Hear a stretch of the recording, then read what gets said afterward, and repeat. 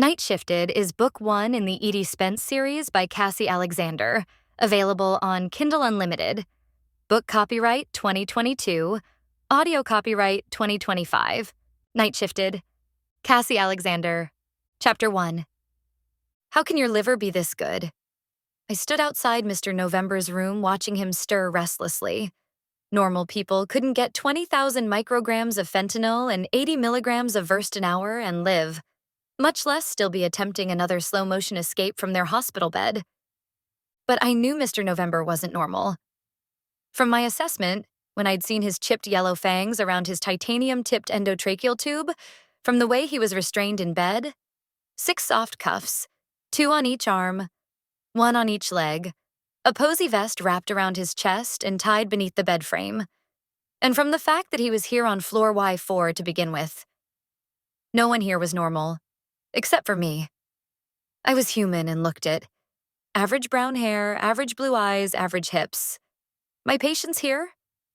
Let's just say average was not the first adjective you'd pick for them if you saw them on the streets. Or the 20th. Mr. November continued to squirm.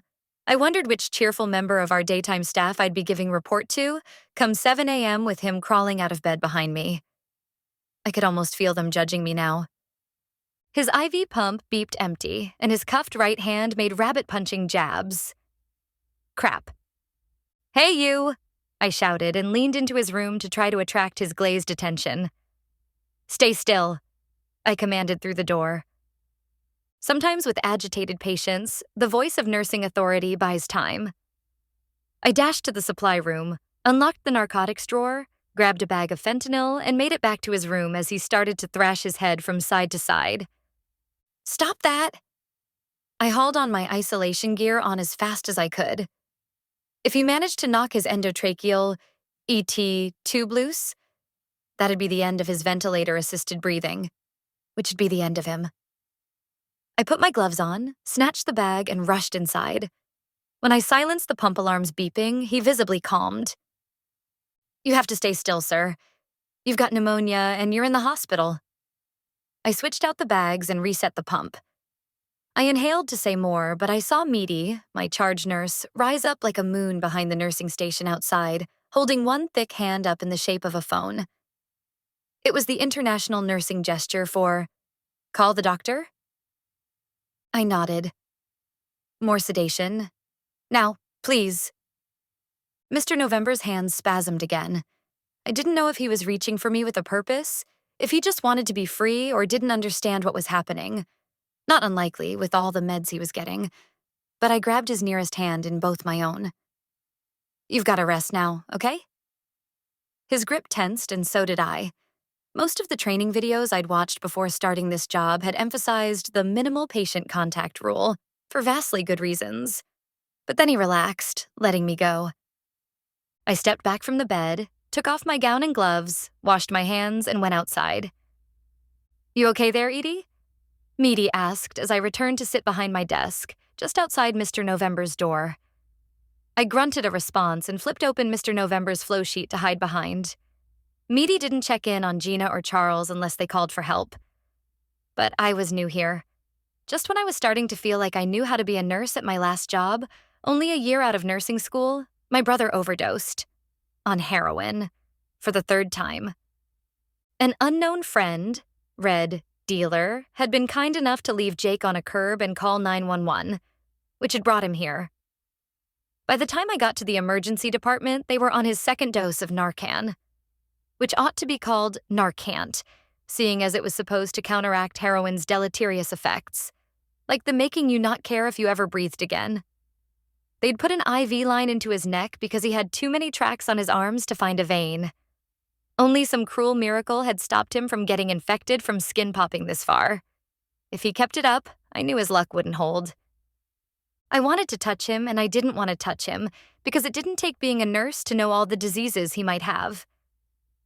And so, as I was finding some gloves to wear to hold his fucking dumbass junkie hand, a man came by and said, "Wouldn't you like to see your brother clean?" I thought he was going to tell me about Jesus, and I was getting ready to tell him where to shove himself, when he offered me a job. Chapter 2. Before, when I'd worked in a nice private hospital, if someone had done something particularly boneheaded or exhibited poor nursing judgment, they'd have been asked, "Hey, where do you think you work at, county hospital?" Or, "Looks like you did a county job to me." But what if no one called 911 the next time around? Or Jake ignored a septic sore? Working at county seemed preferable to watching him die, knowing I could have done something to prevent it. I didn't understand what I was signing away exactly, only that they promised to keep him straight. And unlike all the rehab programs my mom had scrounged to send him to, it had worked. So now I really was at county, only worse. Floor Y4 was for the daytime servants of vampires, sanctioned donors, werewolves, zombies, you name it. And purgatory for us, their staff. We were in the bowels of county, off the records and off the charts. I signed 40 things in triplicate, got special badge access to the special elevator, and when I took the special ride down, I found myself in an ominous hallway where my badge opened just 2 doors. One led to our locker rooms and bathroom. The second went here to Y4, an 8-bed intensive care ward with an institutionalized appearance. Exposed ducts, dim lights, where everything could use a fresh coat of a lighter shade of paint. Peeking over my flow sheet and into the room, I saw Mr. November at it again, this time kicking himself off the bottom bed rail. "Be still," I scolded. Reminded anew, he relaxed. That's the hassle with First. Fentanyl's the narcotic of champions. 100 times stronger than morphine, it'd block out all your pain. Verst's a painkiller and an amnesiac.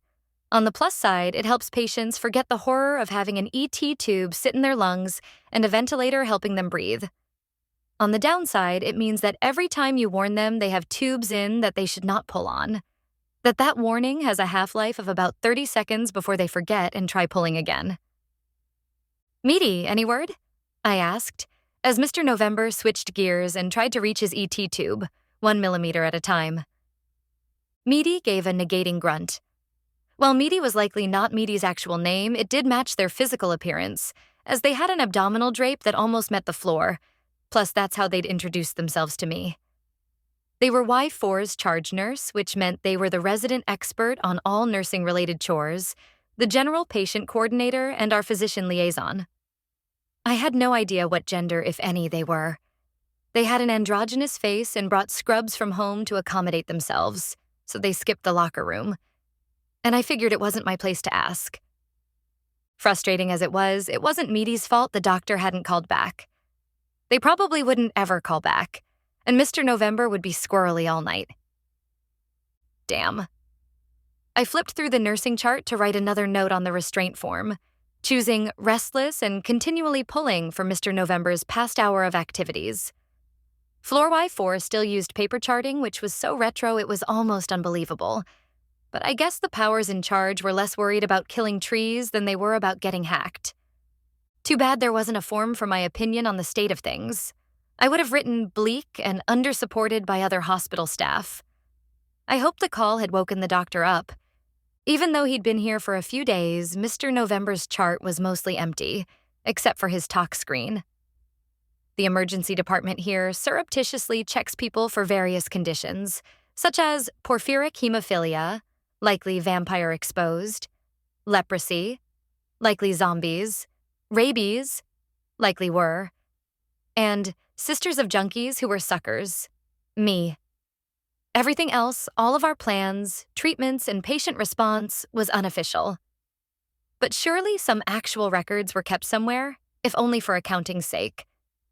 The drugs we used alone must cost a fortune. And even if my fellow nurses were getting paid just as poorly as I was, someone was footing our bill. The only thing in other charts that gave me any clues was the patient information page saying patients belong to a health insurance group I'd never heard of before, the Consortium. But not Mr. November. We didn't even have his real name. Hence being named for the month. He'd been found outside, dehydrated with a kicking case of pneumonia, too run down to move. He looked 80. Thin white skin hung in empty folds around his sharp features, like ice melt off a glacier, so thin that lifting tape wrong would tear it. During my assessment, I could smell the bad breath of a body going metabolically awry. He had a central line going into the femoral vein on his thigh, channeling in medications and, of course, blood. Not because he'd bled out, but because technically he's almost a vampire. Not a full one, but a vampire-exposed human. Some real vampires' daytimer. Despite all the legends about instantaneous infection, it usually takes repeated exposure to vampire blood for it to change you, assuming you aren't allergic and don't just die instantly from anaphylactic shock. Mr. November had been exposed to a lot of vampire blood at some point in time. His fang-like canine teeth, which I could see now as he tried to work his ET tube out with his tongue, meant he had to have come close to changing. I wondered why nobody had ever finished the job and wished they had. It would have saved me this night of work. Because now, even though he was probably 312, vampire blood having life-extending properties, he could still die on my watch. People who've been exposed live long, but they aren't full vampires. They don't get to live forever. As if fighting this fact, Mr. November started leaning forward in bed again. I went back in the chart to see what medications I could give him. He was maxed for now, but come 4 a.m., if Dr. Turnus hadn't called back, I planned to reintroduce him to my friends Ativan and oxycodone in a big way. Charles walked over from his side of the ward. His patients were asleep or quietly watching TV. Need any help, new kid? I was fairly sure Charles knew my name by now, and just as sure that it wasn't worth letting it get to me. Not unless you're hiding an extra bag of fentanyl, I said. He laughed. Charles was my height and older, with brown hair turning gray. I'd noticed that no matter how hectic the night felt to me, Charles never let it show. I was jealous of his ability to keep his act together, but I'd like him more if he didn't pretend I was 12. You'll be fine, new kid, Charles said, but he wasn't looking at me. I followed his gaze to see Mr. November making plucking gestures with his right hand. I thought Mr. November was reaching for his IV despite the pillow I'd placed in his way, until all but one of his fingers curled inward, leaving only his pointer out. He started to move it deliberately, spelling things. I groaned. Stay out, Charles advised. Mr. November didn't stop. He's trying to communicate, I said. Just because he's trying to doesn't mean he can. Which was true. Most times patients would scribble off the page and onto themselves if they had enough reach. But then again, a few could tell you if they were cold or hot, if they wanted the lights on or the TV off. You'd be surprised what people can obsess on when they're doped up and have nothing else to do. Once a guy told me in Spanish that he wasn't getting enough air. I did a blood gas to check, and he'd been right. My patient, my call. I grabbed paper from the copier, a Sharpie, and a clipboard and suited up to see. Because working on Y4 is like being in a hybrid ward for biohazards, trauma, and psych, isolation gear carts sit outside each room. They're equipped with gowns, face masks, hairnets, and gloves, just like every other isolation cart you'd find in county, until you get to the CO2-propelled tranquilizer rifles loaded with succinylmethonium chloride darts in their top drawer. During training, when I asked why we didn't have garlic and crosses, I was told that garlic doesn't work, and the consortium doesn't allow vampire-specific discrimination. I pulled my gloves on and gave Charles what I hoped was a sorry-for-ignoring-you shrug before walking in. The same badge that grants access to the elevator and locker rooms triggers the light set over Mr. November's door, so Meaty will know where I am if there's a lockdown. Charles knows where I am too and is unimpressed, leaning on the doorway behind me. Okay, sir. Do me proud. I removed both the restraints on Mr. November's right hand, positioned the pen in it, then braced the clipboard upright for him against the pillow. Are you in pain? I couldn't imagine that he was, but he was still awake. He ignored my prompt and began working on a laborious capital A. Do you need to have a bowel movement? Want the TV on? Lights off? I ran through my routine while he made 4 N's in a row. Typical intubated patient. I sighed. I glanced over my shoulder and saw Charles smirking. I launched into my stock speech number 3. It's 2 a.m. on Sunday, November 29th. And I'd been working straight through since Thanksgiving. courtesy of being the newest nurse and a desperate need for holiday pay. I know it's frustrating when you can't communicate, but you're in the hospital. We're taking good care of you. I reached out and patted his arm. Save your strength and rest. He finished another letter, a lowercase a. I took the clipboard from him. Anna? I sounded out aloud, and he nodded. Tubes and all. A small triumph, potentially imaginary. I'll see if we can contact her for you. The light of human connection, or whatever passed for it here, flashed in his eyes, and his lips curved into a smile. If I didn't know he had fangs and was getting a rhino-killing dose of narcotics, he'd look like any other elderly patient. I took the pen from his hand and his eyes closed. Then the versed pump started beeping. I hit the alarm silence button and looked imploringly out to Charles. He rolled his eyes at me. He would have never gowned up to come into a patient's room and not brought in the medication they were almost sure to run out of next. I'm on it. Thanks, I said, and gave him a winning smile hidden by my mask. I hit the alarm silence button a few more times, and when Charles brought me the versed, I hung it as quickly as possible before sneaking back out of the room. So meaty. I held Mr. November's clipboard out over the nursing station desk like it was proof of something. This guy, no word on him yet? Meaty shook a large hand in an indeterminate fashion. Sorry, Edie. We sent his photo out to all the thrones. I looked at the clipboard and sighed. At least with patients at my last job, I could make assumptions. I used to know that when someone had too high a drug tolerance or too low a pain tolerance, that maybe they'd been a user back in the day. Here at Y4, maybe they're a werewolf. Or we're Tiger. Or we're Manatee. I snorted. Gina down the hall was a vet and an RN in charge of the were corrals in rooms 1 and 2. I knew someone was in one now because they were howling. Last night was the full moon. We kept track of that here. Mr. November might be completely new to town, since the local vampire thrones hadn't jumped to claim him. It'd take longer to figure out which throne he belonged to the further he was afield. Maybe vampires only put out missing vampire bulletins at night. He doing okay? Meaty asked. I didn't know if Meaty thought I would hurt patients by my mere presence, or if I gave off a bad nurse aura. It wasn't that I didn't appreciate the repeated check-ins, I just didn't like feeling like I must need them all the time. He's fine, I'm fine. Everything's fine, I said, with just a touch of sarcasm. Meaty squinted at me, then went back to ordering morning labs on the computer. The desk between Meaty and I had the telemetry monitor on it, a computer screen that showed all the vitals from all the occupied rooms, in coded colors. Heart rhythms were largest, in bright green, and when alarms sounded, these were usually to blame. It was hard to keep lead stickers on squirming patients who were sometimes slick with sweat.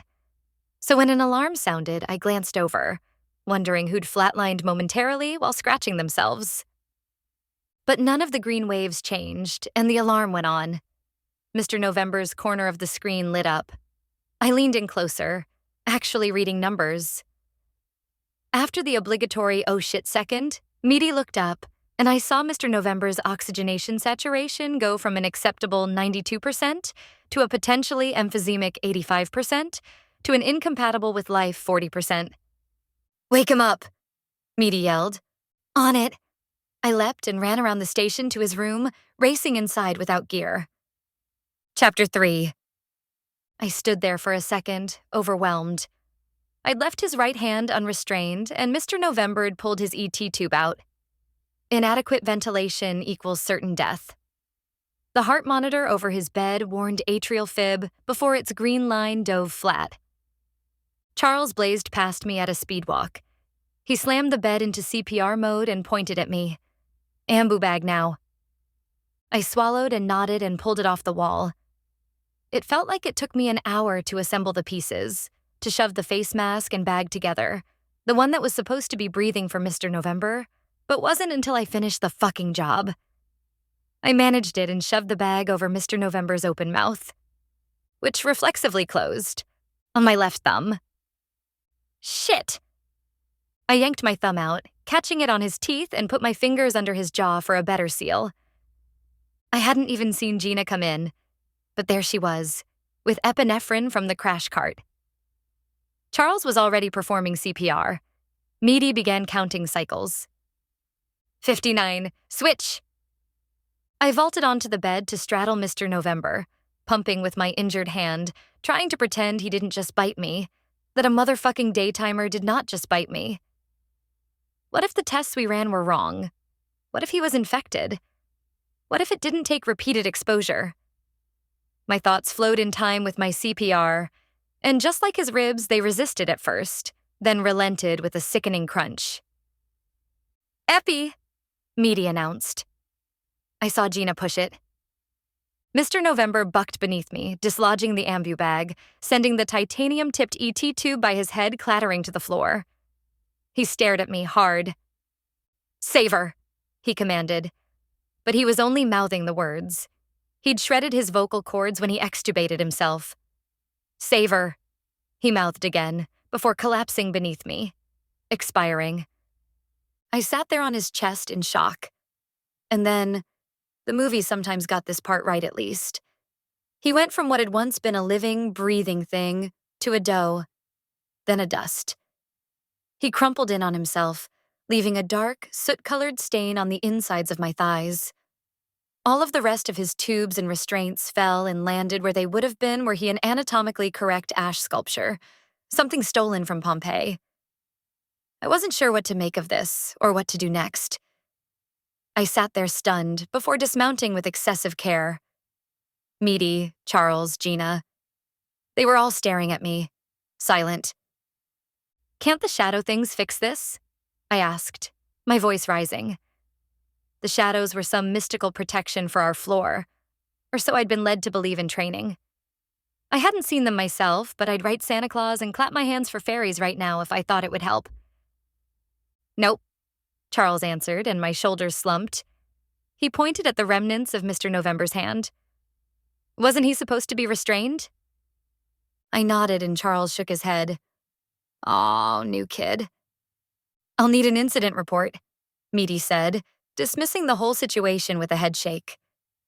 Gina, stay here and show her what to do for the coroner. My mouth went dry. I'd killed a man. My mistake killed him. No, not a normal man, a daytimer, a vampire servant, and likely already alive way past his normal lifespan. But he'd looked like a human, and he'd felt like a human, and he'd died. Because of me. A tall man I'd never seen before came up behind Meaty. His embroidered lab coat read, Dr. Emmanuel Turnus in red thread italics. You rang? More sedation. Please, Meaty said, without the hint of a smile. Don't breathe the dust. It's bad for you and it's flammable. Gina put my mask on me while I stood there, numb. She was my age or younger, I couldn't tell, and Latina with dark brown skin and straight black hair. Stylish bangs went from short at her right temple down to chin length at her left cheek. She'd probably be pretty if I ever got to see her smile. I suspected she wouldn't start today. First code? I swallowed and nodded. Down here, yeah, and ever. That too. I could tell. She stared me down and then her gaze softened with pity. You know, the last nurse who did something like that here died. I liked her a lot, too. I didn't even know how to respond as she went on. So look at it that way. You lived, right? Yeah, right, I said, my voice flat. If I hadn't gotten cocky and undone his wrist, if I'd ignored him, if he'd just behaved. Gina ducked under the bed and unfastened the empty posy vest. Did you learn something? Don't kill people? I mouthed off, sarcasm being my best defense against crying, and instantly regretted it. She rose and frowned. Will it make you a better nurse? I sure as hell hoped so. Yes. Well then, good. She opened the drawers containing Mr. November's personal items. It's a hospital, new. I inhaled to complain, just as her eyes found my badge. Edie, sometimes accidents happen. He was agitated and undersedated. She pulled out a huge black overcoat.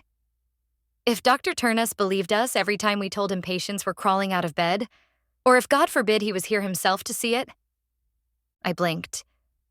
You mean this happens a lot? About once a year. She shrugged. No one believes night shift. I wasn't sure how that was supposed to make me feel better, but this conversation would be shorter if I pretended it did. Great, I guess. It was only then that I remembered my hand.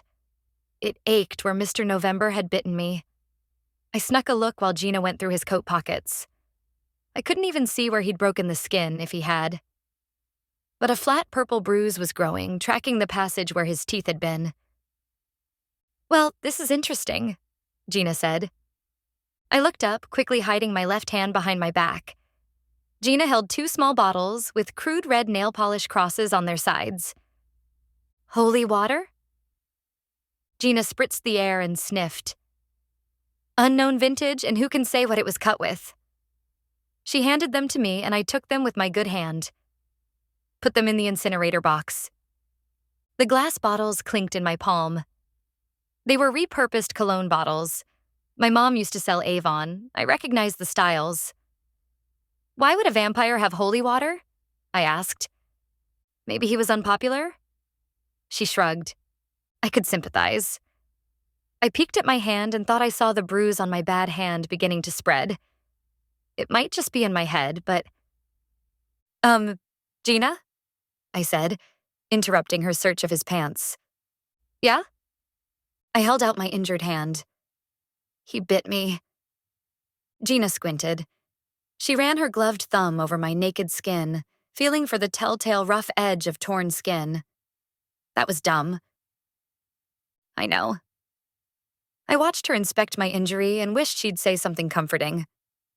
Looks like a bruise for now. Keep an eye on it. She released my hand. You didn't get any of his blood on you, right? So you're probably not exposed. Probably fine. Was that good enough? Not where matters of my potentially becoming a vampire were at stake. But I bit my tongue and nodded like that was good news as she left the room, leaving me alone with a corpse. So I finished the rest of my charting and waited for the coroner to arrive. When he got there, he was a dour-looking man in a dark suit. The only color on him was a tie tack, a bright green Christmas wreath over an American flag. Maybe he had one for every season. Perhaps I'd missed the flag-waving Thanksgiving turkey by mere days. He wore a canister vacuum under one arm, and in one hand he carried a package of vacuum bags. I followed him into the room wearing just a mask and gloves, and collected Mr. November's belongings to follow his vacuum bags into the afterlife. Shoes, shirt, the pants that Gina dropped, and the pocket of these, a lump. I reached in and found a silver pocket watch. On the back of it, in a florid script, was a golden letter A. Nurses are natural kleptos. You don't want to be in a room without enough supplies, so every time you walk past the med cart, you pocket another saline flush. By the end of the shift, you can look like a chipmunk if you're not careful. Some days it's hard to remember that the gum at the end of the grocery checkout aisle isn't there just for you. From beside me, the coroner began. The vacuum cleaner's sound made me jump, and I had only a moment to decide what to do with the watch. I could announce that I had it. And then what? Trust the coroner to turn it in? He'd probably trade it in for another tie tack. Mr. November's death was my mistake, and the burden of figuring out who to give the watch to belonged to me. Staring at Mr. November's pile of diminishing ashes, I put the watch in my scrubs pocket, next to the bottles of cologne. I waited until the coroner finished, as Mr. November was swept away. He'd probably lived for hundreds of years until he caught pneumonia and met me. It would be nice to pretend that the pneumonia was where things had gone wrong, but I knew the truth. I finished my charting with a sinking stomach, then put all the paperwork on the nurse station ledge. I didn't have to stick around to give report to day shift. There's no report to give when your patients become dead. Chapter 4. I never turn my cell phone off. Not even when I'm asleep, after working the night before. I tell myself it's because I want to be available if the county calls to offer extra shifts, but the real reason is that I'm afraid they'll call after I've gone home, to ask me some important question, to remind me of something I should have done that I forgot to do or chart. and/or fire me on the phone. I know I can sound a little paranoid, but it felt plausible today. My voicemail message says I work nights and sleep days. Everyone who knows me knows this. And still, people who aren't employed at the nursing office feel compelled to call me before 3 p.m. Certain people feel compelled to call me repeatedly until I pick up, namely dicks. I sent 3 calls to voicemail and then gave up and answered on the 4th. "Hello?" I croaked. "Edie. Edie, I need money." And I already knew who it was. "No, Jake." "Ah, come on, Edie. I have these things called student loans." I blinked beneath my blindfold and rubbed it up onto my forehead. Not to mention taxes. Lots of taxes. My brother made an exasperated sound. He doesn't know what I've done for him. At least it wasn't the floor calling me to tell me to not come in ever again. The events of last night came rushing back. Jake was asking me something, but I didn't hear him. All my concentration was on my left hand and the bruise upon it. I'd killed a patient. My patient. A daytimer, but still my patient. Any chance of sleep evaporated like cool alcohol off of warm skin. "Edie, are you listening?" I yanked off my blindfold. Had the bruise changed shape? I couldn't remember. I leaned over my bed and rummaged through last night's scrubs to find a Sharpie. Mr. November's watch fell out, along with alcohol swabs and an empty bottle of heparin. "Come on, Edie." My brother continued, just as whiny as every other patient I've ever had who knows that they are allergic to anything less than OxyContin. I said no, Jake. No means no. I braced the phone against my shoulder and traced the margins of my bruise in Sharpie so I could see if it expanded later. "Some help you are," he said with exasperation. "I wish you knew," I muttered as he hung up on me. Finished with my personal arts and crafts project, I dropped the phone and picked up the watch. It looked old. The inlaid golden A remained clear, but any finer details on its silver case had been rubbed smooth by time.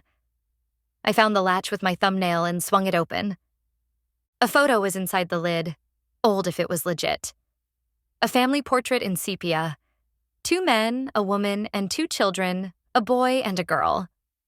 I guessed one of the men could have been Mr. November, give or take 100 years. The men had strangely shaped hats, and the women wore kerchiefs on their heads. Which one was Anna? The woman or the child? I stroked my discolored thumb over their miniature faces. The watch itself was ticking. It might be worth as much as a student loan payment if I sold it on eBay, which maybe I'd do eventually, if I couldn't figure out who it belonged to. It wasn't like I could call up Antiques Roadshow. "Hi, I stole this off an elderly patient. Where did it come from?" Who was I kidding? Thinking I was Nancy Drew? I flipped the watch back and forth in my hands, its silver glinting in the morning light. I knew I didn't want closure. I wanted absolution. An edge of the photo stuck out, rough against my thumb. I worked to pry the photo loose. It popped out and fluttered to land face down on my floor. And the words, "Reward if returned," stared up at me. I picked up the photo again. A series of addresses were written in a tight script. All of them were crossed out except the last. 336 Glade St. Apt, 12. With surprise, I realized I recognized the address. I'd driven my brother to that street once and pretended to not watch him score. My cat, Minnie, jumped onto the windowsill. "What are the chances that it's the same place?" "In the city?" I asked her. She contemplated me with crossed blue eyes. "What are the chances that if I go there, they'll steal my car?" Meow. That's about what I thought. But it was still daylight, and there was always the train. The train ride gave me just enough time to feel foolish. My coat was bulky, but not worth stealing. My boots had steel toes, and my money was in my bra along with a credit card. I hoped my best "don't fuck with me" look would do the rest. That and Mr. November's bottles, which I carried in my pockets like guns in hip holsters, one to each side. The train shuddered to a stop, and I was the only one to exit. Outside the station, the buildings were tall, and the snow had an oily sheen. I passed a few tenements, ignored a few offers, and waited until 7th before turning onto Glade. Glade has not been a glade since forever. Mr. November's address was a single, shorter building, surrounded by giants on both sides. I rang the bell.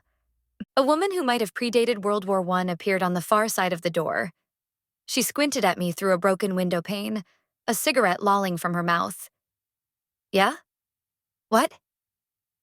I hadn't realized until that very moment that I didn't have much of a plan. Hopefully, someone lived here who remembered him and I could hand off the watch. I wouldn't assume a daytimer had relatives, but I'd take anyone, from that Anna person to an affectionate neighbor down the hall. Maybe the kids next door looked up to him. Funny how much life you could wedge into someone else when you didn't know anything about them at all. That is, an older tenant here. His condition is grave, which was understating the situation quite a bit. Does he have a next of kin? Someone named Anna? She squinted at the name. Not that I know of. Her eyes narrowed even further. You from the hospital? I nodded, even though I didn't have anything on me to prove that I was from the hospital, other than a set of plastic gloves in my chest pocket. Nurses and chipmunks. I held a limp glove up. I need to get emergency contact information from him. If you could, I suggested, hoping she'd fill in the rest. Yeah. I seen house before. If I don't let you in, you'll just break in later. Metal creaked and clicked while she undid the locks. I pulled on the blue latex gloves. I appreciate your cooperation, I said. His rent's good through the 15th. Any longer than that, and I'll evict him.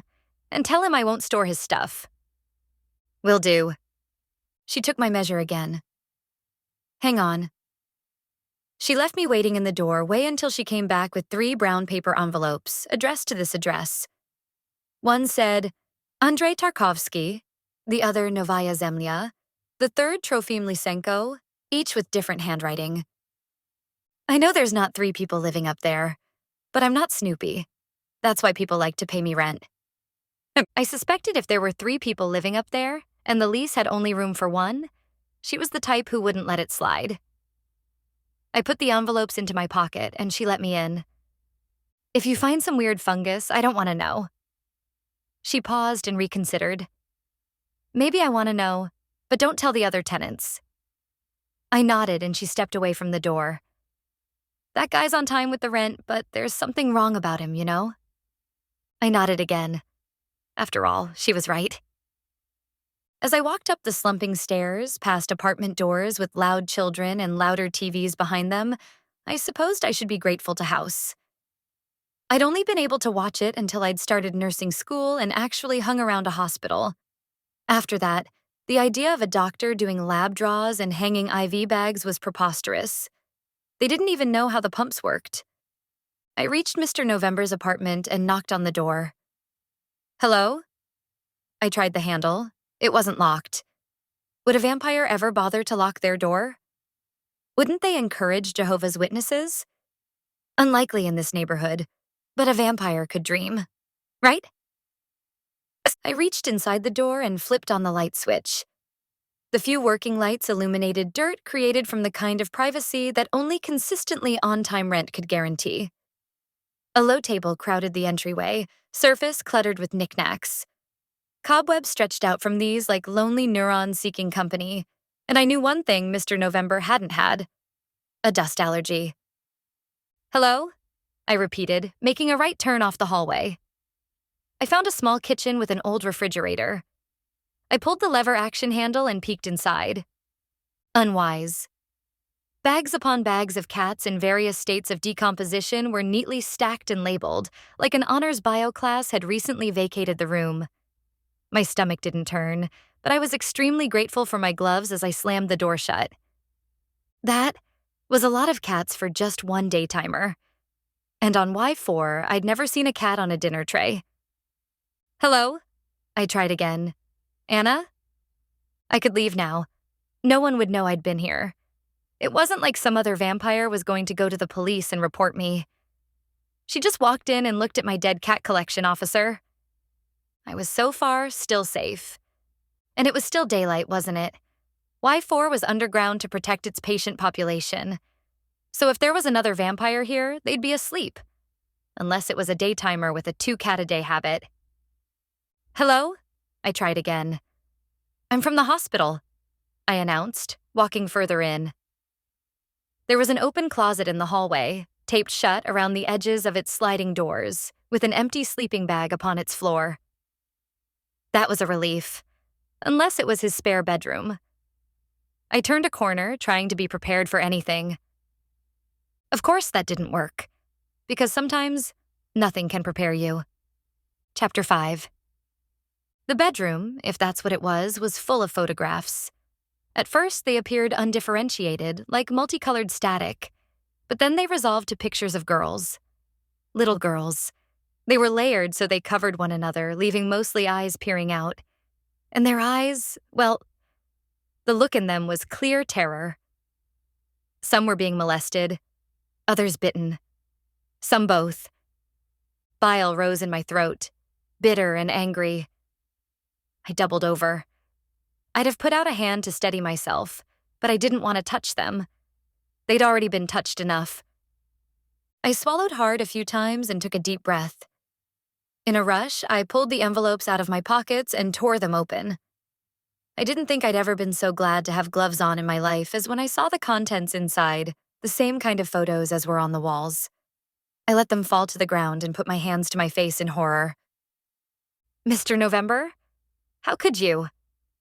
The only place safe to look was the floor until I realized there were rows of boxes on the far side of the room. I walked over to these, saw they were labeled with names in alphabetical order. Marion, Sasha, Veronica.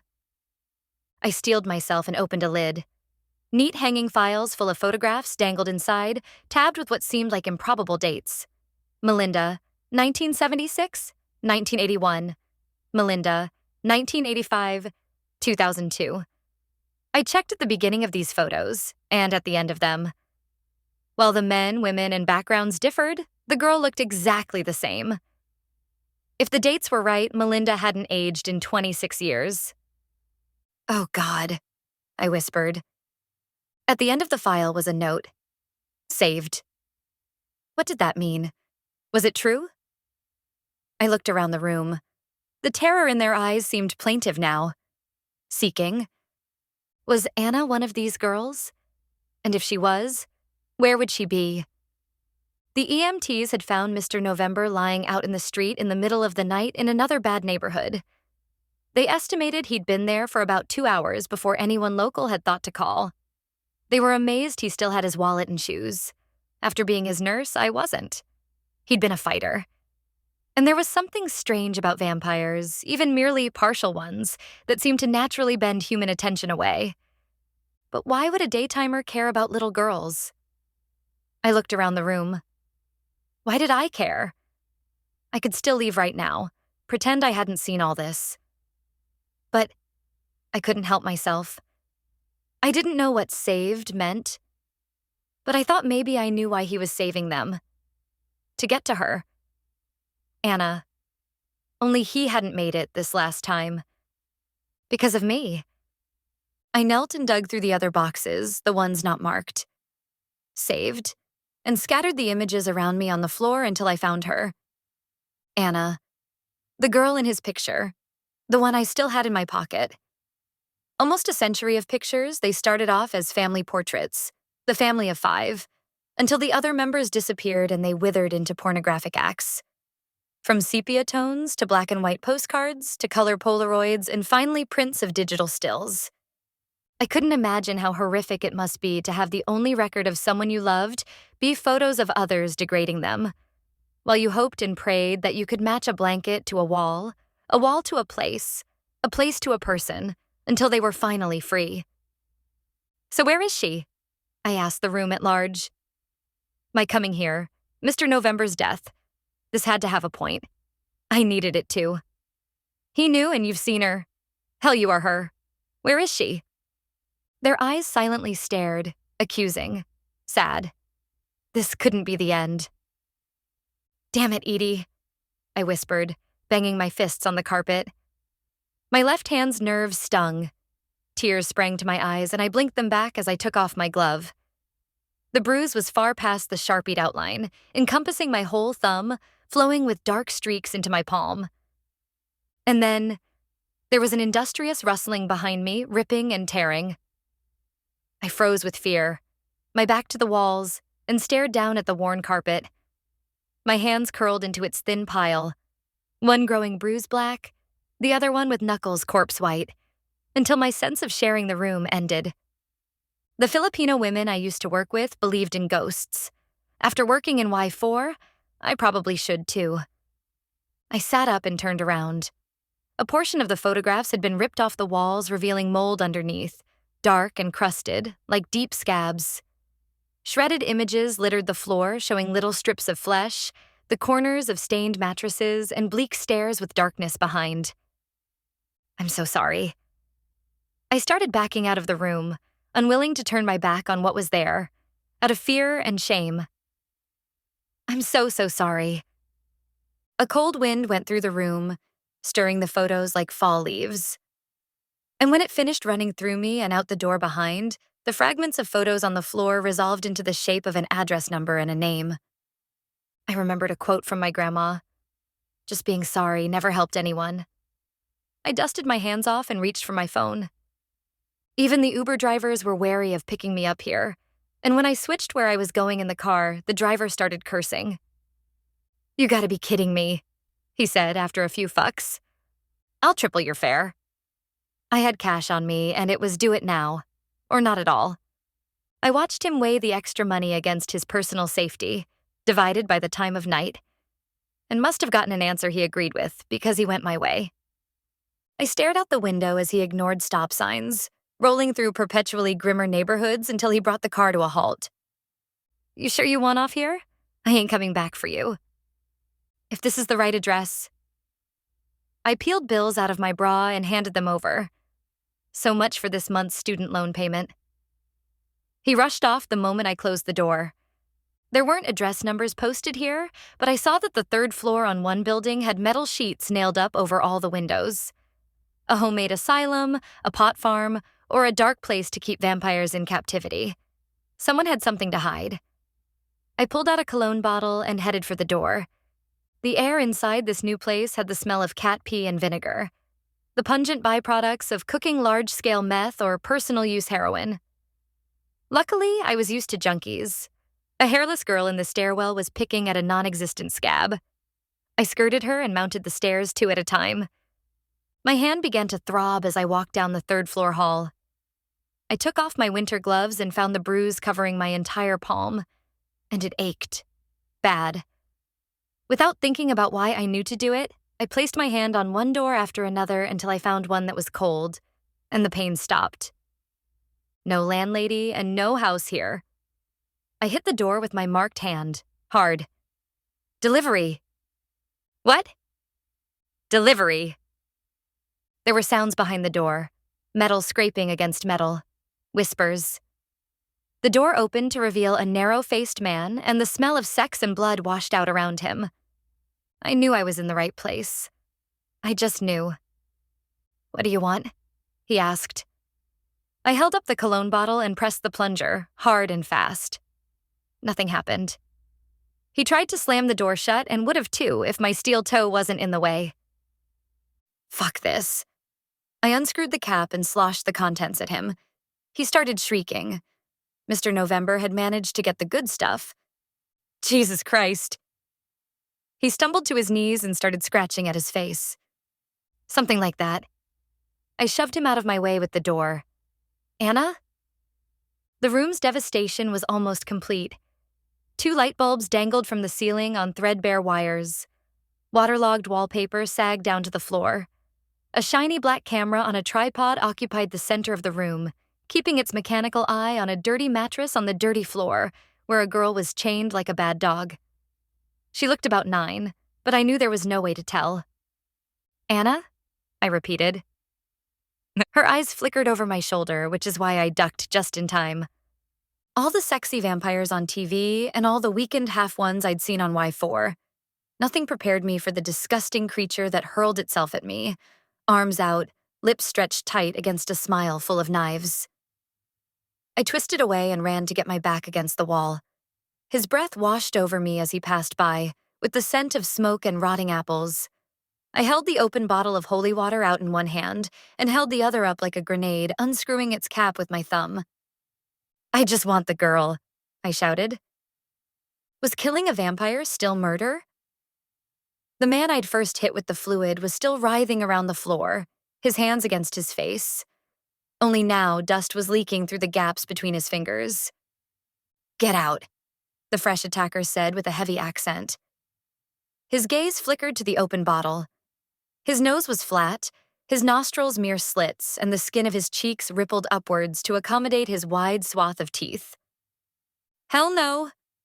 She'd invited me in. Or Mr. November had. I needed to be here. Stone-gray eyes regarded me and then looked at his dust-weeping friend.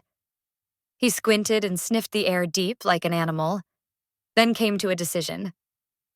"Fine." He reached into his pocket and found a lighter, lit it, and backed away from me and towards his accomplice. What was it Gina had said? The dust was bad? It was flammable? I dropped to one knee and braced.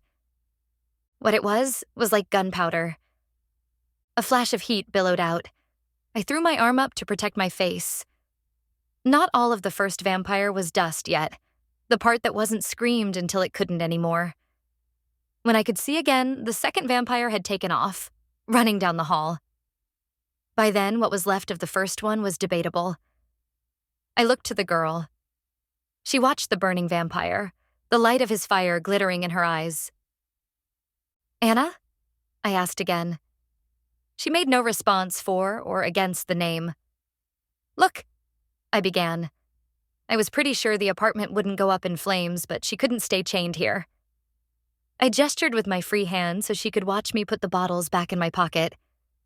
And then I reached out with my bruised hand, not for her, but for the pipe that she was chained to. She lunged forward like a feral cat and bit my outstretched hand. I felt her grind her teeth together, scissoring through my flesh, one fang hitting bone. I screamed and fell to my knees. She stood above me, my blood smeared across her face. Teeth latched into the crotch of my hand. Chapter 6. I thought I might pass out from the pain. My vision was narrowing and my breath came in gulps. My free hand found the full cologne bottle in my pocket. I could give her what I'd given them. Then I felt the photo I'd brought beside it. I had one choice before she bit off my thumb. "Stop," I said, with the voice of nursing command, the voice that made it through even the densest skulls and thickest stupors.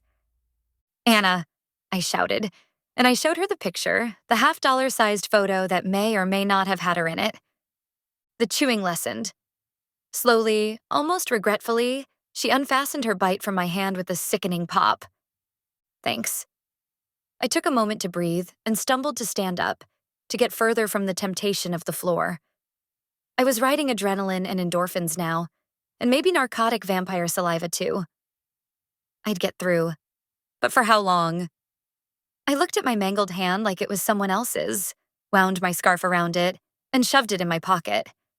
I needed to finish what I'd come to do. The dwindling embers of the vampire behind us gave me enough light to work by. I popped the camera off its tripod, ejected its media, and tossed it onto the vampire's dying flame.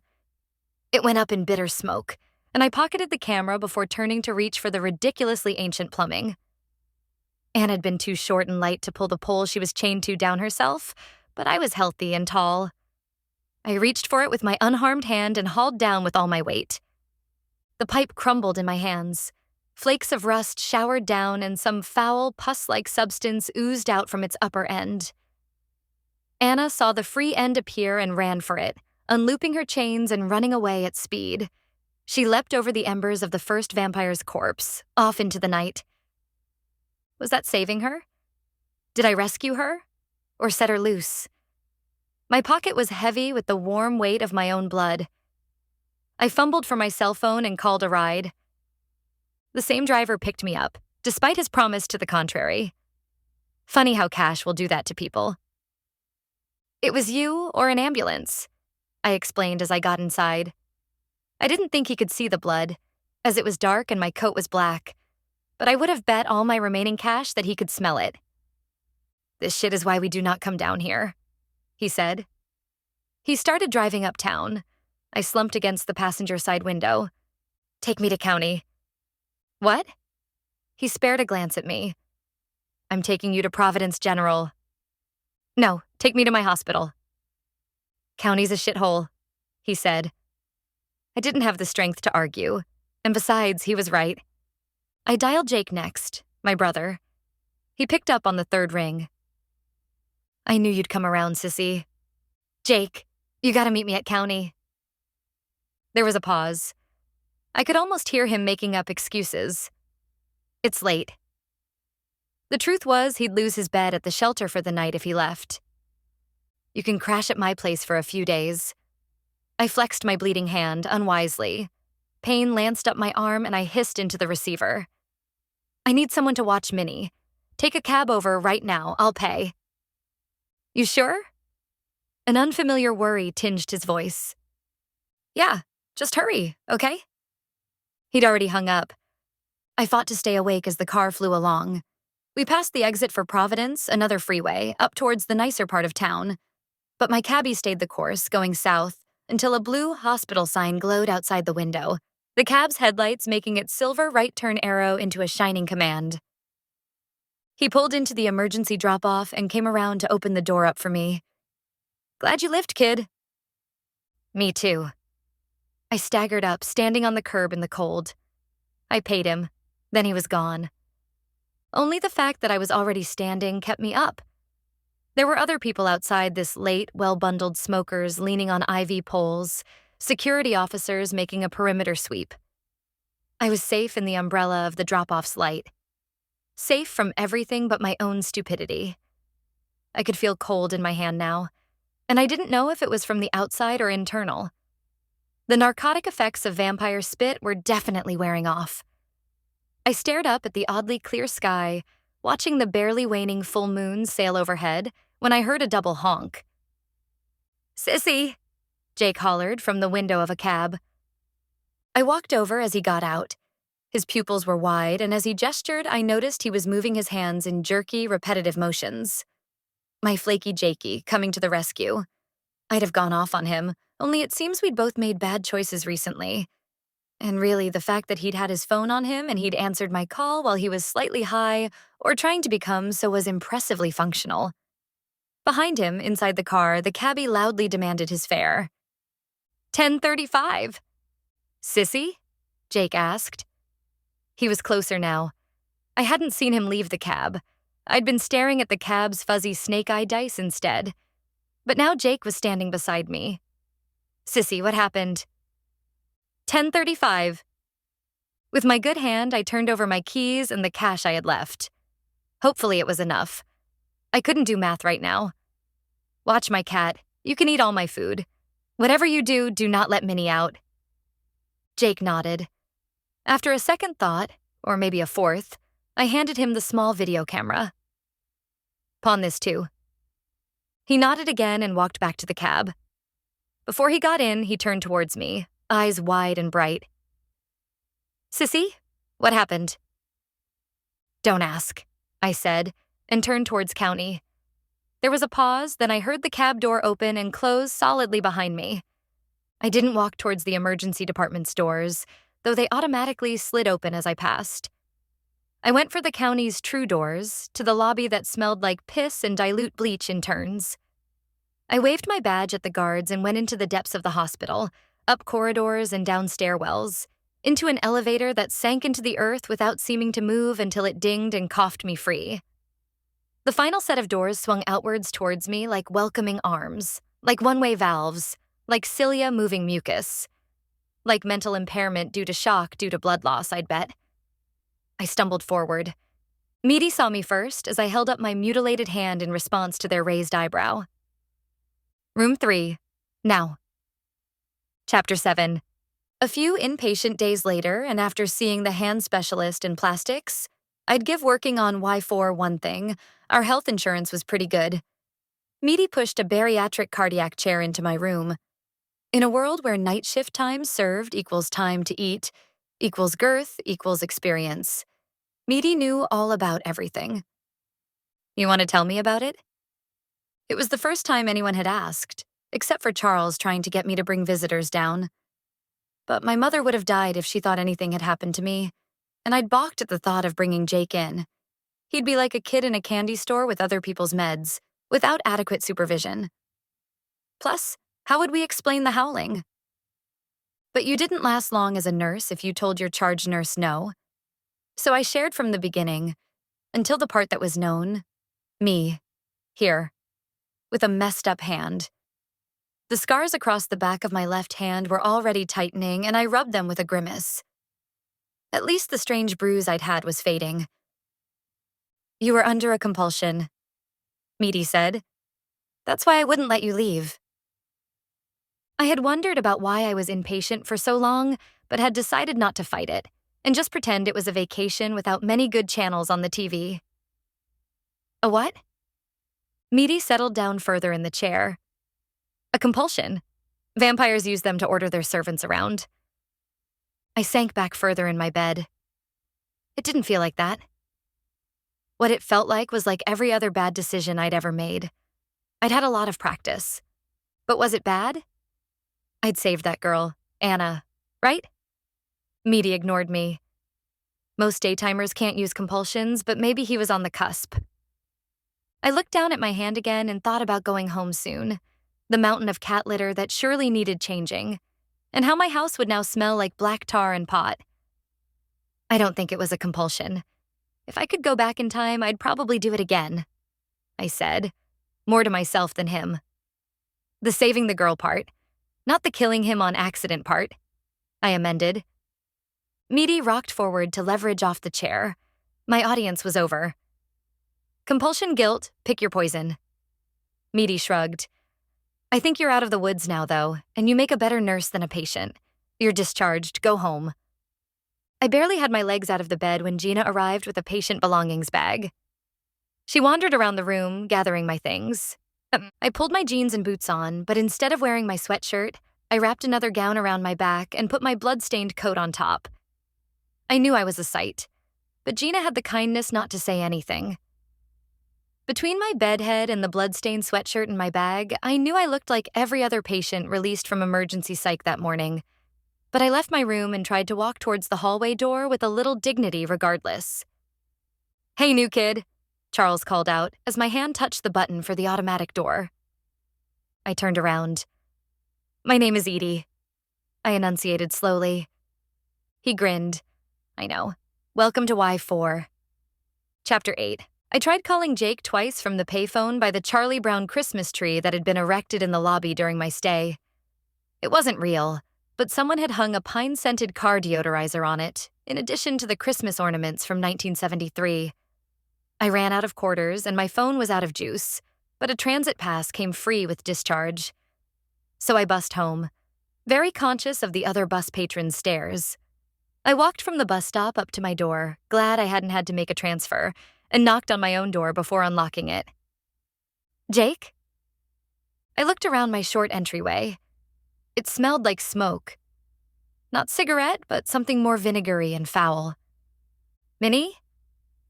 Her plaintive meow came from underneath the couch, which I realized I could see quite clearly because for some reason my dining room set was gone.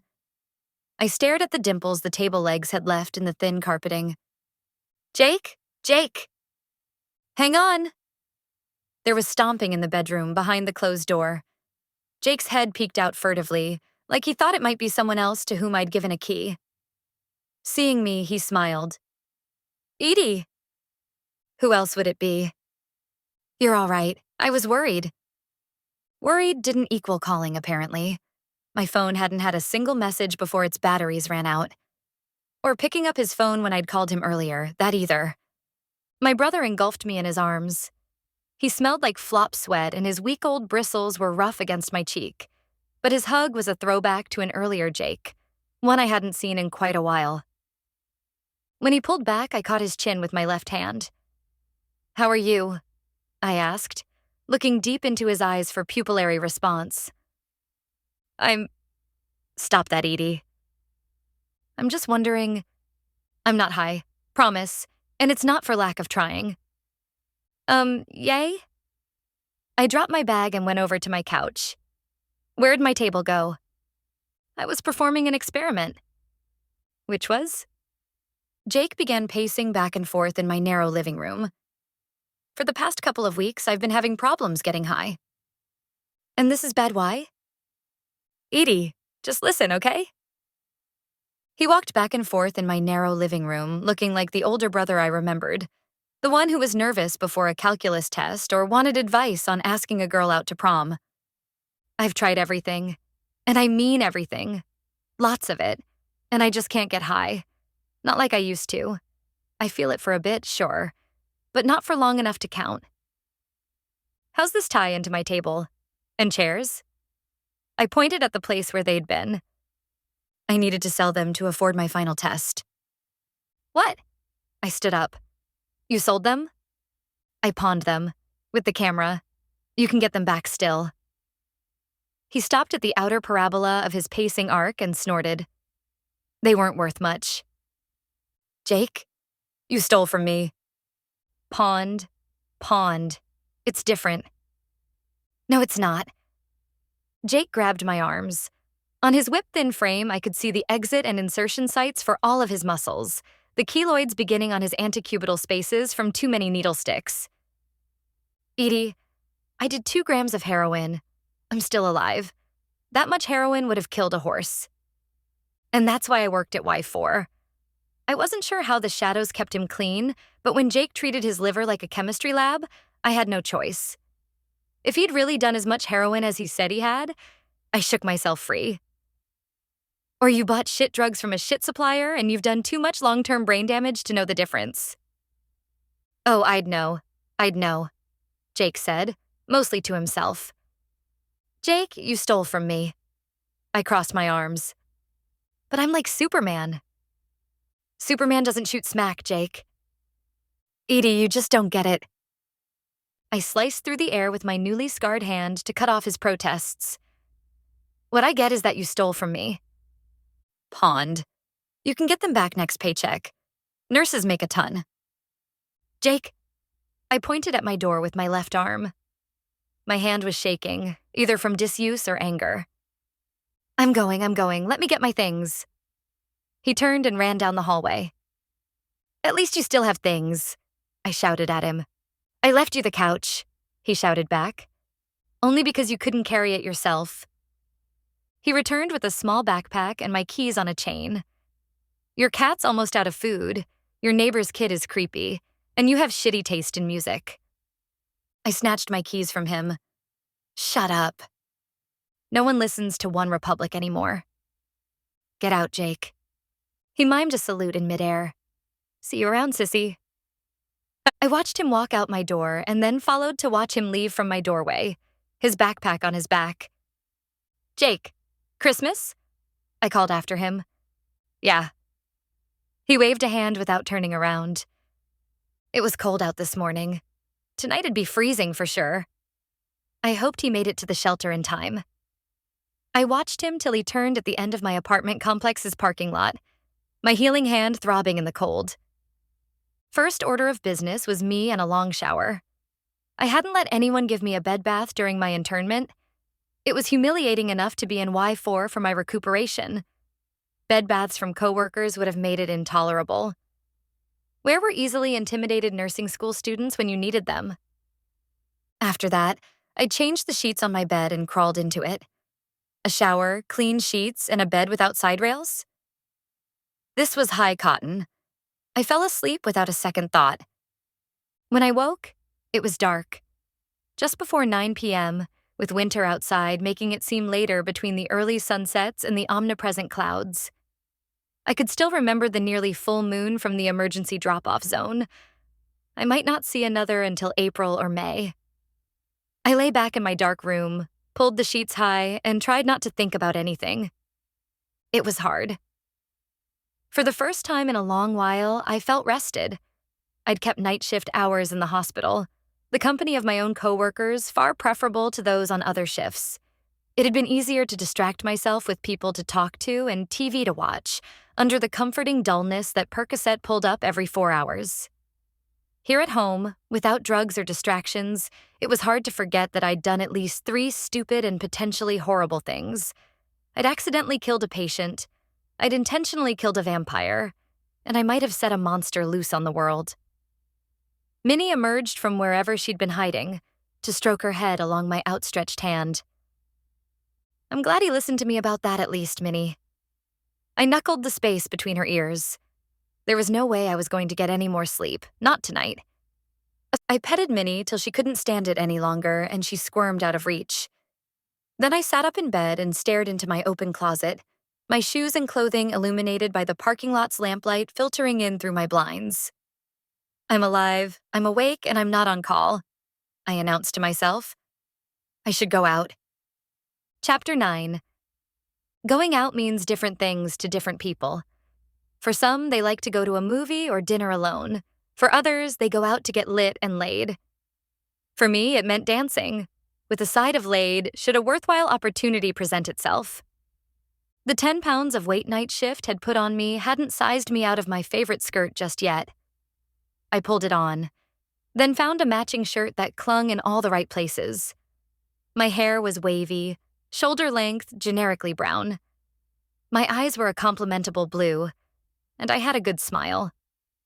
I knew when I went out that I wasn't the prettiest girl in the club, but I also knew I could hold my own in some place with a few shadows where the cocktails were reasonably priced.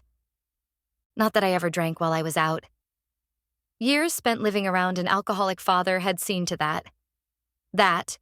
And it just wasn't safe to let your guard down. I still liked places that served drinks, though. Booze gave you a plausible deniability the next day that frappuccinos did not. On my way out, I tucked my ID into my hospital badges holder, unclipped it from my lanyard, and pushed this into the back pocket of my skirt. I tossed on a coat, pulled on tights for the millimeter of warmth they'd afford me, and tugged on low, snow-proofed boots. Then I walk-jogged to the train near my house and gathered heat until my favorite downtown stop.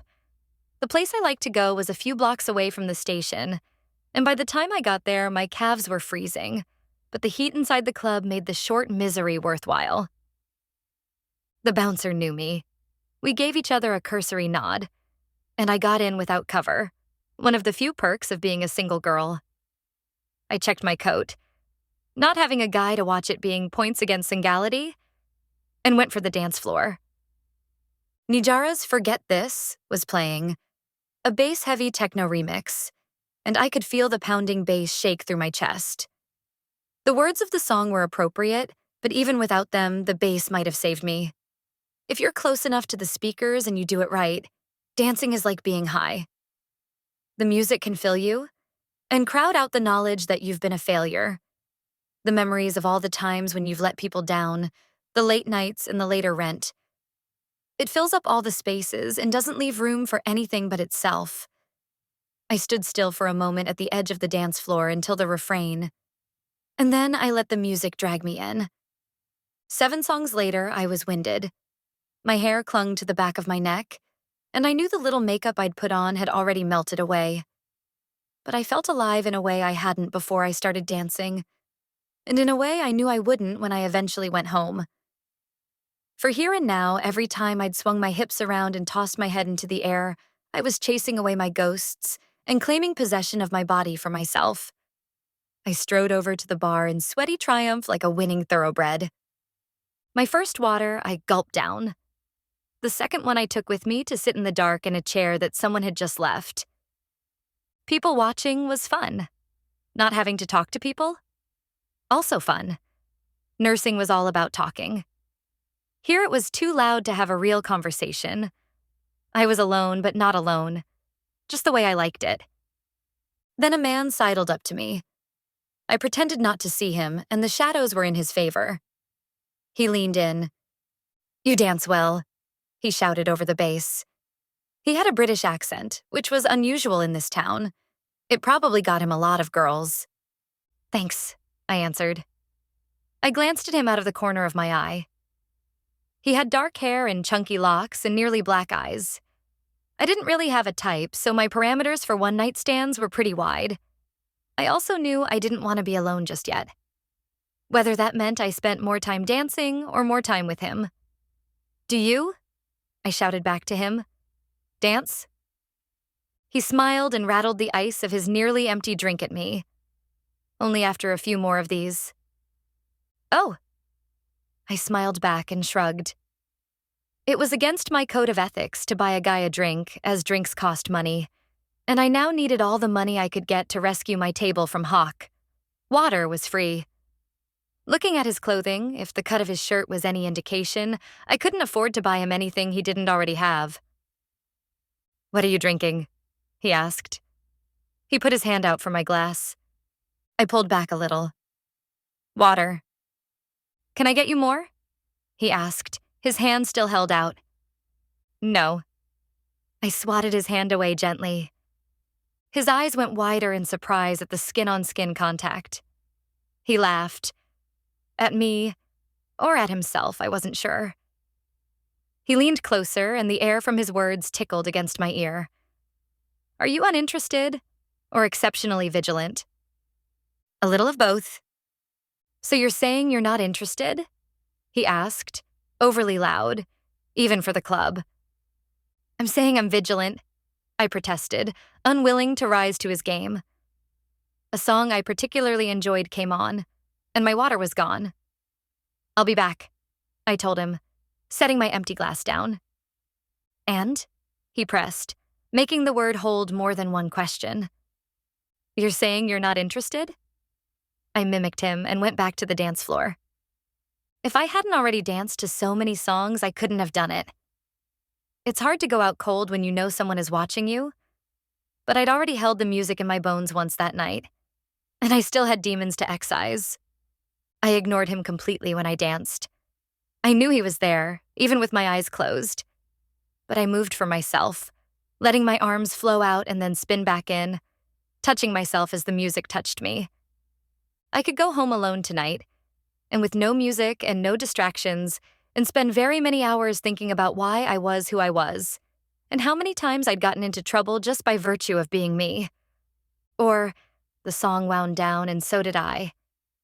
I swayed to the final beats and then brought my head back up, brushing my hair out of my face. He was still there, still sitting beside my empty cup. I walked back to him, making sure my hips rolled like a ship in a storm.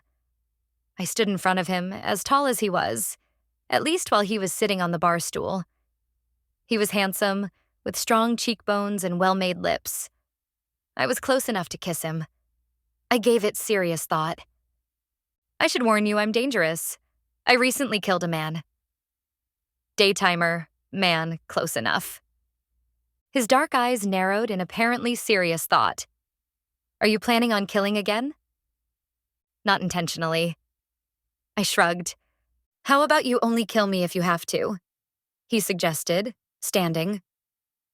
He was definitely taller than me. Closer now, his aftershave smelled like vetiver.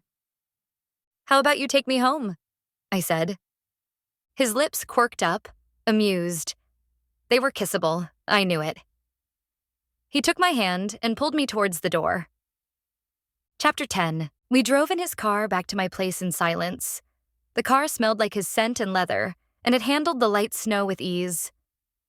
He parked in front of my apartment without offering any comment on the fact that his car cost as much as the 3 cars parked beside it combined. We didn't talk because I think we'd both done this sort of thing before. When you're quiet, you can envelop the other person in the fantasy of what you want them to be. Talking only gives them a chance to mess it up. I trotted up to my door and unlocked it and pretended that I was shivering just because of the cold. There was only one hallway in my apartment. He walked past me and down it like he'd been there before, and I found myself drawn along in his wake. When I reached my own room, it was like he was waiting for me there, like it was a lair, his place, not mine. He turned towards me and stared at me for half a second. This was my last chance to change my mind, to make him leave. I knew it. But I never backed down. If I ever gave fear a fighting chance, my life would be all but over. I smiled defiantly, and he caught my head between his hands and pulled me close. Kissing wasn't the word. It began as tasting, but then biting. I stiffened for a moment, wondering if I'd been fool enough to invite a vampire home with me. But no, the teeth that pulled at my lips were human. But the need behind them? He was as hungry as I was. I wondered what he was running from. And then his hands were at my hips. Teeth at my jaw, neck, and collarbone, while his hands, cold from outside, ran up my back. I pressed into him, away from their chill, as his fingers ran under my bra and then forward, to cut my breasts. He walked me backwards into the wall and pinned me there, lifting my shirt on his arms, pushing it up so that he could reach my nipples with his teeth. I gasped at his cold nose and cheek against my breast, and then I reached forward to grab at his shirt, to claw it up his back.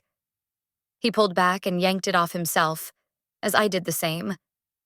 And then he reached for me. He picked me up easily, tossed me onto my own bed, and knelt beside me there. He was above me, his pants still on, back arched, looking down at me, and I felt like prey, and I liked it. He wanted me weak and helpless, and maybe for a second I wanted those things too. Wordlessly, he grabbed my hands and yanked them over my head to pin both down with one hand. He reached down and undid his belt buckle with his other hand, then plunged his fingers under my skirt, yanking my tights and panties down to find a ready home within me. My hips arched and I fought against my confinement. At first, just testing boundaries. But then, fighting just to fight. To see if I could get loose. How tight he would hold.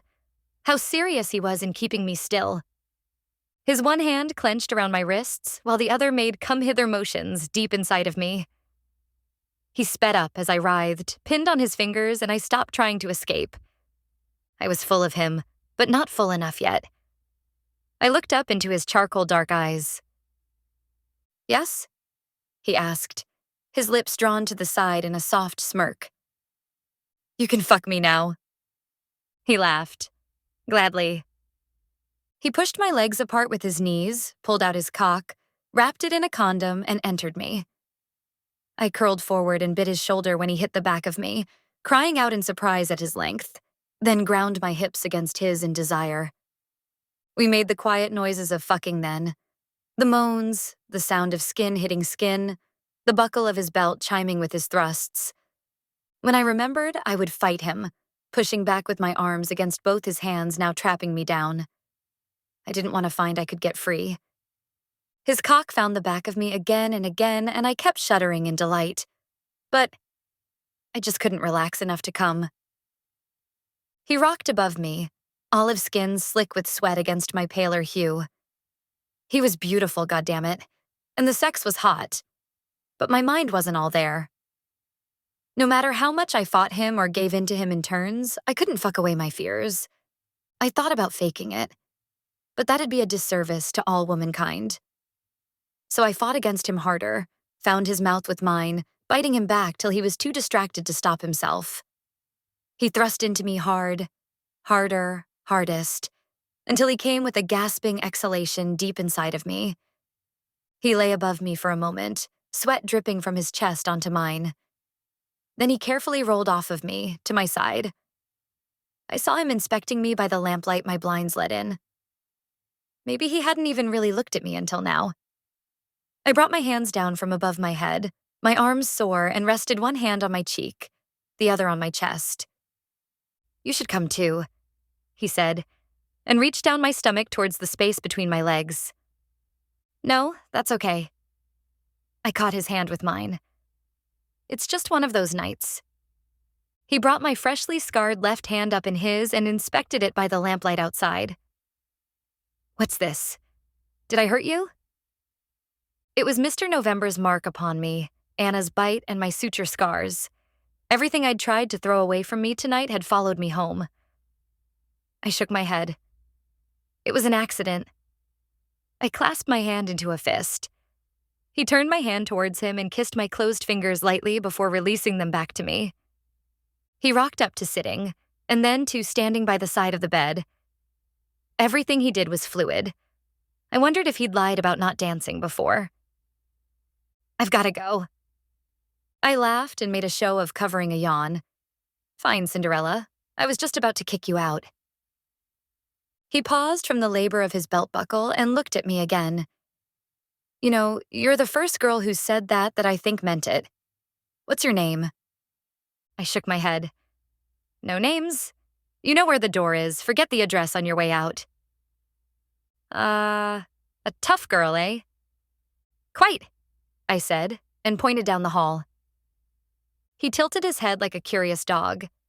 He'd been in power all night long, but me there on my own bed, naked in the lamplight. I was like a Greek goddess in odalisque, while he scrambled to find his clothing on my floor. All right, then.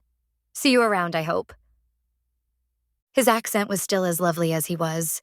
I did my best to keep my advantage and gave him a languorous smile. Perhaps? He tucked his shirt in and smiled mischievously at me before heading off down my hall. I waited till I heard his car engine rev before heading there after him to lock my door. Then I went back to my room where everything still smelled like sex and there was a layer of condensation on the window. I lay down in my bed and inspected my hand by the lamplight. I hadn't banished everything for very long, but I fell asleep, fast and hard. Even non-orgasmic sex can be a pretty good exorcism, too. Chapter 11. In my dreams, I was on a boat. That was my first clue I was dreaming, since I had an epic fear of open water based on viewing both Titanic and Shark Week. It was a clear night and the stars shone overhead.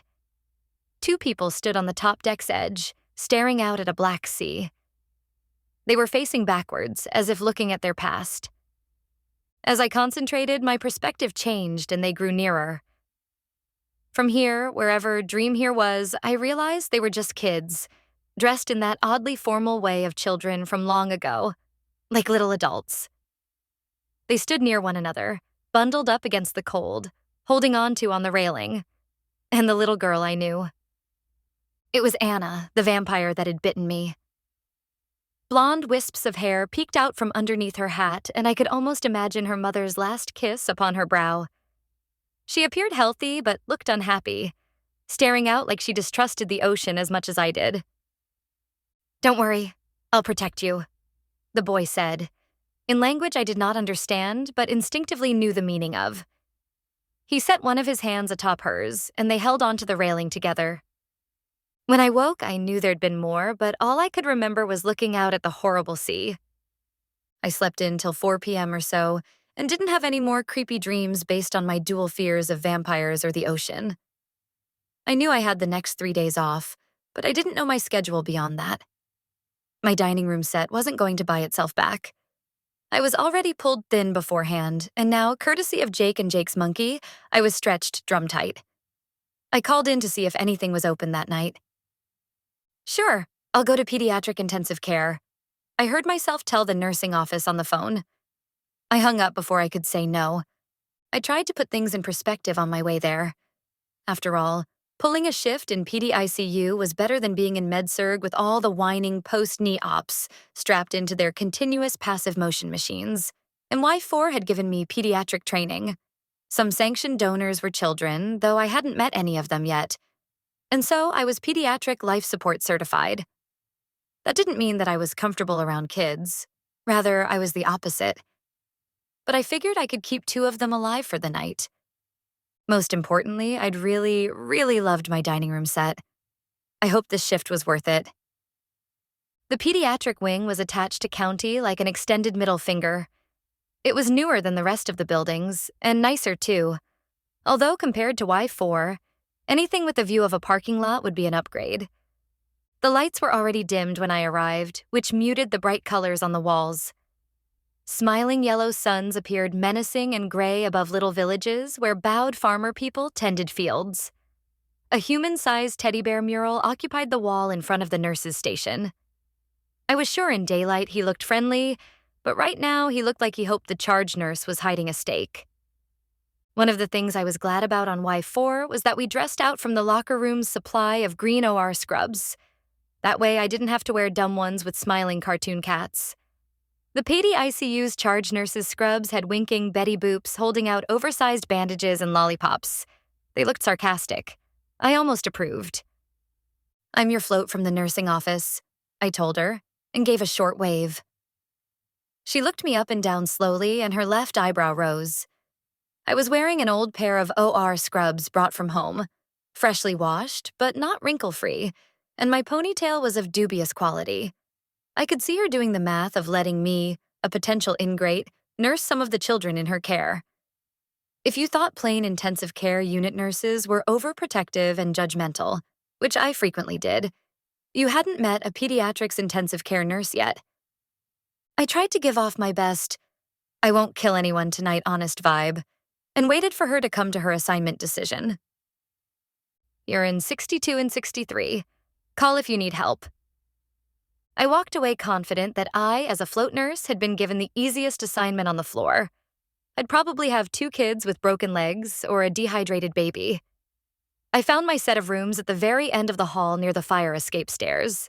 The curtains were closed, and I could hear speaking in a foreign tongue. The charge nurse hadn't mentioned relatives. Pediatric patient parents were the worst, either hovering or incompetently neglectful. Is that German? I asked aloud. Night shift, came the response. Come help. I sniffed the air. Closed curtains were rarely a good sign. It smelled sweet. Hello? Asked the outgoing nurse. Tying my shoe. Sorry. I lied and ducked inside. The patient was a boy who looked about 12 with a ventilator connected to a tracheotomy tube in his neck. His whole body was flaccid, and his head was tilted to one side. The nurse had a plastic tub full of water balanced on the bed, bathing him. She handed me a dry washcloth. Glove up. I sniffed the air again. Strawberry? Ensure. He gets 45 cc's an hour, but I didn't connect his peg tube right, and I pulled the covers up and... She began, and I saw the problem. For some reason, this kid had a tube from his stomach to the outside world, and she'd set the feeding pump on when the tube was disconnected. Instead of going into him, the insured spilled all over him, as pink as the painted walls above his bed. But why didn't the kid say anything? Sean was in a motor vehicle accident 4 years ago. He's a C3 quad now. Oh, C3 equals neck fracture. High. And now? Recovering from autonomic dysreflexia. He's in the clear, we're just watching him one more day is all. I nodded to head off any extra questions. She went through the rest of her report while we finished the bath. All his monitors were on and all of the parameters were currently normal. I wrote things down at the appropriate times, and she seemed confident she was passing Sean over to a competent nurse, one who hadn't gotten a patient killed, last active shift she'd had. There were family provisions stocked up on the shelf near the windows. Doritos, Diet Cokes. The German continued from a small CD player set up with speakers by the table at the head of the bed. It made everything we were doing sound more dramatic than it was, like I was about to nurse in space or in a fairy-infested cave. And over there? I gestured to my second patient in a crib on the other side of the room. Down syndrome and RSV. What the hell was RSV? Some petty disease. In my mind, I scanned through lecture slides. Respiratory something virus. My brain pulled up, relieved. I walked over and peered into the crib. The baby was surrounded by teddy bears that actually seemed cheerful. She had a nasal cannula taped to her cheeks and an extra tube, like a ventilation duct in miniature, pointed in front of her nose with air hissing out, taped atop a teddy bear's arm. No lines? I asked, after scanning nearby for IV poles. Nope, just oxygen. You gotta watch her oxygen saturation when she sleeps too deep or rolls away from the blow-by, the nurse said, waggling the duct-taped teddy bear pressed into service. She drops. DSATs I knew about. Okay, got it. I looked around the room. Not bad so far. I almost felt as confident as I sounded. What's up with the German? She shrugged. I think it's his grandfather, some philosophy professor. He likes to listen to it before he goes to sleep. Also, and here she scratched at her own cleavage in a way that indicated she was talking about my own. He's a bit of a perv. Hormones and all. His trach is uncuffed so he can talk around it in whispers. He likes it when you lean over a lot. I suggest you pin up. Heh, thanks. She smiled warmly at me, happy to be going home. Have a good shift. A girl could hope. Chapter 12. The two PD rooms faced each other like the mirrored sides of a clamshell. Each room was lined with privacy curtains, but I knew if I closed these, I'd just make the charge nurse nervous. The sinks, monitors, and standard room items were at the perimeter of the rooms. Ambu bags, pediatric-sized, suction pumps, and the oxygen pumps that were already in use. The baby with her nasal cannula, and Sean with his ventilated trach. Bed right, crib left, and in the far rear corner of each room was a small bathroom for guests. The back wall had 2 couches if parents were spending the night. Thank God both were empty. I assessed the baby first.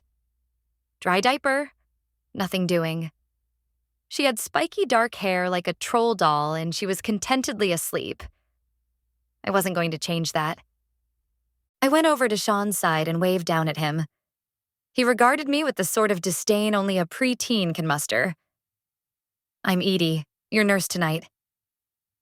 He made a soft noise in response that I couldn't hear over the rising German. I leaned over. Duh. I heard more clearly. I did my assessment under his bored gaze. Do you need anything? I asked at the end of it. He cocked an eyebrow. A blowjob? Nice try. You kiss your mother with that mouth? Mom's dead. Same accident. Sorry to hear that. His eyes rolled. Right. After coming to this amazing detente, I felt sheepish. Well, I'll be over here if you need anything. I backed out of his range of view and did my charting. Between the sliding glass doors that led into each room was a stretch of desk with a computer and the internet. I sank into the chair and checked to see if the charge nurse could see me. Not if I didn't lean out too far. The night was looking up. 2 patients who ought to sleep all night long and a free computer. How lucky was I? Pretty damn lucky, at least until someone needed a diaper change. I started clicking away on the web, reading local news, catching up on the things I'd missed while I'd been incapacitated. The murder rate didn't seem to have gone up, and if there was an uptick in the number of cats going missing, it hadn't been worth reporting on. I got into a routine of clicking on a page, reading a paragraph, then glancing over my shoulder at both monitors. Half an hour passed idly by, and Sean's Germanic, philosophy-loving grandfather stopped shouting. I heaved a sigh through pursed lips and clicked onto the next page of celebrity gossip. 2 pages later, after reading about everyone who might possibly be pregnant anytime this next century, the German began again. Sean, get to sleep, I muttered. And then I turned around. Quadriplegic patients weren't known for their ability to hit the play button. I stood up and craned in his direction, looking for an adaptive stick that maybe he'd used with his teeth. The volume of the German voice increased. I walked over. Sean was completely out. There was only the small hiss of his ventilator pushing air through his trach. I turned the CD player, well out of reach of anything that Sean could use, off. Its green on light went dark. I glared at it for a moment. A woman wearing pink Hello Kitty scrubs knocked on the glass door. Mind an early break? Not at all. I briefed her on both of my patients and took off for my 1 a.m. dinner. I fished my badge for Y4 out of my back pocket as I walked back to the old building. As I neared the right elevator bank, my stomach started to clench. What if it didn't work? What if I stood out there, waving my badge around like an idiot, and it never worked again? No one would ever believe that I'd ever worked with vampires. I'd be condemned to pick up float shifts in the rest of the hospital for all eternity, the Flying Dutchman of RNs. I closed my eyes, shoved my badge towards the reader, and listened for the click. I didn't hear a click, but I did smell the sharp tang of fresh urine. I was home, or close enough. I opened my eyes, stepped forward into the elevator's waiting chamber, and tried not to breathe while the elevator hurtled down. Why? I asked myself upon exiting, gasping in fresh air. Must the elevators always smell like pee? Gina came out of the break room with a cracker in her mouth. She smiled at me around it, and I instantly felt relieved. Hey, Edie. Wait, you're not on tonight, are you? I'm picking up in PDICU. I shrugged with practiced nonchalance. I've got a cat to feed, you know? As your local vet nurse, I approve. I grinned at her. Speaking of, why is our elevator a litter box? It's the wares, a territory thing. They can't help it, even in human form when they visit during the days. I looked down at my shoes. I wore different ones on the floor. I kept them in the locker room. But I hadn't considered the cooties I'd get on my real-life shoes, just by riding in the elevator to the locker room. Ew. You'd think the shadows had stopped them, but no. She shrugged. I gotta get back. She waved and went around the corner. The shadows this, the shadows that. I'd asked Charles about them once when our breaks had overlapped. He said they spent most of their time in the emergency department. He claimed one had touched him once, but he wouldn't tell me more. They were a little like King Arthur, where the county equaled England, occasionally running in to rescue us, a threat to keep our assorted patient populations in line. Some help they'd been, though, back when I was accidentally killing someone. I wanted to believe they were anthropomorphic, as I assumed I'd met one. The man who'd gotten me to sign the dotted line when I was first here with Jake. I hadn't seen him since. But Charles said they, complete with scare quotes, lurked in the corners by our entrance door, screening visitors unseen. Since that made them sound like omnipotent dust bunnies, I preferred the version of them in my own imagination. We did have ancillary staff, and not all of them were permanent Y4 employees. I felt sure the daytime social workers were, the nursing managers, and of course the doctors and all US RNs. But the respiratory therapists that came through and an occasional extra janitor usually seemed to pause in the doorway an extra second or two, both on their way out and on their way in. When you saw them above in county's normal hallways and waved, they were usually polite in return, but their faces had that look of, "Who are you?" that never reached any satisfactory conclusion. Sometimes I waved at them for the fun of it. I ducked into the break room and surveyed the food for all left out from prior shifts on the small table. "Oh, you miss us," Charles said from the door, peeking in. I put on my best hardly face, borrowed from Sean. "No, you guys just have the biggest refrigerator." But he was already gone.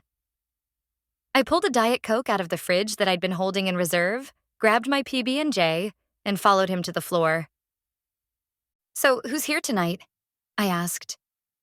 2 motor vehicle accidents, 1 end-stage cancer, and 1 really advanced STD. He jerked his chin forward. "Go check out the corrals." I did as I was told, walking around the nursing station towards room 1 and 2. I waved to Meaty, who nodded without looking up. Turning the corner, I found Gina with a large flow sheet spread out over 2 of our skinny desks.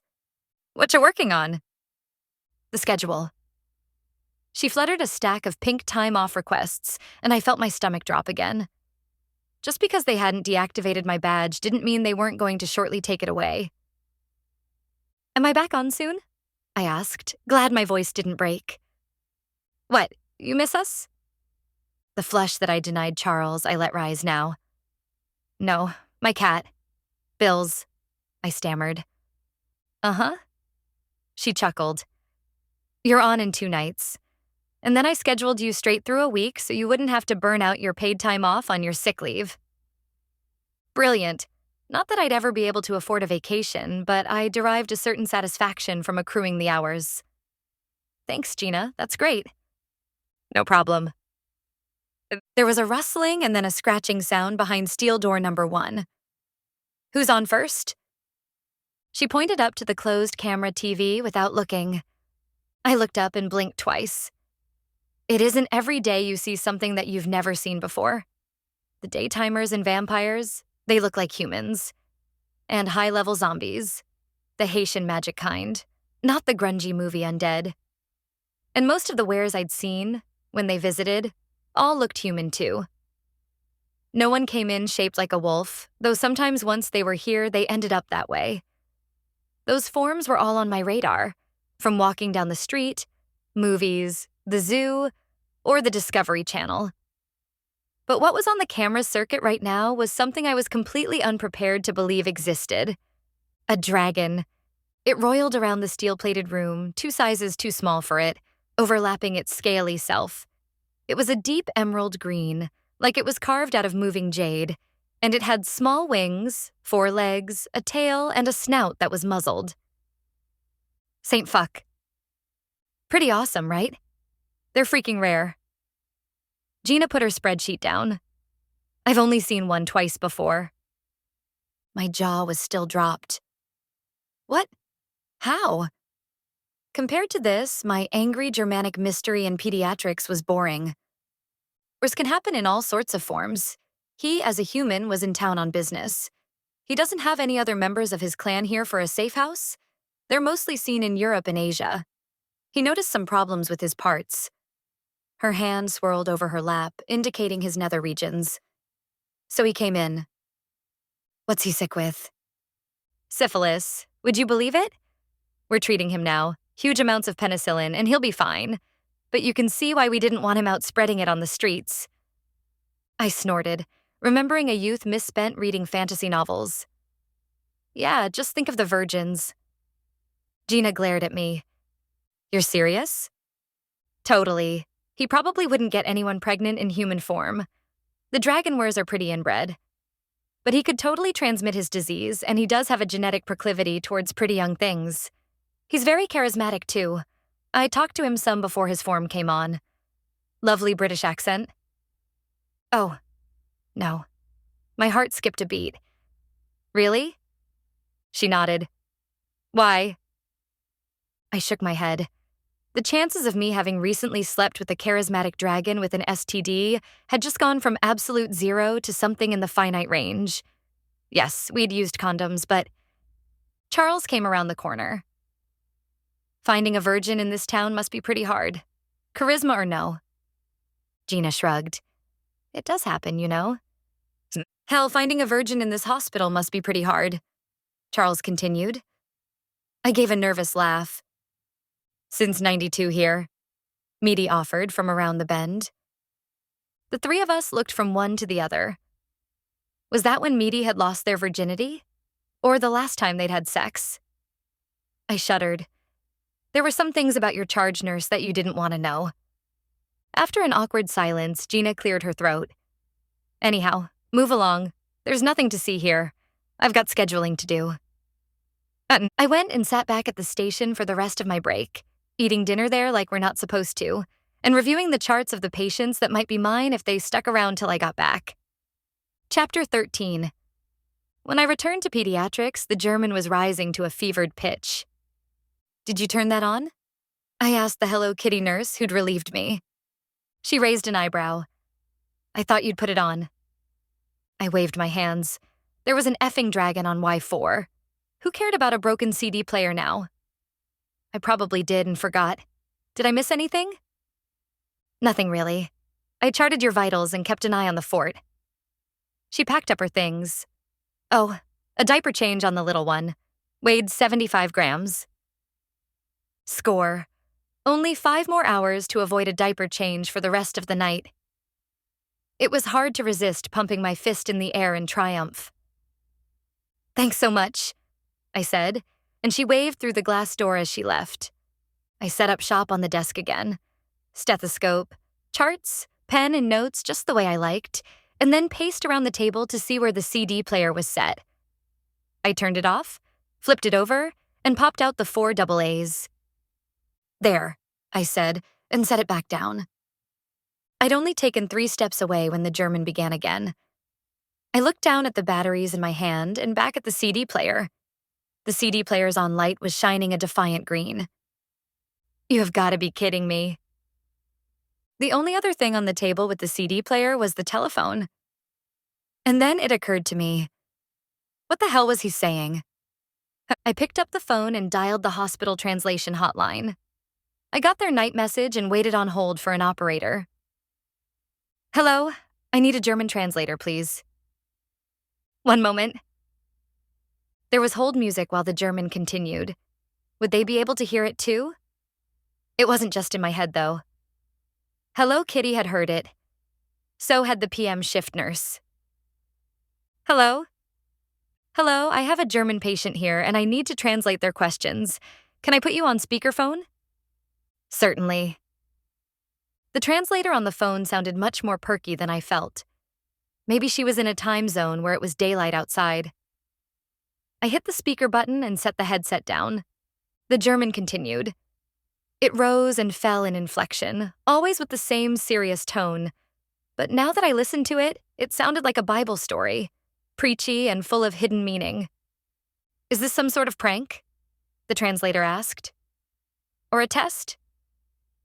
What are they saying? I pressed. I think they're telling a story about Waylon the Smith. Really? What kind of story is that? You're wasting my time. Who else needs German translators this time of night? I also speak Tagalog, she huffed, then hung up. I looked down at the little CD player that could. Well, Waylon the Smith. At least that was a start. I made sure to catch up on all of my charting before hopping online for my current goose chase. I sat down behind the desk, double-checked that the charge nurse couldn't possibly see me again, and did a search on Mr. Smith, Waylon the. Through the county's loose firewall, I found a few pages. It was an olden time story, mostly myths, about a smith capable of producing great jewelry and weapons. An evil king wanted Waylon to work for him alone, so he captured the smith, then hamstrung him to trap him on an island. In retaliation, Waylon took the king's sons, who'd come privately to him for their own work, and killed them and made their skulls into goblets and brooches from their teeth, sending these back to the king. In the end, he'd escaped captivity on wings he'd forged himself. I could get the parallel between a mythical hamstrung Waylon and a quadriplegic Sean. It was just a bit morbid was all. I looked back at Sean, the player's green light illuminating his face. Maybe the CD was full of charming Germanic folk tales to tell kids at hospitals. Kids love being threatened with ovens for liking candy. But if it provided him solace, who was I to question? After Mr. November's apartment, I was willing to believe in ghosts. I pulled the batteries from my pocket and set them back inside the machine. Sorry about that, grandfather. I'd spent another lovely hour trying to reach the end of the internet with an accompaniment of German when the phone on the baby's half of the room rang. I looked at the receiver in disbelief as it rang again. It had to be a wrong number. Surely the call wasn't for the 8-month-old. I walked across the room and picked up the phone. Hello? Edie, it's Gina. Aw, so you guys miss me? I teased. Edie, it got out. What did? The dragon. I looked around the room with its cheerful pink paint and my peaceful sleeping patients. It seemed so safe. Is this some sort of hazing? Because I'm new, I get it, but... It tore off its muzzle and melted a hole in the back wall. Just then, the fire alarms went off. The red lights set into the hallway ceiling began flashing, and nurses up and down fire safety routines. I heard and felt the thunk of closing doors. The intercom coughed to life above. Fire on floor 7, building M. Oh shit, I whispered. I think his transformation kicked the syphilis up a notch. Gina continued. He stopped responding to verbal commands an hour ago, if I had to guess, and remember I was never a reptile expert. I'd say he's got syphilitic insanity. I gave him a lot of tranquilizers when he started getting restless. They should slow him down. Anything else? I hid my conversation from the nurses in the hall by ducking behind the privacy curtains. He's coming up your stairwell, Gina went on. He could just want to get outside the building and fly off, but I thought you should know. The shadows are on it regardless. Got it. Thanks. You're welcome. She paused, and I thought I could hear her swallow. Good luck. Chapter 14. I closed the doors to my rooms per fire safety protocols. Most fire alarms were drills, but hospital protocols weren't set up to take care of dragons. Fire-breathing insane dragons. And syphilis? Really? Like Al Capone? I paced around from one room to the other. Sure, nurses were all trained on STDs, which was why I only slept with people with condoms on. But I was nervous about putting anything past possible were dragon sperm or supersyphilis. I looked from Sean to the baby. Both of them were technically virgins, and both of them needed oxygen to survive. There were mobile tanks for times like these. I went out to the charge's desk. Shouldn't we move them down the hall? It's probably burning popcorn on the med-surg wing, she said coolly. Are you sure? She sat straighter before responding to me. I could tell I was close to getting yelled at. Maybe afterwards, one of the Betty Boops would offer me a lolly. Just stay in there till it's over. I walked back and looked like I was doing patient care for the baby, closing the curtains to give myself time to think. Where should I go? What should I do? Surely the shadows would take care of things quickly. They would, right? Which actually was my second problem. If the dragon did come here, was coming right past here according to Gina's implications, I couldn't react ahead of time. If the shadows were coming and they were going to fix things, they might not erase everyone's memory about how that float nurse panicked and covered herself and her patients in water before pushing them up the hall without O2. If I panicked now over nothing, I'd never get to work in PICU again. Or any other floor for that matter. Hospital gossip travels faster than stat drugs down an IV line. And really, where could you go to hide from a dragon anyhow? A fresh string of Germans startled me. I looked over and saw the small light on the CD player glowing yellow. I walked towards it and noticed that as I did so, the temperature in the room shifted, becoming warmer. I paced back. Cooler. Towards Sean? Warmer. Downright hot. We didn't have radiant heaters overhead here to malfunction, and there were no air vents nearby jetting out warm air. The scent of burning plastic began to permeate the room. If the dragon were just in the stairwell, we'd be fine. If it wasn't, though, I ran to both sides of the room and hauled the curtains closed. Everything all right in there? My charge yelled through the door. I barely heard her. Fine, I shouted back. Just have to clean him up is all. How close was the dragon? I poured water into a plastic tub, then splashed it onto the floor. It went everywhere, and at the metal seams where the floor met the wall behind Sean's bed, it hissed into steam. Fuck! I leaned over. Sean, wake up, Sean. I touched his shoulder and then realized my mistake and began tapping at his cheek. Sean, I hissed, whispering as loud as I could. What? One eye blinked open. I've got to move you. He closed his eye again. Then move me already. No, not like that. Like off the bed. Now both eyes opened. Why? I can't really explain it, but you and I and the baby, we've got to get into the bathroom over there. Confusion crowded his features together. Is it a tornado? That was a more plausible reason than any other I had. Yes, it's coming fast.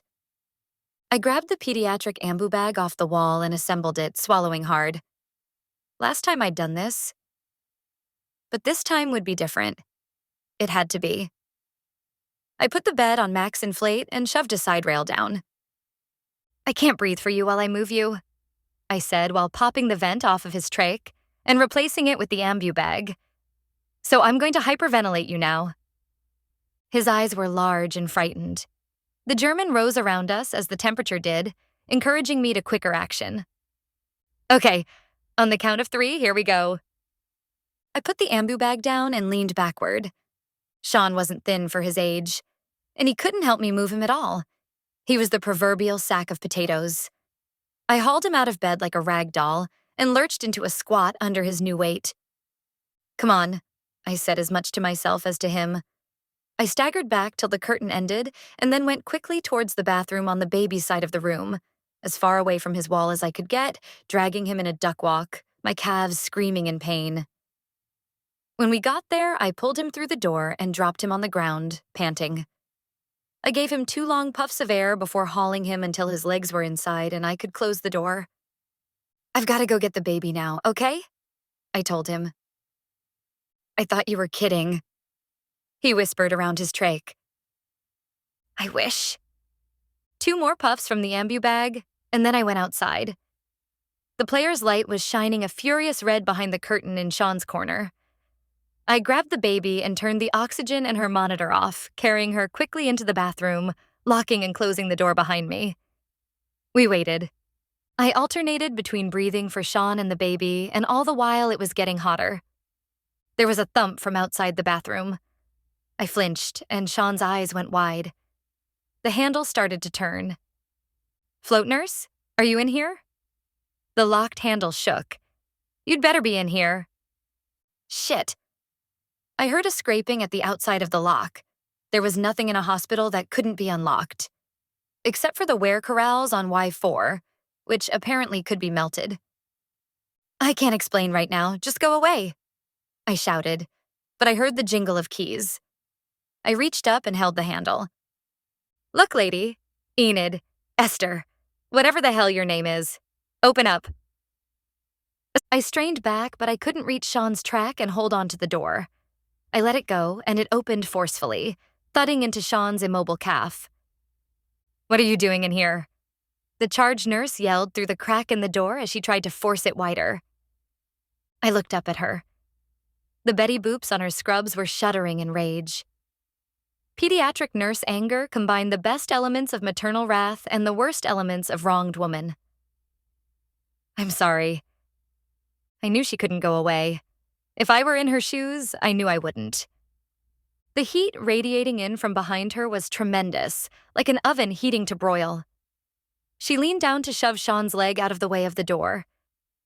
"What the hell did you do to the thermostat?" "It's the fire," I sputtered. "It's below us." "Then why the hell didn't you have me wheel you out of the room?" "Popcorn, remember?" I shouted at her. "Not the patients, you. I would have gladly wheeled you out if I'd known you were going to do this. Do you know what kind of incident reports I'll have to write now?" She glared at me. "That's the least of my concerns," I said, still alternating breaths for Sean and the baby, taking the ambu bag and squeezing it over the baby's face and attaching it to Sean's track in turns. She was sweating. I was sweating. Sean was sweating. It was time to go for broke. "Look, there's a fucking pissed-off dragon coming up the stairs. We need to hide until the shadows get here." "You need to hide till security gets here. That's for damn sure," she muttered. She took a step back, reached for a pocket, and I knew she was going for her phone to call me in. Then the room was filled with an unholy roar, like 100 cars crashing into one another at high speed, so loud it hurt. The charge nurse's jaw dropped open, and I knew she'd felt it too. I reached down and yanked Sean's legs up. "Get in here." She did so without question, without turning around, closed the door, and I heard her flip the lock. The lights in the bathroom flickered and went out. We sat there in the dark with only the sound of the ambu bag exhaling sweet air into Sean's track, which I held with one hand, and then at the baby, who I trusted to remain in the general vicinity. I prayed that this last door would buy the shadows enough time. "What is that?" the charge hissed. "I told you." How could I expect her to believe me? I'd never even seen her in person because Gina was always the we're vet RN. "Not that. That." I felt her hand at my chest and looked down. My badge was glowing faintly, a warm gold. "Huh. My penlight." I lied. I could see the fear on her face from its dull glow. Sean's eyes were still wide, and the baby, not smart enough to be scared, reached out for my hand as I held the ambu bag above her face. I couldn't let them down. I couldn't lose anyone else. I couldn't be that person again. "Here." I grabbed the charge nurse's hand and put the ambu bag into it. "Why? Where are you?" "Just stay here." The baby cooed. I stroked her soft hair with my free hand. "Keep everyone quiet." I stood and tapped the door's handle to see if it was hot. It was, but not so much that I couldn't grab it. I beat on the door to get the dragon's attention. "I'm coming out." I'd only been on Y4 for a month, and 1 week of that had been watching cheesy training videos, some of which had involved puppets. And not good Jim Henson puppets, but hand-up-the-ass puppets, especially the videos about wares. I was completely unprepared for this, but goddammit, there had to be something I could do. "My name is Edie Spence. I'm a non-combatant. You can't hurt me. I'm coming out." That much I remembered from training.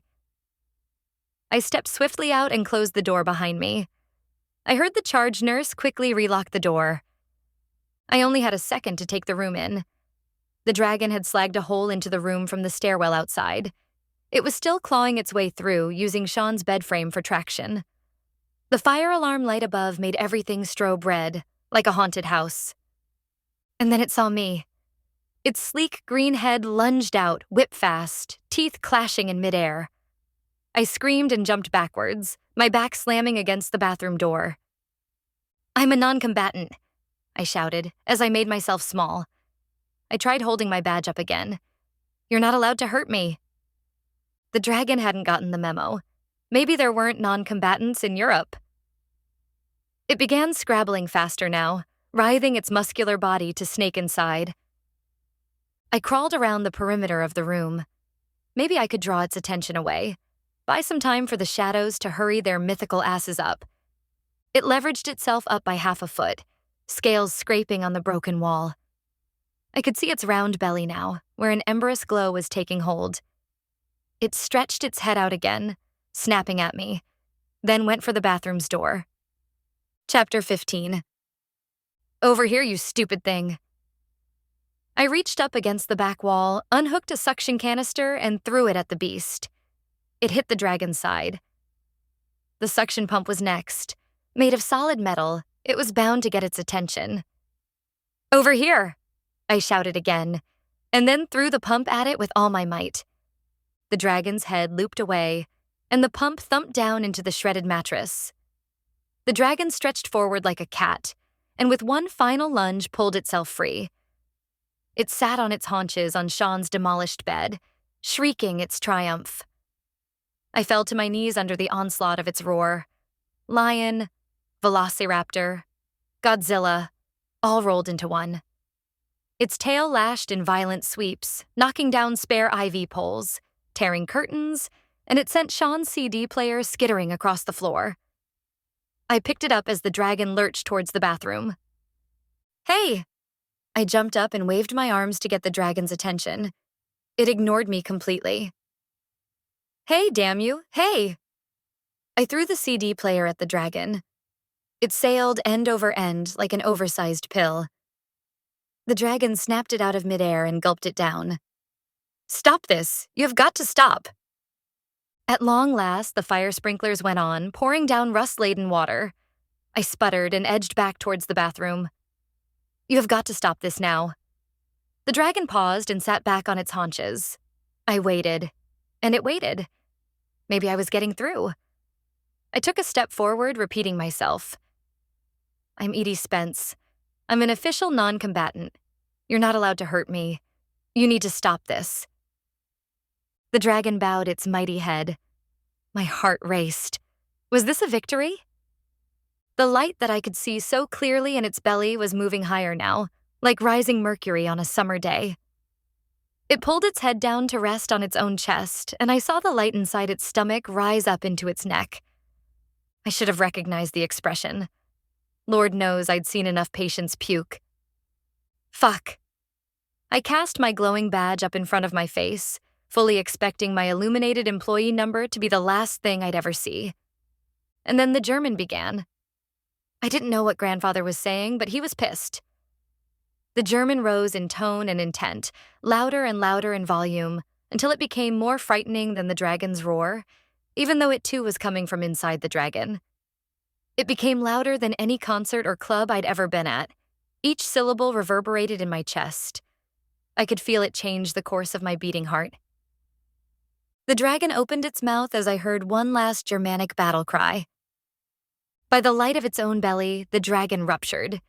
It split at the seams, legs, stomach, spine. Chunks of hot dragon flesh flew outwards, sizzling as they touched the water raining down. A large piece caught me in my chest and knocked me on my ass. I could hear dragon pieces land with wet smacks across the room, and a stench worse than from any rectal tube rose up.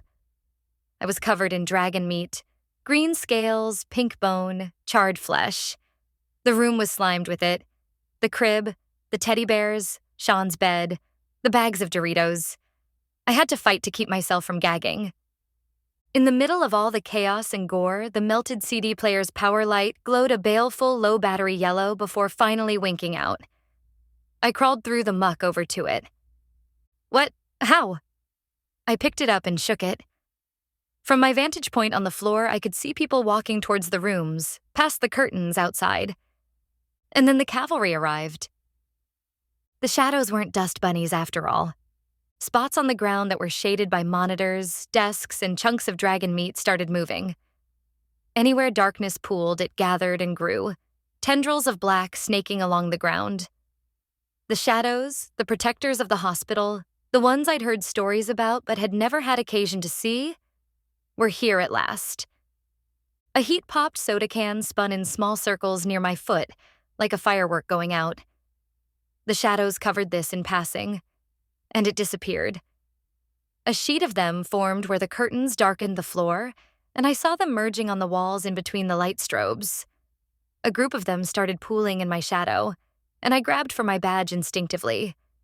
They ignored me, washing around me and through underneath over the bathroom door, which opened without a turning of the handle or a loosing of the lock, and pulled out one shell-shocked charge nurse and my 2 respiratorily compromised patients. They appeared frozen in time and space, stiff like mannequins, hoisted into the middle of the room on a wave of black. The fire alarm light stopped and the sprinklers ceased.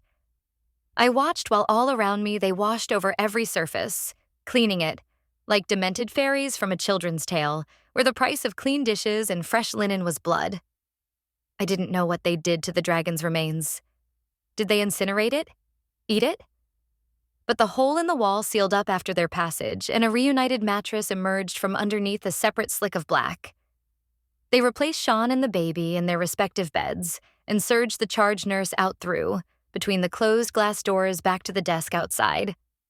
I peeked at the clock, half expecting them to wind back time too.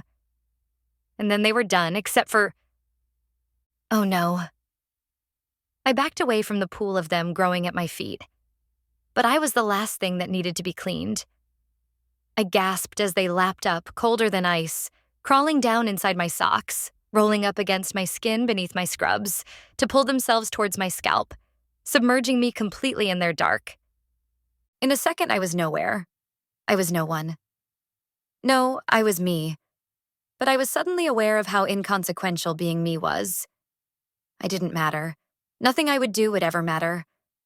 I would eat, breathe, and shit just like everything else on this planet. But nothing would ever have a consequence. I was worthless, my small life utterly bereft of meaning. And when I died, I would die alone. I gasped like I'd been punched in the stomach, and then they began to let me go.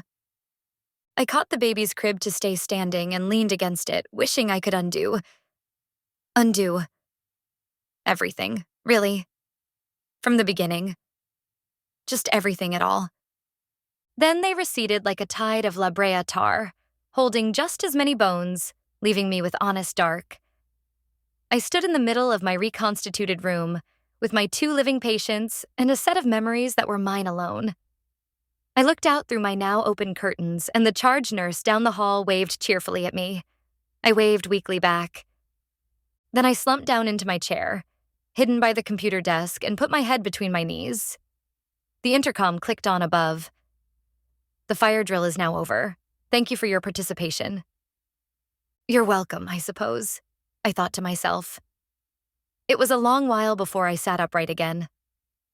Chapter 16. And everyone stuck around to hear my story in the locker room hallway that morning. I told it as quickly as I could, except for the part where the shadows had submerged me, which I didn't share at all. Charles nodded knowingly. Gina hung on my every word, and Meaty was, well, meaty. You did all right, all things considered, Meaty said. I snorted. I didn't want to die roasted to death in a bathroom, all things considered. They should have been faster, Charles said, his thin lips forming a frown. It shouldn't have been that close.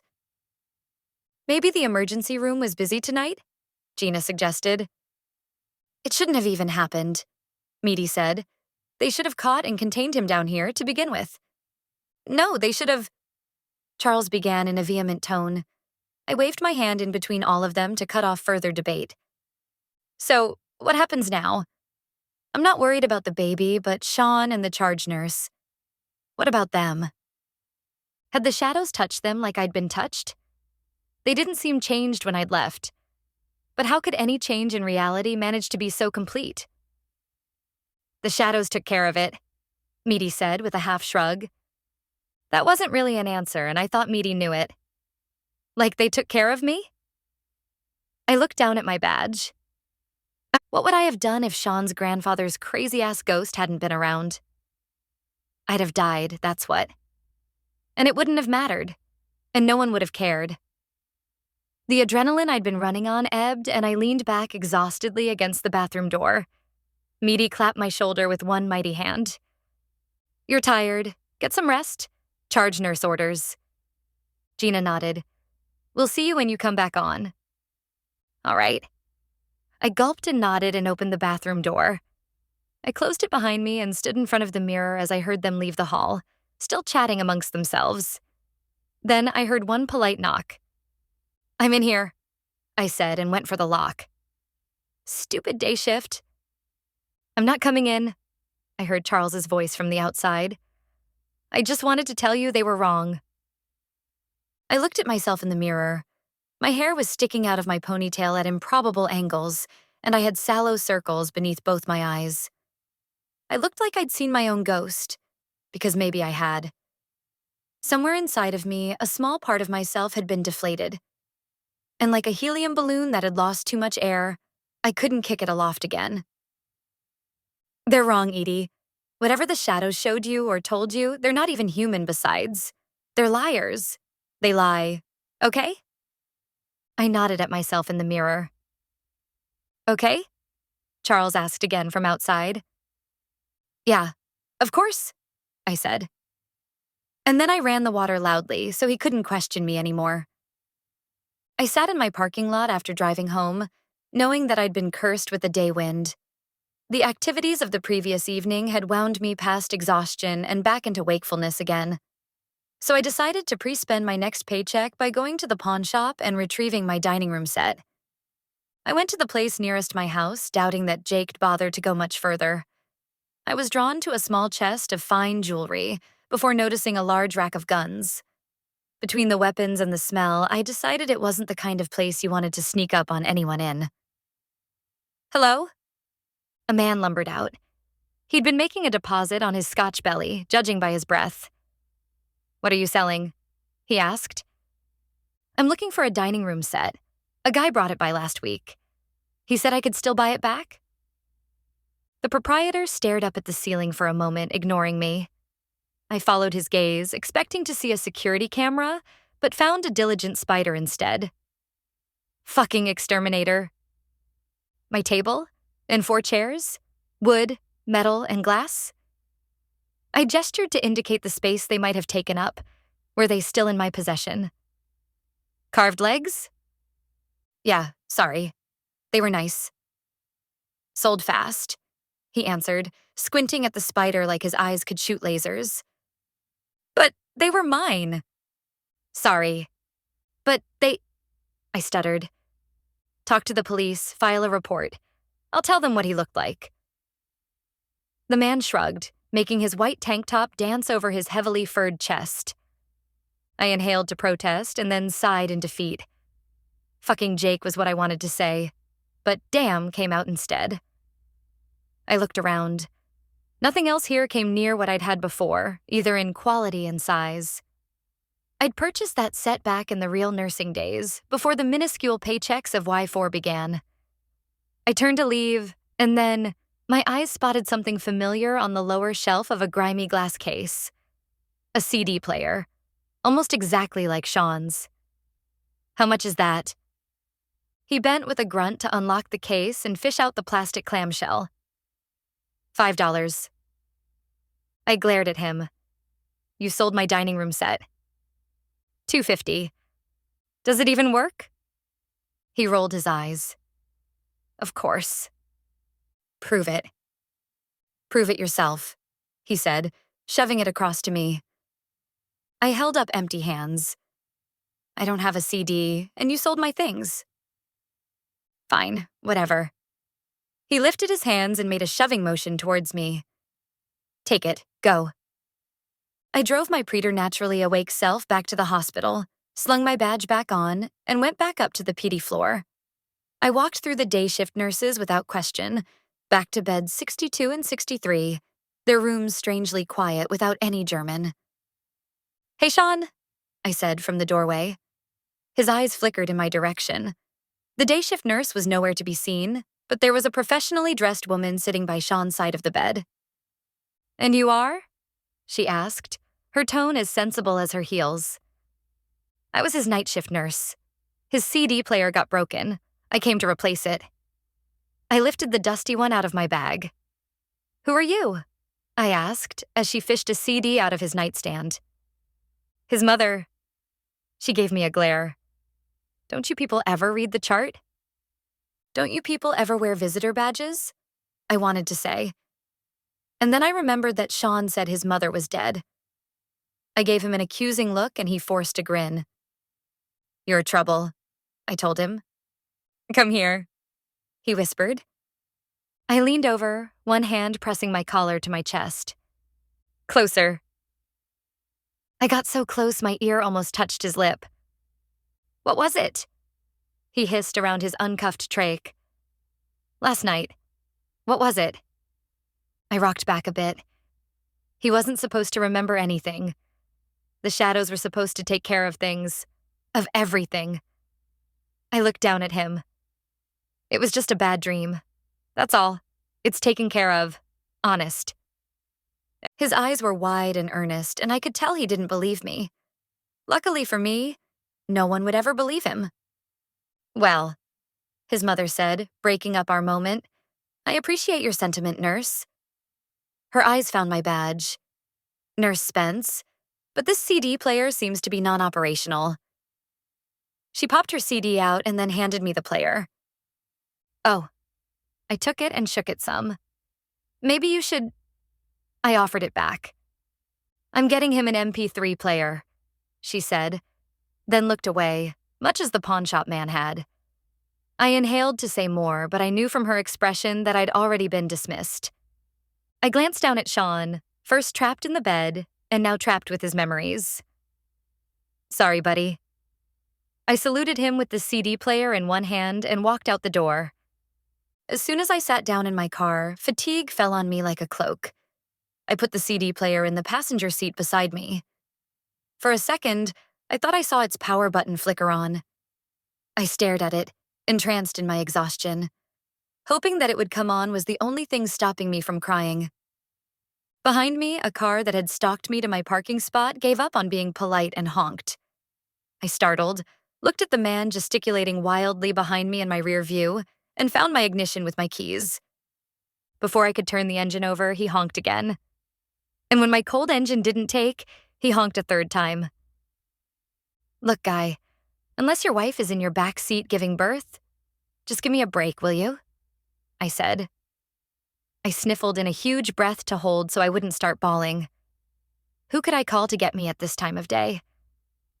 Everyone I knew was busy working or busy sleeping. I couldn't afford a tow truck, and I sure as hell didn't have AAA. Come on. A twist, a cough, then silence. Then honking. Please, please. I implored my car, the asshole behind me, and the universe at large, turning the key one more time. Grandfather spoke up beside me, and my engine sputtered to life. I sagged forward in relief, pressing my head onto my steering wheel. The guy behind me honked again. Charlaine, Grandfather exclaimed. I hope you're cursing him out in German, Grandfather. Grandfather kept talking as I reversed out of my spot. The incoming visitor zipped past me with only an inch to spare. I flipped him off, and then I wound through the rest of the parking lot. When I hit the highway, I picked up the CD player and held it to my chest as it talked, letting it comfort me like a purring cat. I scheduled myself for an STD exam when I got up that afternoon for 8 a.m. the next morning. It was embarrassing to call into the county's own employee health clinic for that, under my real name no less. but I consoled myself with the fact that at least it was free. I still had one night off. Instead of picking up an extra shift, I opted to go back to the club. It wasn't the scientifically sound idea, but I had some questions that needed answers. Namely, if I'd accidentally slept with a syphilitic were-dragon. I found myself envying normal people more and more. So I went downtown, looking plain and feeling wrung out, to make a round of the club. It was Friday and the place was packed, everyone ready to get their groove on but me. I looked everywhere but the men's restroom and was about to give up. It had been a stupid idea to begin with. I wove for the door around the edge of the dance floor, envious of the people dancing upon it like they had no cares. "Well, hello there," said an achingly familiar British voice from behind me. I turned. It was him. I'd almost physically run into him. It'd have been cosmically laughable if I'd seen it on TV. As it was, I exhaled in deep relief. "You're not a dragon." "Not last I checked, no." His eyebrows raised. I looked past him at the glamorous woman standing behind him. I couldn't tell if she'd come in with him or was just making time, but she seemed distinctly peeved. Anyhow, nice to see you again," I said, waving from the hip. I tried to walk backwards, but found myself trapped by the crowd. "Hey." He reached out and caught my hand again, and again seemed surprised by the skin-on-skin contact. I could almost see the emotions flicker over his face as he tried to figure out what to say next. "I still owe you." "What?" I pulled my hand back a little, but not much. He took a step nearer me, taller, the scent of vetiver strong between us, even here. He bent his head down to put his lips by my ear. "I owe you," he enunciated with his lovely accent, his breath warm against my skin. "I don't know what you mean," I told him. The woman behind him, blonde, lean, high-breasted, the look on her face said she was going to owe me an eye gouging in a second, if I didn't get the hell away. He pulled his head away from my ear and addressed me directly. "The other night, I owe you, and I don't like having debts." "Oh?" "Oh." Light finally dawned, and I flushed red, from my head to my toes, glad for the camouflage of the club's surreal light show all around me. I'd never had a man try to cash in on an orgasm debt before. "So, may I repay you?"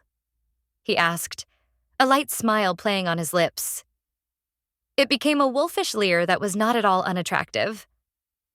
"Thanks, but—" I glanced over his shoulder. He turned towards the woman. I didn't hear what he said, or see what expression he'd said it with. But almost instantly she bowed her head and melted away into the crowd.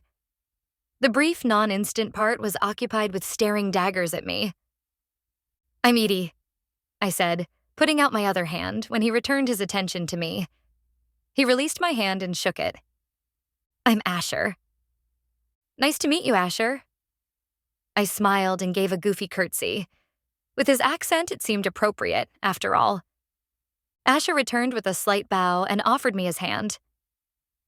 "Dearest Edie," he said with exaggerated formality, "it will be lovely to take you home." Chapter 17. I made sure I got some sleep before getting up for my employee health clinic appointment the next morning, sitting with others in the drab waiting room on a hard plastic chair. I was the only employee I recognized, and I hoped it stayed that way. Obviously, Asher hadn't been the were-dragon, but I felt compelled to keep the appointment anyhow. It was always good to know your baseline. Asher had spent the night prior making sure I was repaid, with interest, which was nice. But really, it was one thing to go home with a girl like me on a Wednesday, and something entirely other to choose me over that woman on a Friday night. It didn't feel right. I hadn't expressed this to him, as I did have some pride that even my occasionally scrupulous honesty could not cure me of. But I'd made it clear to him that I didn't believe in an orgasm credit plan. He'd foisted his phone number onto me regardless.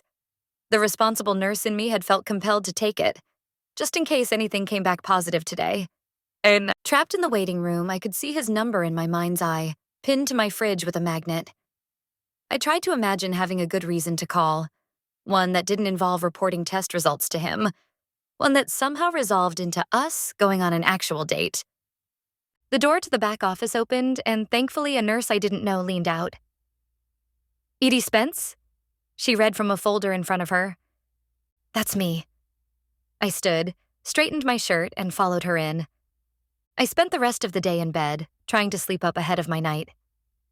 As I hadn't gotten much sleep the night before, it should have been easy. But any time I slept, I had nightmares about oceans, either real ones or ones made of terry black.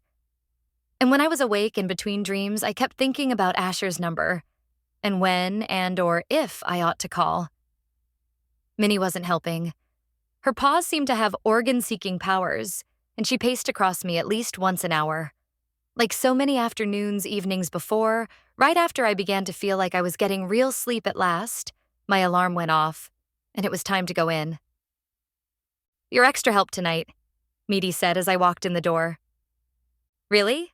I said, surprised. "I mean, sure thing." Meaty grinned at me. "The action's in room 4. Hold down the fort out here and we'll call you when we need you." I stood a bit taller behind the nursing station. This was an amazing turn of events. I was being trusted with the entire floor. You didn't get to be extra help nurse without actually being known as helpful. Meaty was in room 4 with Charles doing something, most likely talking to all the visitors that I could see in the room from here. And Gina was around the corner with her patients. It was just me and the charge desk. I sat down and felt downright official. I'm in charge. I'm in charge," I sang to myself. "Meaty's goon, so I'm in charge." I heard a snicker from the ware corrals. "I'm in charge of Gina, too," I continued, and there was an outright laugh.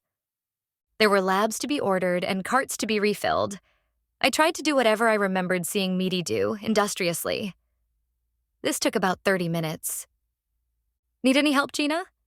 I called out, when all the carts were full. "Not yet, thanks," she called back. "Well then." I straightened my lanyard like a tie, and then my badge began to glow. Oh no. I looked around. There was a kid in the doorway for room 4, staring at me like a creepy kid from any number of Japanese horror films. He had a dark suit on, cut perfectly for his 4'0" form, shined shoes, and a bow tie. I waved. "Did you need something?" I asked hopefully. He continued to stare. A Persian woman poked her head out, luscious dark hair bound up high atop her head. She looked at the boy, then me, and then smiled. "Gaius, she is protected. She cannot hear you."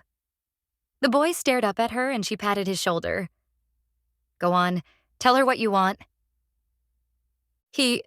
Gaius, opened up his mouth to speak with no sound. How long had it been since he'd had to talk? I would like a glass of water," he stammered. I grinned at him and rose. "Ice or no ice?" "Ice, please." "No problem." I went to go get ice water, and when I came back, I peeked into room 4. Room 4 was one of the bigger rooms, by about a 10 by 10 area. Our ward was curved, and it was on the bend. There was a crowd in the room, milling quietly between several gleaming IV poles. All of them were dressed upscale casual, like they'd just stepped away from business lunches that might have taken place at a luxury golf course. All of them were also completely ignoring me. I'd have said something, about them or to them. Visitors were supposed to be only 2 at a time. But I could hear the whoosh click of all the IV pumps strapped onto their poles running at full blast. Overhead. Dear God, we did tons of transfusions here, our patients being who they were. But I'd never seen a transfusion of such magnitude. There were 20 blood bags hanging from sky hooks on the ceiling, the pumps shuttling their contents at full speed into the patient on the bed. I couldn't see the recipient yet through the crowd, but it looked serious.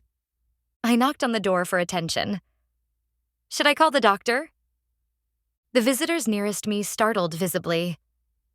Meaty looked over to me from the patient's shoulder where he was starting a fresh line. "Gown up and start more peripherals." I hopped out of the room to do as I was told, then rushed back in and pushed my way through all the people wearing Armani.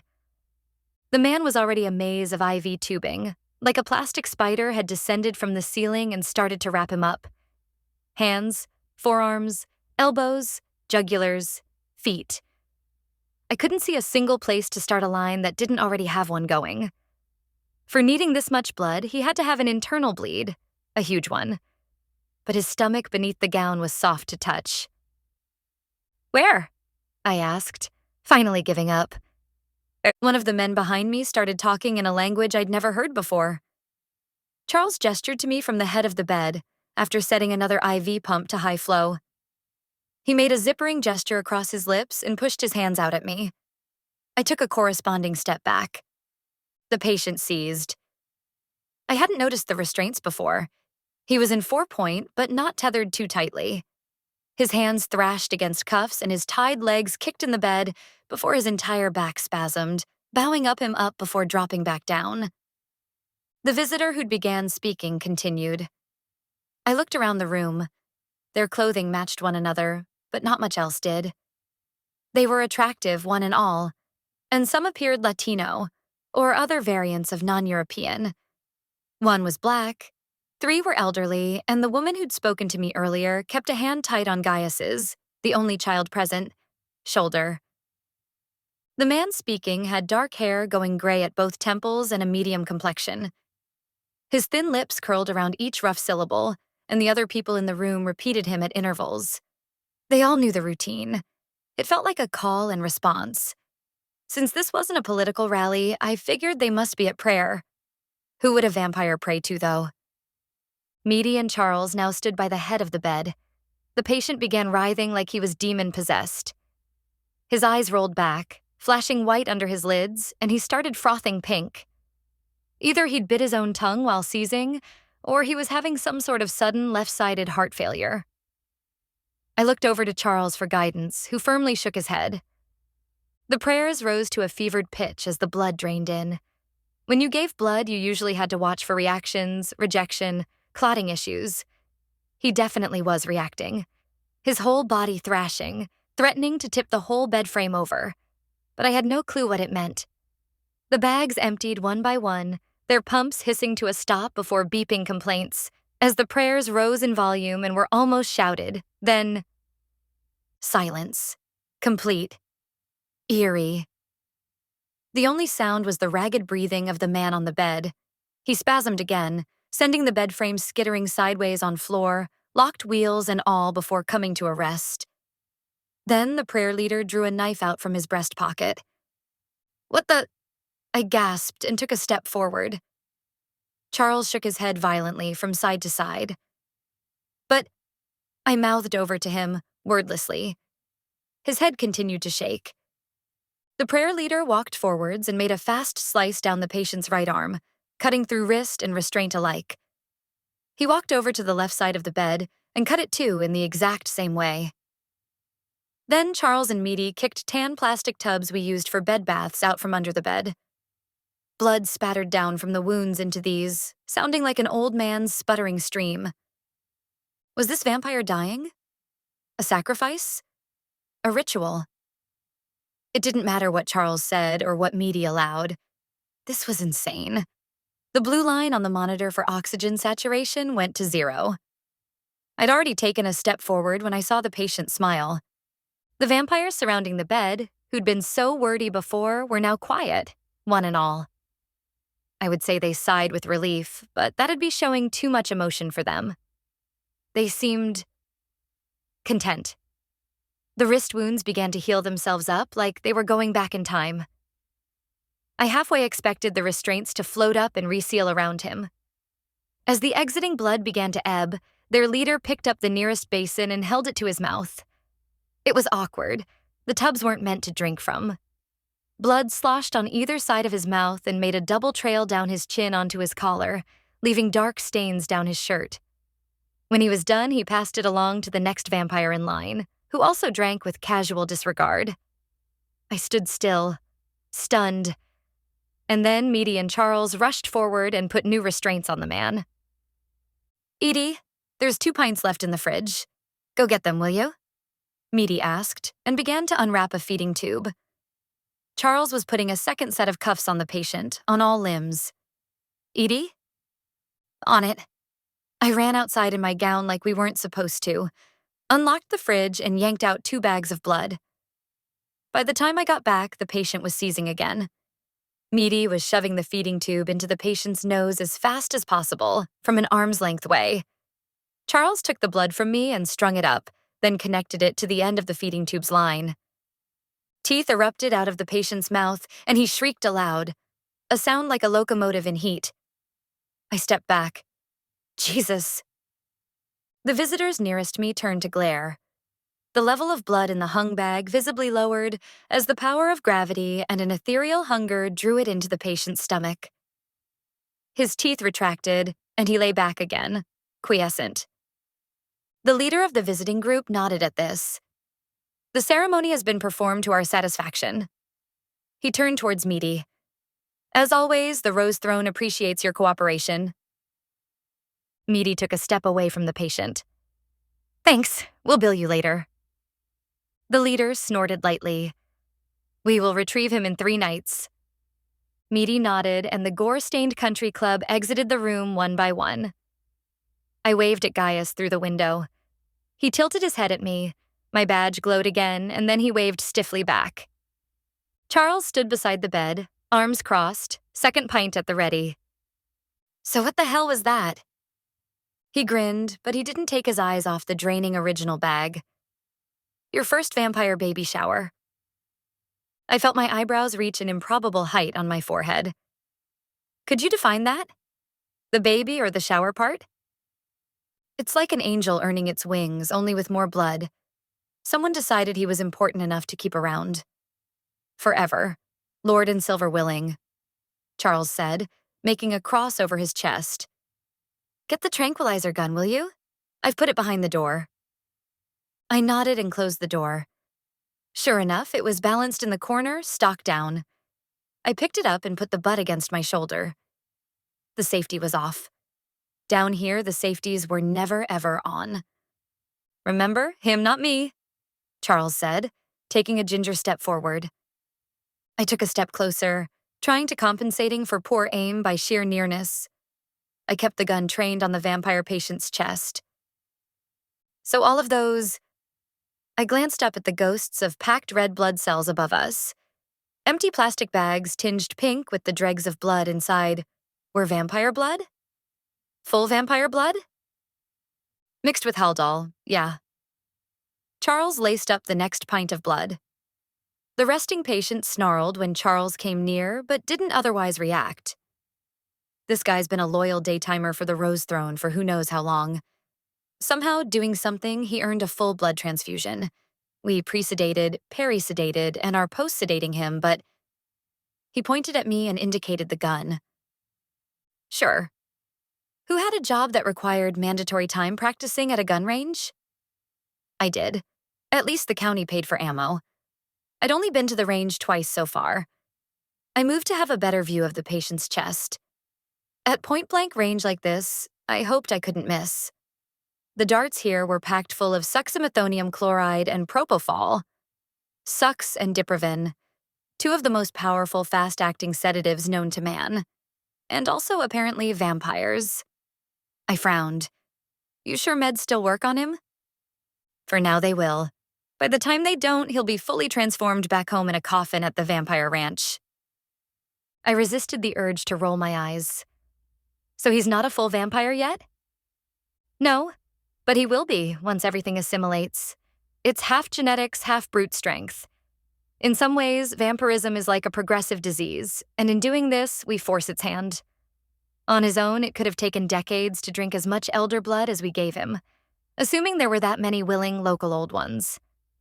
We bank blood for them now, for just these sorts of occasions. It's why they come here.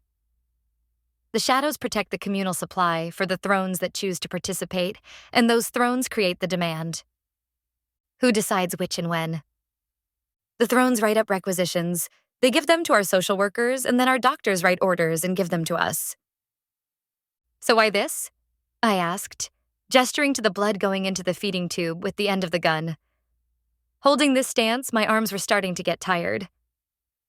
They wake up hungry and strong. Charles circled around the perimeter of the room. Assuming they survive, They don't always. Sometimes we get this far, and they just can't make the jump. That's the genetic part. And if they don't, then they go into shock and the vampires put them down. My lips parted, in either fascination or disgust, I wasn't sure. How? Charles made a V with 2 fingers and pointed at his own mouth, where he was missing fangs. Waste not, want not. Well, wow. I was glad I hadn't seen that.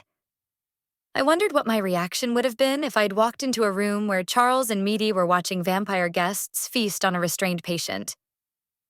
I shuddered.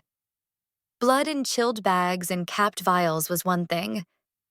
Seeing it spilled out was another, and seeing other people drink it was yet a third. I remembered Anna sucking on my hand and hoped I'd never see anything like that again. I wondered if that's why I'd seen her in my dreams, on a boat. Metaphorically, she was like a shark that had bitten me. No wonder my subconscious was afraid of her. Anyhow, the rest of tonight should be easy, Charles said, pulling a full syringe out of his pocket to show me. I've got orders on Ativan like you wouldn't believe. I laughed and handed him the stock of the gun. Happy hunting. Chapter 18. When I emerged onto the floor, Edie was looking around the nursing station. All the shift's paperwork had been done and filed, courtesy of me. Extra help, Edie. Good job, Spence, Edie said. Go on break. I saluted, pleased with myself, and set off. I badged myself into our locker room bathroom combo area. I didn't have to go to the bathroom, but anyone who didn't wash their hands before eating in a hospital was a fool. I turned on the faucet to wash my hands and face. The sound of the water. I knew that sound. I saw it running in front of me, hot steam wafting up, but in my mind my vision of the bathroom blurred, and I saw freezing snow melt trickling down cement. I was cold, and there was no way I could get warm. Stagnation surrounded me. Other things that had washed into the gutter, rotting in the dark. I wanted to throw up. My stomach lurched and broke the spell. I slammed the faucet off and clutched the edge of the sink. I had that sense of lostness, looking out at the ocean again, trapped by the endless nothing around me, immobilized by a fear that I didn't feel was quite my own. Anna? I whispered. My right hand found my left and traced along its scar. That's silly. You know it is. You're okay, I told myself. You don't just get to be a nurse and see sad and strange all the time and not have it affect you. I knew stress came out in different ways. I'd give any patient I ever had more leeway than I'd given my recent self. I'd been attacked and bitten less than a week ago, and I'd just seen us pour 2 gallons of blood easily into a man, and then seen 10 or so vampires drink it back out. Things like that just don't come normal to people. It's okay to have some problems afterwards. Nightmares, even. I stood there wondering who exactly I was convincing with this line of thought until the strange feeling passed. When it did, I turned away. I hadn't washed my hands yet, but that's what hand sanitizer was for. Chapter 19. It seemed like there was a lot more air in the locker room hallway. I stood and breathed, went for the next door, and was surprised to find visitors waiting outside. I could only see 3 male faces. The 4th entity was shrouded in a robe and hood. All of them were vampires. I knew because even though we were all in the same hallway together, I felt completely alone. None of the companionship of shared humanity radiated off of them. No warmth, no joy, no love, no hate or disgust or indignity either. Being near them was like being near a black hole. Even without taking blood, they were lapping at the edges of the life I possessed, spinning it away. The visitor bathroom is upstairs, I said, pointing to the elevator as the locker room door snicked shut behind me. We are here for Edith Spence, the one nearest to me said. He was classically beautiful, with long dark brown hair, narrow chin, and long nose. Eyes as green as grass. No one had called me Edith since my grandma had died. And you are? I asked. Dren. He took a step closer. He was wearing a black duster cut in an old-fashioned way, narrow-waisted, calf-length. He wasn't threatening yet, but I felt he could be. The others behind him clearly were. Two of them were dragging the fourth one forward by leashes made of dual silver chains. On its lanyard around my neck, my badge began to glow, stronger than I had ever seen it glow before. "Edith Spence, I presume?" he asked again, and I nodded. "You have been summoned to a tribunal. We are taking you into custody now." He watched me, waiting for a reaction. I firmed my resolve not to give him any.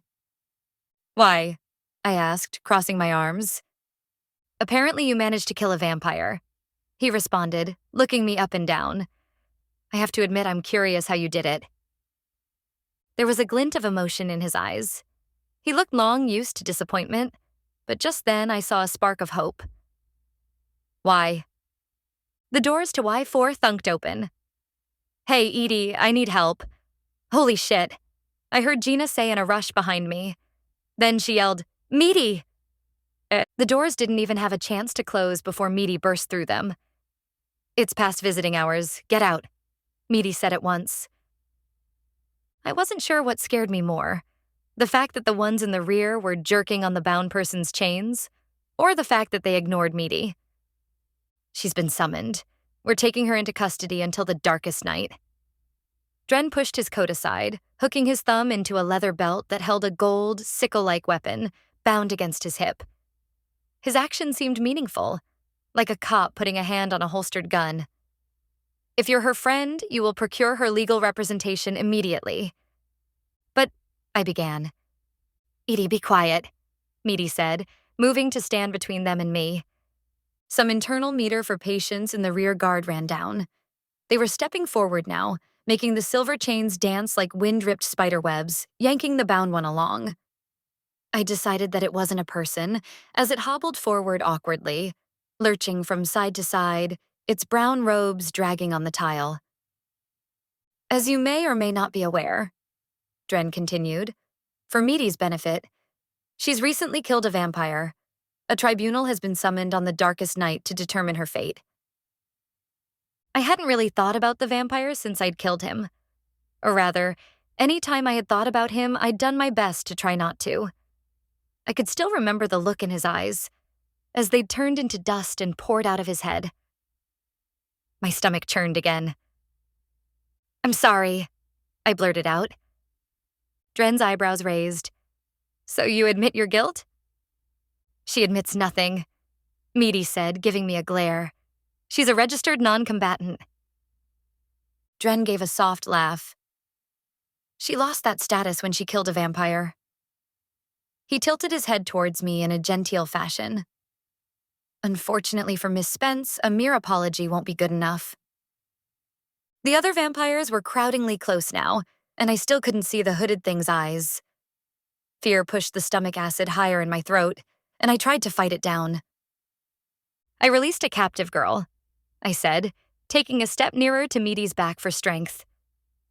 "There was no captive girl," Dren said. "Yes, there. We know nothing of her," he said, cutting me off. "And if there was, how do we know you didn't kill her as well? There is only your word, which at the moment is not good for much." "You cannot take a nurse," Meaty said, arms thrown wide. "But we are." Dren stroked his sickle openly. The rear two reached out and unfurled the final one's cloak away, like splitting a cocoon. Underneath was a creature no one should ever have to see. It had 2 arms and 2 legs, but they were misshapen. The legs nearly skeletal, leading down into feet with bird-like claws. The arms were shriveled, contracted in towards one another, meeting in front of its torso, which had the bloated shape of someone with end-stage liver cancer. Distended skin stretched tight. Its head was long, like a pony's or large dog's, and at the end of its nose, nostrils flared eagerly. Its skin was dark and rough. I wanted it to be reptilian, but it wasn't. Neither were the eyes set wide and high at the bridge of its nose. They were light-colored and recognizably human. It was like a creature out of a surrealistic painting, a Bosch come to life. "What is that?" I whispered to Meaty. "That's a hound, and Dren's a husker," Meaty whispered back. Then I wanted to ask, "What's a husker?" But the answer was obvious. One who husked things, probably with that sickle. The silver leashes wrapped around the creature's neck caused it pain. I could see the deep groove of scar tissue left by their passage. Its head strained forward, sniffing the air over Dren's left shoulder, and its lips pulled back to reveal rows of sharp yellow teeth. The look in the two vampire handlers' eyes begged me to run, so that this monstrous thing might chase me down. I closed my eyes and huddled against Meaty's back. Custody sounded like something I wanted no part of. Maybe Anna had been in custody, too. If you take her, our staffing will be non-compliant, which is illegal according to the terms of our contracts with the consortium. Hidden behind Meaty, I blinked. Find another nurse, Dren said, in a voice that brooked no argument. We run a tight ship here, you know that. And you're not the only supernatural group that we have legally binding contracts with. Just because the vampires are mad at Edie doesn't mean we can underserve the were or shapeshifter populations. Patient abandonment is a punishable offense. The consortium takes it very seriously. If we lose our accreditation, Meaty said without finishing the sentence. There was a long silence, during which I could only hear the hound's talons clacking against the tile floor as it waddled in place, trying to escape each silver band in turns. Then we will take her when her shift is over, Dren said. She's scheduled solid through the end of next week, Meaty said. It isn't like she can escape your summons. With the hound, you've seen to that. Meaty reached back and took my hand, bringing me forward. I couldn't meet Dren's eyes, but I could see his hand clenched tight on the hilt of his sickle. Vampires weren't used to being thwarted, especially not by anything as lowly as mandatory staffing ratios and insurance companies. I stared at his shadow instead, cast back behind him on the floor like a bloodstain, hoping that shadows might rise out of it and save me. Then, he began, and there was the tension of strict control in his voice. We will expect you on the darkest night, Miss Spence. We will summon you again, and you will not refuse. I could do nothing but nod. Now, get out, Meaty said, walking forward. You have until the darkest night, Dren repeated. The vampires behind him were yanking the hound backwards on its chains. Perhaps you didn't hear me. Get out, assholes. Meaty pointed towards the elevator shaft behind them. The elevator's doors opened. Dren made a mockery of a bow, and then as one, they turned and left the floor. Why do we even have security? Gina said aloud as soon as we were back in Y4. Security can't stop them. Security probably didn't even see them, Meaty said. And the shadows? Gina asked. I was embarrassed now that I'd hoped they might save me, when it had been so obvious in pediatrics that they only held me in contempt. Meaty opened up thick hands, facing their palms to the ceiling. Not their business, really. I stood there. I could breathe now, but my heart would not stop racing and my whole throat burned. What do I do? What will they do to me? What the hell was that thing? Gina looked away. Charles's face was grim. You stay till Paul gets in this morning, Meaty said. He's the social worker. He can give you some contacts. The rest of my brief life flashed before my eyes. Am I running away? Meaty snorted. Running from a hound? No, you're going to court. Chapter 20. I tried to be helpful for the rest of the night. I really did. But the vampire parade had robbed me of some of my enthusiasm. It was hard not to be worried about the future when it seemed I had so little of it left. I stayed strong until shift change. I couldn't leave the floor just yet. I needed to wait for the social worker, who didn't get in till 8. Plus, the locker room would be full of incoming day shifters. I'd be safest if I just hid in an empty room until 7:30. I ducked into room 5. The blinds were drawn and the room was black, except for the dim light of a monitor in standby mode. I walked across the room, reaching for the shelf I knew would be there, and managed to brace myself against it before I sobbed. I inhaled and exhaled deeply, breathing in the pungent mix of floor wax and something else, trying to keep from completely breaking down. I think I hear a ghost. I whirled around. There was a patient in the bed. I could only see his outline now that my eyes had adjusted. I'm sorry, I thought this room was empty. Only in a manner of speaking. I take it you're not my nurse today? I shook my head, wondering if they could see me. No, I'm not. I should be going. You can stay if you'd like. If he was a daytimer, he'd have had an isolation card outside. I wasn't in any immediate danger. Thanks. I ran the back of my hand over my face, mopping up my tears. The hospital's a stressful place, he continued. No kidding, I muttered. But foisting my problems on a patient wasn't appropriate. It wasn't good for them, and it definitely wasn't good for me. I took a deep breath to compose myself. Sorry to wake you up, I said, and I made for the door. It's quite all right, he said as the door closed behind me.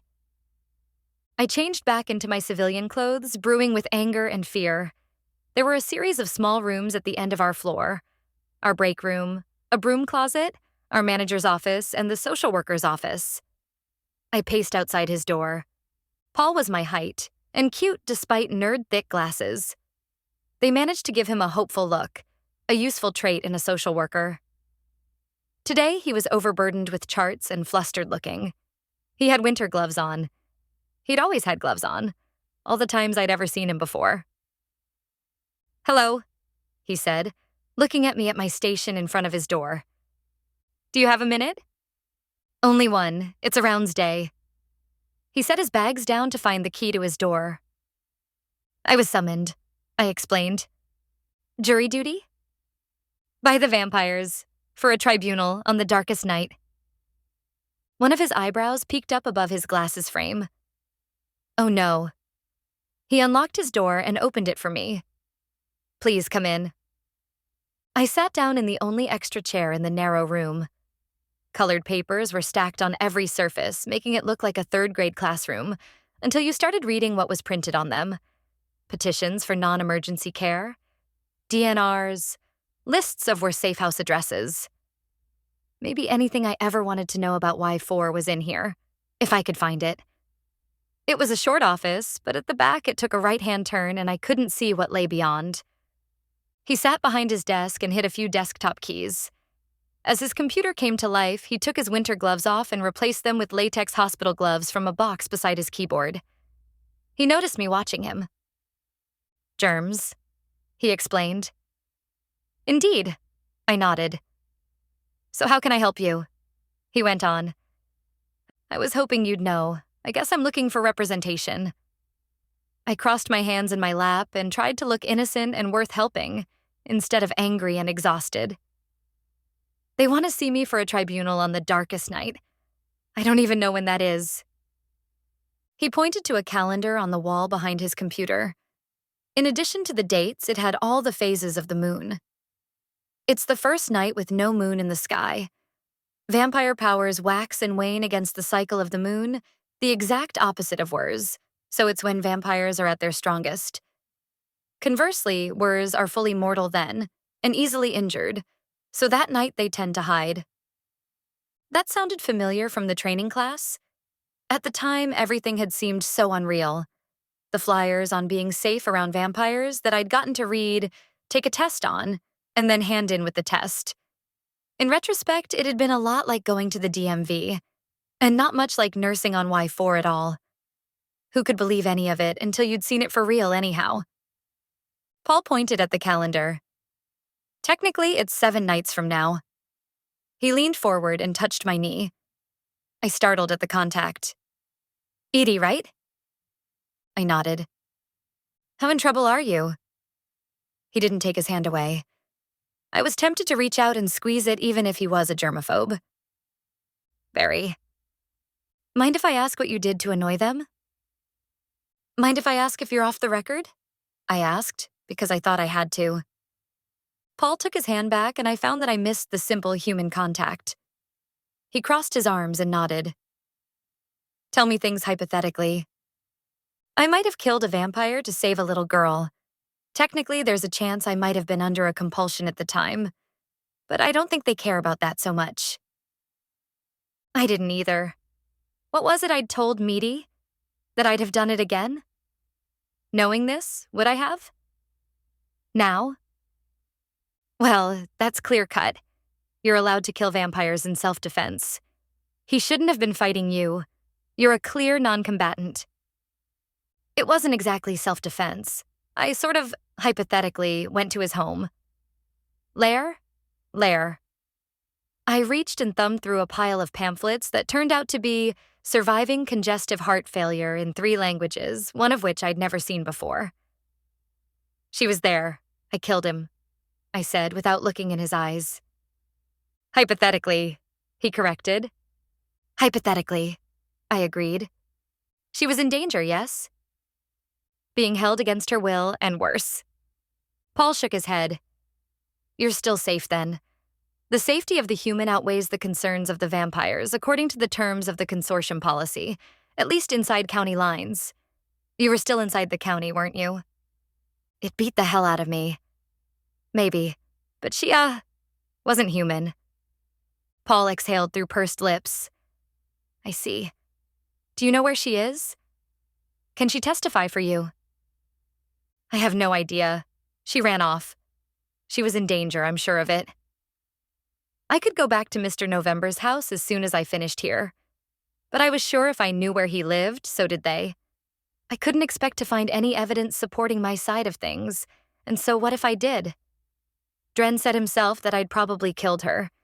It was awfully hard to prove that I hadn't, without her in the flesh, undead as it may be. It could have been entrapment. Someone else wanted him dead, compelled you, and then things went from there, Paul suggested. I don't think so. I sank my head into my hands. I think I just made another big mistake. It's got that feeling about it, you know?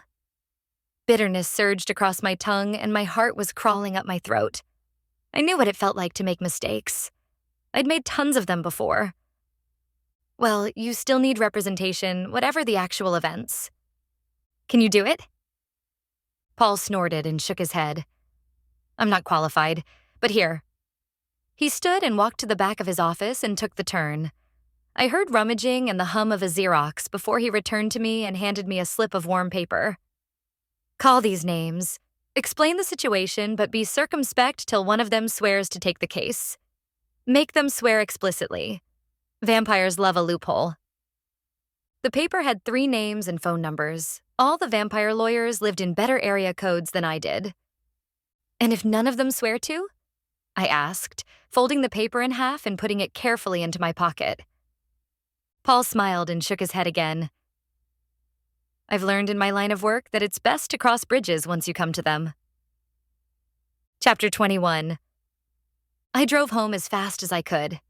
I got in the door and forced myself to clean the cat box, change my clothes, and wash my face before sitting down with my phone. The first number was a wrong one. The people on the other end of the line didn't seem to understand what I was asking, and when I tried to hypothetically explain, they threatened to actually call the police. The second had a pleasant-sounding secretary answer. I'm sorry, Mr. Henrika's docket is full, she said before hanging up. I looked at the last one. Please work. Minnie came up and rammed her head against my thigh. I dialed the last number and prayed. It rang and rang. My stomach sank. And then someone answered. The line went live, but with no sounds. Hello? I asked. Do you know what time it is? Came the response. I knew that voice. I was that voice. I was an idiot. Of course vampires slept during the day. I'm sorry, I'll call back. I'm already up. What do you want? The voice said in an unhappy tone. I need a lawyer. A vampire lawyer. I've been summoned to the next tribunal. There was a pregnant pause. The case against you is? Murder. And you are? Edie Spence. And the reason you've been summoned? Swear to take my case, please, I said, all in one rush. The vampire at the other end chuckled to himself. I swear to offer you no obligation legal advice and that everything you say to me during the course of this phone call falls under client-attorney privilege, seeing as I have not so far declined your case. What's that mean? Let us say that for now you are my client and thus protected. I cannot promise that you will remain my client after this phone call, but the protection will remain. First off, if I'm up for murder, what happens if I'm convicted? Your death. Perhaps worse. I swallowed. He didn't sound like he even knew how to joke. Tell me everything, he continued. I told him my story as quickly as I could, and also Paul's theory about entrapment. Doubtful, still. The solution is easy. Find the girl and have her speak on your behalf. I have no idea where she went. The last time I'd really seen her, she was leaping away over a dead vampire's flaming corpse. How do you find a vampire who doesn't want to be found? With difficulty. There was a long pause during which I was unsure what to say. So you'll take my case? I prompted. You don't have a case unless you find the girl. But if I find her? Then I'll represent you, yes. And if I don't? Then it will all be rather one-sided, won't it? He cleared his throat. This is my personal line. Don't call it again until you know where she is. And the phone went dead. I turned off my cell phone, crawled into bed, and stared at the ceiling. Minnie tugged at the sheets with a paw until I let her underneath the comforter.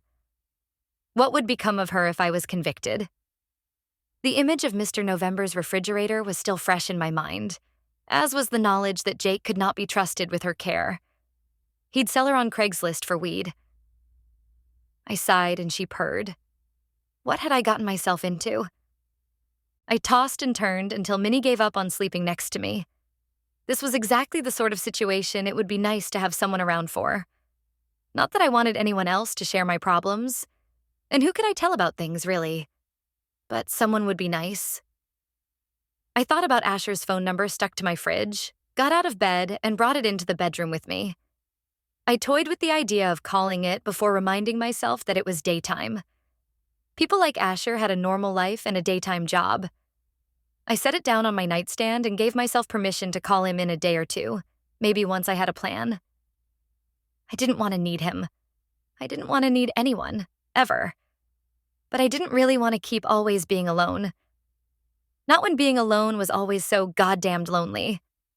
I gave up and took an Ambien, God's gift to night shift workers. 1,000 different things I woulda, coulda, shoulda occupied my mind for the 3 minutes it took to kick in. But after that, quality pharmaceuticals saved the day. When I woke up and it was dark, I panicked and grabbed my phone.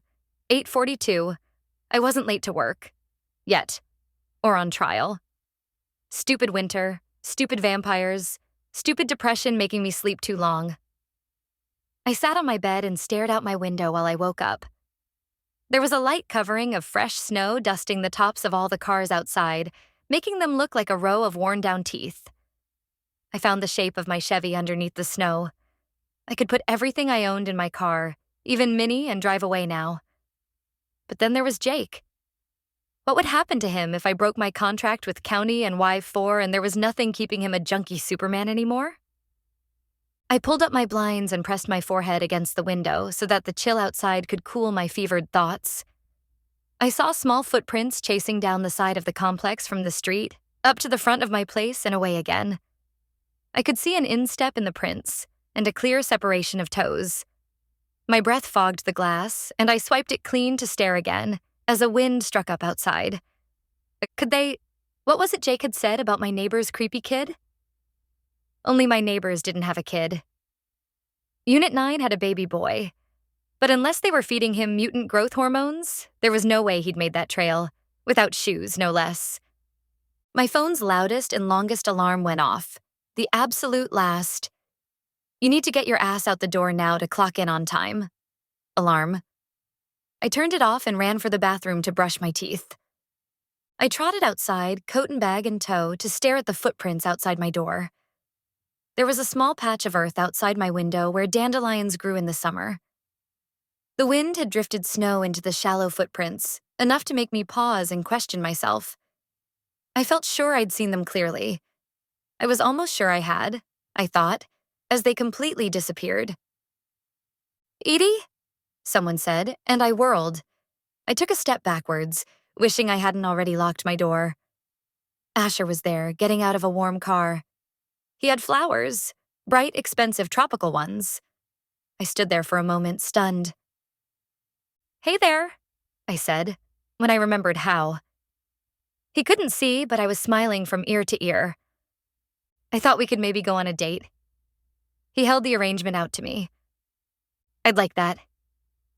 I stepped forward into the parking lot's lights. "But I have to work tonight." He got one good look at me, in green scrubs, my hair in a ponytail, and his flower-holding hand faltered. "I should have known," he said. The birds of paradise sank down to the level of his perfect thigh. "Known what?" I asked. My guard, which sometime between last night and today I'd let drop, due to either sentimentality or exhaustion, rushed back to me. My smile evaporated and serious Nurse Edie took over. "What are you?" he asked.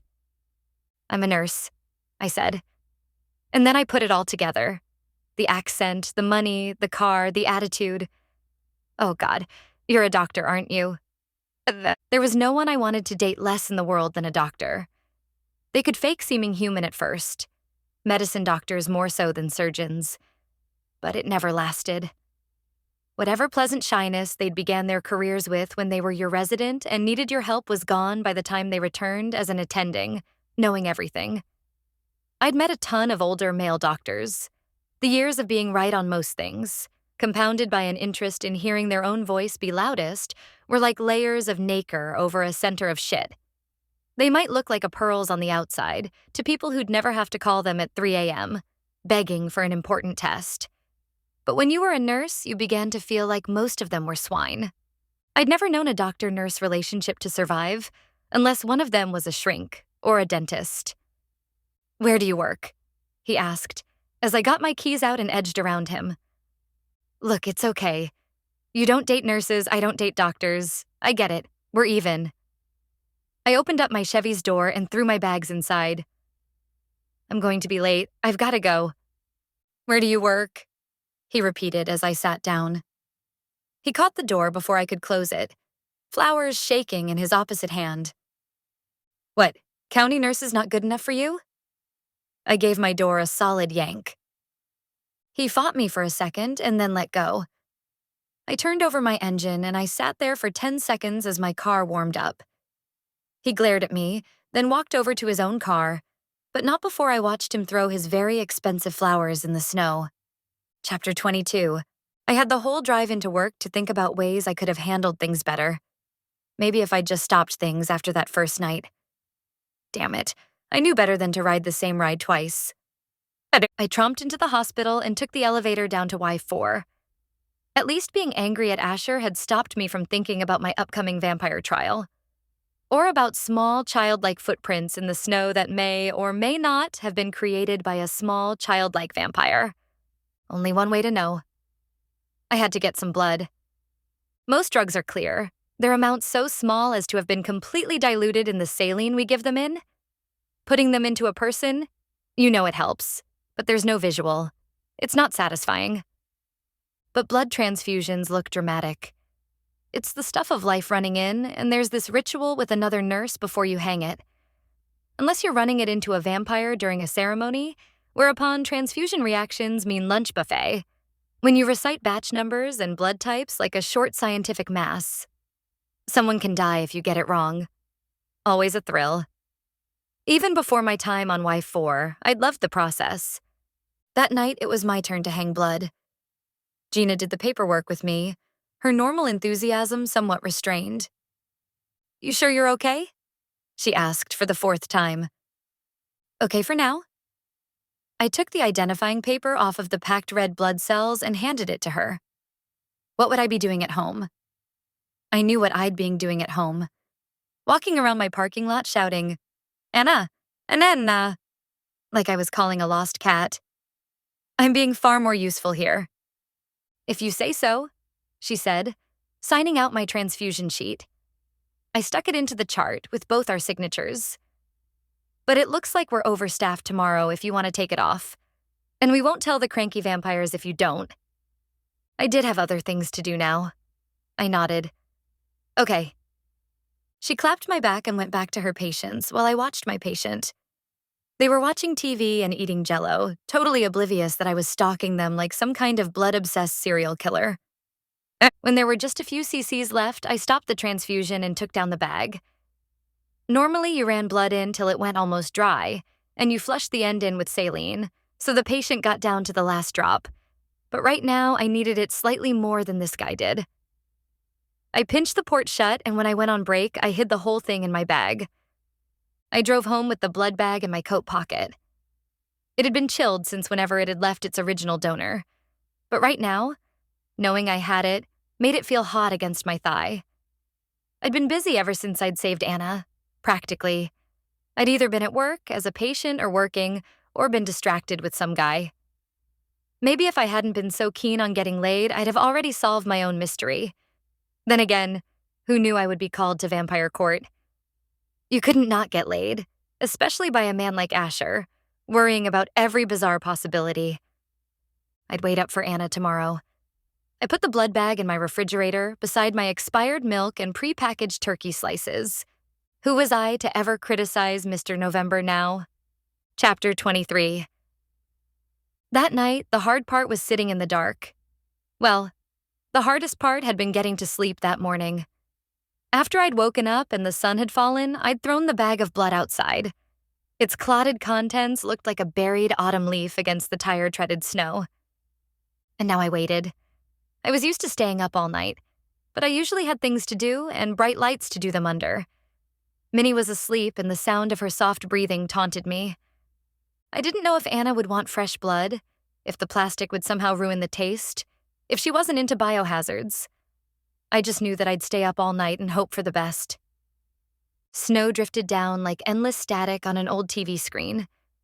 I'd been lost in the chaos of it all, my body in a hibernatory trance staring out the window. Any sign of the blood bag was long gone, as were the outlines of the cars across the lot. And then near dawn, just as I'd begun doubting my sanity, thinking that I was in some sort of perpetual waking dream, I saw her. She moved through the snow quickly, still wearing the grimy shift I'd last seen her in. Her hydration was better now. She was still thin, but no longer hollow. Her frizzy blonde hair was so light it was hard to see against the snow. She made her way across the quiet lot, dug the bag out, and smelled it. Then she fastened her fingers at its edges and pulled it apart to lap at the frozen blood inside. She looked like a raccoon munching on a wrapper stolen from a Taco Bell dumpster. Then she turned towards me, watching her from the darkness of my room. She shoved the bag into her mouth and bolted away. Sun overhead, I knew the moon I couldn't see through the clouds anymore was barely half full. The next night, I was finally assigned the gentleman in room 5. I got report and then looked at the chart myself. He was a zombie. Firefighter? That was a bit odd.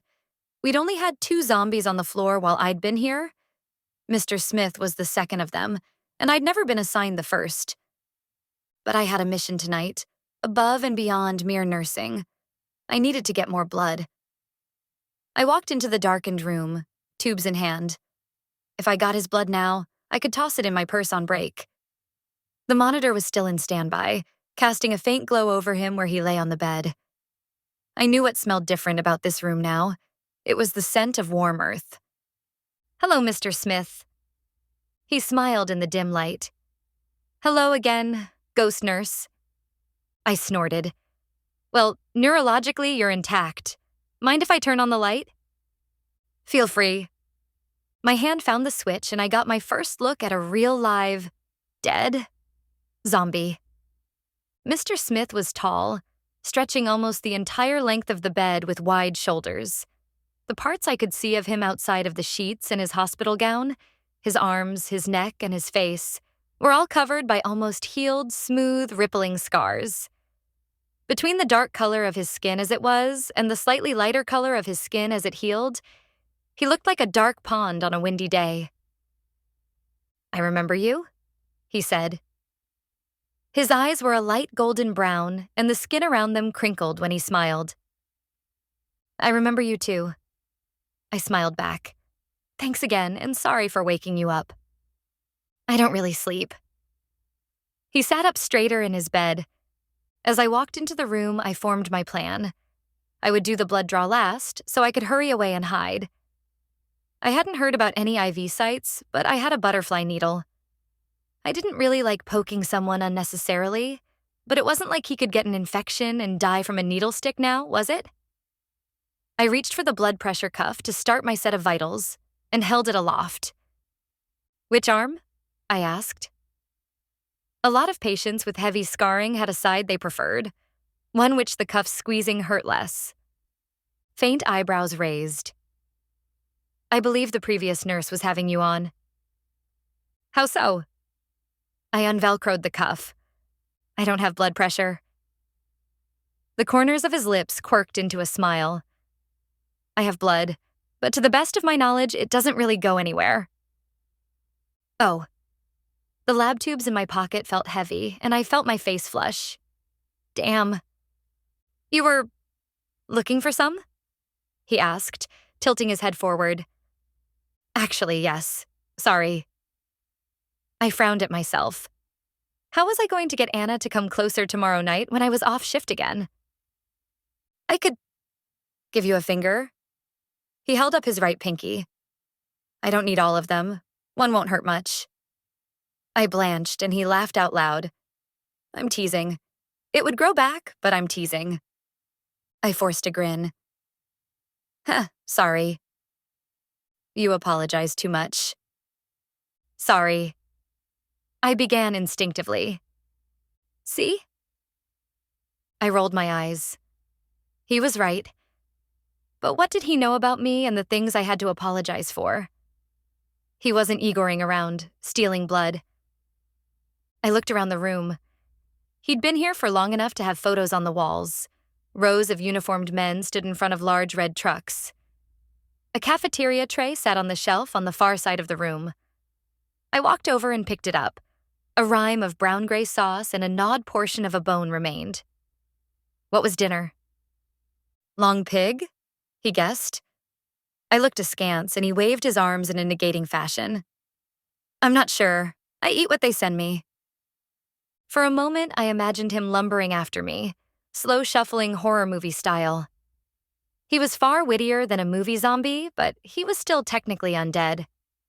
I lifted the tray. It had a good weight. I could hit someone over the head with it if I needed to. I turned around and kept the tray between us. "How is it that you're a firefighter if you want to eat people?" "I don't want to eat everyone. I really only need flesh to regenerate, which is why I'm here, so I can eat under qualified medical supervision." "So this?" I asked, dipping the tray. "I have a don't ask, don't tell policy."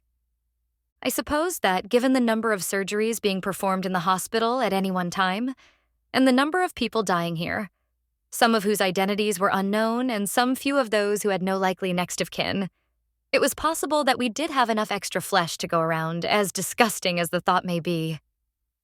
But why be a firefighter? "I'm almost indestructible. What else should I do?" He shrugged. "I get to have a well-paying job and save a few lives. I get burned a few times, heal up a few times, and then move on to a new town." "You're the Bruce Banner of zombie firefighters?" His lips broke into an easy grin. "A comic book fan?" "My brother used to read them a lot."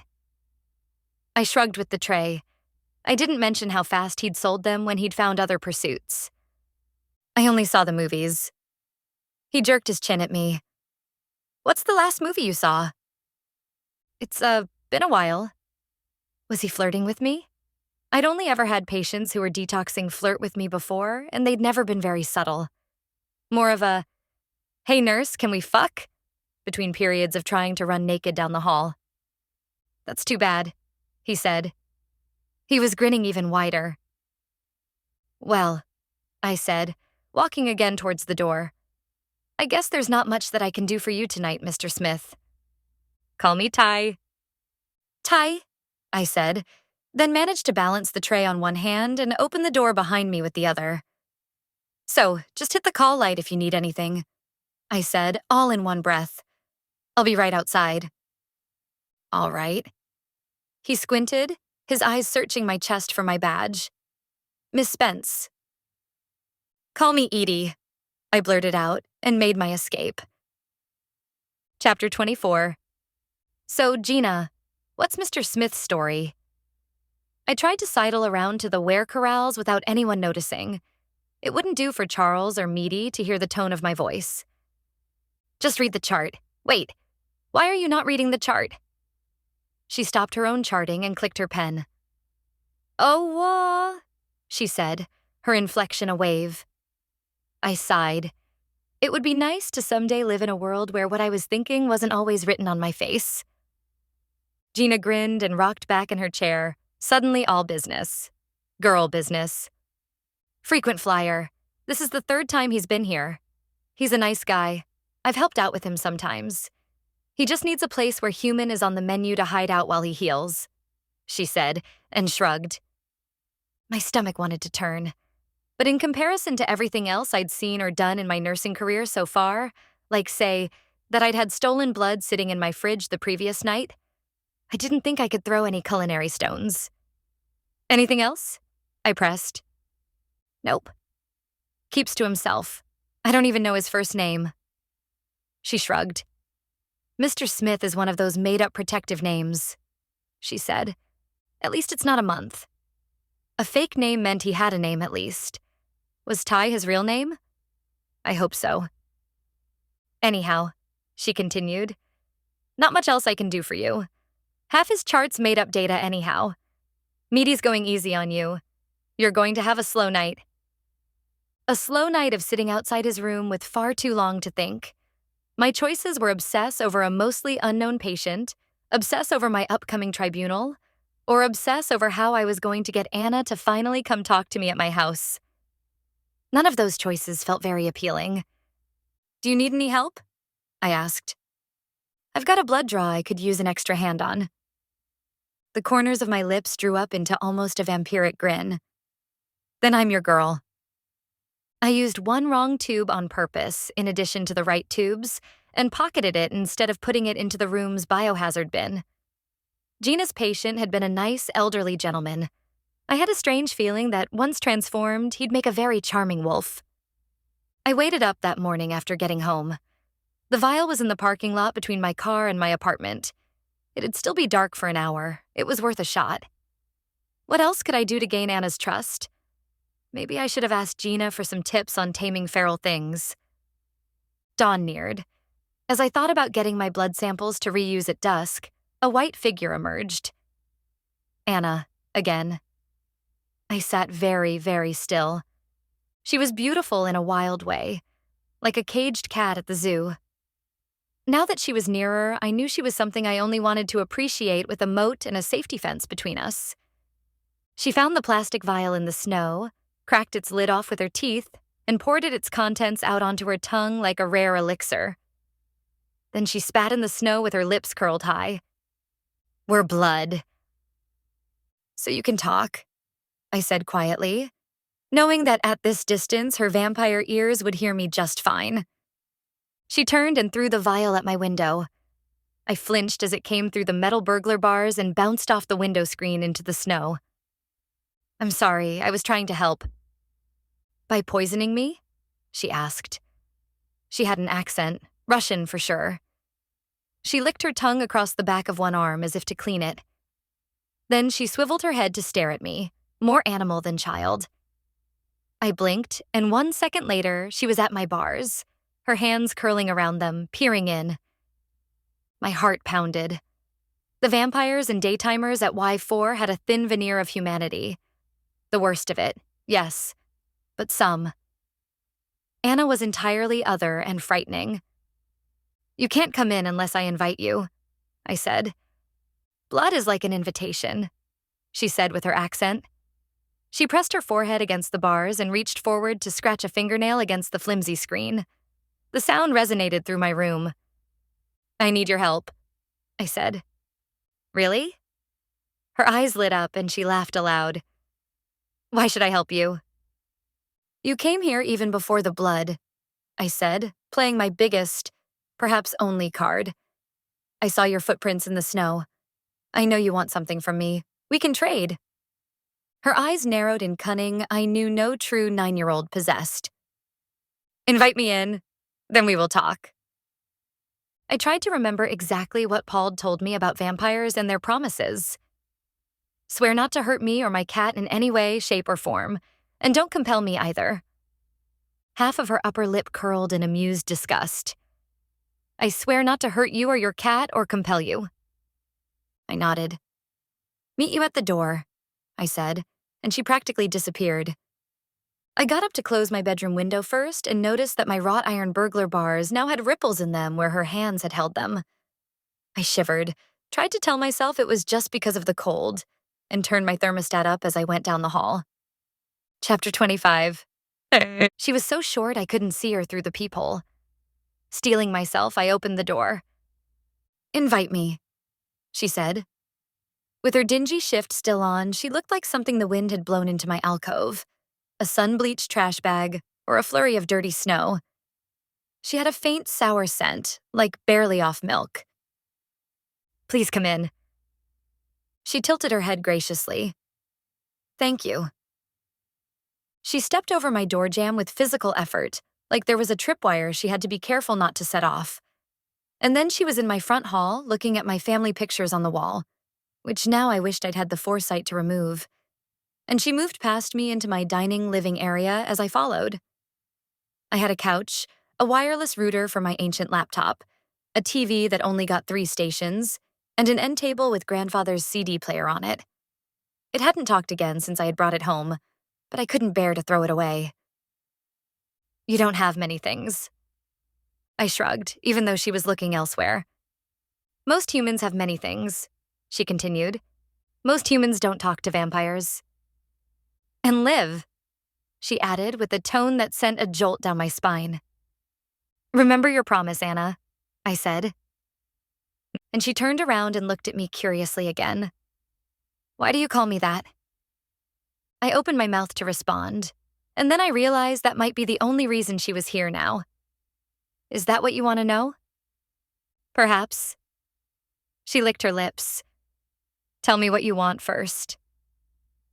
The vampires think I killed another vampire for no good reason. I need you to testify for me at a tribunal, to tell them your side. She stared at me for a moment and then laughed out loud. Hey, it's not funny, I said. It was my life. My crappy and endlessly difficult life, such as it was, but still my life. On the line. The vampires?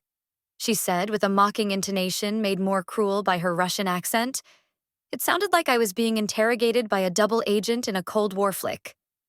Which ones? I tried to summon up more information about them, but all I could remember was Dren's name and the hound.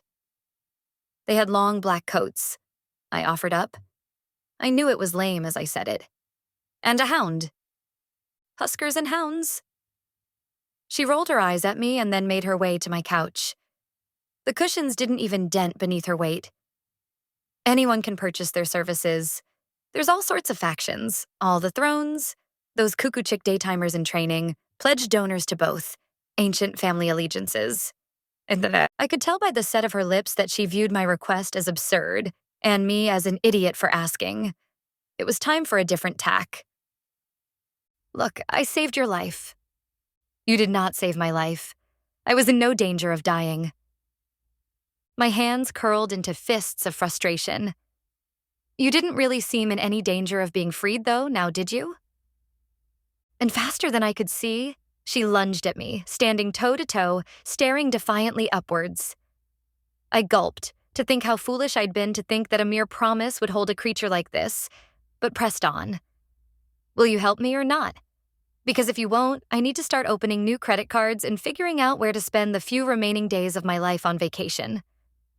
She inhaled and exhaled deeply. From so near I could smell her sweet, sour scent again, and the soporific chemicals that comprised her breath. How do you know my name? She asked. An older man at the hospital. He told me to save you, I said, taking a step backwards, finding myself against the wall. He wrote down your name. Who? The name Mr. November would mean nothing to her, of course. My hands clenched into distracted fists until I remembered the photo that had sent me on my quest. I think I have something you'll recognize. Wait here. I went back into my bedroom and into my closet. I'd kept the pocket watch and the sepia photo it held, making my next student loan payment in a timely fashion ranked under live through the next week on my current to-do list.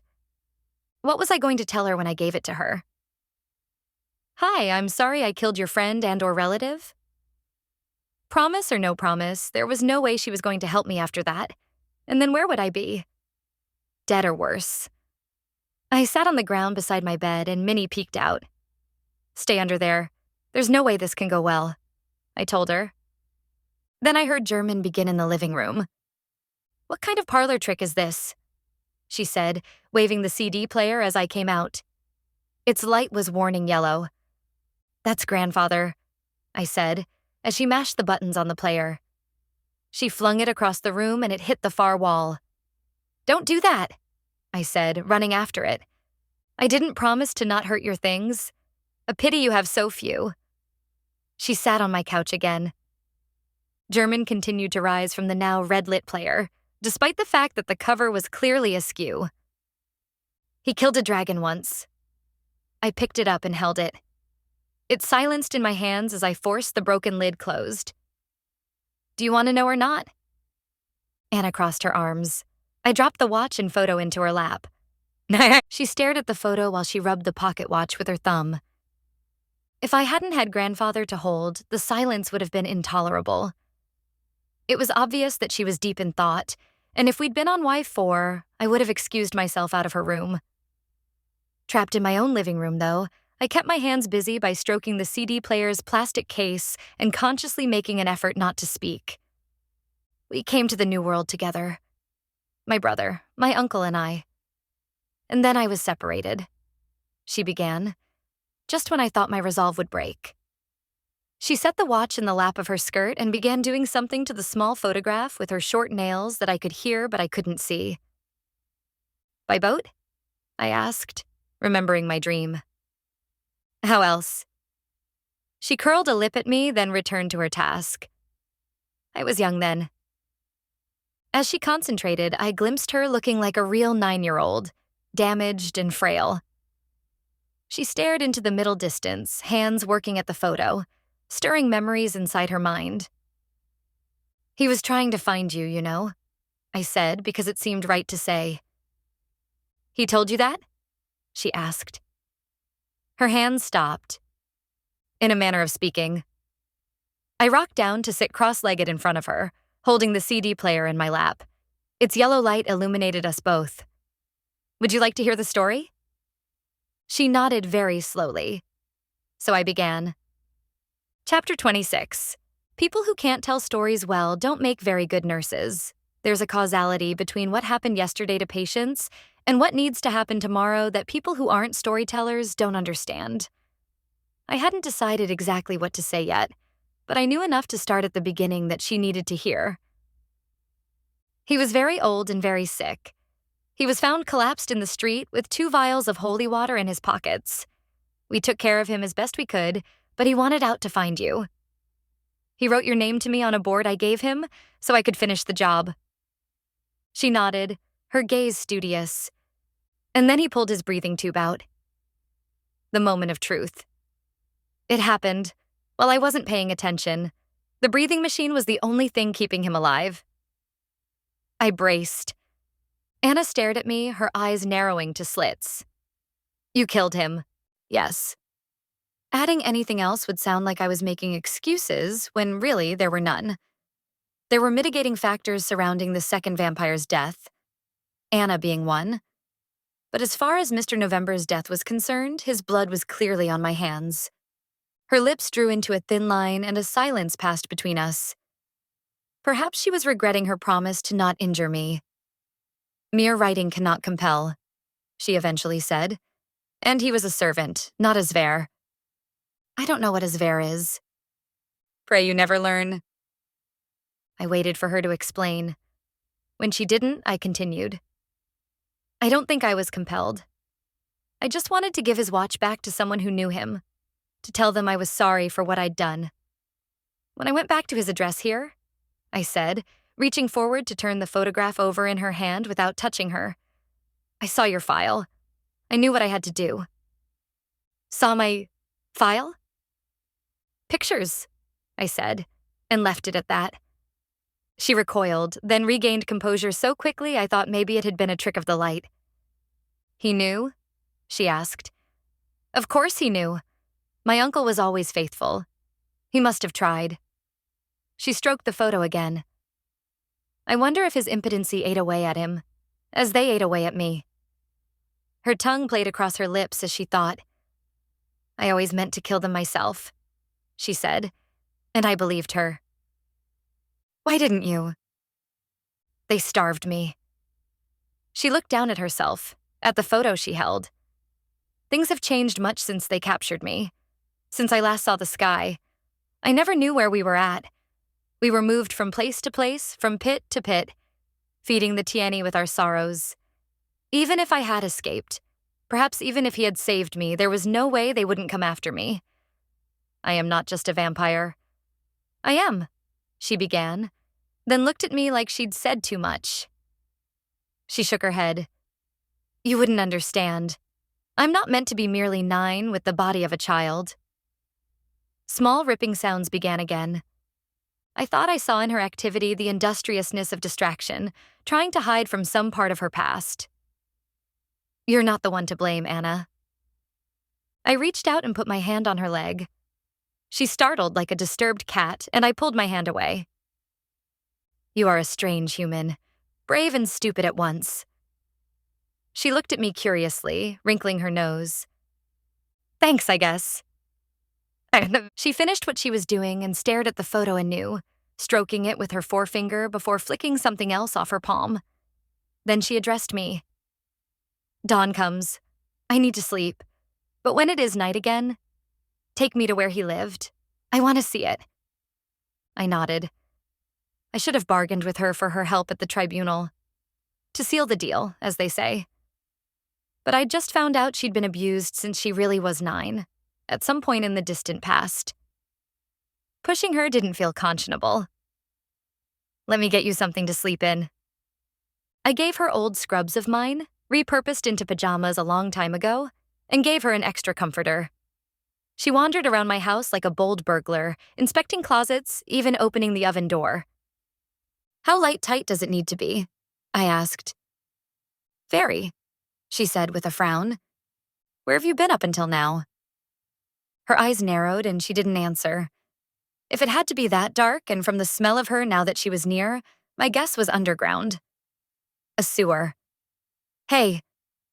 Yes? She asked archly. Somehow, telling her I thought I'd seen her in a dream didn't sound like a good idea. Surely everything would be better in the morning, where by morning I meant after 6 in the afternoon. Never mind. I opened up my bedroom closet. In the back, there is probably safe. I can tape up the doors once you're in. Before settling herself in, she shoved out all of my shoes. I waited till she was done, closed the door, and ran a seal of duct tape around its edge. Then I tossed an extra sheet over my bedroom blinds for good measure and sat on my bed, exhausted. Minnie reappeared, crawling out from under my bed. Meow, she said, sitting on her rump, staring at me cross-eyed. Meow. It was clear she disapproved. Grandfather chimed in from the living room with a few German exclamations. I went out to retrieve him. I know. I picked him up and sat down on my couch. But what else could I do? Grandfather had a lot of vehement suggestions, it sounded like. But I didn't have a translator on speed dial here, and really it had felt like I'd done the right thing. Then again, how many times had that led me into disappointment? I sat there for a bit, thinking on this, when a tan dot resolved out of the rest of my slightly tanner carpet.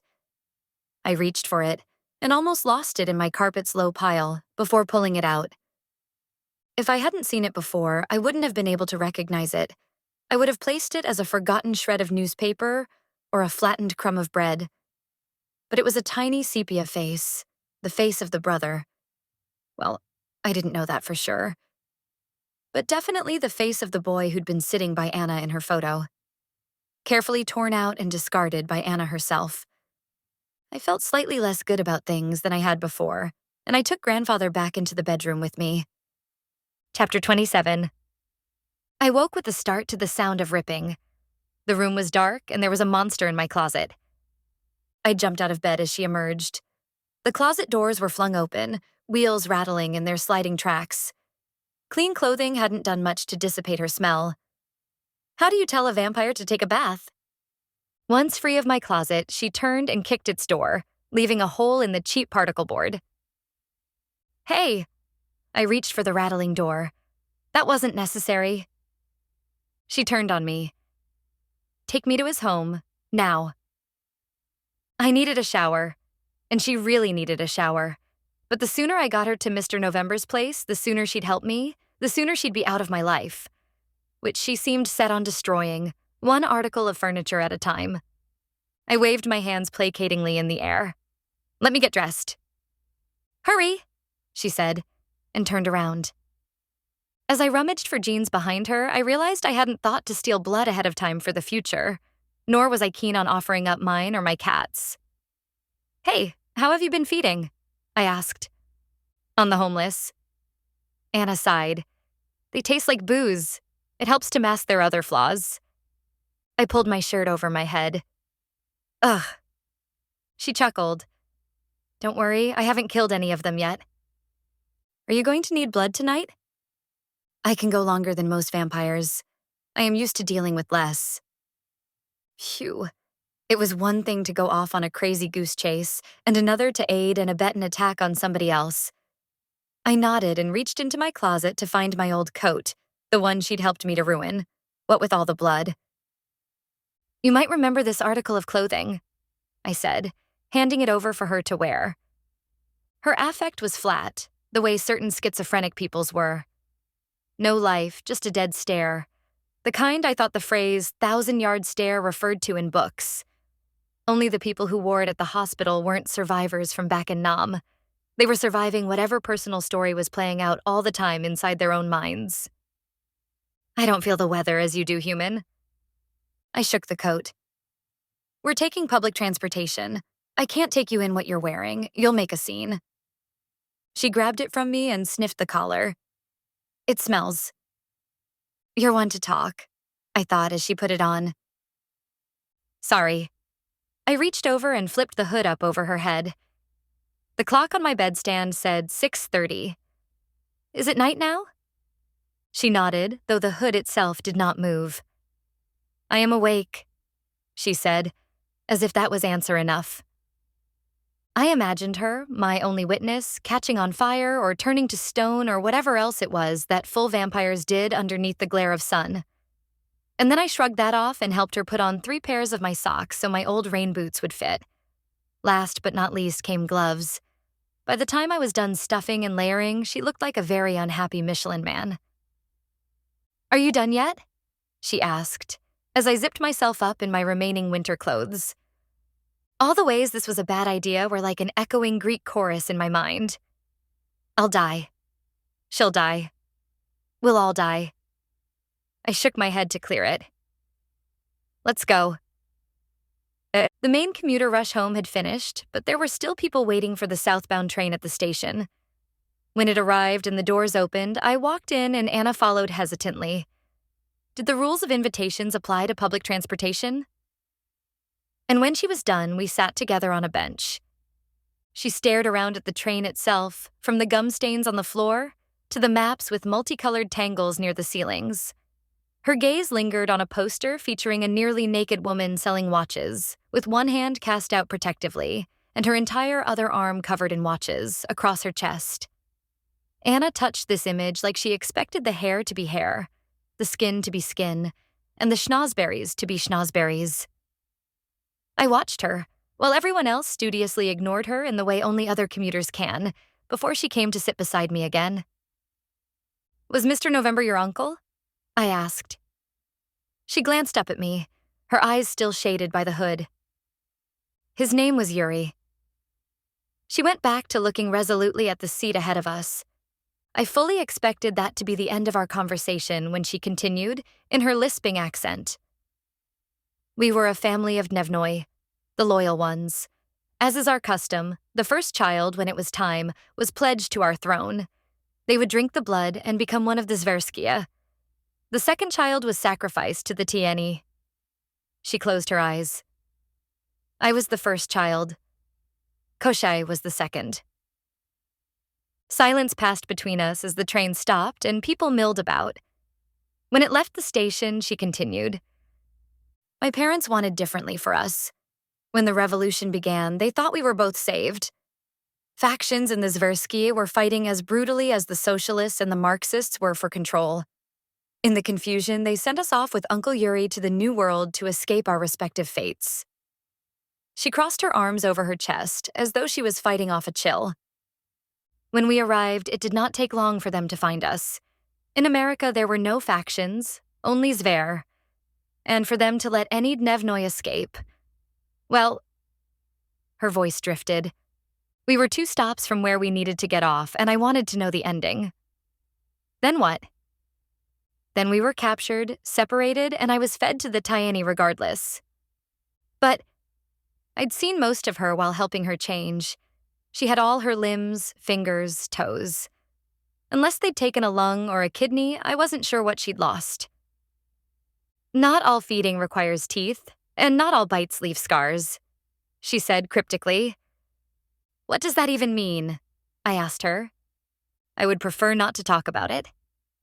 The train shuddered to a stop and a man got onto the train and walked the aisle to purposefully sit across from us. He looked both of us over and leered. Anna hissed at him under her breath, and he suddenly decided that seats nearer the other exit were better for him instead. How did you do that? I asked her. Easily, she said, and no more. The train released us into the station and we walked up to face the cold evening outside. We waddled down the street together towards the complex where Mr. November had lived. What was his full name? I asked. It might help when talking to the landlady again, assuming he'd used it. Yuri Arsov, she said, trundling along beside me. The clothing had muted her feline grace, but she was still scanning back and forth across the street inside the confines of her hood. Slow, giant flakes fell from the sky. Some other time, some other place. The girl that walked beside me might have played outside of Tsarist mansions, throwing snowballs at other daytimer children beneath the safety of the night. We reached the complex, and I rang the bell. Explaining our reasoning to the landlord this time around would be a treat, unless Anna could do that hissy thing at her. I rang again. There was no response. She's very old, I apologized. I tried the door and it was open. It dawned on me. Anna, I don't think this is safe. Where was he? She asked, looking up at me. Her eyes were like burning coals inside the shadow of the hood. Which floor? Which room? For a second, she stared at me harder, through me almost, and then she was gone, bolting up the stairs faster than I could possibly follow. I chased up after her. Anna? Anna, wait. Had she read my mind? Idiotically, I'd left my badge with whatever protective qualities it possessed, at home. When I reached the topmost floor, Mr. November's door was open, and Anna already inside. I knew I'd remember his smell. I shut his door behind me. She was in his hall closet, standing on his sleeping bag, her face buried in his shirts. Then she began yanking them down one by one before handing them to me. Take these. What the? I began. She stalked down the hall into the bedroom without me. Anna, no. In Mr. November's bedroom, the girls were still waiting for us. Chapter 28. I'd given up on asking a lot of questions since my time as a nurse on Y4. Where do vampires come from? What happens to a werewolf's clothing? Why are some zombies seemingly Haitian, and others typical movie-style ghouls? But certain things I'd never give up on wondering about. They were the things that I knew if I stopped thinking on, it'd mean I was finally dead inside, that working with patients on Y4 had, one way or another, finally drained me dry. The depths of man's inhumanity to other men, or women, or children, or yes, even vampires to other vampires, was one of these topics.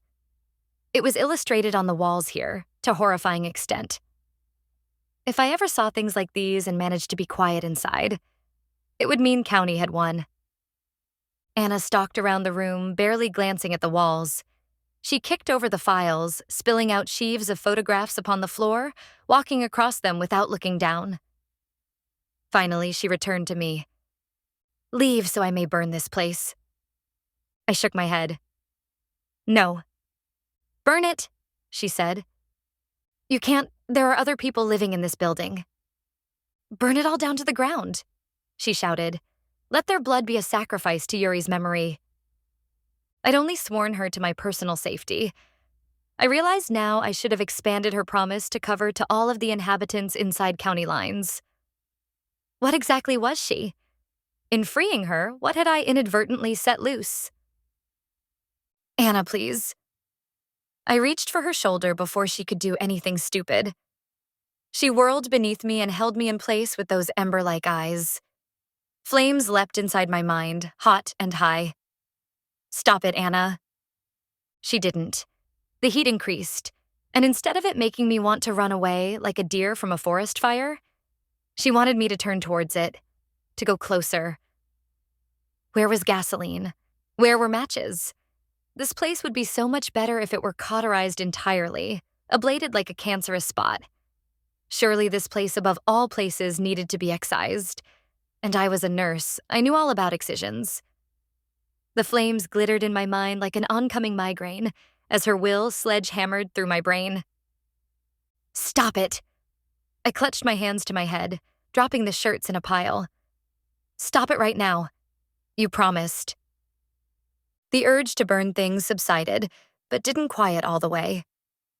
"Look, we'll tell the police about things, and then they'll handle it. There's good evidence here. They can make other arrests." She kicked a stack of photos, sending them fluttering through the air.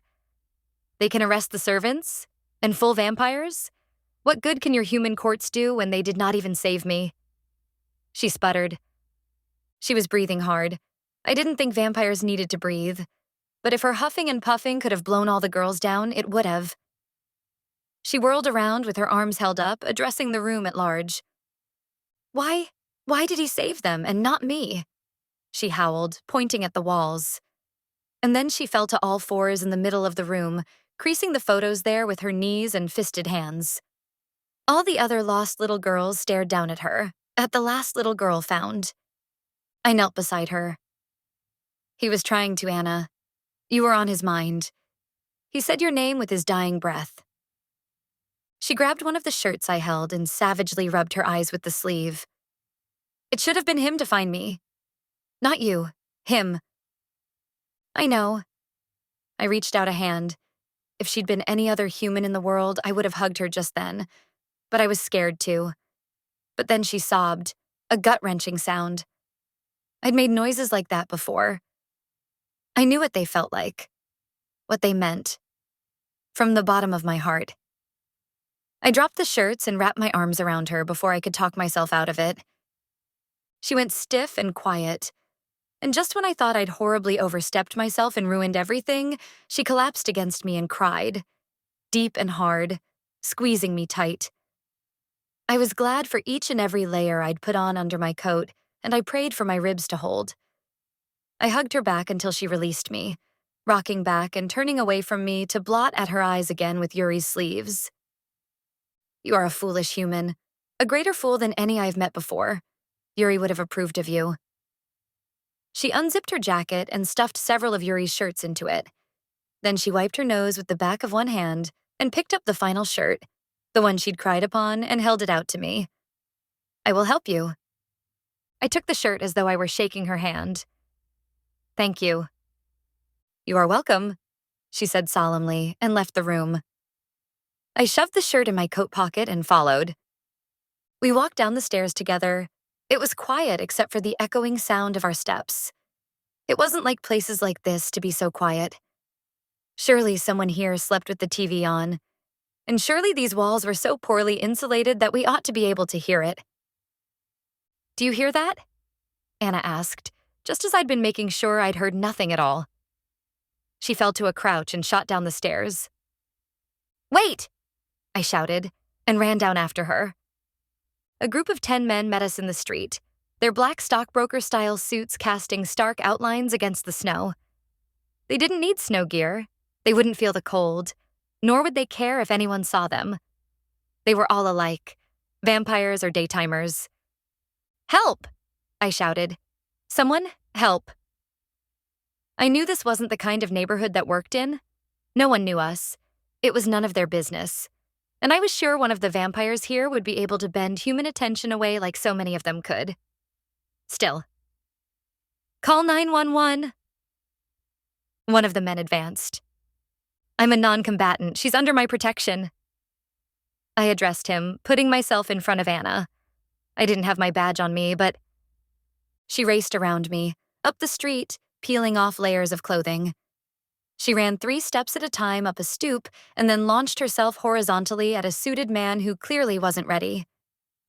Maybe they were so used to thinking of her as weak that they were unprepared. Or maybe she'd gotten better faster than they could have imagined. She flew by the outlier, one hand out, and snatched half his neck from him as she passed.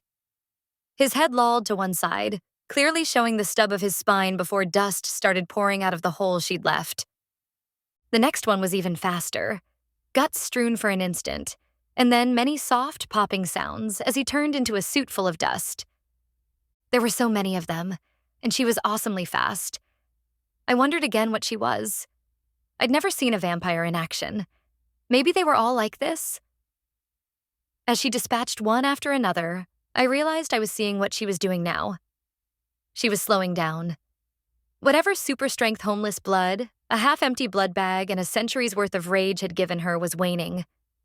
Eventually, one of them fought back and tossed her on her rear into the snow. I ran forward to where she'd fallen, but she wasn't there anymore. He'd kicked her like a soccer ball up into the streetlight on the curb. She'd dented its base and recovered, but then 5 of them were on her. "Please help! Someone help!" I shouted, and I ran forward, trying to pull the last of them off. He swatted me aside. I fell on my ass in the snow. He could have killed me. Any of them could have. But I didn't matter to them. Why should I? When without her at the tribunal, I was already dead without consequence, and for whatever purposes they wanted me. A car arrived, and their tide shifted course, drawing her towards its opening door. I saw into the back seat, and a face I recognized looked out at me. Stone gray eyes, and when he saw me, a mocking grin. The vampire who'd first held Anna captive was there for a half a second before he pulled back into the darkness of the car like a trapdoor spider. The remaining suits shoved Anna in. The car drove away, and those who lived dispersed, running to the ends of the earth like so many ninjas on a late-night cartoon. I stood up, knocked the ice off my rear, and looked around. Not a single window had opened on the street, not a single blind or curtain was raised, and there were no sirens in the distance. No one had noticed our altercation at all.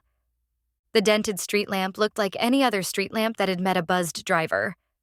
The vampire dust looked like soot in the snow. Yuri's shirts were dark where they'd absorbed the melting snow, watermarks spreading out like blood. And I was alone. Again. I shoved the last shirt, the one Anna had given me, deeper into my pocket, and walked as fast as I could back to the train station. Chapter 29. What would I do now? Where would I go? Where had they taken her? I was sore, I was cold, and I was royally pissed off. The clouds hid the moon from me, but I didn't need to see it to know my time was winding down. I sat on a different train with the same watch advertisement, only this time someone had drawn a cock by her mouth. The graffiti matched my sentiment. I'd been dicked over. Worse yet, Anna had been dicked over. God, to get free after 100 years, only to be trapped again? How horrible was that? I shuddered inside my jacket, even as I began to sweat. I stared at the advertisement and felt like if I looked at the watch faces closely enough, I could see the remaining time in my life tick away. A group of young men loaded on. It was technically late at night. I pretended to ignore them while paying attention out of the corner of my eye. They were busy discussing something exciting amongst themselves, and I tried to be charitable and think they were high-spirited instead of dangerous. One of them spotted me and broke from their pack. He came over and I stiffened. "Miss?" I didn't respond. My mouth was dry. "Yo, miss," he said, waving a hand in front of my face. I glared up at him. "What do you want?" I said, in a voice that encouraged no further interaction. "You're bleeding," he said, pointing at my lap. "Are you okay?" I looked down and saw Yuri's shirt, with blood on the cuff where Anna had wiped her eyes, and his hand shifted to point at my coat shoulder, where there was even more blood. From when we'd hugged, I guessed. I stared at my shoulder in disbelief for a moment, before looking up at the man that I'd erroneously judged. Someone's mother somewhere had raised them right. "It's all right. It's not mine." His eyebrows raised, but he nodded and sidestepped back to his friends, and I got off at the next stop. I trudged the rest of the way home with Anna's blood-like tears, or tear-like blood, on my shoulder and on Yuri's cuff. What was happening to Anna now? What were they doing to her? I couldn't leave her like that. I just couldn't. I went inside my house and found the lawyer's number. He'd said not to call back if I hadn't found her, but I had. Then I'd lost her again, and someone had to help. The phone rang 4 times. I expected voicemail soon. Maybe vampires had caller ID. It was night at least, just before 2 a.m. I paced around inside my kitchen as it rang again. Who else could I call afterwards? "Hello?" said the voice I remembered. It sounded like it was going to go into a voicemail message after all. The tone was so formal and low, but there was a pause. "Hello?" "You're awake," I exclaimed in relief. "Of course." "It's Edie Spence. We spoke the other day about the murder and the girl." There was a pause. "Go on." "I found her." Then I stopped and thought about what next to say. How could I sum up the events of the night and not sound insane? "But?" the anonymous voice on the other end of the line asked archly. "She was kidnapped." "Really?" His inflection on the word rose and fell in ironic disbelief. "Really? She swore she'd help me before that. But..." I stood in front of my refrigerator, staring at its ivory door, as blank as my mind of good sense. "You tell the most interesting tales, Miss Spence." "It's not a story." I leaned forward and rested my forehead on the door. The cheap metal dimpled inward with a thunk. "She needs our help. They took her away. You don't understand." "She promised you she'd be there?" "She did." "Well then." I heard papers shuffling in the background. "My appointment book is already full until dawn tonight, but I may have time to see you early tomorrow before sunrise." You're taking my case?" "If she swore she'd be there, she'll try." "You believe me?" I stood up straight, and my fridge door popped back into place. "I'm your lawyer. It doesn't matter what I believe. What matters is that she wouldn't have sworn it if she hadn't intended to help you. Unlike humans, vampires are creatures of their word." I rolled my eyes. "I get off at 7:30 tomorrow morning." "8 then." He started spouting off an address which I wrote quickly down. "Be on time." "You'll help me save her, right?" The voice on the other end of the line paused. "You should worry about your own fate first, Miss Spence. 8 tomorrow," he said, and the line went dead. I leaned back against my cheap fridge again, and again felt it buckle behind me. Worry about my own fate first. But how could I live with myself while knowing about Anna's? The address the lawyer had given me was off of the public transport routes, so I drove to work that night. It was unfair that I had to keep going to work with all my personal drama. But I didn't have much time off saved, and every time I called in, I was worried I'd be fired without cause. It wasn't like Y4 nurses had a union to protect us. With my luck, I'd be fired just as Jake was shooting up the 8-ball to end all 8-balls. And then what would happen to him? He'd find out he wasn't Superman, and that he could still get high, 5 seconds before his happy heart stopped cold. Besides, what would I be doing at home anyhow? Doing my depressed oversleeping thing? Or eating everything I had in my fridge because it was there? Worrying about resaving Anna? Pacing around, listening to music that Jake thought was dumb? I pulled my Chevy into the empty visitor's lot and pulled on the parking brake. No, being at work would be better than all of those. I hoped. I had both of Maganda's patients. I always felt good about following her. She was tiny, Filipino, and full of energy. If there'd been anything pressing that needed to be done, she would have done it already. She reminded me of the nurses at my last job. "Mr. Smith, you know him?" she asked. "Had him the other night." She nodded, making her gold earrings jingle. "No change." She passed the chart over to me to co-sign. "And him?" I asked about room 4 as I finished my nearly illegible Spence, RN. "Not so good. Out of the woods now, but this afternoon, full of trees." She laughed at her idiom, and I grinned along with her. "So, room 4 came up this morning with massive blood loss. At first, they thought he was just hypothermic or hyper-ETOH, you know? But his hematocrit came back very low. Turns out he had no blood. And bite marks. He came down here and we've been transfusing him all afternoon. 5 units of packed red blood cells so far, and then I sent off a crit. Waiting on the results right now." I nodded. I could wait for test results. And I could hang more blood if his crit came back low again. Easy peasy. How'd he get like that, though? "Don't know." She handed over the chart and I signed it. "Was he a donor before?" I asked, looking past her into the room where the dregs of a blood bag were running into the patient's anticubital IV line. She took the chart back and closed it. "Doesn't matter. He is one now." I nodded and waited for her to walk away before flipping through the charts. As curious as I was to see T again, and I wasn't sure why, I just was. I knew the fresh donor needed my attention first. His initial ED report included this gem. Status, post-rabid cat attack? Really? That was the best cover we could use? I wrote down all the meds he needed, tucked my paper in my pocket, suited up on principle, and entered the room. "Hello there, Mr. Gelman," I said, smiling by the foot of the bed. Mr. Gelman's chart said he was only 40, but a lifetime of sun had made his skin creased and tan, and he looked nearer to 60 to me. Not the kind of man you'd think a vampire'd have much cause to run into. But his neck had a pressure dressing taped thickly on it all the same. "Howdy," he responded, and then reached up to thump the yellow IV banana bag hanging over the head of his bed. "I don't suppose this is beer?" "Vitamins, not Thunderbird. Sorry, Mr. Gelman." I took the stethoscope off of its hanger. "I'm going to listen to your lungs now.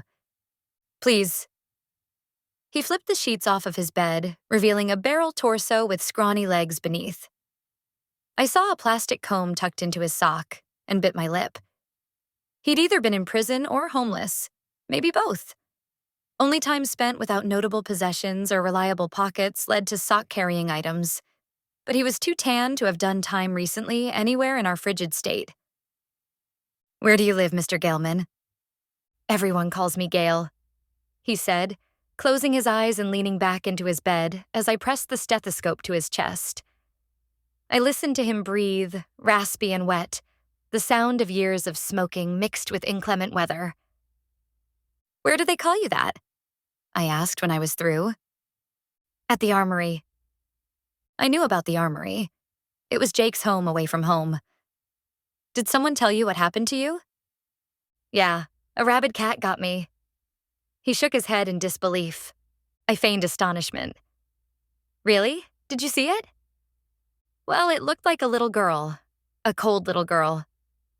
I bit my lip to keep from showing any expression, and he continued, his voice slightly slurred. "But I drink a lot sometimes. I hit Wally over the head one night. I thought he was a demon, and when I woke up, he weren't one. So it must have been a cat that looked like a little girl." He shrugged, as if this sort of thing happened often. Even without the shadows interfering, as I was sure they'd do if we released him, he'd eventually think it was a cat. It would be just another example of the enormously bad luck. Though it'd have nothing to do with the booze, of course not. Not that. Just like for Jake, his fall never had anything, ever, due to with his heroin.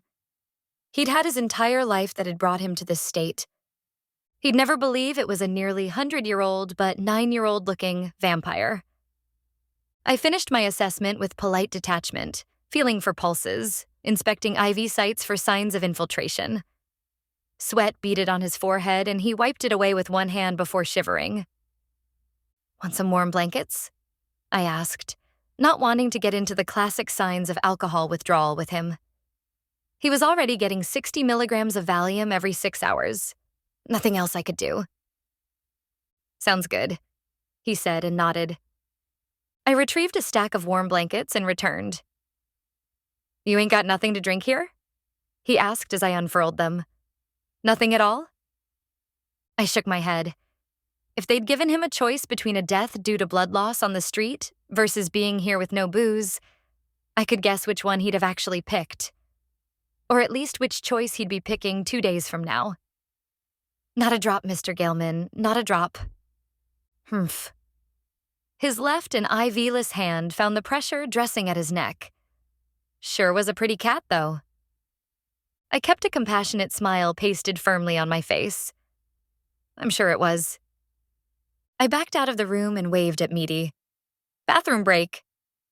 Meaty nodded, and I made my escape from the floor to the locker room, hauling my phone out from my purse and dialing Jake as soon as the locker door closed behind me. Pick up, pick up, pick up.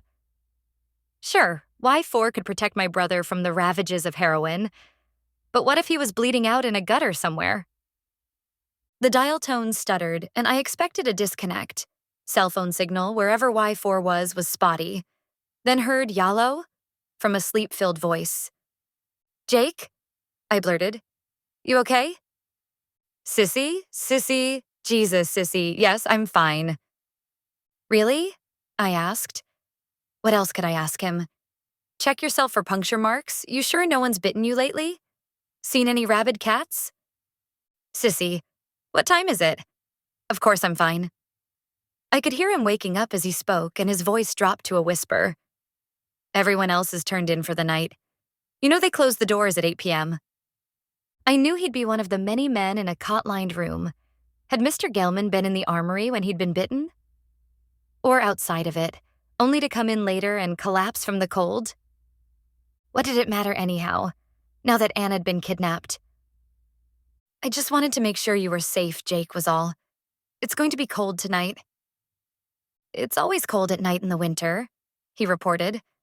"Let me guess, you're treating some junkie right now, nearly OD'd, and you've got a case of the conscience?" "Something like that." "Well, I'm fine, Sissy.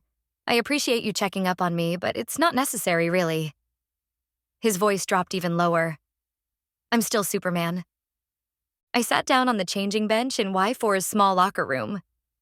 "Yeah." "'Kay, I gotta sleep some. 8 a.m. comes up fast. You know?" "Yeah. I'd be in front of a vampire lawyer by 8 a.m. It did seem to be coming on quickly. Love you, Jake." "You too, Sissy," he said, and hung up. I went into the bathroom and flushed the toilet once for pretense, and then I looked at the sink with its faucet. I turned both hot and cold on. "Where are you, Anna?" I thought. I concentrated on the water, the sound of it, watching it swirl down, trying to do whatever it was I'd done before that had mesmerized myself last time. "Come on, Anna, come on." Now, someone tried the locked door behind me, and I heard a muffled, "Sorry." Damn it. "It's okay," I said, even though it wasn't. I dried my hands off and went back to the floor. Chapter 30. "So what'll they do for Mr. Gelman?" I asked Meaty when I returned. "Snip. Paul will get him to sign some paperwork in the morning. He'll make some calls. We have to report the bite to the Thrones, after all. Either they've got someone in from out of town who doesn't know the rules, or they've got someone on their team who isn't playing by them. I figured those parts out already. But what'll really happen to him? He'll be a registered donor once we find out who to register him to.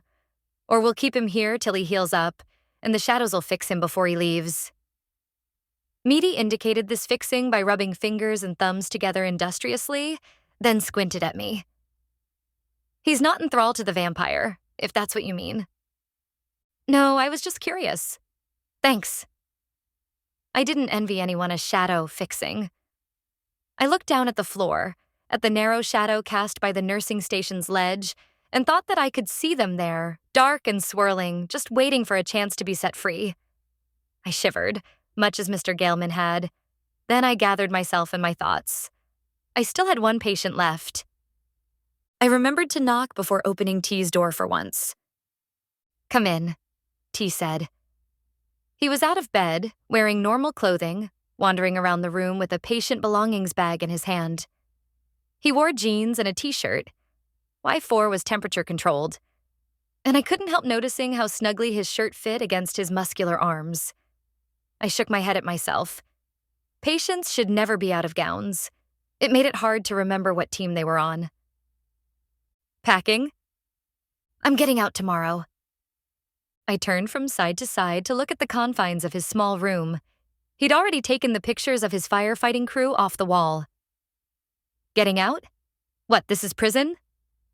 He paused and grinned at me. "After a week, it feels a little similar." "The county-approved term is being discharged," I said, making air quotes around the word. "Then I'm being discharged tomorrow. Oh, difficult nurse," he said, making my gesture twice back at me. "You're in a good mood. Someone feed you?" he asked, glancing at me out of the corner of one eye. Well, that was a random question. I had a turkey sandwich on my way in, and I've got another for late dinner." He stopped picking things up entirely and stared at me for a second. And then he laughed out loud, a melodious sound. "What's so funny?" I asked, putting my hands on my hips. I thought you were a vampire the other night. I just assumed. You didn't act like one, really, but maybe you were new." My current life might be easier if I were, but Mr. Galeman didn't look that edible to me. "No, I'm human. Totally, fallibly human." "I thought so at first. Then I thought my teller wasn't telling so good," he said, tapping his healing forehead.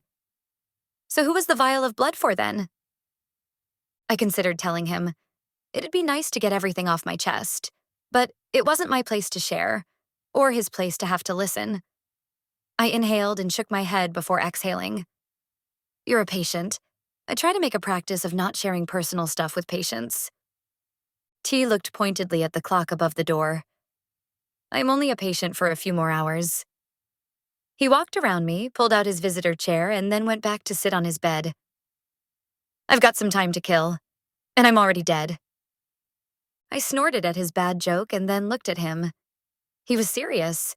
Maybe if I said it all at once, it'd sound less crazy.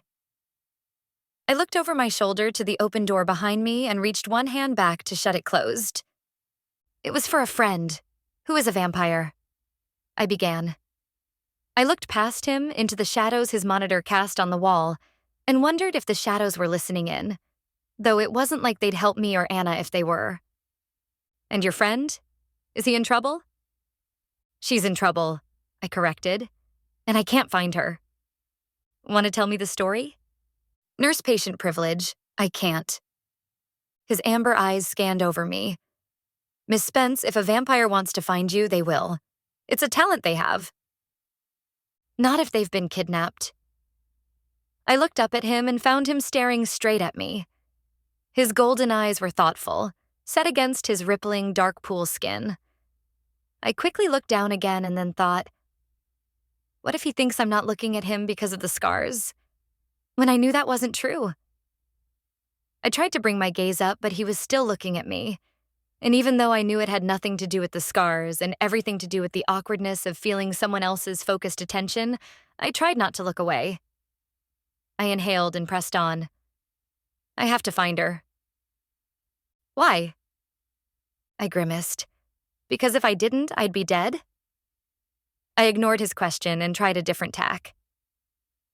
"Is being a zombie better than being dead?" Ty pondered this and then answered, "I doubt it." "Oh well," I said. Then I stood up. "Anyhow, you've got things to pack." He leaned forward to stand. I thought to see me out. But instead, he seemed to come to a decision, like a light switch flicked on inside of him. "I know someone who might be able to help find your friend. Do you have something that smells like her?" I nodded. I hadn't even begun to think about how I was going to get her tears off of my good coat. And I still had Yuri's shirt, the one she'd cried on. Who and how? Firefighter friend privilege, he said with a grin. How can I get in touch with you? Why would you want to get involved? It's what I do. I'm Bruce Banner, remember? No one's just good for goodness' sake. I don't believe in Santa, and neither do you. I crossed my arms. T grinned. Maybe because I'd like to take you to a movie sometime. It'd be harder to do if you were dead. Not impossible, but probably less fun. I stared at him. I'd never had a sober patient ask me out before, much less someone whose name and health history I already knew. Mind you, he was a scarred-up zombie, but at least he wasn't a doctor. You promise not to throw flowers at my car? I asked. I swear, he said, solemnly crossing his chest without asking why. He looked serious. He seemed serious. And I always had a pen in my breast pocket at work. I wrote my phone number on a piece of paper and handed it over to him. All right, help me out and it's a deal. I ignored T's room for the rest of the night. Anything else I could say would seem anticlimactic, but Mr. Galeman kept me busy. His crit wasn't low anymore, but all his other electrolytes were out of whack, booze not being the most nutritious diet. I replaced his potassium and phosphates all night long. Gina rolled by while I was drawing up a syringe of magnesium and ribbed me some about Mr. Smith, but I ignored it. Everything all right, Spence? Meaty asked when I came back to the main station at the end of the night to finish up my notes. I was deeply tired of Meaty asking me that, but as I looked up to glare, I realized that Meaty really meant it. Our charge nurse didn't have many social graces, and asking, "Everything all right, Spence?" was a way of saying, "Hi, how are you?" or "What's going on today?" And not meant to be overbearing or always checking in, at least not all of the time. So I'm meeting with my lawyer when this shift ends in an exceedingly nice area of town. My little Chevy would definitely be out of place there. And what's his plan? Don't know yet. I'll know more tomorrow night. You need some official time off? I thought of Jake and shook my head. Not yet. Meaty's heavy eyelids lowered in disbelief. All right, but let me know if that changes, okay? Will do. I dove back into my charts and wrote exceptionally thorough notes until Meaty turned away. I thought about stepping into T's room to say goodbye before I left, then thought better of it. If he'd call, he'd call. If not, I was better off not embarrassing myself. In the locker room, I switched out into clean scrubs, said goodbye to Gina and Charles, then stepped into the elevator alone. I hate our elevator. It's not just that it always smells like pee. It takes off and lands like an elevator should, but it doesn't feel like it's moving at all in between. I've timed it before. It takes 40 seconds once the doors have closed for them to open again. That's a long time for an elevator, especially when there are no numbers for any intervening floors. It feels like a prop from the Twilight Zone, which, considering where it's taking me from and to, might not be far off. This morning I stepped into it. The doors closed and time passed. A lot of time. Longer than 40 seconds by the time I started counting again, and longer than 20 seconds after that. The lights went off and my badge began to glow. Not this again. Anxiety rose in me like a startled bird and I dropped my coat. My heart sped up so loud in my chest I could feel it in my throat, and I couldn't count seconds anymore. Only heartbeats, faster and faster. I put a hand out and felt where the metal puckered at the seam of the doors, and I wasn't sure if I wanted them to burst open and free me or stay closed and keep me protected from whatever was. The elevator dinged. I jumped backwards and crouched in one corner. The interior lights came on, blinding me, casting whatever was outside the doors in black. "Come out, human," said a voice. "We will not harm you." The voice was fractured and disjointed, like an approximation of human voices, gathered up piece by piece and crudely taped together for a TV serial killer's type of prank. "Who's we?" I shouted from inside. "You know who we are," it said. I was afraid they were right. Chapter 31. I leaned forward and hit the door close button repeatedly. "Come out," the voice repeated more sternly. I cast one arm up over my eyes to let them adjust. Outside looked like a cave, with an arched ceiling and a velvety black floor. When I stepped out, the elevator's doors began to shut behind me. I whirled and shoved my hand between them where the motion sensor ought to be, but they were determined to close. I yanked back just in time. The elevator sat there, out of place at the bottom of a shaft of rock. "Where are you?" I called out and took a step forward. The carpet beneath my feet rippled and deformed. Oh God, it was water. Or worse. "Shadows?" I yelled, my voice rising. As my eyes got used to the dimmer light, illumination blossomed up from the ground. Faint and delicate, crazy, jagged lines and solitary winking lights. They came into resolution in the same way that sometimes you can't see the stars till you're out of the city, and then you wonder how you missed so many of them before. Further out, in what I guessed was the middle of the cavern, was a solid mass of glowing light. A little flat sun. It pulsed. "You brought me here." "Why?" I asked aloud. "This is our home," the voice said. I heard the sound of liquid pouring next to me, and I turned to my right. 20 feet away stood a creature made of the dark liquid, still streaked with luminescent stars. It looked like the blob, and it extended a pseudopod towards me. I stepped backwards, holding out my glowing badge. "Send me back to the lobby now." The memory of them crawling over me, touching me, made my skin shiver. I didn't want to go back to wherever they'd sent me inside myself. Helpless, lost, unwhole. I didn't want a shadow touching me. Not ever, ever, again. "I will not touch you here, human. Not yet. Keep out of my head." I held my badge out for whatever good it was doing. "Why have you brought me here?" "Because we have need of you." "What? You want to tell me how worthless I am again?" I let my badge drop against my chest. I remember what it felt like last time. Don't need a repeat performance, thanks.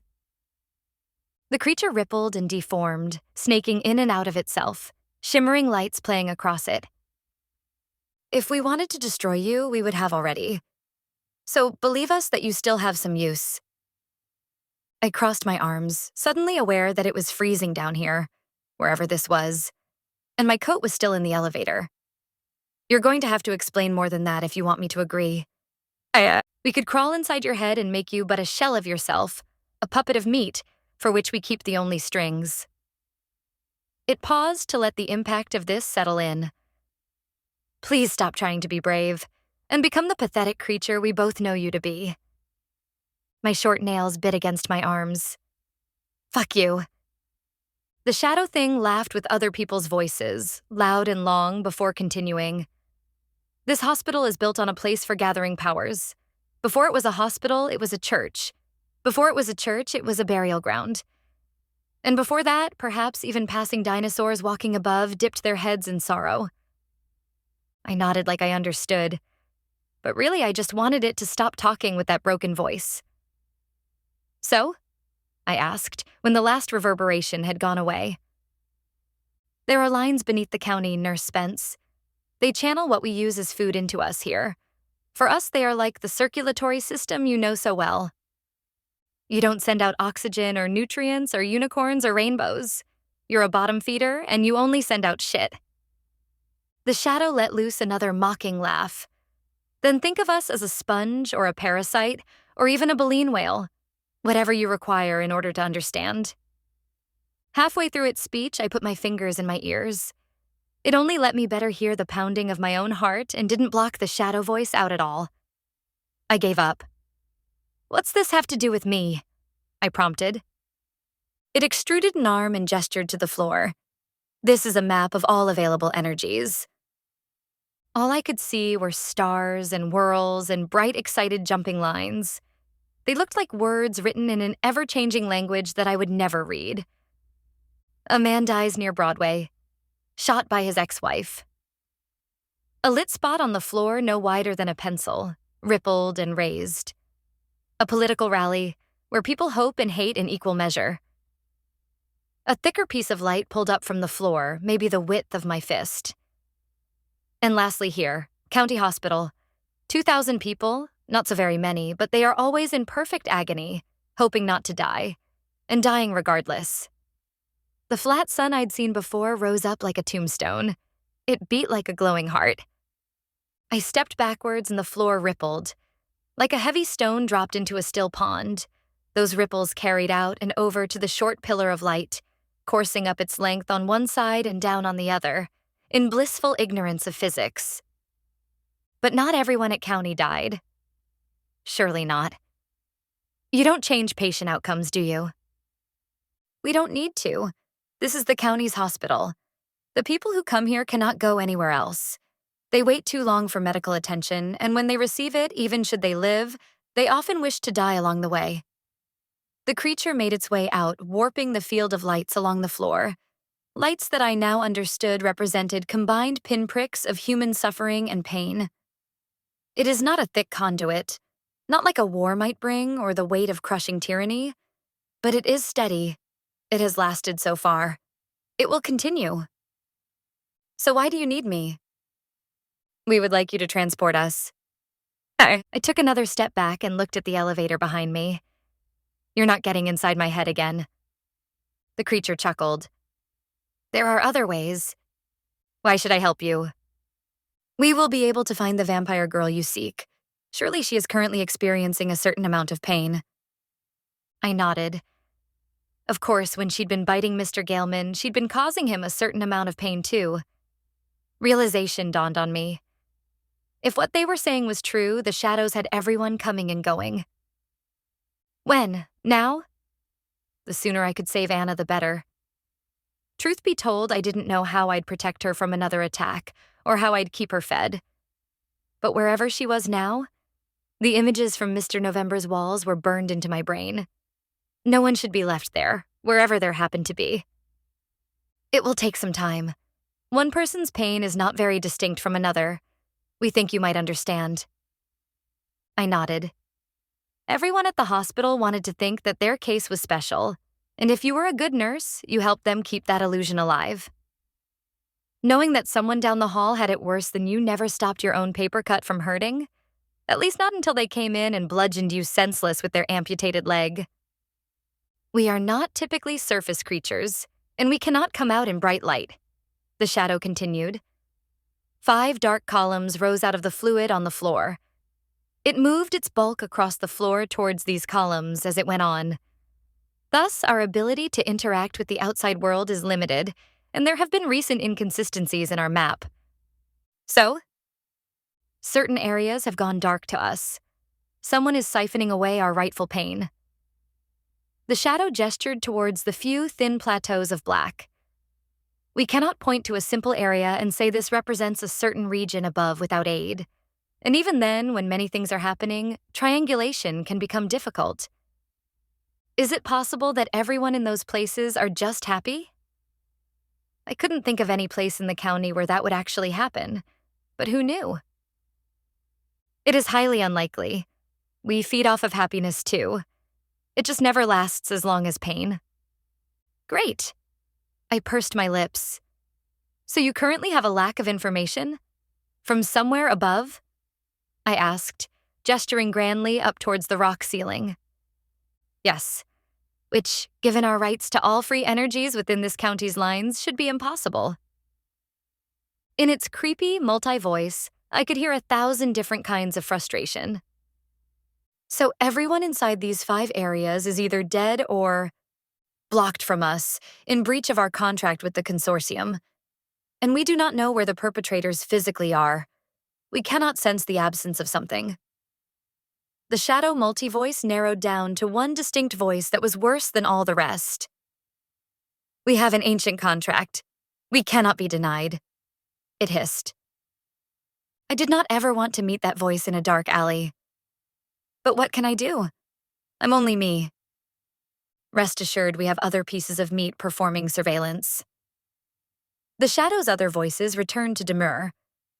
We have learned, however, that having minions capable of independent thought is sometimes useful too. I snorted. Do you have something that you can keep on you at all times? The shadow continued, beginning to swirl near. I looked down at myself. I took everything off for work. No earrings or necklaces, and I'd never worn any rings. "This is it," I said, holding up my badge, which still held a faint orange glow of its own. "Give it here." I unlooped the lanyard from around my neck and handed it over carefully, so as not to touch the shadow. My badge already had some qualities imbued by Y4's mysterious nursing office, prior to being assigned to me. My employee number was only on the back with label tape, and my name was just written on the front. It didn't even have my photo on it. The creature took my badge and enveloped it entirely in its black lanyard and all. Then it extruded my badge again through the other side and passed it back towards me. I grabbed it as carefully as I'd handed it over. "If you wear this, we will see through your eyes," the shadow said as I looped the lanyard around my neck again. "Skin contact is best." "I bet." I left the badge on the outside of my scrubs. Behind me, the elevator doors made their opening ding. "Never take it off," the shadow continued. "Fine." The elevator's light outlined the shadow like an eclipse. It melted into the ground, making a miniature tsunami on the floor. I couldn't wait to leave. And I remembered my lawyer appointment that I was now becoming late for. Surviving just today wasn't enough, not when there was the tribunal in 3 days. "How will you let me know when you've found her?" "When we know, you will know as well." The shadow was gone, so I addressed the ground. "And where do I start looking for you?" "Now." Its voice was a faint echo, the rind of a distant horror. I shook my head. "That's not what I began, but I closed my mouth. Whatever. I began shuffling my way back towards the elevator, watching the patterns on the floor ripple as I did so. Did I have any control over the pains of the outside world from here? I hoped not. I took 3 big steps and made it into the elevator, never so happy to smell where piss in my entire life. As the doors began to close, I thought of one more question I had to ask. "Hey!" I shouted, cupping my hand against one door to keep it open. This time it held. "Why didn't you erase Sean's memory all the way? That night in pediatrics with the dragon? And miss a chance to feed on all of his delicious subsequent fear?" asked the shadow's voice in return. I couldn't see the creature out there anymore, but I could hear its refracted and reflected mirth, resonating up from whatever fragments of humanity it currently had hold of. I stepped back, revolted, and let the doors slide shut in front of me. Chapter 32. The elevator rose the requisite 40 seconds and then released me into the hallway that it joined. I walked quickly, down the hall and up the stairs until I reached a room with windows. Dawn, even murky, cloud-covered dawn, had never looked so good. But sunlight? Shit. I glanced at my watch and sprinted for my car. Traffic was light driving uptown. People from uptown drove downtown to work or took trains or had drivers drop them off.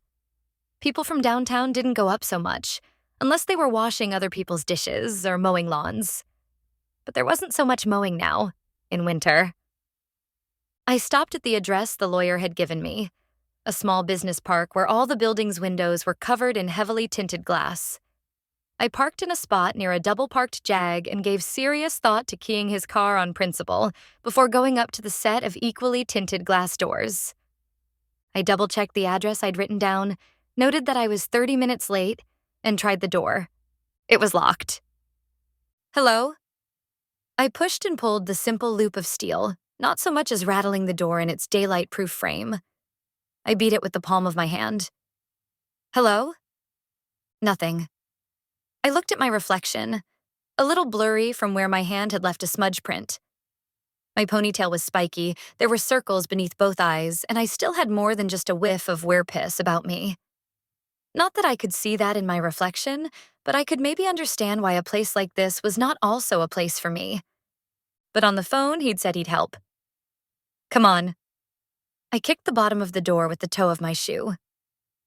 As this felt particularly satisfying, I was preparing to do it again, when the door opened inwards slowly. I quickly made to stand on my own 2 feet and look innocent of any crimes. "We feared you were not coming, Miss Spence," said a sensuous female voice. "I got held up at work. I'm sorry," I told the darkness in front of me. As the door's gap widened, I took a step inside. I could see who was holding the door now, and she was beautiful. I didn't excel at being a girl. I could fake it for a night out. I could buy the right clothes, strap up the right shoes, and put on a good game. But it'd always be just that. A game. One that I was fully aware of playing. A facade that was fun to wear, but which would eventually flake.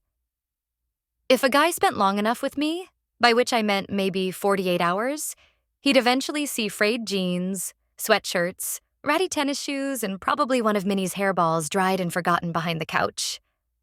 Not even my cat could be counted upon to help create my allure. But this woman in front of me, she didn't have to pretend. She'd go to sleep wearing makeup and wake up with it precisely, sexily, smudged the next day. Skirts that would be too tight or short on me would fit her perfectly, pertly, and if they were snatched up off the floor after a night out, would possess wrinkles that were totally in or ahead of style. Her hair would look beautiful in all of its stages, from shower clean to 4-day bedhead, locks merely growing more defined and exotically chunky as time passed, making people on the train, should she ever deign to ride it, bold enough to ask her what styling products she preferred. Her lips were crimson, naturally so, and her waist-length hair was the color of deep, dark arterial blood, a blue-red entirely unnatural and entirely unfair. And as I took all of her in, feeling ashamed for the state in which I'd presented myself, I realized with a start that I'd seen her before. On the train, no less. All of her, except for the part she'd been hiding with watches. "You're the girl from the watch ad," I blurted. A faint smile set her lips aflame and made her glorious cheekbones rise almost imperceptibly. "You're familiar with my work?" "I've seen it before. Them before. The watches." I pointed to my own empty wrist. I didn't tell her that the last train I'd ridden in had had a huge cock painted near her face. Maybe not being a fashion model did have some advantages. Her smile tightened in a way that said she was used to people acting dumb around her, myself included. "Please come in." She led me down a short corridor, still staring. I supposed it was rude of me, but it's not every day you have someone semi-famous opening a door for you. I knew some vampires had a look-away power that they used around humans. Maybe this was the reverse of that, where my eyes were glued. I glanced at my badge to see if it would show me anything. She paused and opened up a door. "Please, go sit down," she said. This new room had no windows, all of the glass outside obviously just for show. The majority of it was decorated in blacks and grays, which I could barely differentiate in the low lighting. Now that my eyes had adjusted, I could see an elegant-looking man with gray hair and long sideburns. He'd been changed when he was old, elderly even, looking frail inside a suit the same color as his chair's upholstery, sitting across an expansive dark wood desk. "We do prefer the night, Miss Spence," he said, and gestured to a chair across from him. I walked over and sat down. "I'm sorry. Work. This time I'll forgive you, but it does not do to keep those who do you favors waiting." I nodded and glanced over to my left. The model woman sat behind him on a plush leather couch, legs crossed, a lip of skirt pulled tight across her perfect knee. "Are you the man I spoke with?" I asked. "The same. Not a man, though, but you should know that." His thin lips pulled into an amused smile, and he stared at me. Through me. My badge glimmered in the room's eerie twilight. I put my hand around my badge. His look, it was like Gaius, the vampire boy-child I'd seen, on that other patient's transfusion night. "Please stop." The man shrugged, and my badge went dim. "I just wanted to see what protections your badge afforded you. Apparently not hearing you in my head or vice versa is one of them." I let my badge drop and kept my best game face on. "Again, we are the ones doing you favors here, Miss Spence," he said, regarding me casually with half-lidded eyes.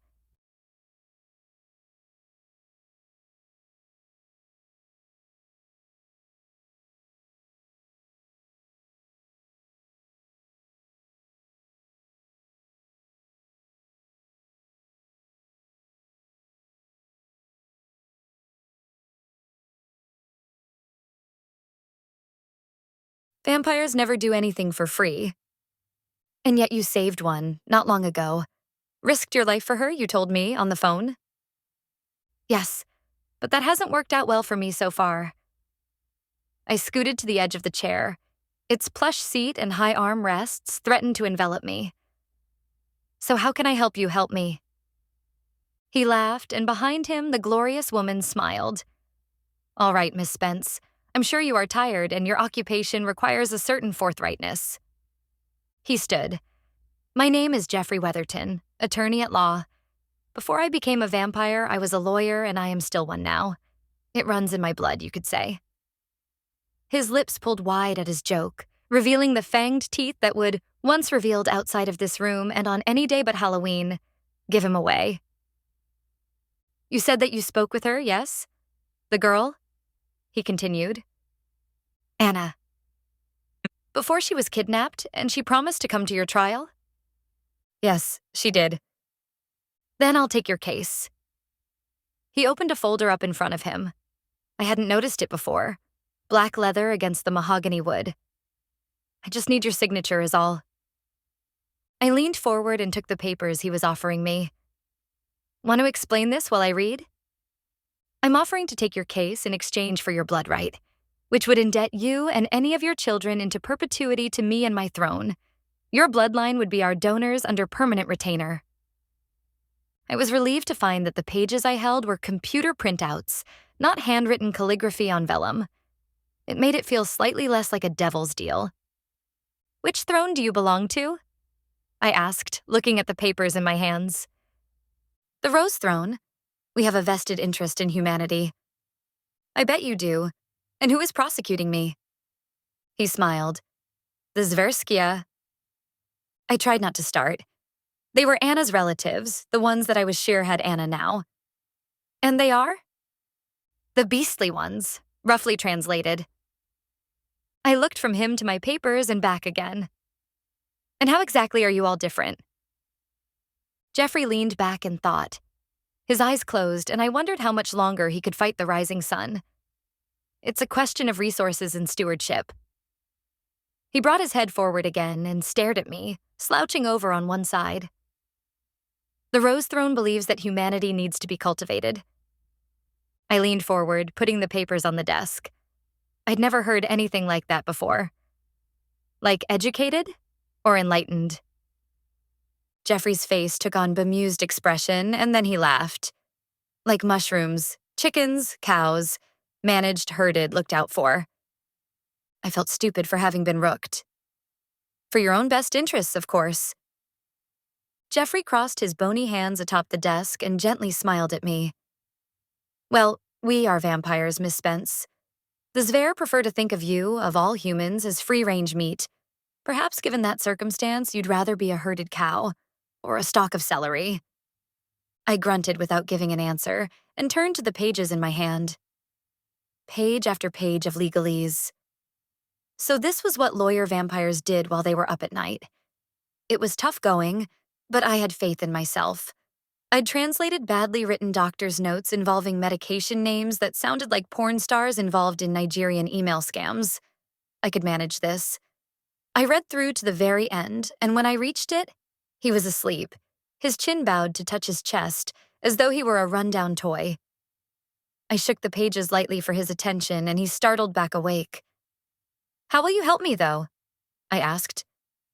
Right now, you're counting on her to keep her word. If she doesn't, I die. If she does, I'm indebted to you. What do I get from you out of all this?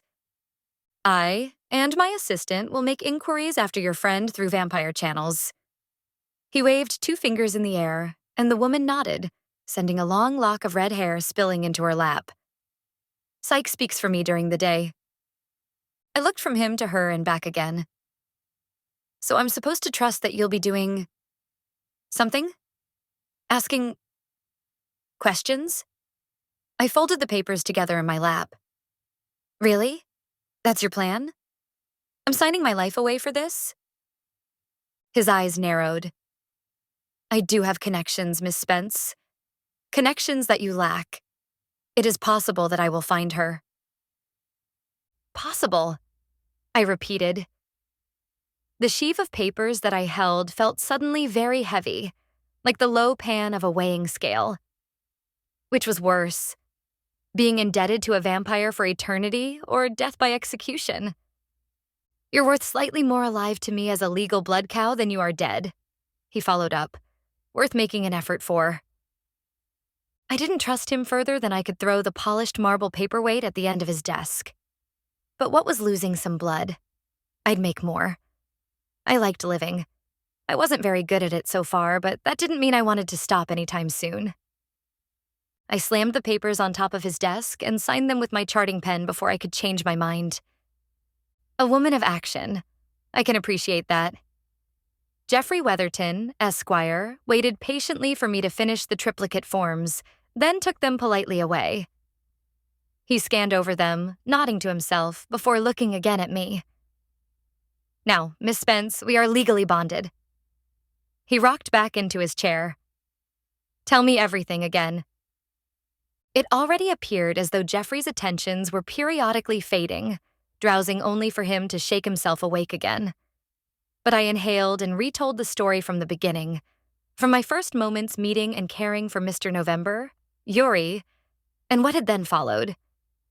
It does sound dire for you, Jeffrey said when I'd finished my sad tale. He was braced against his elbows on the desk, his hands sympathetically interwoven out in front of him. I'd included the parts of my story up until Anna's kidnapping. Where did they take her, and why? The Zverskia's motivations are ever unknown to us, one of the reasons they and we disagree so often. He leaned back thoughtfully in his chair. An ancient blood feud? A well-organized pornography ring? You said you saw the vampire who witnessed the murder there again. My mind blanked a bit at this. Murder? I was a murderer? It was hard to hear it phrased like that when the deathy in question had exploded into dust and flame. But I looked down at my hands and remembered Lady Macbeth. Sure, I'd washed my hands 100 times with hand sanitizer since that night, but the facts remained the same. What happens if I give myself up? Then you'll be drawn and blooded, and when they're done with your flesh, they'll continue to keep your soul. At that time, according to the papers you just signed, I will merely inherit your couch. My soul? I blinked. I'd gone to church plenty of times in my youth, under parental duress, but I'd never gone willingly on my own. You're kidding, right? They did send a husker after you, did they not? What did you think he was there for? Jeffrey eyed me sorrowfully, and his gaze looked old. I felt distant, like not only was I looking across his desk at him, but across a gulf of time between us two. But, really? My soul? Energy is currency, Miss Spence, and entropy rules the day. It's called psychophagy, and it is, quite literally, a fate worse than death. Soul. Eating? No way. Why? Souls are even more potent than blood, Miss Spence. Then why aren't they out killing people all the time for them? I asked. You can get blood from killing people, yes. But souls? Souls have to be earned. Jeffrey hunched forward, as if pulling the strength to stay awake from somewhere deep inside himself. A soul has power only in its transition states, much like you might remember from electrons in chemistry. A good soul that stays good, or a bad soul that stays bad. Those maintain their levels, dead or alive. They are predestined, if you will, and neither change the balance.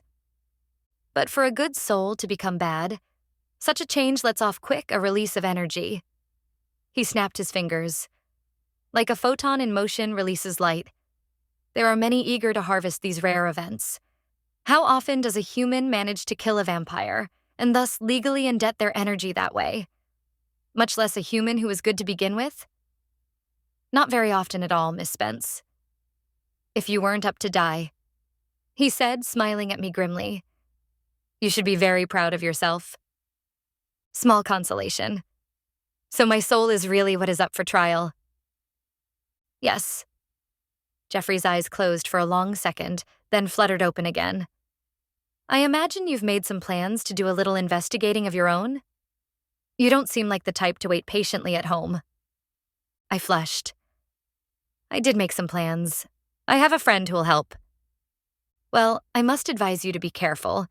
Technically, you're already on trial, and vampire courts don't believe in innocent until proven guilty. Dying now could leave you in a difficult state. His lips pursed in disapproval. You shouldn't be dragging other mortals into this. He's a zombie. In response, I watched the ropey tendons of Jeffrey's hands knot and bunch. His face gave nothing away, but it took a moment for his hands to still. Miss Spence, I tell you this as your legal representative. I am a wolf who is a wolf, not a wolf who wears sheep's clothing. Trust that he has his own reasons for helping you. My shoulders sank 2 inches. I have to do something, I protested. I wanted to think that T had only my best interests at heart, if zombies even had hearts. I understand. He reached into his breast pocket and pulled out a business card. Call if you find out anything before I do. Psych will answer if I cannot. And if you don't call me? I asked. Then I will see you at the trial. He nodded curtly, stood and walked to the gloom at the back of his office. Momentarily, I heard a closing door. Psych stood. She walked around a file cabinet, and I heard pouring water before she reemerged, with a paper cup in hand. Water? I took it from her. You're his daytimer? I prefer day speaker, but yes. You don't look like a daytimer. Her top showed her neck, and I couldn't see even one scar. Her eyes narrowed at my purposeful use of the wrong name. I do have my career to think of. Won't it be hard to score that Sports Illustrated cover once you're a vampire? I asked. I'll just have to earn it before then, I suppose. She smiled pleasantly at me, but it was all lip. Her cheeks didn't move and her eyes didn't twinkle. Because we both knew the truth. She'd never get to go to Europe or New York to make it big. Unless for some reason, that was what the Rose Throne wanted her to do. Just like I'd never get to leave Y4. I set my water down without touching it. I'm sorry. I've got to get some sleep. Keep in touch, she said, with a tone of voice that let me know she wished for nothing less. I drove straight home and didn't check my messages till I was crawling into bed. Hey, Edie, my friend'll help. Meet me at the West Park Shopping Center off of the 85 near the north entrance at 3. Bring that shirt, okay? Sleep tight. I saved Ty's number on my phone, then set it on my nightstand. Asher's phone number had migrated to be beside it. I crumpled his number up and threw it across the room for Minnie to use as a cat toy. The outpatient clinic hadn't called back with the results of my tests yet. Things were probably fine. Everything was probably fine. Anna was probably fine wherever she was being tortured now. Mr. Galeman was probably fine, post multiple blood transfusions. Psych was probably fine with my pathetic attempts to piss her off out of jealousy, and Jeffrey was probably fine with the fact that I had a zombie on my side, who was himself probably fine as long as eventually we went on a date, where I would again be probably fine as long as he didn't want to eat my brains. It's a good thing I was exhausted, or I never would have gotten to sleep with so much uncertainty. Chapter 33. I hardly ever saw anyone from inside the hospital outside of it, not even in the parking lot. I wanted to be on time for this meeting at least, and since no shadows had risen up to delay me when I'd gone through the tunnel, apparently I'd beaten everyone else there. I sat in my parked car, feeling naked and exposed, my Chevy idling to keep the heater running, just us chickens sitting around in the middle of the gray asphalt and dirty snow. My badge was still on, like I'd promised the shadows it would be, underneath all my clothes, its plastic edges poking against my breasts. I'd had the night, well, morning, really, to think on what Jeffrey said, and on what Ty said, too. Before he even knew that I needed help, about just being the helpful type. I supposed you didn't get to be a firefighter without some of the same predispositions that got you into nursing. A misguided sense of purpose, for one. Thinking that you needed to save other people around you. That, too. A knock at my fogged window startled the hell out of me. I yelped and swiped at the glass. Ty was waiting outside. Did I scare you? He asked, concerned as I opened the door. Only a little. I grinned at him. He was in a bulky coat with a black hood, but the healing scars covering his face were easily seen. Seeing him would have scared most people. I imagined he had to do his grocery shopping late at night so that mothers didn't yank stunned children out of his path. But I was made of sterner stuff. Plus, I was scheduled to die in T-minus 3 days. I could cut a man some slack. So what's the plan? I bounced up and down to stay warm. I checked. I don't think you were followed. Followed? I quickly scanned over my shoulders back at the desolate parking lot. Not many people wanted to buy sewing notions or cash checks here during the middle of a workday. Except for the sad green tinsel shaped into Christmas trees and hung on every light pole, we might as well have been on the moon. There was only my car and T's car, an El Camino in bright cranberry red.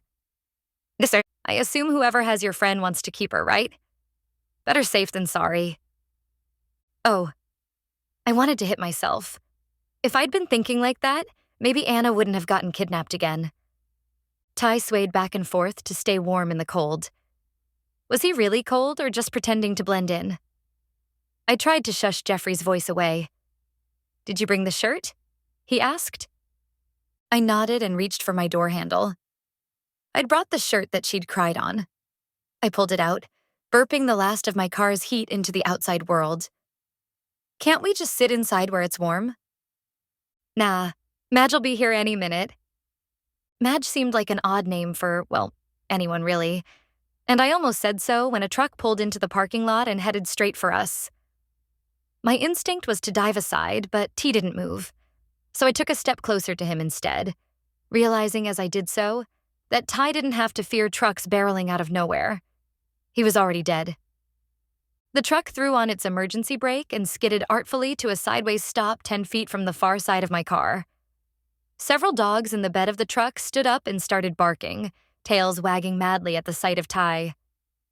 Madge, Ty said to me by way of explanation. And company? T. A rough-cut man wrapped in flannels and corduroy swung out of the truck's cab. Hello, Madigan. This is Edie. He stepped aside so that I could be seen. She's the one I was telling you about. It's a pleasure to meet you, Edie, he said, and he seemed like the type who meant it. I smiled back and shook his offered hand. Thanks. I appreciate you wanting to help. Well, I've got to let the gang out every now and then. He tilted his head towards the dogs peering out at us from the truck bed. One of them made a short bark at the attention. So, T continued, about today. Let's load up here and then drive down. You got an address? Madigan asked me, and I nodded. I gave him Mr. November's place. Good. We'll start there and then crisscross a few blocks around for leads. Does that sound good to you, Edie? Ty asked. Sure. I hopped into the truck cab between Madigan and Ty. The truck smelled deeply of dog, and there were all sorts of multicolored strands of fur almost woven into the upholstery by time. I held the tear-stained shirt to my chest.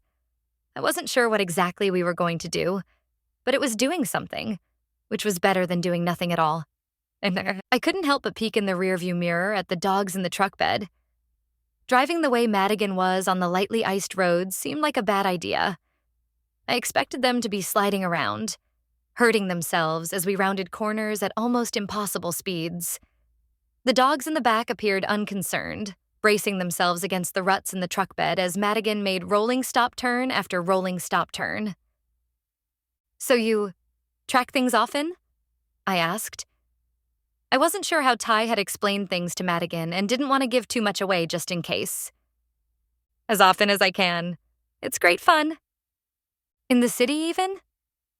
Madigan took his eyes off the road to look askance at me. Where else would we go? He said, staring far too long before looking back at the road and finding a slowing car ahead of us. He signaled and maneuvered around it.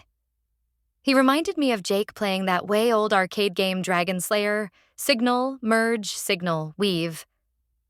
Except that my life was still worth more than a quarter, at least to me. Ty patted my leg, and I switched from making panicked fists to holding onto his hand with both of my own. It was a natural enough transition, especially since every veering left-hand turn threatened to send me into his lap. What do you normally track for? I asked Madigan. You know, I asked Madigan. You know, lost things. He grinned in profile, showing me quite a lot of teeth. Here we are.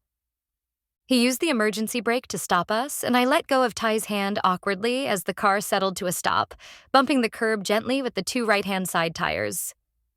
Ty got out of the car, and I quickly followed. I'd miss its heat, but not Madigan's driving. The dogs in the back perked up as Madigan got out on his side of the cab. Jimmy, guard, Madigan told the biggest dog. It was black and looked like a Labrador, except for its square jaw, where it looked like a pit bull. Definitely the right choice to leave on guard duty here. As if it perfectly understood its owner, it sat down on its haunches and stopped wagging its tail, slurping up its long pink tongue to appear serious about its job. Jenny, Jack, get down. Madigan swung the gate of the truck open, and the two other dogs jumped out, to run over and smell us and lick our hands. Jenny was red, with a thick retriever's belly coat, and Jack was all mutt, splotchy with black and brown and white, multicolored down even to his one blue and one green eye. So, your shirt, Edie? I handed over the shirt that Anna had cried on, with the blood-stained mark from her tears, without saying where it came from. Any normal person would ask about that sort of thing, it being blood and all. But I had a feeling that Madigan wasn't very normal. He proffered the stain to Jenny and Jack in turn, who took long whiffs of it. Is there anything else now that we're here? Ty asked me. This is where the fight was. I walked over and ran my glove against the dent Anna had left in the lamppost. I didn't remember the light there working before the fight. I would have bet it didn't work now. Madigan kept hold of Mr. N.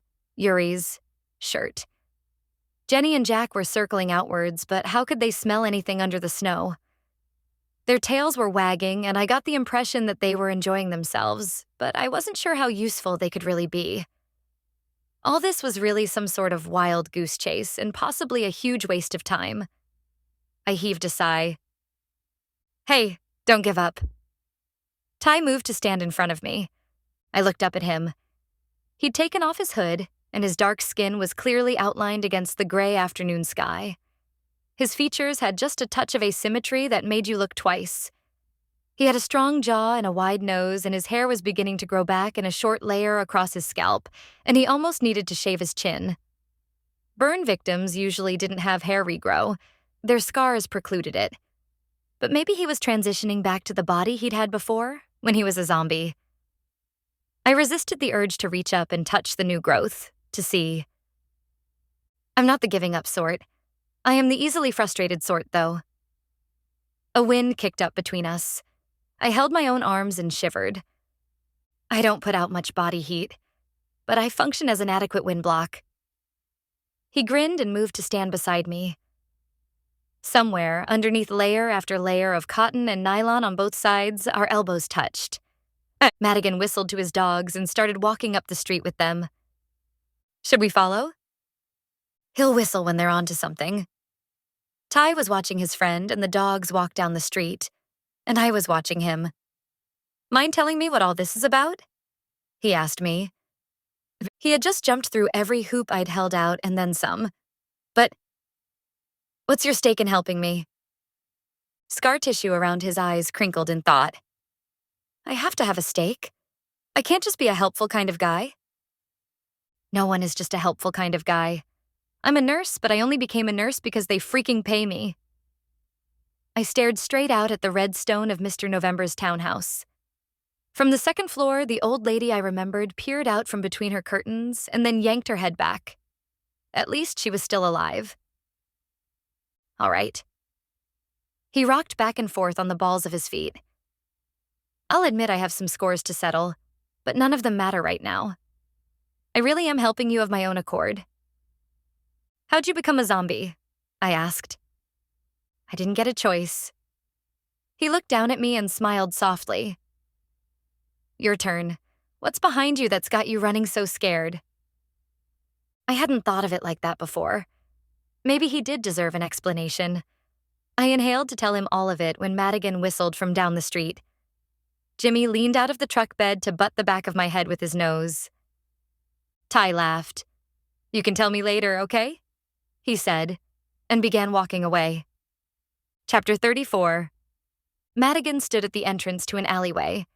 Jack and Jenny were barking quietly to one another as they paced down it, like they were having a conversation. Did something happen here? Madigan asked and gestured to include the surrounding area. This is near where my friend got jumped. Well, this alley smells like vampires. Not like the one that your shirt smells like, but vampires. They must have been waiting for you. It was the first time Madigan had said the V word. I guessed he was in on the county's little joke after all. How can you tell? I asked. He held out a palm full of cigarette butts. Damn things always smoke. Jenny bounded ahead, then dug in the snow, unearthing a fresh pile right beneath a fire escape. She barked. Hand rolled. Apple-flavored tobacco, Madigan reported. I put a hand to my stomach. That part was familiar, at least. I could remember the stench of rotting apples coming off of the vampire that got away. They drove off in a car, though. I looked up the fire escape, snaking a path up the back of a short red townhouse. Mr. November's building. The bottom of it was off the ground, but the top easily reached Mr. November's back window. How hard would it have been for them to climb up there? Not very. Ty walked over, bent down, and then launched himself up to catch the edge. He pulled it down with a light snowfall of rust as it descended. Jenny and Jack ran up it as it hit the ground, paws clattering along. They reached the top landing and barked. After you, I told Ty, and we followed, much more slowly after them. The metal landing outside of Mr. November's room was littered with cigarette butts. I peeked in through the window. The room was now completely thrashed. All the photos from the walls were shredded, looking like kindling left in several small piles. We didn't even hear them outside, I said. They could have been there for days, stalking the place, waiting for you and your friend to show up, Madigan said. Cold doesn't bother them much either. But what about the daylight? Daytimers. Besides your vampire friend, the one they were waiting for. They knew she couldn't come here herself during the day. We were attacked by 10 of them, though. 10 wouldn't have fit up here. T paced in the small area. Then one called the rest. Yeah. They had enough time, what with Anna and I arguing, loudly, inside. I couldn't imagine one of them managing to be quiet outside on the escape, which felt like it was threatening to disconnect from the wall and collapse with each movement we made. But she'd been so emotional, which was strange when you considered the fact that she was a vampire. A baying sound began from below. Jenny and Jack raced back down the escape, closely followed by Madigan. Ty and I followed, the rickety structure feeling less certain every step. I suddenly remembered that I'm not so fond of heights, especially not at high speed. And maybe 3 days' worth of work and worry caught up with me at once. Something small and black flashed in the corner of one eye, and I stopped quickly on the stairs. Are you okay? Ty caught my arm as I threatened to tumble forwards. I'm fine. I stood for a second and blinked a lot. It must have been a flake of rust, or vampire ash. I rubbed at my eye but kept slowly going down, Ty at my side. We exited the alley, with Ty's hand on my elbow, supporting me. I kept blinking, but the speck of gray wouldn't disappear. Madigan stood near his truck with his 3 dogs beside him, holding onto the shoulder of a pissed-off teen. He was dressed like the thugs hovering in the background on Nijara's album covers. Puffy, black leather coat, black pants, white leather shoes. Only he didn't look angry enough to pull off the look. Given time, though. I just wanted to pet your dog, mister, the teenager said, yanking his arm out of Madigan's grasp. And not steal my rims? The teenager cursed under his breath. You think you got anything worth stealing? Please. I was still muddling with my eye. The black speck hadn't gone anywhere. I hadn't had a stroke, had I? I held my arms out and could see them both, even and unwavering, in front of me. Edie? Ty asked. My face. It's all the same, right? None of it is drooping? I stuck out my tongue, wondering if it was still even. Then I held one hand up in front of my face. I covered my bad eye first and saw Ty watching me with my good eye. He was clearly worried. I covered my good eye up and looked at him with my bad eye and saw a glow. Like the afterimage you'd get from rubbing any eye too hard, lights and blurs. Only I wasn't rubbing it now, and the lights wouldn't stop. Had I somehow managed to get instantaneous glaucoma? Look, you just don't pet another man's dog. You're lucky that he didn't bite you, Madigan went on. He was wagging his tail. He seemed friendly enough. The teen protested. I heard Jimmy's tail thump from inside the truck's bed. His guard dog duty had been a clever sham, and this kid had walked by and... I looked over at the kid and winked. Edie? Ty asked again. There was a faint outline now of Jimmy's head. Only it didn't stay the same. It faded in and out between the square-jawed partial pit bull I guessed Madigan's dog to be and the cherubic face of a young boy, maybe as young as 6. And the teen? With this other sight, he still appeared as sullen as he sounded, but his right hand glowed. I'd seen that glow before.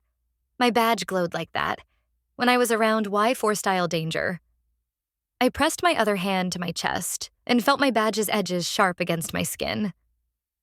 So this was another self-serving gift from the shadows to me. Hey, kid. I stopped winking and looked at him through my normal eyes. Both his hands were empty. Did you see someone here a few nights ago? Dark suits, sunglasses in the dark? He crossed his arms. There's lots of dealers around here. You talked to one of them, though. Gave him something. Touched him? What are you, psychic? He said, backing up roughly against the truck. Jimmy growled. Sure. I pointed. I read palms. That hand right there, you touched one of them. Where'd they come from? Where'd they go? What did you sell them? The kid looked at his own hand like it might have still had a spot on it. Ty and Madigan were looking back and forth between us, and the dogs all had their heads tilted in a listening fashion. He wanted to know where to go to get girls. The kid rubbed his hand up and down on his pants like he was wiping off a stain. He paid me a 20. I didn't sell him any drugs. Where'd you tell him? Everyone knows where you can get girls around here. The only reason I made him pay me was because he looked like he could afford it. He looked Madigan and I up and down. I went for my wallet in my pocket. I got it. Ty pulled out a 20 instead and held it up right in front of his own face. The kid slowly looked up at Ty, snatched the money fast, then looked away. What happened to you, man?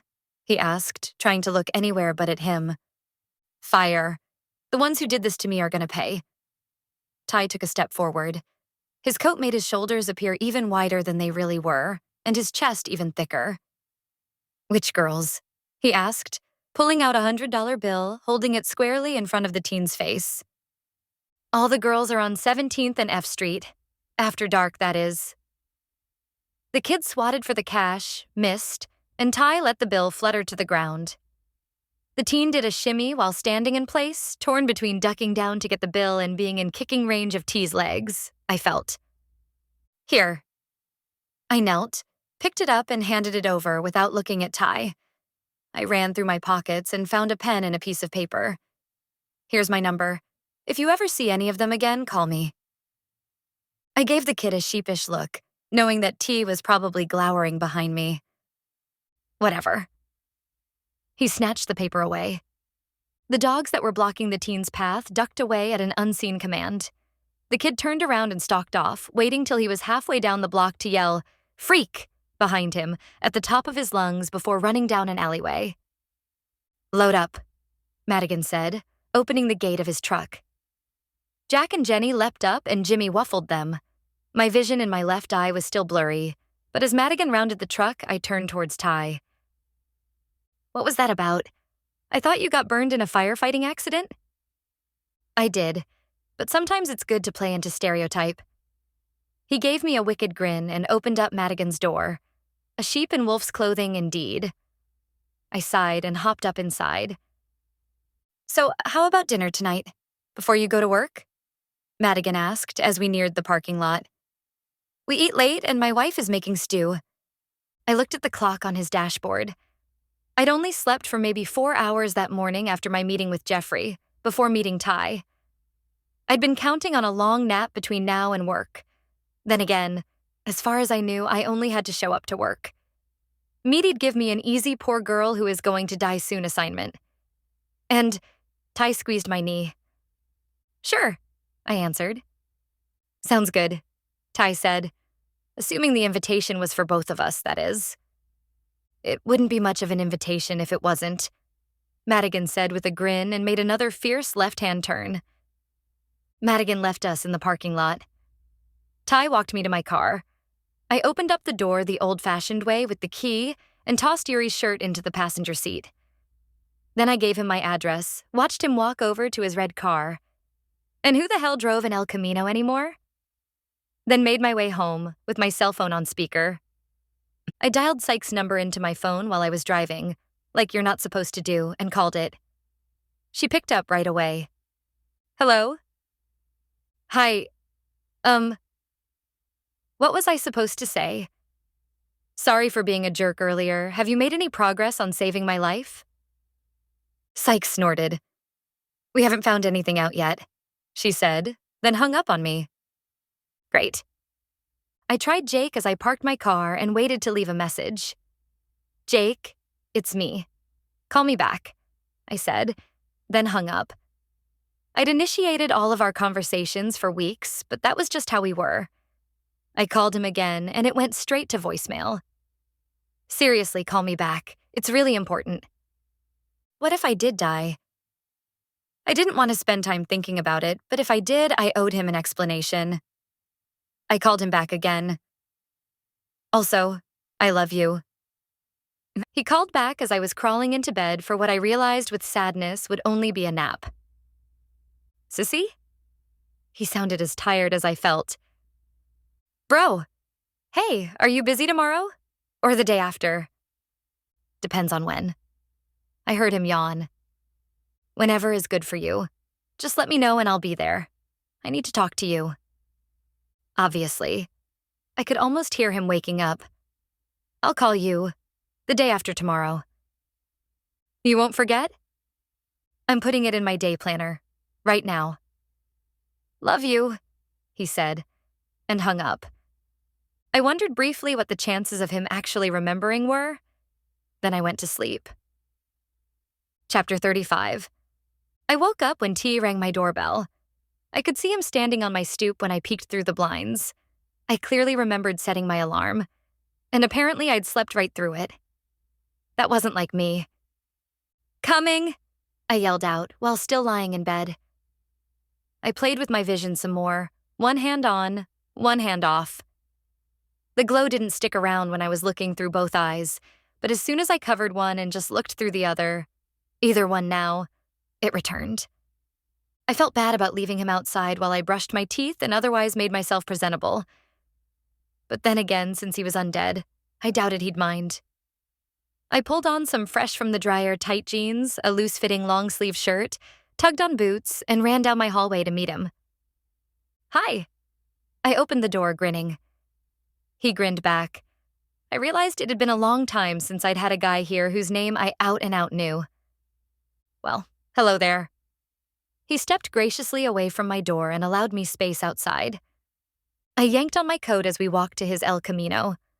I was happy to see that he'd seen fit to run the heater in his own car. It felt odd to be in a car with him. It felt odd to be out with him, period. It wasn't his fault, really. Just the general awkwardness that I, with my tomcat-like mating habits, usually got to avoid. So Madigan's a werewolf, right? I blurted out. Yep, Ty said, as if I hadn't had to ask. He called me this afternoon to ask that you don't tell his wife where we were this morning. Okay. I didn't like lying, but I could live with it for the next 2.5 days of my life. Some weather, huh? I said, purposefully making light of the silence between us. I've seen worse. He angled his rearview mirror to look at me in it. Want to tell me about things yet? Huh. I sank back into the bucket chair. I guess. I told him the story from when I'd met Anna, though the tribunal coming up. Wait, What? We were already on residential streets, and he pulled over to look at me.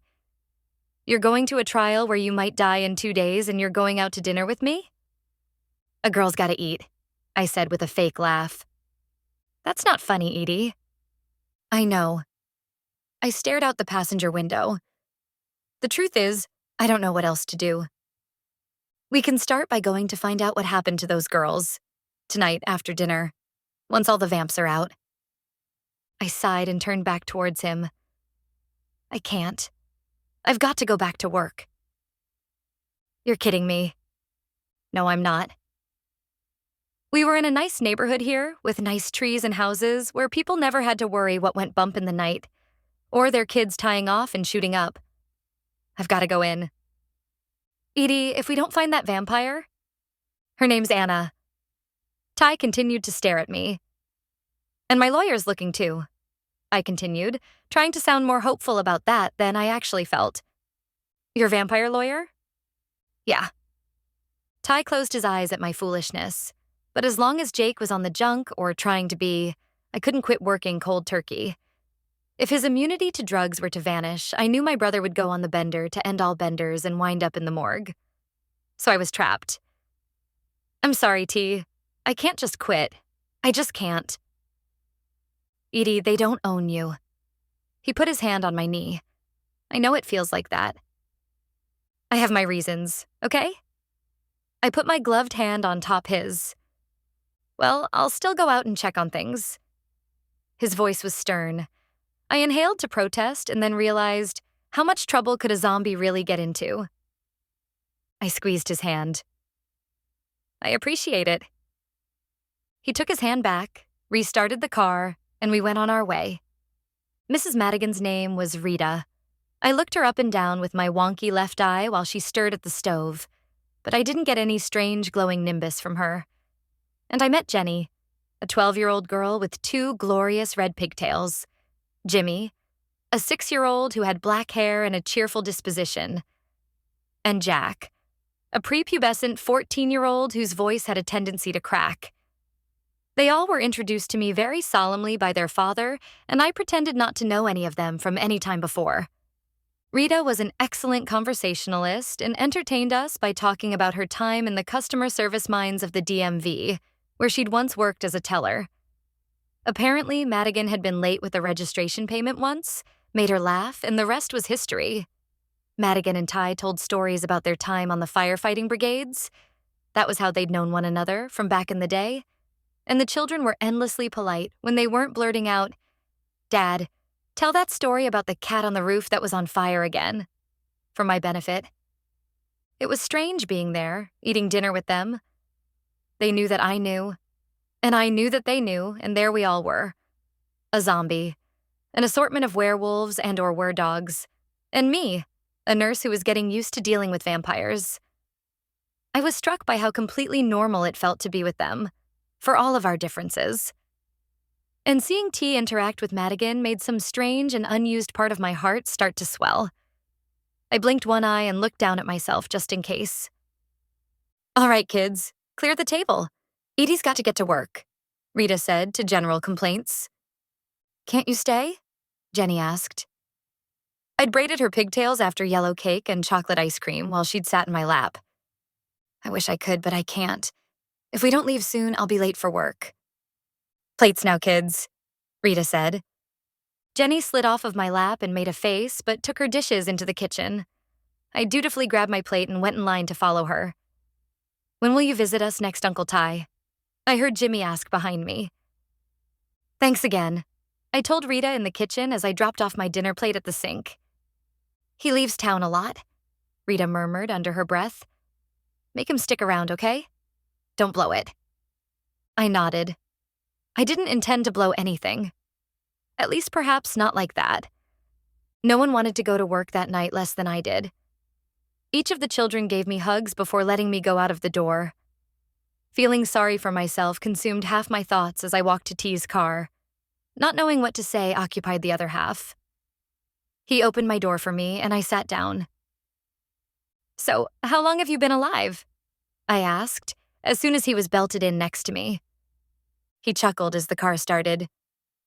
I'm older than you. That's not saying much. I was 25.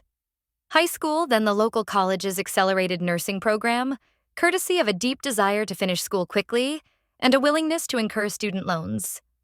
How much older? I'm not entirely sure, he said, pulling us out of Madigan's Drive. You forgot? I'm missing half my soul. It makes me a little forgetful now and then. Silence reigned for half a block. Some conversationalist I was. Are all zombies like you? Like me? How? Difficult to talk to and ruggedly handsome. He turned to look at me at the next stop. Most people don't get past the scars. Don't they ever go away? He shrugged. They would if I ever gave them long enough to heal. Well, I like them, I said. Why? He surprised me by asking. I inhaled to buy myself time to think.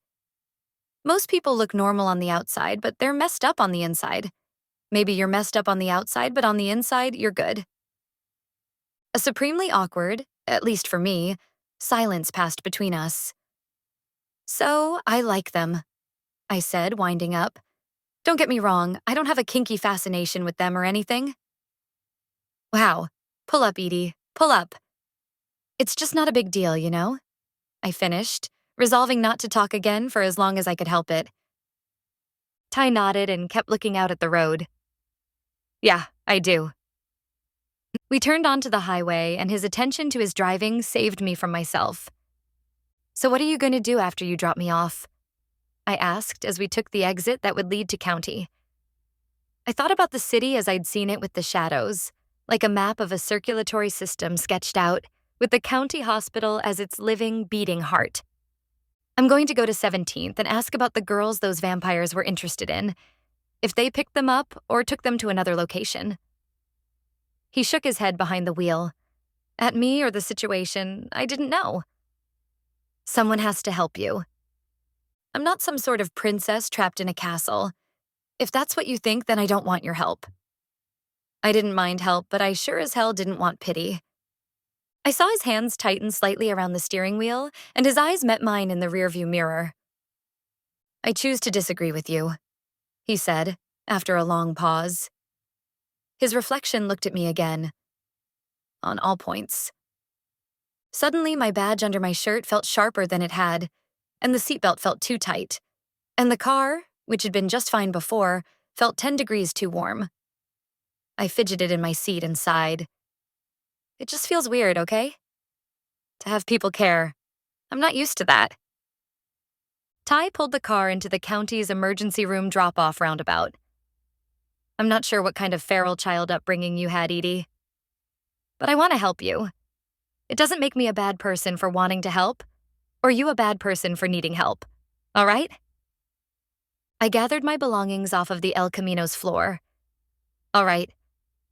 I opened the door and rose up out of the passenger side, then quickly sunk back down, with my purse and bag still in my lap, and shut myself in again.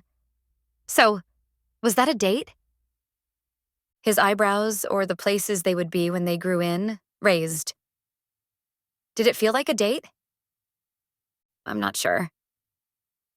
Did you want it to be a date? Two could play that game. Definitely maybe. And he laughed and reached his hand out behind my head and pulled me gently towards him. It was awkward until our lips touched, and then it felt just fine. I swooned a little bit, falling forward some, almost into him. He caught me, his hand chased upon my shoulder, and we parted. I reached for the door handle and let myself out quickly. So you'll call me tomorrow morning and let me know what you found out, okay? I asked, after I was safely outside. Yeah. He shook his head again at me. Take care of yourself, Edie. I'll try, I said with a wave, then tried my hardest not to grin like a grinning fool until I'd turned to run inside. Chapter 36. I shoved my clothes into my locker and changed into my scrubs in record time, swiping my badge in just before the warning beep that meant they'd dock me 1/10 of an hour of pay. Even running late and being tired, there was a spring in my step now, I'd admit. It was kinda nice to be kissed by someone and not be sure about what would happen next. You're far too chipper for someone who the vampires want to see in 2 nights, Charles said, coming to stand near my desk by my patient's rooms. I'd just gotten the world's most random report from Floater Nick.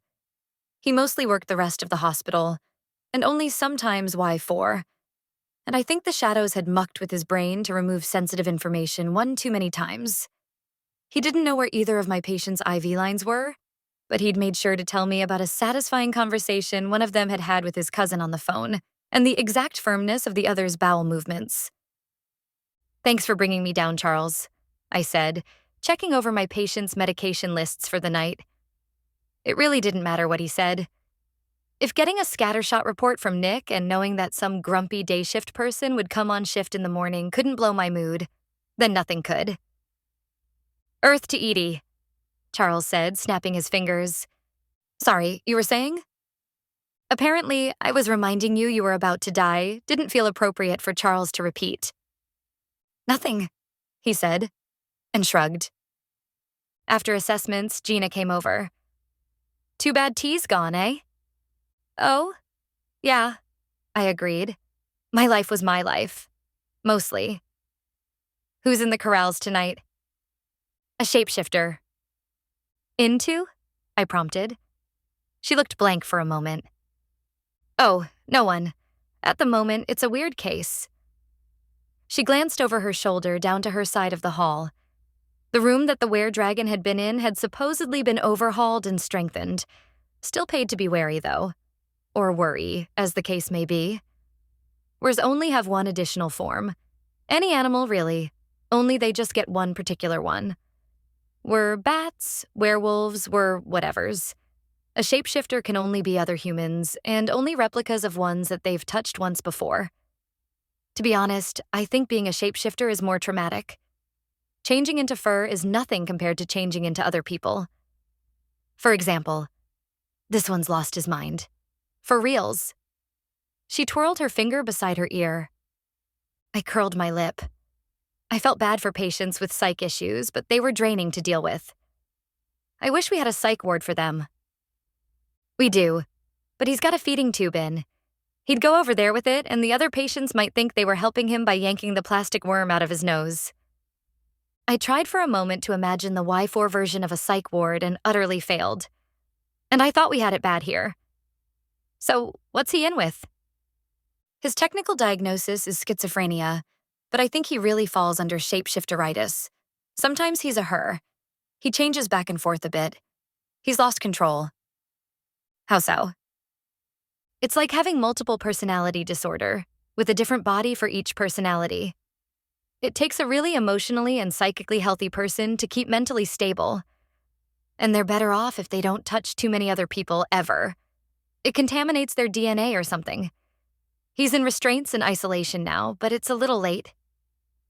Her lips pressed together in sympathetic pain. He plucked out his own eyes, said he didn't want to see himself anymore. Ugh, I shuddered in revulsion. Can't he just shift them back? Nope, it's a conservation of mass thing. They can't shrink down to become children again, for instance, or enlarge to become obese. But wares can go from human-sized to bear-sized, go figure. And I thought I'd had tough patients. Then again, it wasn't like the shapeshifter patient could see Gina being disgusted, as long as she could keep her tone of voice straight. That's gotta be difficult. So you're telling me I have to do a dressing change on his mangled eye sockets every 6 hours. It's fucking grim. Well, let me know if you need help. Night shift bore the brunt of things that were every 6 hours, hitting both midnight and 6 a.m. Nothing like having to do a dressing change right after and right before report. Will do. She took 2 steps away from me and then came those 2 steps back. You know, you could pull his information up in the computer. What? Whose? Mr. Smith's, I'm just saying. You mean Ty? I asked, and grinned at her, maybe a little too widely. That's creepy and stalkery and completely unethical, not to mention a violation of patient privacy laws. Gina rolled her eyes, then looked at me more closely again. You already went on a date. Who, me? No. I shook my head in an exaggerated fashion and laughed. Gina clapped her hands together. Charles owes me $20. You were taking bets? I forced another laugh as my stomach clenched. Maybe Ty dated a different nurse every time he came through? On what? How fast you two would go out. Charles thought you'd spend more time being depressed and withdrawn. What with the... Gina gestured over her head, indicating perhaps the bad news cloud that must follow me around. But I figured you for a fast mover. I snorted. Thanks, I guess. Not like that. She paused for a moment, choosing the right sentiment. I think you'd rather live your life than wish you'd lived it, you know? Not entirely inaccurate. Yeah, I do. Thanks, I said, and smiled. My patients were easy. One 8-year-old kid, he of the bowel movements, whose parents were on guard at his bedside. He had a high fever, gotten dehydrated, and was here for antibiotics and supervision. He was asleep in his bed, but both of his parents were up, watching the late-night infomercials. I did a quick blinking thing and realized that while both parents glowed, the child did not. As far as I could tell, and I wasn't well-versed on my new superpower just yet, thanks for not giving me an instruction manual, Shadows. They were daytimers, but their son was entirely human. Either he'd have to be given transfusions of vampire blood to jumpstart the gene that would set him on his vampiric path. Gee, you should be meaner to other kids on the playground. Here's some steak tartare. Or else he would be made a donor for the rest of his life. Like I would, assuming that I lived. I wondered if they wanted differently for him, like Anna's parents had wanted differently for her. But it wasn't exactly a subject I could broach. Telling them to give the kid more fiber to eat was one thing. Asking them if they wanted out of the system would be another.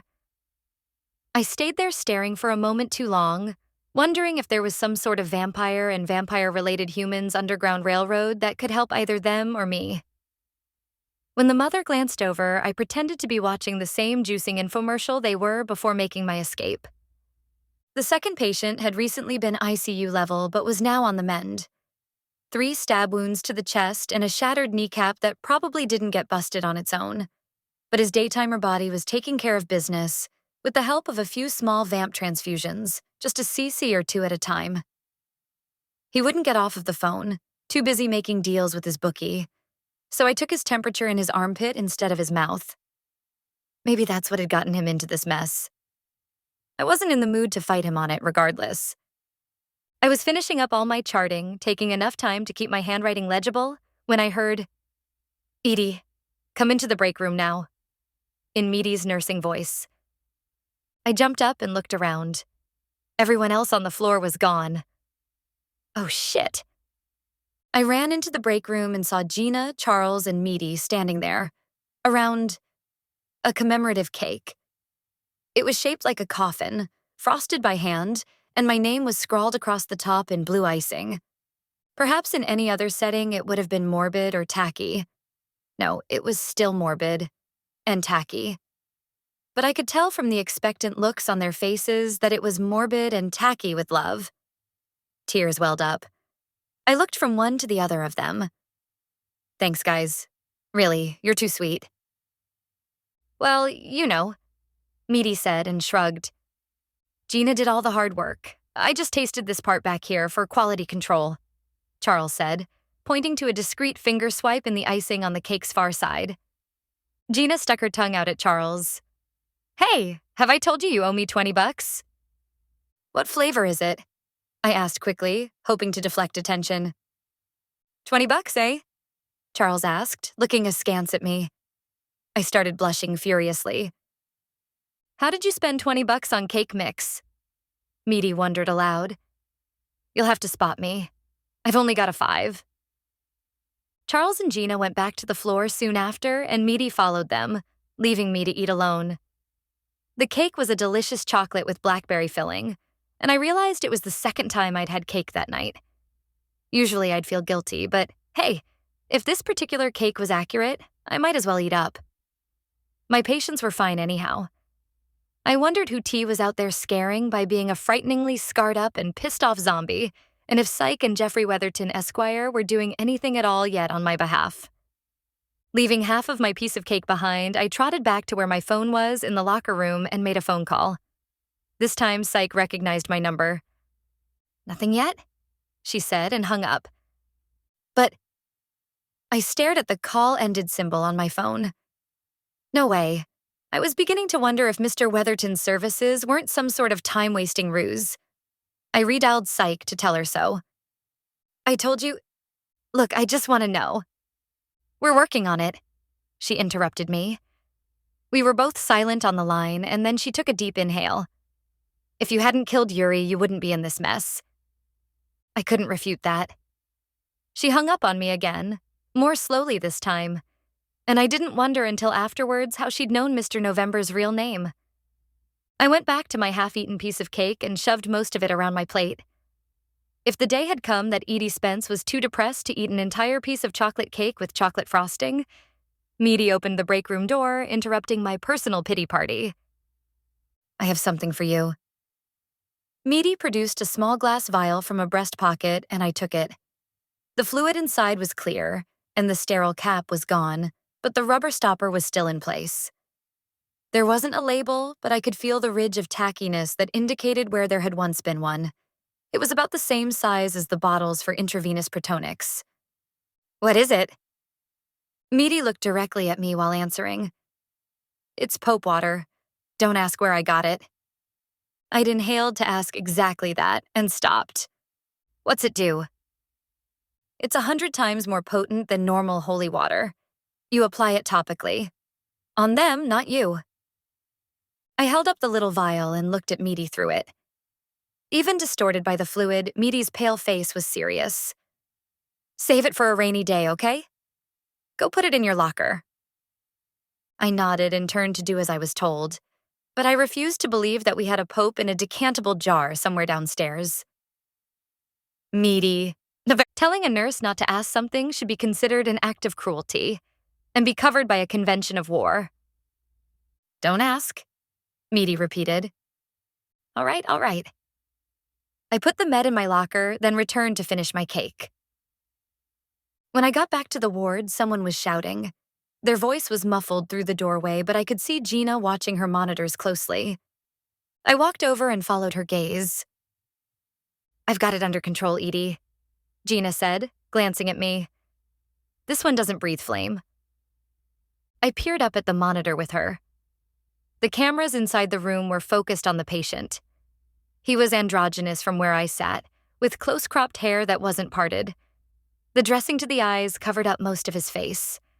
He wore the county-issued blue scramble puke-stain minimizing gown that everyone had. He continued to yell. Now that I was close enough, I could hear what he was saying. "Who am I? Tell me who I am." His yells were plaintive and frightening at the same time, like they'd taken a page from the shadows. "What kind of meds can you give?" I asked. She gestured to her chart. "Haldol. In intramuscular injections, mostly. Hard to keep an IV line in an unwilling shapeshifter." The shapeshifter was writhing in his restraints, his body changing shapes. The monitors and cameras weren't HD, and so I watched his fingers appear to pixelate and then resolve again as he tried on all sorts of different forms. Then his skin color started changing, hopping from tone to tone, and I gasped in surprise. "Pretty cool, eh? Like a human kaleidoscope." I nodded and kept watching as Gina went to the medication machine and then came back with a small bottle and a big syringe. "It's time for another shot of vitamin H," she said, holding up the bottle. "And I don't mean biotin." "How can I help?" "You can cover me." She opened up the drawer of the isolation cart that had the tranquilizer gun in it. "After the Haldol kicks in, we'll do the dressing change." "We?" I asked. "I meant for all my helping business to be out here, in the vicinity of your chart." She snorted and handed me the gun.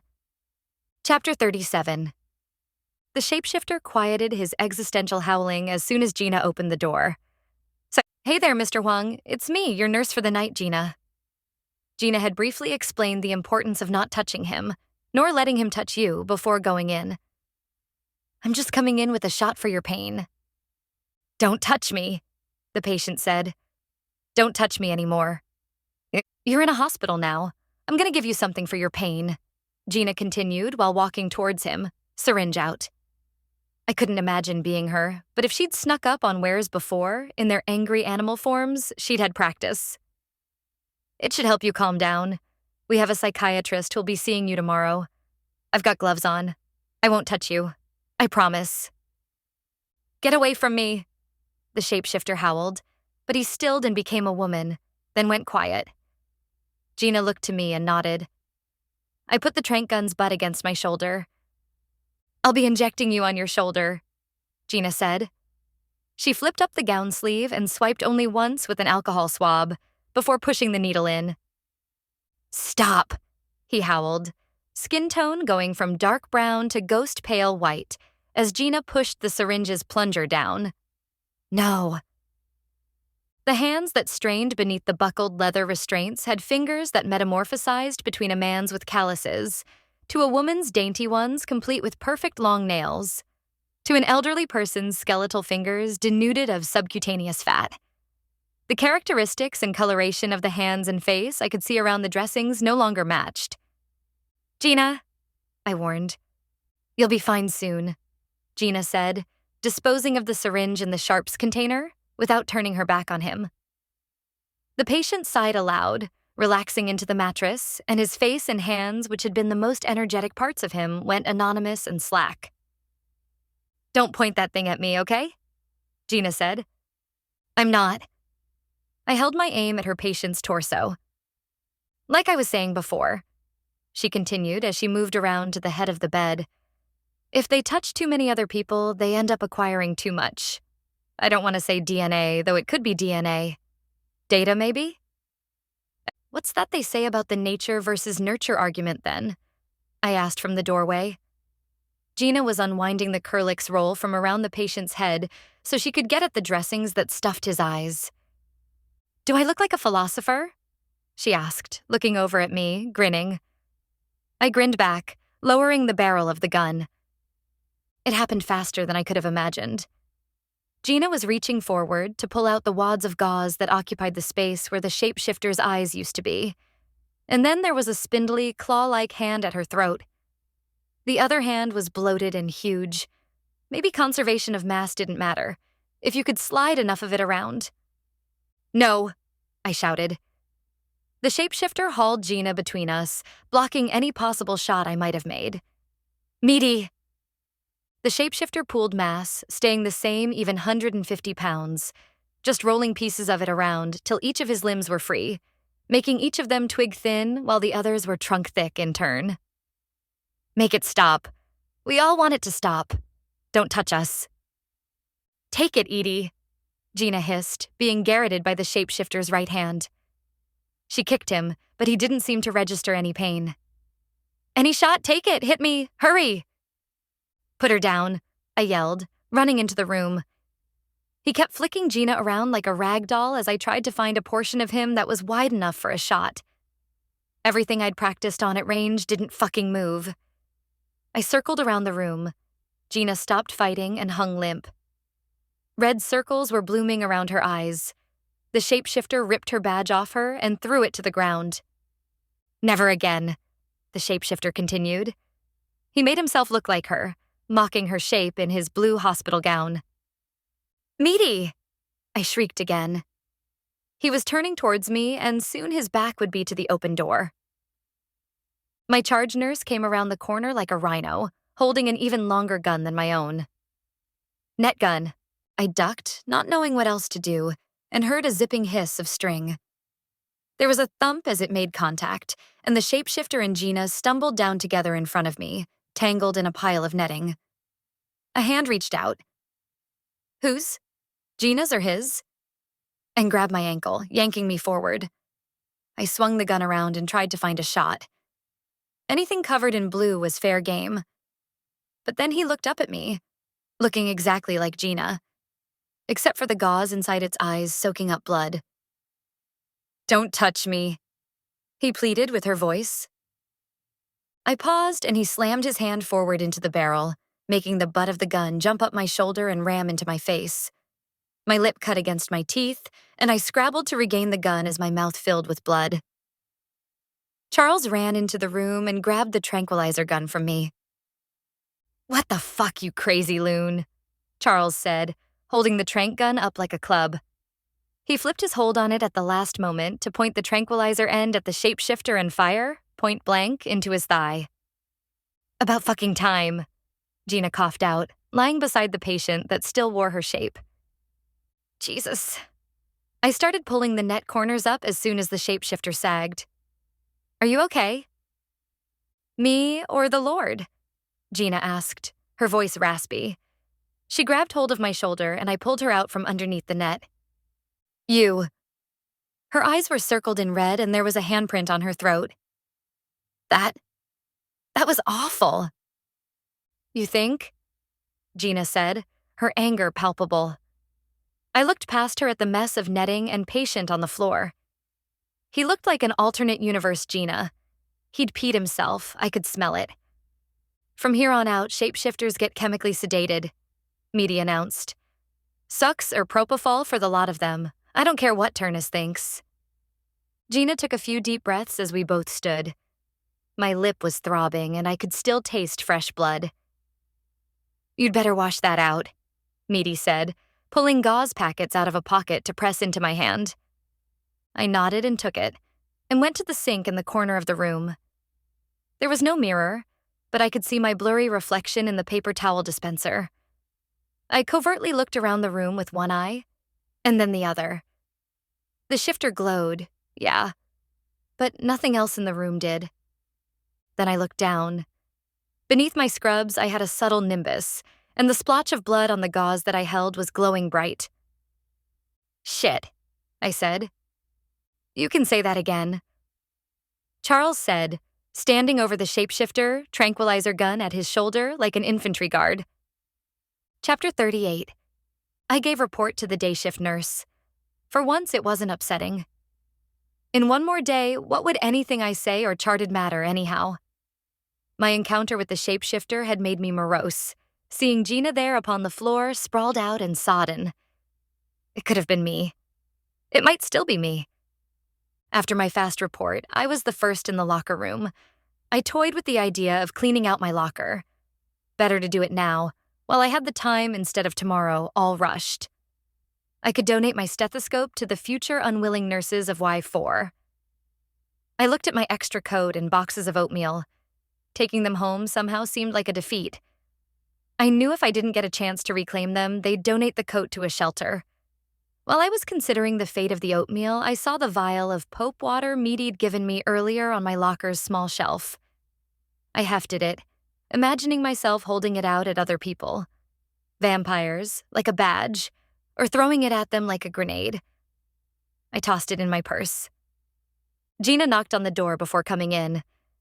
There were still red bands around her throat. "Gina, I'm so sorry." She didn't look at me as she walked to her locker and opened it. I stood there, trapped because her locker was closer to the door than mine, hoping for some sort of acknowledgement. "You should have shot him when it started," she said, her voice still rough. "I didn't have a shot then. Honest, I swear." There was a long pause until her locker closed. Her lips pursed and she still wasn't looking at me. "If you had a shot, any shot, that wasn't okay." I didn't. My mind raced through the moments where she'd been trapped. I'd tried. I'd searched. I'd failed. I couldn't even save a friend. How was I supposed to save myself? I didn't until the end, and then I blew it. I'm sorry. Yeah, I know. I opened and closed my mouth a few times, like a fish out of water. I wanted to make excuses, and I wanted her to forgive me. But if she was going to, she had to do it in her own good time. It was just that potentially I didn't have much time left, and I needed all the absolution I could find. "Thanks," I wound up saying, zipping my purse closed. I walked carefully around her to the door. It was halfway closed already when I heard her say, "Don't forget your extra cake." And I went into the break room where Meaty was giving report to the day shift charge. I tiptoed around the table and opened the fridge. It'd be hard to find half a cake in the sea of tinfoil and leftovers. "Just a second," Meaty said to the other charge nurse. "Spence?" "Yeah?" I asked. Take tomorrow night off. I almost hit my head inside the fridge in surprise. Really? Really, we're low on patience. We'll call you if we need to. Tie up some loose ends, take a vacation. Cake retrieved, I carefully stood up. Gina needs the vacation more than I do, Meaty. Don't worry, she'll get hers. I inhaled to protest. I wasn't exactly being fired, though. And I did have a lot of things to do, assuming Anna didn't turn up. Thanks. Meaty gave me a knowing nod. You're welcome. I called Psych again on the way to the train station. It went to her voicemail. Of course. I stared at my phone, frowning for a second as I listened for the beep. Look, this is Edie. Are you all doing anything? Anything at all? I need an update. Have you found her yet? I want to know what's going on. The message cut off anything else I was going to say.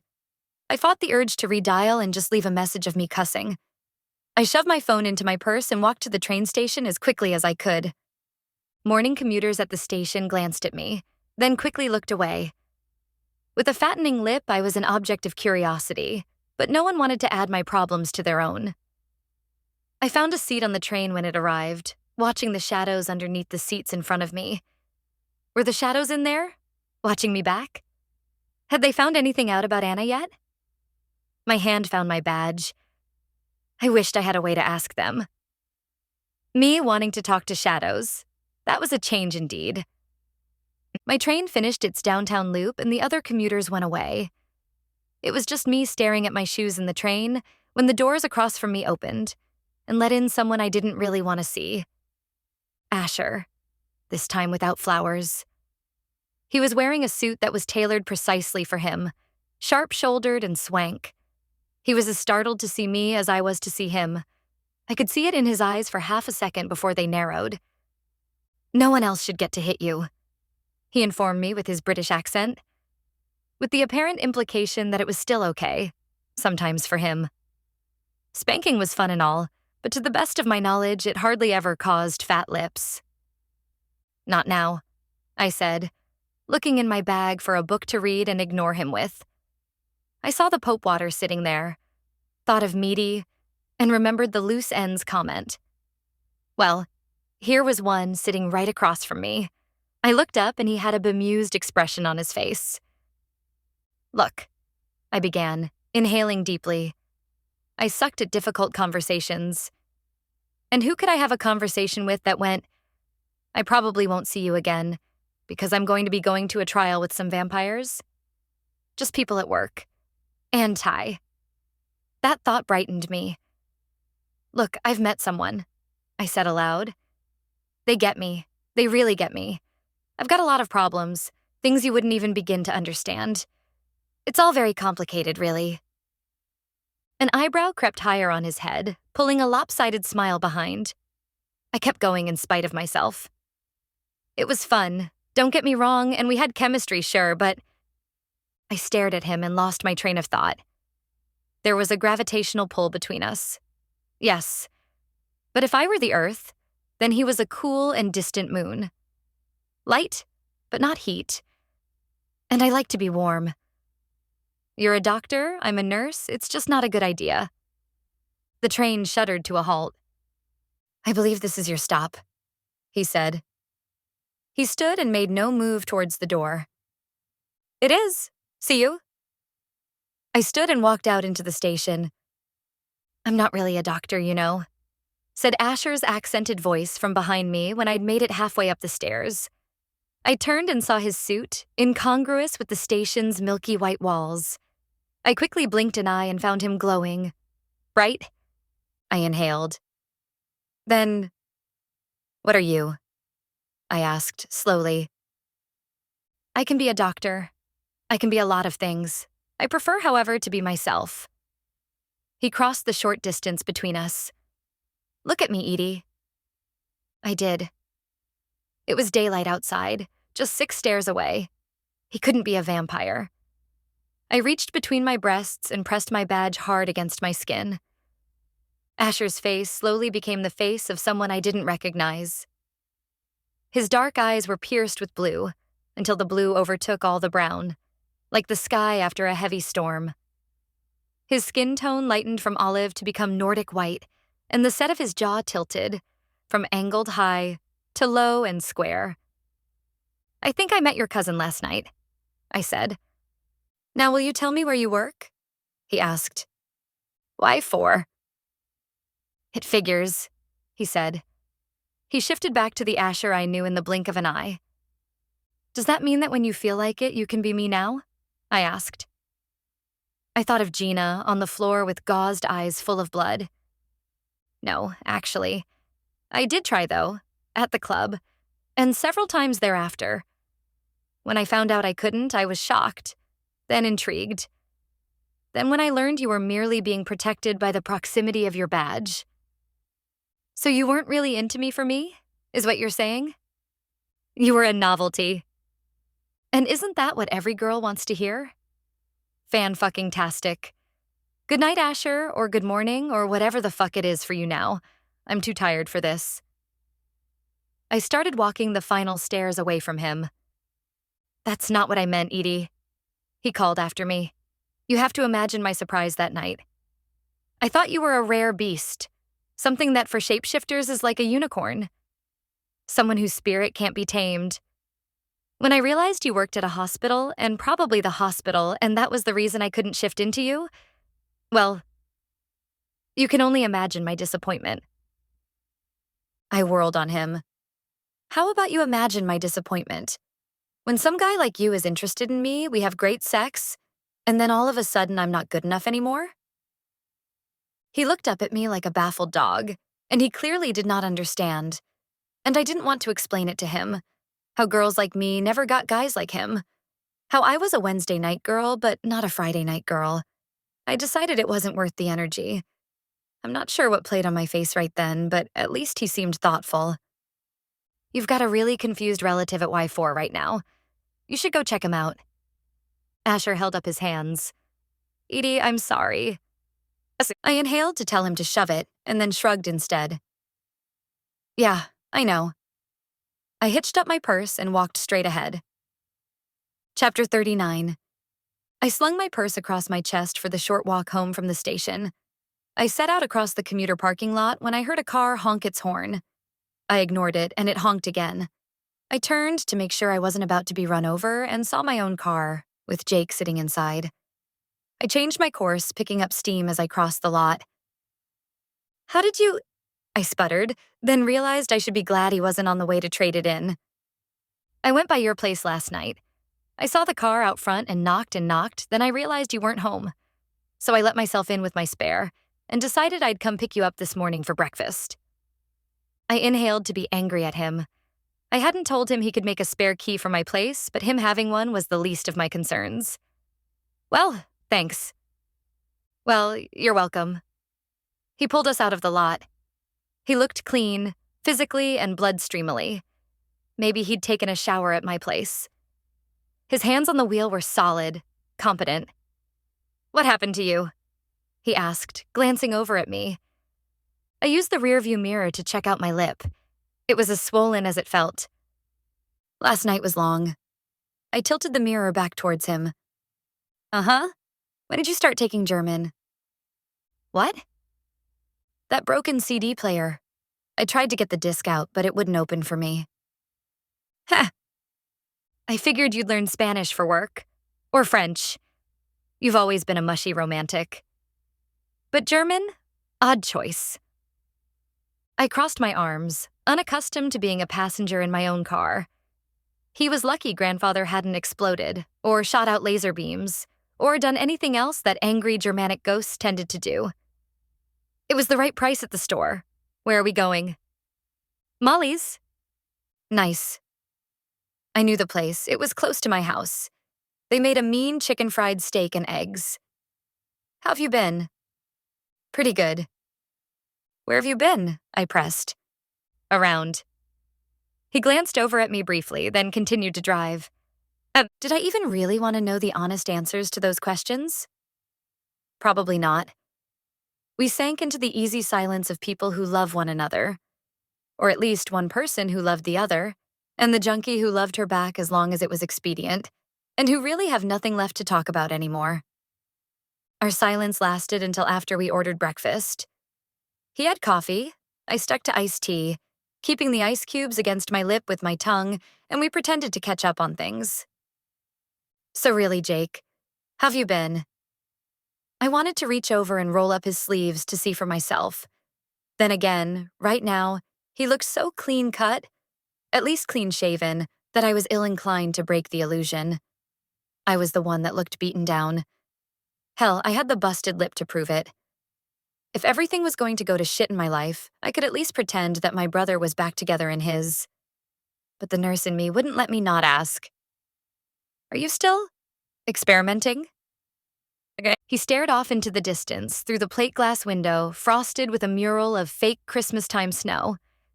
It was a 1,000-yard stare, but at least his pupils constricted. I did for a while. He inhaled and exhaled. But I'm broke now. He seemed so sad and forlorn. Do I have a couch left at home? I asked in an overly teasing tone to break the mood. Not broke as in out of money. Well, yeah, that too. He looked ruefully at me. I mean, I'm broken on the inside. How so? I don't know. The synapses in my head. Edie, I can't even get all the way drunk anymore. How sad is that? He asked me in all seriousness. Not very. Pretty soon he'd have to get a job to lose himself in, maybe a girlfriend. Soon he'd be normal, if only the spell would last. The waitress brought our food. Molly's chicken fried steak and eggs slathered with gravy was as good as I remembered. Can I tell you something? And you not think I'm crazy? He asked. What could be as crazy as death by vampire trial? Sure, Jake, I said around a mouthful. I think, he said, looking around then leaning over. I think I'm part of some test. I almost choked on my eggs. I forced the bolus down and took a long swig of tea. Really? He studied my face. You think I'm crazy? I wasn't sure what to say. I opted to cover my tracks. Well, you have done a lot of drugs, Jakey. Seriously, sissy. You and I both know that this is weird, right? I mean, not even booze. He sighed, staring into his unadulterated coffee. Not even booze. Maybe it's a chance for you to start over? I suggested. I mean, now that you're clean, you can get a fresh start. I'm 28, sissy. So? It's never too late to start over. I tried to sound like I meant it. Have you been reading church signs lately, or what? If I had, they would have all been of an apocalyptic bent. They were right. The end was fucking nigh. I swirled a piece of steak in the gravy on my plate to buy myself time to think. I just want to see you happy, Jake. On the drugs, I was happy. I never had a bad minute while I was up on heroin. Some people see things, crazy shit, and talk to God. On heroin, I was God. That's hard to beat. Hey. I studied his face, around the downturned eyes and the full yet frowning lips. Handsome but deeply sad. For a moment, I was mad. I'd bought him this second chance, maybe at the cost of my very soul. And for what? But I could never be mad at Jake for long. He was my brother. Who do you think would be experimenting on you? I asked him as neutrally as I could. What do you care? He said, and shrugged. I waited for the waitress to refill his mug before I tisked at him. I'm your sister. Of course I care. He stared into his cup before answering. I don't know who, but I think I know where. The Armory. It was the name of a large homeless shelter downtown, where you could catch a warm bed and a hot meal if you stood in line long enough and kept your head down. It was where Mr. Gelman had been staying before he'd met Anna. Jake continued. They've had a change of ownership or guardianship or whoever the hell runs the place. It used to be casual. Now it's almost militarized. I knew the recent economic downturn in the county's affairs had had an effect on the number of homeless people in the city. I'd heard emergency department nurses complain. How would they do that? I don't know. The food there? Maybe. And they've got a needle exchange program. They could fill them up with some sort of Narcan ahead of time. Jake, don't be an idiot. I set my fork down with a clatter on my plate. For God's sake, if you need clean needles, I'll fucking get them for you, I heard myself say. Jake looked as surprised as I felt by my vehemence. But even as I offered now, what would happen in just 2 short days? I reached over, grabbed his mug, and took a gulp of his coffee. It burned the top of my mouth and scalded all the way down. Sissy. In that moment, I wanted to tell him everything. Everything from the beginning. From our parents' divorce to the first time my mom kicked him out. I could forgive him the pot, the acid, and the E. Teenagers did those all the time and were fine. But from the very first moment, I'd seen a track mark on his arm. Until when my mom had to close the door on him, over all my screams and tears. And now, me, trapped, trying to save him from himself one more fucking time. I stood up, eyes hot. I'll be right back. I almost ran into the bathroom. I made fists for strength. I should tell him everything. All of it. But then what? Things don't work out. I die in 2 days, and then he's left knowing that? Forever? I'd done it to myself. It wasn't my fault entirely, for damn sure, but I'd done it to myself. I could have ignored him. I could have gone in for tough love. I washed my face before looking at myself in the mirror. You did this to yourself, Edie, I told my reflection. You cannot lay that on him. He did deserve to know that his enforced sobriety might come to a screeching halt in 2 days. But that was it. Not how or why. But when? Yes. I stalked back out to my half-eaten breakfast to find the table empty. I'll get it next time. Jake had written in his neat handwriting on the bill, right under the waitress's thanks, with a smiley face. My car keys were left in a tangle on top of my purse. Damn it, Jake. I muttered under my breath and looked around. Our waitress appeared anxious, like she'd feared a dine and dash, and flashed a nervous smile at me for noticing. I pulled out cash from my wallet and left her a hefty tip. Couldn't take it with me anyways. Chapter 40. I drove my car home and parked in my spot. I sat there for a second, wondering if I could leave an official letter for Jake and avoid a confrontation entirely. Edie Spence's last will and testament. To her brother, she leaves her couch and her small collection of music he doesn't like. I rolled my eyes at myself, found my house key on my chain, and walked to my door. As soon as I entered, the CD player started chattering at me in German. It was as bad as Minnie. I'm sorry, he's my brother, I tried to explain. I know, he pisses me off too. Its light went from red to green, and then it clicked off in angry silence or exhaustion. I had barely kicked off my shoes and hung up my coat when I heard a knock at the door. Jake, I'm still mad at you, I announced, walking down my short hall. I peeked out the peephole and saw T there, his scars magnified 100-fold like the ripples in an unmade bed. 1 second, I called and undid all the latches. Hey, come in. I pressed myself to the side of the wall so that he could pass. He did so, managing to avoid touching me completely, which was pretty amazing, given his shoulder width. What happened to your face? He turned towards me in the small hallway. I waved my hand dismissively in the air. A patient last night. I don't want to talk about it. He made an annoyed sound at that. Not at me, but at whomever had hit me I knew. And I followed him out to my couch, the only furniture left in my living room. He waited till I sat down and then sat down an inordinately long distance away from me. I looked at him, then at the vast expanse of couch between us. What did I do wrong now? He blinked. You're direct. I've got 2 days to live. Ty looked down at his knees for a moment. I went down to the 17th. He began, and I had visions of sultry hookers dancing in my head. And when I came back here, I saw a man entering your place. He looked up at me, and there was definitely hurt in his golden eyes. Really? I crossed my arms. I'm not sure which you should be more embarrassed about, being slightly stalkery or assuming that I'm dating my brother. Oh. His shoulders untensed, and he shook his head at himself. Seriously, just ask me things. I scooted over on the couch. Even if I weren't running out of time, I don't play games. Never have, never will. Unless you were my junkie brother. I mentally amended. How long were you out there? He exhaled. Since 4 a.m. Silly zombie. I lightly slapped him on his forearm. I do feel foolish, he began. Good. It was sort of more cute than stalkery for now. He did appear embarrassed. Just don't make a habit of it, okay? Fine. His face softened into a grin, and so did mine. So, about the girls?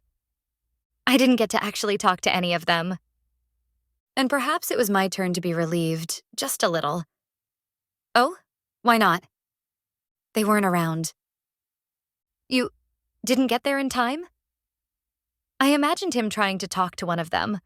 A normal girl except for her occupation, and her running away from him in fear, like he was Frankenstein's monster and she was short a mob. In a manner of speaking, T said, and his voice was grave. Suddenly, I realized what he meant. Oh no, what happened? They're all gone. Dead, I assume. He looked down at his clasped hands. How do you know they're dead? Hookers aren't known for their financial solvency. They usually can't get away from their pimps or their dealers long enough. So unless there's a greyhound full of them all on the way to Florida, I feel safe assuming the worst, he said. But won't the police find out? Find what? And when? Ty held his empty hands out. The city's big. It could take a while. And if they only find one at a time, they could be declared NHIs. What's that? I asked. Ty's hands curled into fists against his denim. It means no humans involved. It's a way to dump cases that no one wants to look into or solve. When the cops think someone's done them a favor by taking out the trash. No humans involved, I muttered. Well, they got that right. I imagined those girls looking at the expensive suits that all the vampires seem to wear, ignoring their foul breath, their odd mannerisms, the way their eyes kept looking through them. Maybe, sadly, they were used to that. And hoping that for one night they'd be warm and well paid. T's head was bowed in frustration. I reached out and put my hand on his. So what now? I'm not sure. When the bodies turn up, we can look for ideas. And I spread enough money around last night. If anything comes up, people will call. I left an impression. His strong hands flexed again. A wave of exhaustion hit me. I'd been going almost full throttle for days now. A week, really. If there was nothing we could do, I knew what I wanted to do at least. Sleep. But I didn't want to be alone. I looked over to him and out around at my living room. This couch was a life raft, holding us up against the ocean of drab carpeting and the rough world outside. One person probably dying, one already dead. And as tempting as it sounded, sleep would be giving in. It would be admitting the beginning of the end, the wind down into the final, darkest night. Gina was right. You had to keep moving, or you'd start crying. I leaned forward and did the only thing I could think of to do to stop myself from sinking. I kissed him. Even though with my busted lip it hurt. He braced himself, first surprised, then leaned into me, reaching his arms up to hold my head and tilt it slightly so I fit him better. He was slow kissing me back, tentative, as if his spirit for these things was as fragile as the skin that held him. I didn't care. I pressed harder for a moment, ignoring my bottom lip's sharp pain, and then swung around so that I was straddling his lap, bending over to kiss his face, all of his face, as my hair hung down and shielded us from anything outside. I took his hands and put them at my waist, urging him to go further. And then I thought about what the hell I was doing. I pulled my head back and sat up and squirmed backwards on his lap. I'm sorry. For what? He asked, letting me go.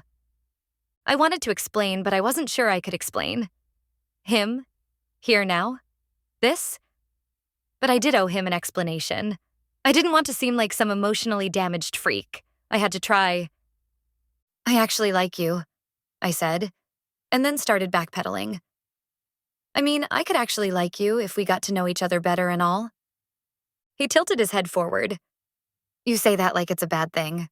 Do you know how long it's been since I've been with someone I actually liked? I looked wildly around the room, as if ghosts of conquests past would arise and vouch for me. It's okay, he said. His tone brought my gaze firmly back to him. He was quiet beneath me. Okay, so he was a zombie, so that was easy. But nothing about him was threatening or rushing me or rushing out the door. He didn't seem angry or mad or scared or anything else I'd been afraid he'd be right now. Whatever you want.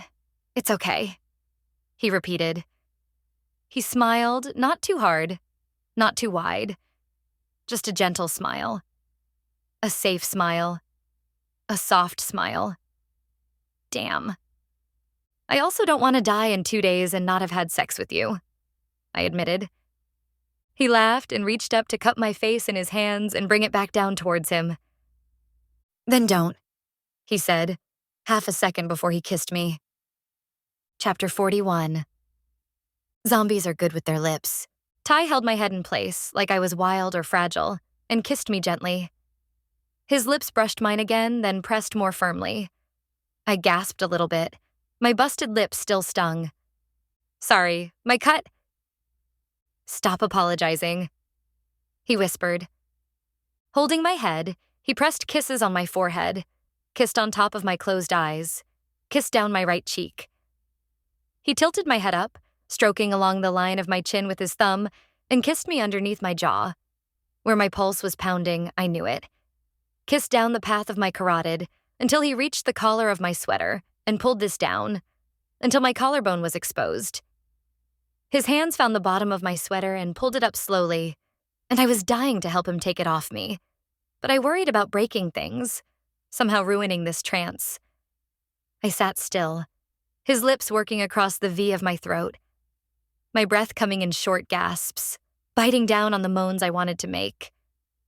Ty crept my sweater ever higher until I had to raise my arms to free it, and I was sitting there exposed on his lap, with only my jeans, lanyard, and bra. I reached up and pushed my lanyard back so that my badge wound hung behind me. And I realized I'd rocked down into his lap without meaning to. I was pressed against him, near, but not near enough yet.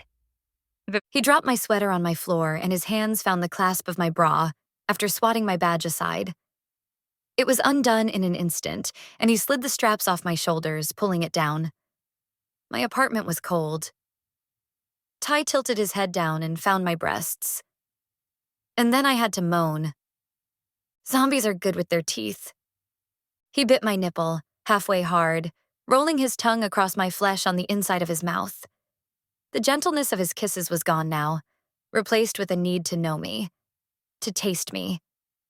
He bit me till it almost hurt, in the fullness of my cleavage, in the roundness of my breast against my ribs, one breast, then the other, his teeth against one pert nipple at a time, leaving teeth marks on me for an instant before they faded, with nothing but my memory of my burning need to prove them there. And I could feel him, trapped inside his jeans, hard. I rocked forward into him as his bristles scraped against my skin, switching from one breast to the next. I rode against him, still too clothed. His hands found one another at the top of my jeans. They undid the button, unzipped the fly. He looked up at me with his golden eyes. And then he reached up to hold me, pick me up, and lay me down on my living room floor. He grabbed hold of my jeans and underwear and tugged, bringing them sliding down to my knees. I reached up for him, expecting him to pull off his jeans and join me. I knew he wanted to. I could clearly see the outline of his cock. But Ty grabbed for my jeans again and pulled them off of me, one leg at a time, and then beheld me, naked there before him, himself between my legs. He reached forward, pulling his hands down my stomach and pushed my thighs wide.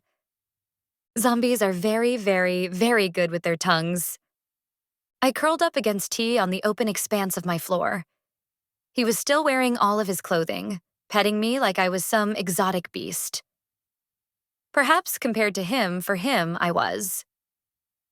I think I know your name, Edie, T said, running his hands up against the badge's plastic, it and its lanyard the only shred of clothing I had on. It lay against my chest now, up between my breasts. Just humor me, okay? I said. Were the shadows watching this? Feeling this? Voyeuristic bastards. I snuggled nearer because his flannel was warm. You have too much clothing on? He made a negating noise. No, really. I refuse to be the only naked person here. I reached up and cupped his chin. I ran my hand higher, and his scars made my fingers play in unexpected ways up the plane of his cheek. I just didn't want to scare you. I sat up and pushed him down onto my floor with both hands. Scare me, Edie Spence, dragon killer? Girl who is at least nearby when the dragon gets killed? As if such a thing were possible. I scoffed. You never told me about a dragon, he said, as I reached for the top button on his collar. I have unexpected depths. I didn't meet his eyes. Instead, I watched what I was doing, unfastening one button at a time, leaving the flannel in a straight double row till it was tucked into his jeans. Then I reached up and in between it, pushing his shirt front aside, like I was opening a present. T's skin was mottled, a calico of humanity, possessing every color, from the raw pink of newer scars, down to the rich flat black that I suspected eventually his healed skin would become. There were ridges, waves where new met old and older, all across his wide, strong chest, down his flat stomach, to where I couldn't reach yet in his jeans. How many times have you been hurt? I asked him, marveling over each intersection, where his stories were written on him, tracing each fold. When I looked up and his eyes were watching my face. A lot. I don't remember them all. That's good, I suppose. I followed line upon line down his body, making a game of it, gathering the courage to go further. You're not scared? I flushed, but when I looked up at him, I realized my secret was still safe. Not of scars, no. His face turned away from me to look at my wall. I also can't feel much. So you can't feel me? Or feel this? I asked, leaning in to kiss his chest. He reached up and caught the back of my head, holding me to him. I kissed him again. I remember the memory of touch. Sometimes I think that's what it is, that I feel instead. Memories of times I've been touched before. That's poetic, but also very sad. I grabbed a fistful of my hair and played it down his stomach, left a trail of warm breath at the edge of his jeans. Nothing? Not much, he said, his voice heavy with sorrow. I reached a hand down and pulled clawed fingertips up the inside of his thigh. Nothing? I asked again, from the vicinity of his waistband. I raked my hand up the inside of his other thigh and then seated it between his legs, rubbing what I found there. Some places were burned less than others, T admitted, arching his back slightly. Oh, I said. I love a challenge. My doorbell rang, twice in quick succession. I thumped my head down into the still-closed button of Ty's jeans. You are kidding me. I shook my head and began unfastening the buttons as the door rang again. You're not going to get that? Ty asked, sitting up, pushing me back. No. It might be important. This is important, I said, making an expansive gesture. This? T said, making my gesture back at me with a rueful grin. Isn't going anywhere. So go get your door. I got my legs underneath myself. Fine. But if it's my brother, I reserve the right to kill him. The doorbell rang again. Just a minute, I yelled, then looked back at Ty. You stay here. I will be right back. Stay put. He grinned. I wouldn't want to end up like the dragon. Precisely. I made a face at him and ran into my bathroom to pull on my robe. Then I went back out to my entryway and looked out through the peephole. Maybe I was lucky and it was a misdelivered pizza. Just outside, pacing in a circle, I saw Asher.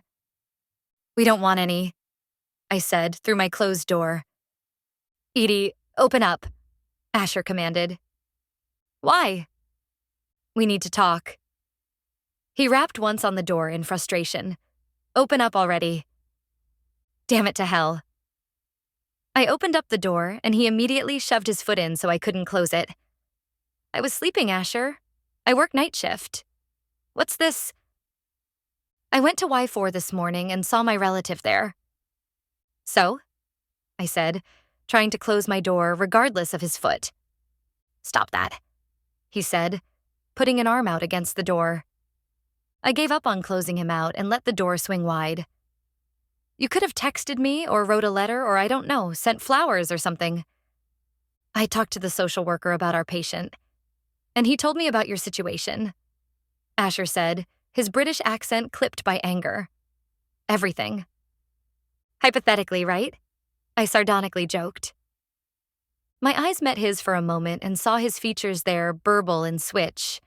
It could have been my imagination or shadow or who knows, indigestion. But I recognized the final face and the emotion it portrayed was earnest. Edie, the shapeshifter you saw was my friend.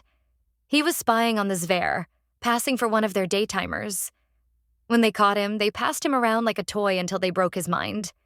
They'll do even worse to you. He stepped back and held out his hand. I can save you if you come with me, Edie, but you have to come now. I was barefoot, and my robe offered no protection against the cold. It had been freezing and then some last night, and the sun wasn't winning any fights this afternoon. I can't. We have safe houses all over the country. Only a few such facilities like Y4 exist. In rural areas, we take care of our own. I can transport you away from here, set things in motion. After that, you never even have to see me again if you don't want to. His empty hand traveled up to cut my cheek. Though I'll admit that thought makes me the slightest bit sad. Edie? Ty said from behind me. Asher's hand dropped like a stone. I tried to think. Could I work for shapeshifters? Going from place to place on the lam? I didn't ever want to be a psych nurse. Hell no, but I could do it if I had to. But there was Jake. And now Ty. Edie? Ty asked again, nearer now. He crowded the doorway behind me and reached a hand through for Asher to shake. I'm Ty. No, thank you, Asher said, regarding Ty's hand with disgust. And then anger lit. Are you the one that hit her? He asked, taking a step forward. Ty came another step forward from behind me at this affront. No, I answered for him. Both of you, no. Just let me think, okay? I twisted away, unwilling to go far on bare feet, but I needed some space. I looked down the shared wall of the apartment complex, past the parking lot, to the cars driving by in the street. If only I could hitch a thumb out there and leave everything behind. But leaving was only an option that I'd have considered taking a few days ago. Now, with Jake on the cusp of being normal and Ty helping me, I stared out, ignoring how the cold made my feet burn, trying to imagine a future where everything might be okay. I'd almost managed it when I saw them there, outside my window.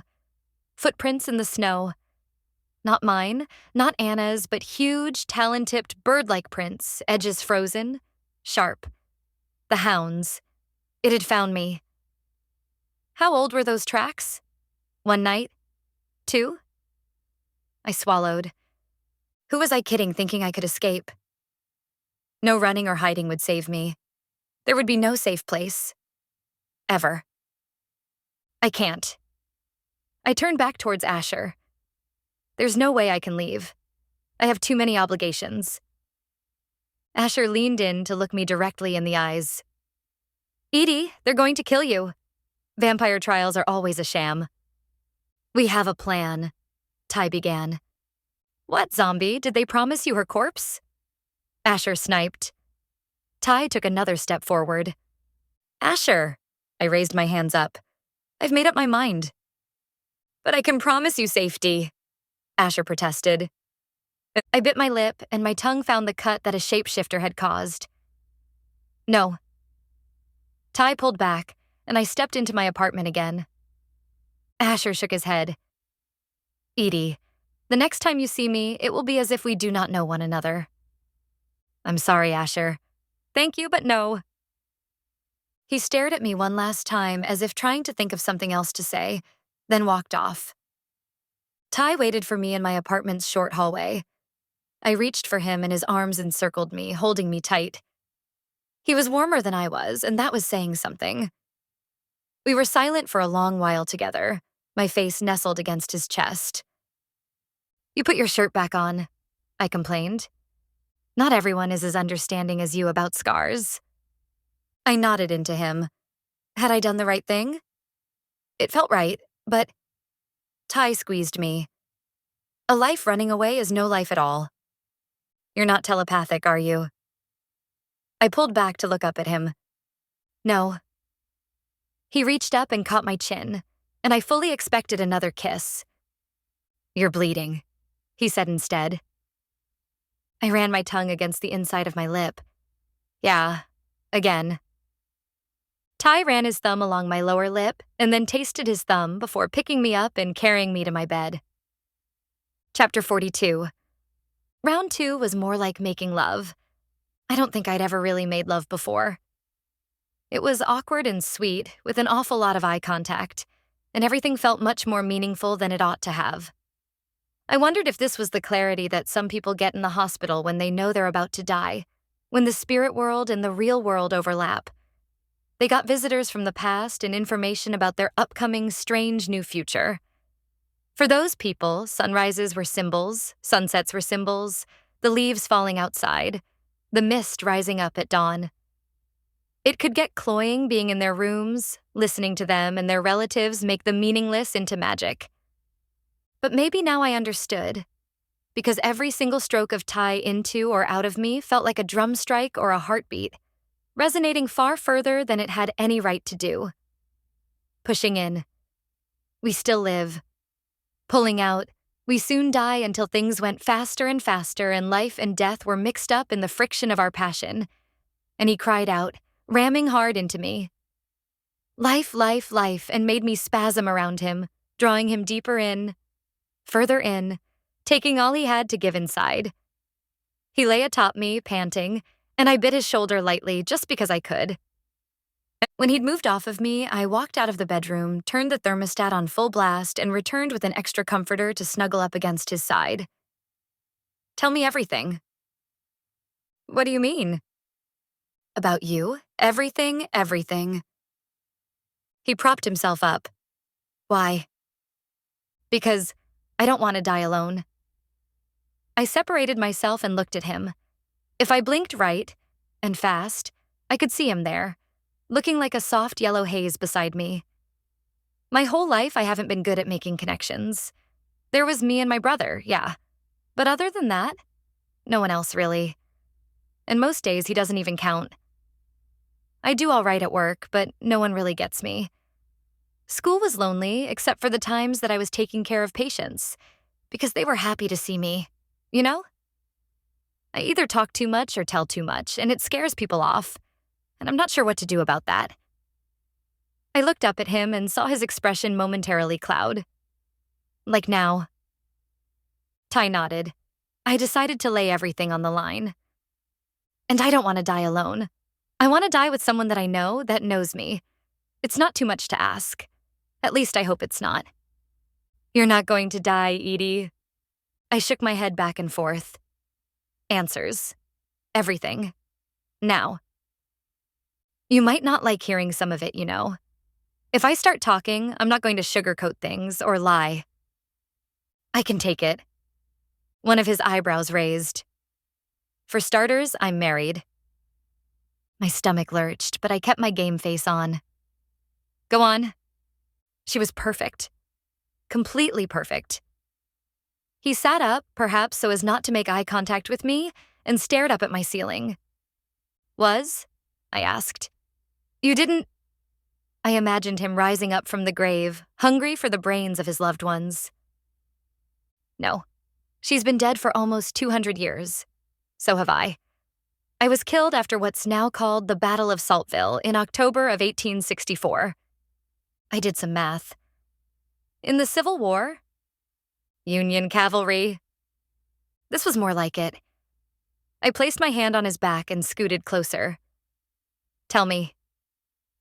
I was injured in the battle. Some Confederate asshole came through the hospital tent and knifed all of us. His voice was distant. I waited without saying a word. Then for a long while, I don't remember.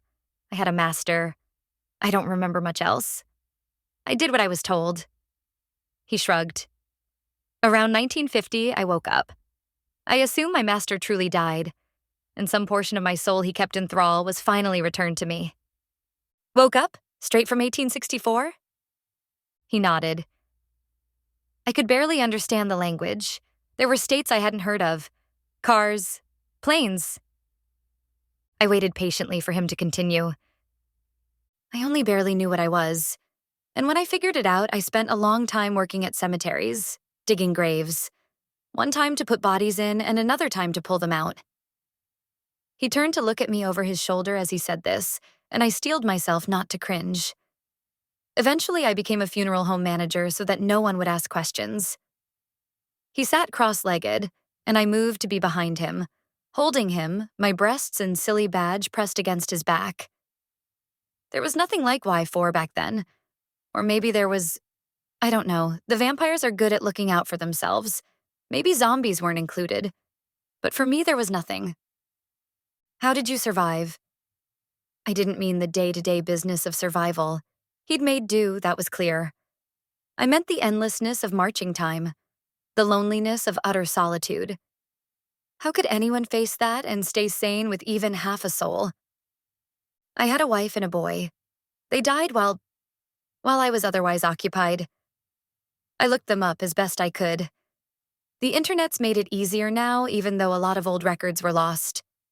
But I am sure they are in heaven. And if I do enough good here on Earth, I'll get to someday join them.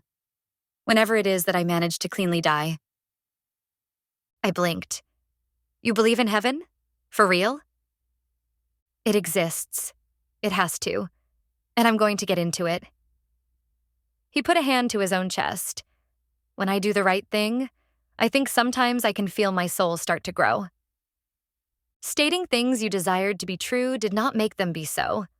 An old quote about wishes, fishes, and nets that I'd read once burbled up from my subconscious. Ty took my silence for the negation that it was, and turned to look over his shoulder at me again. Your own soul's on the line and you don't believe? I pushed away from his back.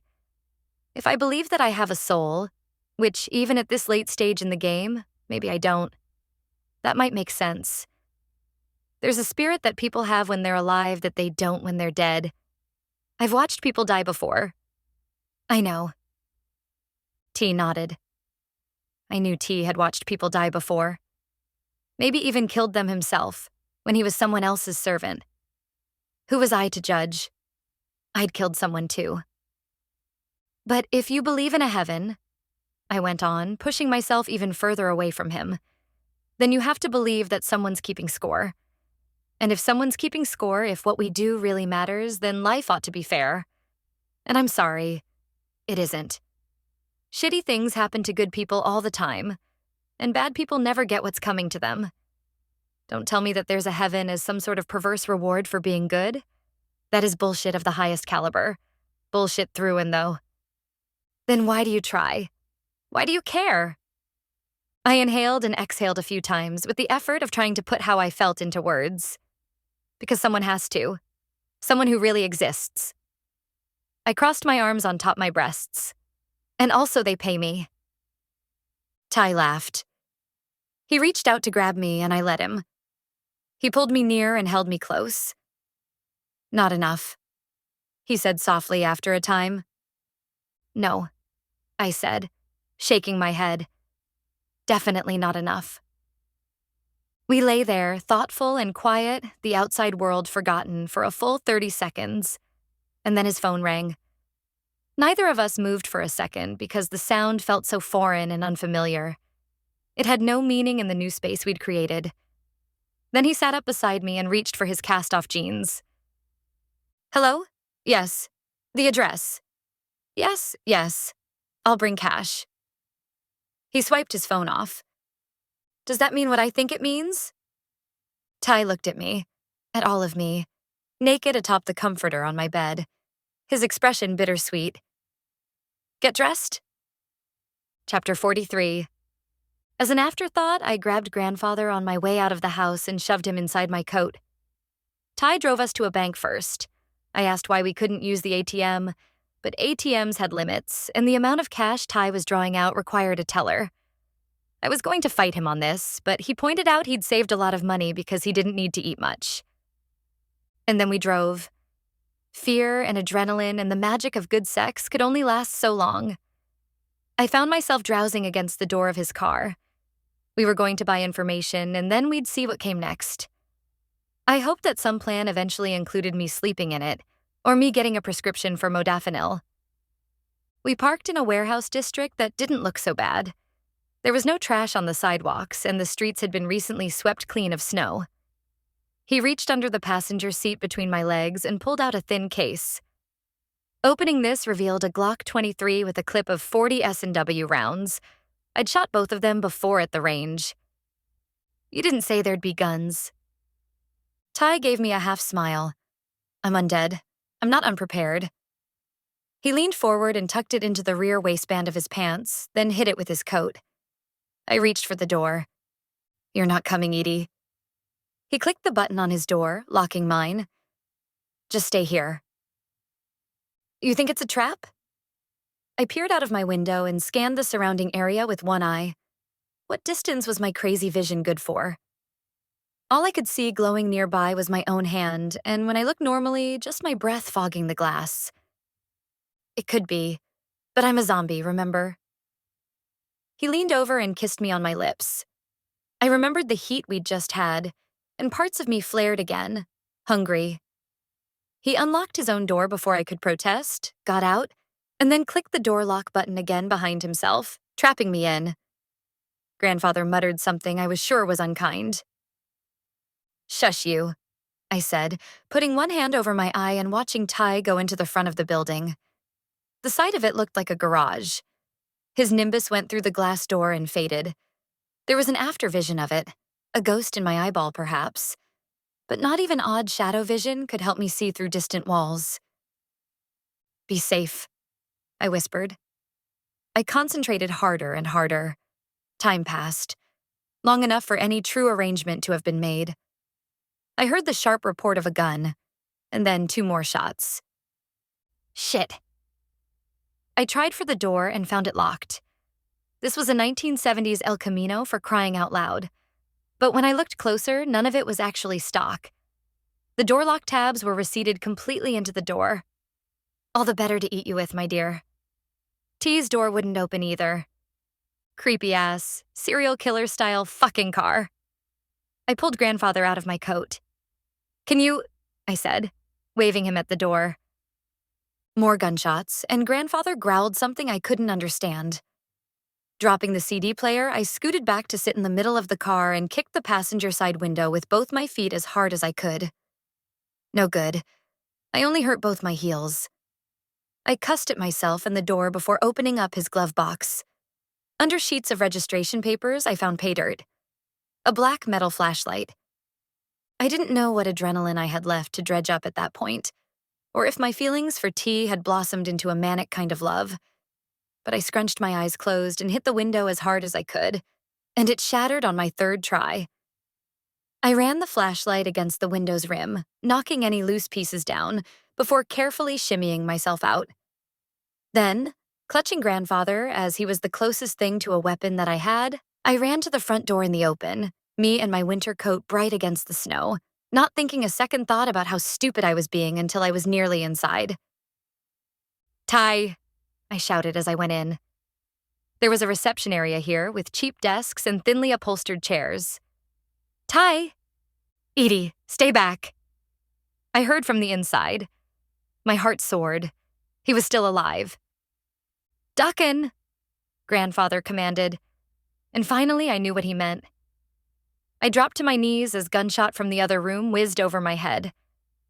Of course T was still alive. I needed to concentrate on keeping me that way too.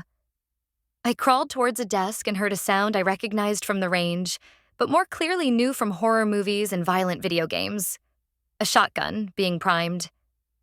I pushed the nearest desk over and cowered inside of it. But to my left, if I winked just right, I found I could spot a nearby brightness, with a further one nearing quickly. I could see through walls, after all. They just had to be close ones. Ty, to your left. Weglaufen, Mädchen, Grandfather commanded. Too late. There was a spattering volley of pellet shots from the next room, but T's gun answered, or at least I thought it did, and the second aura dropped and faded. T? I asked. I peered as best I could. I didn't get an answer, but the level of visible brightness didn't change. Another glow came into focus on the far right-hand side. Ty, to your right, far back corner. I had no idea what the room he was in was like, but the second aura paused and Ty's gun went off once more. The other aura stumbled and then fell. I wanted to crawl around the edge of the desk I was hiding behind. It was only particle board, almost worthless for protection. But the walls were even cheaper drywall. They wouldn't be any better. Ty? He would answer, if he could. Reasons that he couldn't, I tried not to think on. I patted my coat down and found my phone. I flipped into my history and redialed psych. It rang 2 times, 3 times. Maybe I'd blown all my chances at getting her to answer. Then she picked up, and I didn't give her a chance to say hello. Remember how you told me to call if you said I needed you? I need you. I shouted over gunshots from the other room. Where are you? Mädchen, raus aus diesem Raum. I gave her the address over Grandfather's rising orders, and she hung up. How far away was she? Would she really come? I added to my desk fort by putting the chair and Grandfather's CD player between the particle board and myself, then checked to make sure I could still see any action. A swarm of dim clouds converging on my brighter near one. How much ammunition did Ty have? I thought about running out for more. But how would I get it to him? Shots rang through the small room, leaving holes behind. And dear God, it was only a matter of time till one of them hit me and put me out of my misery. I curled into a tighter ball, no longer able to tell the difference between T's light and those of the oncoming people. The room beyond him becoming a growing, glowing blur. Then the door behind me burst open, literally. Shards of glass rained down, skittering off the desk I hid behind. Edie? A voice I recognized asked aloud. Psych. And she sounded pissed. Help, Ty, please. I rose up just far enough to see her run into the other room, her red hair streaking behind her like arterial spray. With my other sight, I could see the other lights pull back. I heard the sounds of fighting, but her light matched theirs, and so as long as the fighting continued, I couldn't tell who was winning what. There was great speed. I assumed it was hers, and the sound of impact after impact.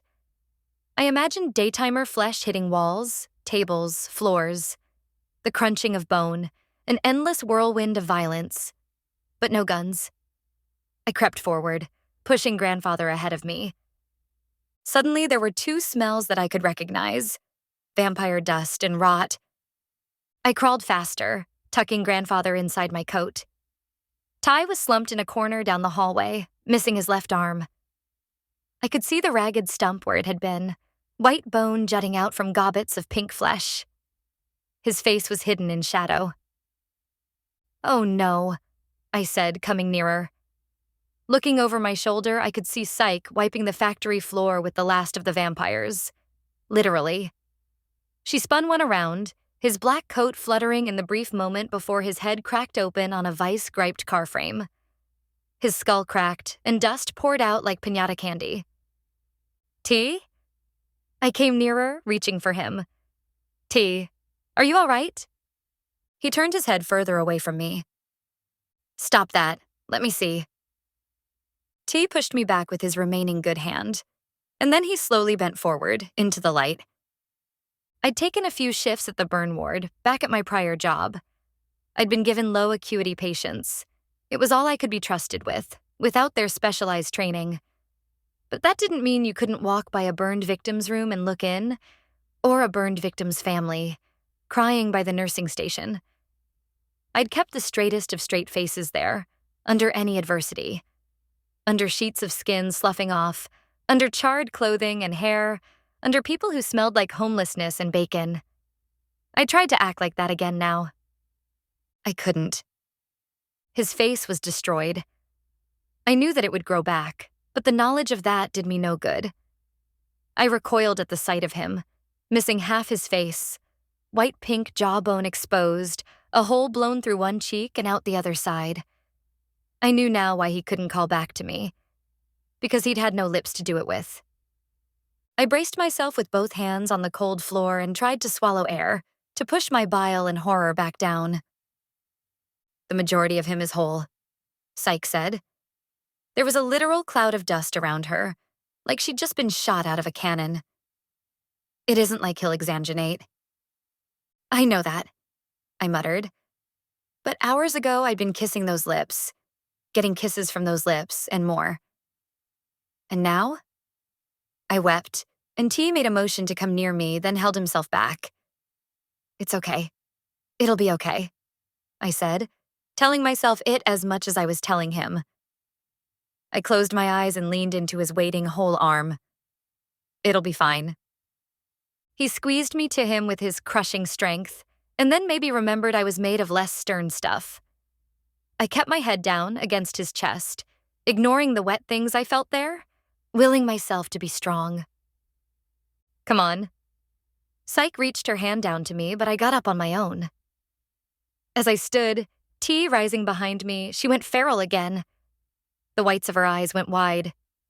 She raced off, spike heels clattering across the cement floor. Are we supposed to follow her? I asked. T shrugged and handed me his gun. He pulled out another clip of ammunition from his waistband and handed this over as well.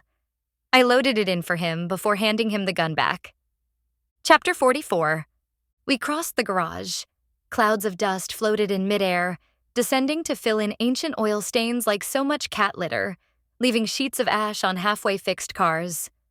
How had Psych become so powerful in such a short time? I'd have to ask her when I stopped being afraid of her. She'd gone down a hallway in the direction of an office. I could see the puddle from a water cooler that the previous violence had tipped on its side. Wait. I pulled at T's shirt with one hand and covered one eye with the other. I scanned around the garage through the flimsy office walls and saw two yellow forms behind the office's door. One of them was 20 times brighter than the other, so bright it burned. She's not alone. Ty looked down at me, his golden eyes still the same. If only I could stare up at them and not see anything else. He jerked his head to the side and pointed the gun to gesture me behind him. I shook my head. No. I turned and went forward. If there was something awful there, Psych could protect me. If there was one vampire or daytimer left alive, I wanted answers. And maybe I was running away from him a bit, that too. I pushed the door open with one hand. I bring you the gift of the Rose Throne. Do you accept? I stopped in the doorway. Psych was talking to someone I couldn't see. Someone that her frame and her coat entirely blocked. She knelt down, and I saw a face I recognized beneath the glowing light my strange sight added, rising over Psych's shoulder like a second sun. I had only a moment to whisper. Anna. Before she pulled back her lips like someone was zipping them off on both sides. Violently jagged teeth emerged, and she planted them in Psych's willingly exposed neck. Psych fell forward with a gasping sigh. A strangled noise came from Ty, a hissing exhalation forced over the top of his tongue. He raised his gun, but I pushed his arm up and his aim off. The bullet flew out a papered-off window, shattering it, leaving a puncture mark in the paper for sunlight to pierce through. It's Anna, the girl I've been looking for, I explained. At the addition of natural light to the room, Anna released Psych's neck, backing hurriedly away. Anna, I said, although the girl was in full vampire form. I remembered how those teeth felt, latching into me. My left hand ached in fear. Psych reached an arm straight out behind herself, not in a spasm of pain, but a firm gesture to stay away, one I was all too happy to follow. Anna slunk nearer and set to finishing what she'd started, and I thought I had already crossed the threshold of being sick to my stomach with Ty. But watching Anna feed took my nausea to a whole new level.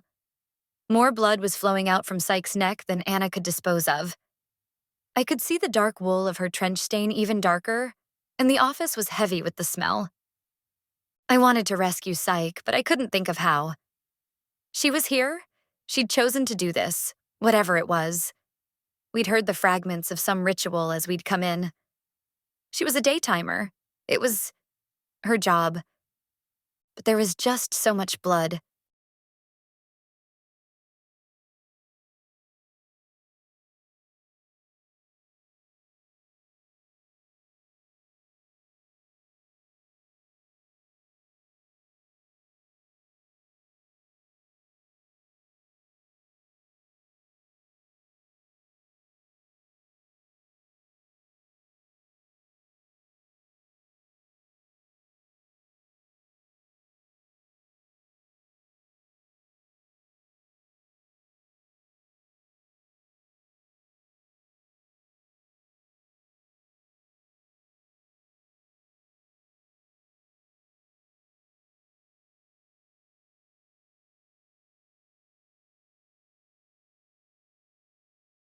I would have turned into tea to hide from it. Only looking at him right now could only make things worse. At last, Anna was done. Her teeth retracted. She became the girl that I recognized. Her tongue lashed around her lips, licking up the last of it. "Are you okay?" I asked both of them from the far side of the room. Psyche sagged to her hands and knees for a moment, and it was strange to see what had been such a powerful creature powerless and winded. Like how you felt bad for the old tiger in the tiger cage, even as you knew it could still bite off your hand. "I'll be fine." Psyche moved to stand in one fluid movement and flipped up her coat's hood so that I couldn't see the marks Anna had left on her neck. "And Anna?" "Hello again, human," Anna said, sounding pleased with herself. "Do you two know each other?" I asked, gesturing between them. "We do and we do not. We may discuss it in the car." Psyche pushed past me and started walking out the door. Anna smiled and liberated a lighter from one of the clothed ash piles in the room. She flicked it on once or twice and grinned. Even without vampire teeth straining out, it was horrible. Psyche had a long black car parked out front, windows as tinted as its color. The doors chirped audibly as she approached, and she opened up the passenger side rear door. "Get in." I did so, sliding all the way across the leather. Her back seat was full of yellow legal pads and pencils. "Look under your seat. There's a sheet there. Pull it out." I did as I was told as T settled into the seat beside me. The cloth was heavy and completely dark. It unfolded as I pulled at it and handed it up to her at the front of the car, momentarily holding it up between T and I, like playing peekaboo with a corpse. I tried to smile reassuringly at him when he reappeared. "What about Ty's car?" I asked. "He'll report it stolen." She looked over at him, at the mass of thrashed tissue that was my sort of boyfriend. "I suggest you do it for him." I didn't know what to say to that. Ty shoved his gun into his coat and reached for a pad of paper and a pencil with his one good hand. Sirens began in the distance. This wasn't a bad neighborhood where people could ignore that much gunfire. It was just an empty business park on an early Saturday afternoon, and it took a while for someone to realize that that loud, repeated banging sound wasn't someone with a shitty carburetor. Anna raced out of the building with a massive piece of carpeting over her head as a sunlight shield.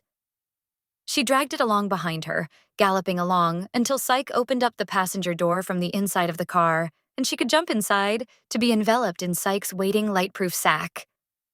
"All done," she said from inside the fabric. "Thank you," Psyche said, putting her car into drive. I turned to watch through the back window as we departed. Smoke poured out of the building as we pulled away. I didn't care where we went. I didn't feel excited. I didn't feel sad. This was shock again. I knew it. Ty scratched words onto the notepad in his lap and then nudged my shoulder with his own to get my attention. I was afraid of this. He'd written in neat capitalized print. "Of which part?" There was a lot to be afraid of. He drew out a smiley face, then wrote, "All of it?" Ha! It was hard to look at him. It took all my nursely powers not to throw up right there on Psych's expensive black leather seats. "Of you having to see me like this? Ever?" He continued on the page. "I've seen worse," I said bravely when it wasn't true. The worst that I'd seen, well, they'd already been dead. Or on the way. Not trapped in some freakish limbo. But that was the only thing freakish about T. He'd been injured while helping me. I couldn't turn my back on him now. "Where are we taking the stinking zombie?" Psych asked, angling her mirror so that she could see me in the back seat. I looked over at Ty. We couldn't go to the hospital. There was no way we could walk in during the daylight and try to explain this. I wasn't sure how big an envelope of safety the Shadow's abilities provided. If even one person in the parking lot saw him like this, damn. Besides, Ty didn't actually need any hospital's care. He wasn't crashing. He just needed someone to watch out for him, till nightfall at least. "Madigan's?" I asked aloud. Ty nodded. I tried to remember the address. Then T wrote it down. I gave it over to Psych, who programmed it into her car's GPS while steering with one knee. Anna leaned back, the fabric looped high up over her head, to look at me. "Why are you with a zombie?" She definitely, self-righteously disapproved, the way only children, vampires or not, can. She didn't seem at all fazed by the rime of drying red around her mouth. "I don't have to explain myself to you," I said, and turned to T. "Was that a trap?" He shook his head and began writing. "Tip was good, but the informant was dead when I got there." "Oh, well, saved you some money then, I suppose." I went back to staring straight ahead. I heard more scratching on the legal pad and glanced down. "I'm sorry, Edie. I never meant to hurt you." "I know," I whispered. "And you're not. It just takes some getting used to is all." "I just wanted to help," he continued writing. "All this will heal in time." "I know that too." I took the pencil from him. "How long?" I wrote down and nodded to the front seat where the vampires couldn't hear us. "Depends." He took the pencil away and wrote back. I wanted to ask on what, but I was afraid I knew. Why 4, at least for him, was for show. A place where he could heal incrementally in the time frame it might take a normal human to heal, so that when he went back to his job, nothing out of the ordinary would be noticed. I found another pencil on the floorboard. "Don't do anything stupid for my sake."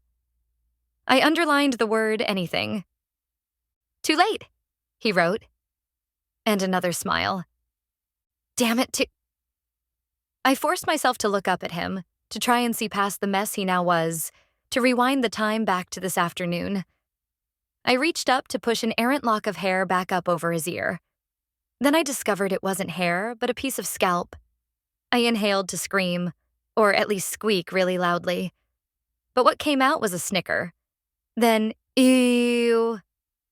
I laughed at myself, and I carefully cleaned my finger on his shoulder. You know, I've had men tell me I've fucked their brains out before. I just never thought they meant literally. Ty drew another quick smiley face. "We're okay?" He wrote down right afterwards. "As okay as people like us ever get. Messed up in the head, yeah, but okay." I smiled up at him. He was disgusting and smelly and falling apart, and he looked like half of death warmed over. But he was here now, with me. I took his good hand and squeezed it. "Thanks, Edie," he wrote when I was done. He paused, then continued. He finished an I before I snatched the pencil up from him and put it behind my ear. Anything statement beginning with I was bound to be bad. I didn't want to hear "I am sorry" ever again in my life, or, God forbid, "I love you." Loving someone had never gotten me anything good. Silence, right now, was better. I closed my eyes, leaned over and aimed high to kiss him near his temple on his unmarked cheek. Chapter 45. I made Ty wait in the car while I went up to Madigan's door. Rita answered the knock, though I heard dogs barking farther back in the house. Tea needs a favor, Rita, I said. She took me in, and then one eye squinted in disapproval. You look a mess and smell worse than that. Come in. I shook my head. I can't. You should send the little ones away. There's been a fight and Ty needs someplace to hole up for a while. Jimmy's black, wide-jawed muzzle made it up to the screen door, sniffing heavily. Too late. I made a shooing hand gesture and he yawned, then sat down. What's this? Madigan asked, coming in from the back. There was a vampire fight. Ty was injured. It's gross, and I'm telling you that as a nurse. I glanced over my shoulder back at the car, glad the windows were tinted black. We found the girl I was looking for, and I've got until tonight to finalize things. So, everything's okay? He asked. Was it? It didn't feel okay. Then again, how often did anyone see their boyfriend blown to bits in front of them and manage to survive? I think so. I hope so. But really, your kids don't want to see this. Jimmy pressed his nose up against the screen door and whined. He might not be able to see Ty, but he could smell me. All right. He leaned down and swatted Jimmy's rear. Go to your room, all of you, he said to other dogs I hadn't had the chance to see. I heard nails on tile through the mudroom until they hit carpet again.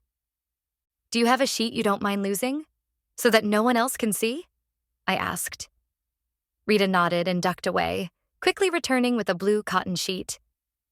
Thanks, I said, to her and louder, so that anyone who could hear, as I imagined werewolves and weredogs had pretty good hearing, could hear. Thanks, really, I mean it. Rita nodded and crossed her arms up over her chest. I ran back out to Sykes' car and opened the back door. Ty was waiting there. His eyes appeared dark with concern, and I tried not to look at the rest of him. They'll take you in for now. He nodded. I handed him the sheet and he unfolded it one-handedly, draping it around himself to look like a spectacularly creepy ghost. It was his turn to reach up and put hair behind my ear. No, retrieve the pencil I'd tucked there. He wrote down, "Don't trust anyone," on the pad, before he stood up and saw himself out. I didn't have to ask who it was that he meant. My car's going to smell like zombie for weeks. You can't detail out that stench. Syke complained from the driver's seat as we pulled away from Madigan and Rita's home. Where to now? Where to indeed. My place, I guess. I gave her the address. They don't pay you much, do they? She stated. No. Anna tented the light-proof sheet over her head. She and Syke were sharing a low conversation in a language I didn't understand, but that I thought was Russian. I wondered if they had vampire business to discuss, or vampire gossip. I fiddled with my cell phone, feeling lost and forgotten in the expansive back seat. Jake's number was first on my speed dial. I sank lower in my chair. I was still mad at him for ditching me the other day. He'd keep going on his self-destructive path, but at least he'd be alive. Finding Anna had saved me that conversation. In the front seat, their conversation ended, and Anna slumped over in the passenger seat, light-proof fabric crumpled around her. Sleeping, perhaps. I stared out the window and watched the gray of snow and gray of asphalt go by, all tinted to the same monotone moon surface shade by the car's windows. I fell asleep, too. We're here, human. Syke pulled into a parking spot near my apartment. I got out my keys. Heat billowed out. My house was roasting inside. This month's electric bill would be insane. And now I might actually be alive to pay it. I held the door open, so Syke had to walk around to Anna's side of the car and prompt her awake. The smaller vampire seemed dizzy, stumbling out, and for a second I wondered what would happen if a corner of the light-proof fabric flipped back and I watched my only hope crisp and burn in the meek afternoon sun. Syke herded Anna towards me. She stepped up and into my house, but Syke was halted at the door jamb. I thought you were just a daytimer? I asked her. From the look on her face, so did she. I have had a lot of my throne's blood recently. She stood at the edge of my doorway, looking both beautiful and perplexed. I watched her reach a hand back into the sunlight, and it seemed no different than any other extraordinarily pale human hand I'd ever seen before. Syke looked up at me. "So, let me in," she said. I tried to remember the wording I'd used with Anna earlier, when I'd thought I was being clever. My exhausted brain wouldn't come up with anything. "Never hurt me or my cat," I said, instead of a more solemn vow. Psyche snorted. "I swear to never physically hurt you or your cat." "Good enough. Come in," I said, and went inside. I took off my coat and set grandfather down on my kitchen bar, where he started talking again. "Ugh," Anna complained on her way to my bedroom. "Be nice." Everyone in my house was bilingual but me. I peeked into my bedroom and saw Anna leaning against my closed closet door, the blackout fabric she had looped loosely over her head, making her look like a shriveled beggar. "I'm exhausted. Hide me," she said, without looking up. I walked past her and opened the other door. She knelt down, and this time she shoved all of my shoes over to one side of my closet, kicking at them weakly. I tossed my extra comforter in after her. "This house smells like zombie and worse," Anna said, curling into a ball on my closet floor. "Don't worry, you're not moving in." I grabbed her light-proof cloth and quickly closed the closet door before slinging the black fabric up over my window to block out all the remaining light. In my kitchen, grandfather silenced. I collapsed onto my bed when I remembered Psyche. Home stretch, I told myself, like I told my patients, when I was doing anything painful to them. Almost over. Everything's almost over. I lurched back upright. She was standing by my thermostat in the hallway, setting it down to a more moderate setting. Should I offer her water, tea, blood? I didn't know what I ought to be doing. All I knew is that I needed to sleep almost as badly as Anna did. "Do you need me for anything?" I asked her. "I presume you have a couch?" she asked. "In the living room. You can't miss it." I pointed behind her and she followed my direction. "Do I need to do anything special for the trial?" I called after her. "Just show up." Worked for me, now that I might actually survive it. I sprawled atop my bed and let myself feel hopeful for the first time in what felt like forever. And then I fell asleep. Chapter 46, I had another strange ocean dream. I was standing on the shore of a black ocean at night, and the sand beneath my feet kept shifting, no matter how hard I tried to stay still. I had to walk along it, faster and faster until I was running, and it still kept sucking away. The tide went out, and I ran down past the waterline, hoping the water-packed sand would be less treacherous. But then the stars were obscured by a huge wave of black, and a roaring sound began. My nightmare was interrupted by a familiar weight at the end of my bed. I moved my feet so that Minnie could come near, but the weight increased. It rolled alongside me, and I wondered if it was part of my dream, or one of those dreams, even worse than the one I'd been having, where you wake up and none of your limbs work, the kind that inspired alien abduction stories, as if aliens were the worst things there were. The weight crept higher, to be beside me, taking up more space than Minnie ever had. It fit against me, hip to hip, back to chest, the curve of legs to legs. Frizzy hair tickled underneath my chin. I don't think I could have been so still if I hadn't been so exhausted. But I didn't blink my eyes open or scream or shift around in bed. I thought one thing. What if she bites me? But I wasn't alarmed by this, only deeply tired at the thought of having to be afraid again. And then she turned to pick up my arm from where it had been, folded up against my chest, to wrap it around herself, and tuck my hand against her cheek. I thought I could feel the beating of her heart, but then realized that was silly, that it just must be my own. Exhausted, I inhaled the sweet, sour scent of Anna's still unwashed hair, sighed, and went back to sleep. When I woke up, I was stiff and my room was pitch black. I checked my face for a blindfold, and then remembered the blackout sheet I'd put up over my own dark curtains. I went through my pockets and found my cell phone. 7:55. Dark outside now, for sure, and I wasn't any less tired. I sat up in my bed and turned on my lamp, registering that now, thanks to my prior exhaustion, not only was I still filthy, but all of my bed sheets were as well.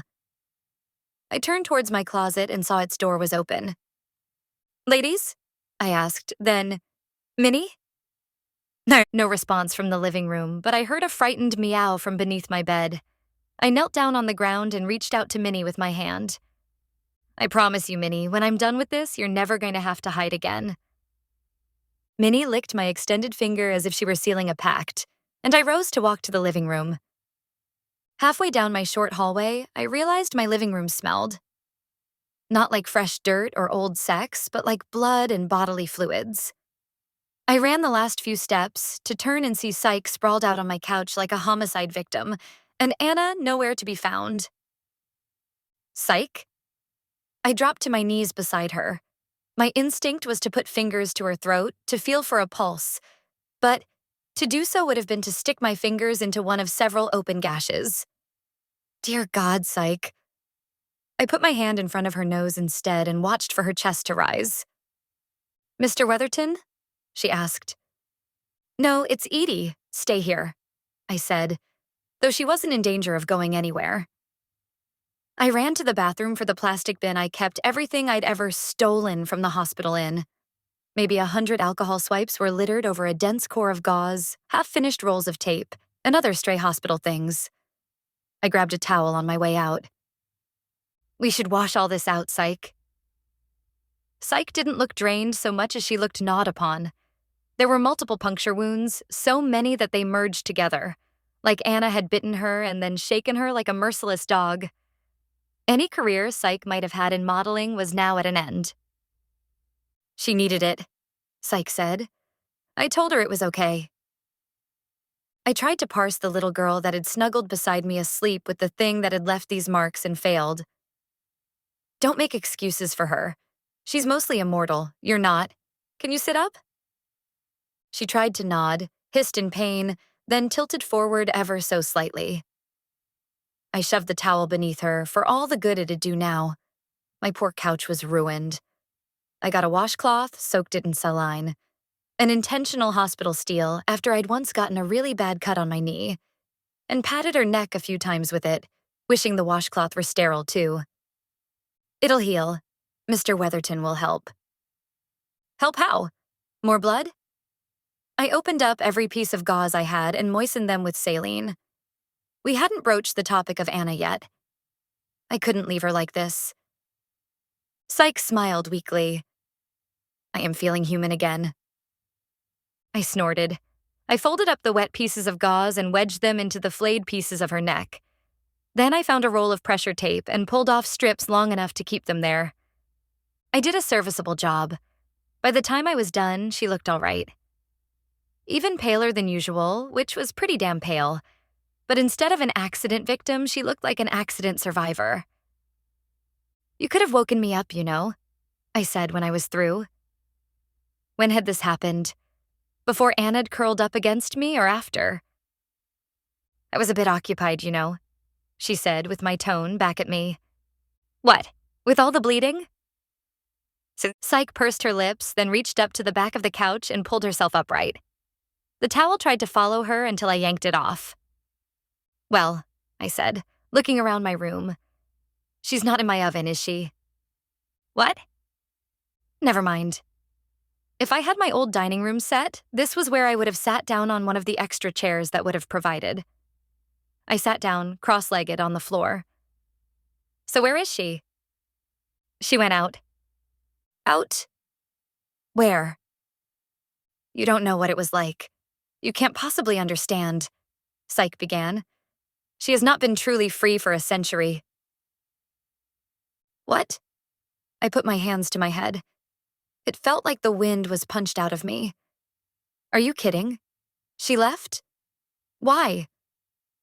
It's not for one such as I to question. What the hell? I pointed at her neck. Are you really going to feed me the party line? You don't understand. She tried to look away, then gasped in pain at the movement. What's there to understand? She almost killed you. Psyche grimaced. Unfortunately for her, I liked my nursing license too much to steal narcotics. What happened at that garage today? I saved you and your zombie boyfriend. Don't pretend that was altruism, I said, and she snorted. Why'd you even come to save me if you were going to let her go? Because, Psyche began, and her voice faltered. Because, I began to prompt her. But then I realized the truth. Because it was never about me, was it? Psyche closed her eyes.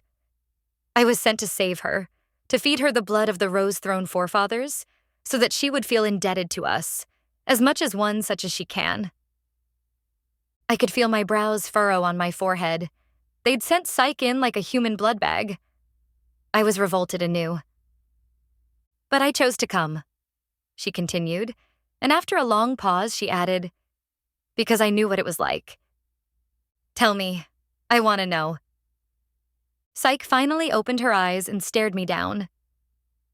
Do you really think Psyche's my original name? And how old do you think I am? The pictures on Mr. November's floor, the other girls he'd written saved.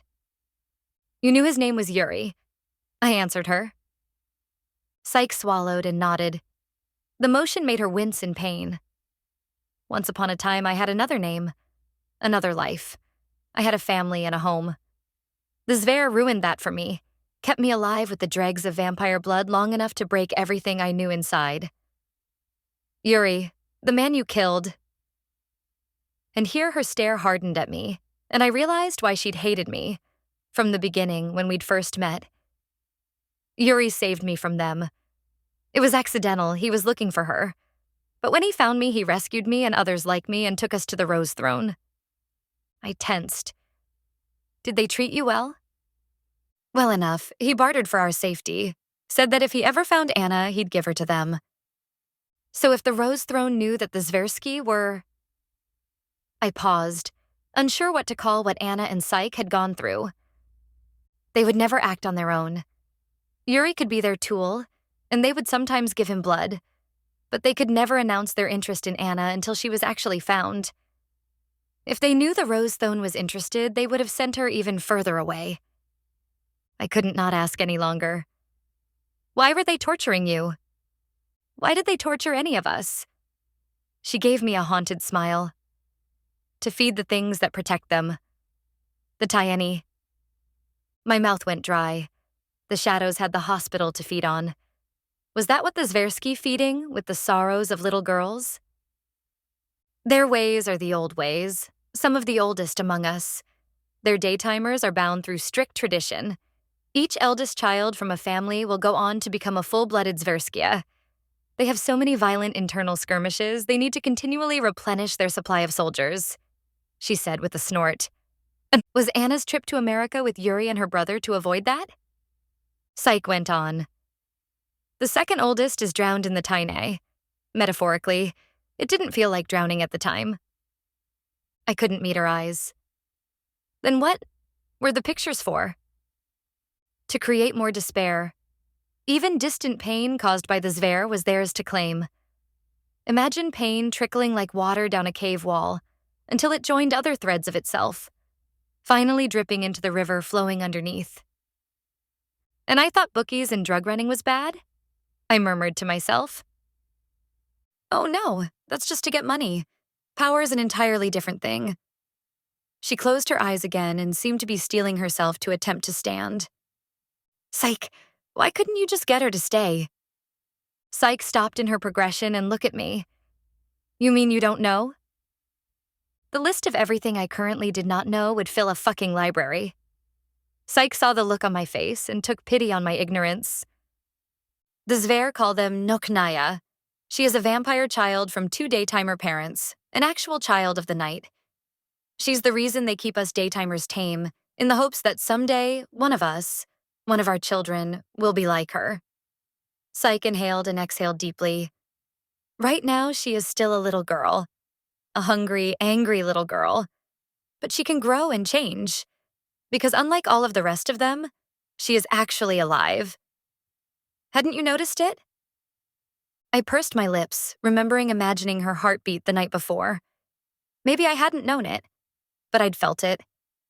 She'll live forever until she chooses not to, Psyche continued. And then when she dies, and rises again after 3 days, to vampires she will be alike unto a god. She looked at me, her eyes daring me to challenge her. One doesn't tell a god when to stay or when to go. She wanted to be free, and so she left. I didn't think Psyche would have stopped Anna, even if the Rose Throne had directly told her to. There was too much similar between them. She touched her bandaged wounds with curious fingers. She's been so hungry for so long. I am lucky that she let me live. And the thought that I might have come into my living room and found Psyche's corpse lying on my couch was the last straw. I almost shouted at her. You would have let her kill you? I would have died for her and welcomed it. I shook my head. You can't mean that, Psyche. A slow, true smile spread across her face. I'll never be powerful enough to exact vengeance for all that was done to me. But someday, she will be.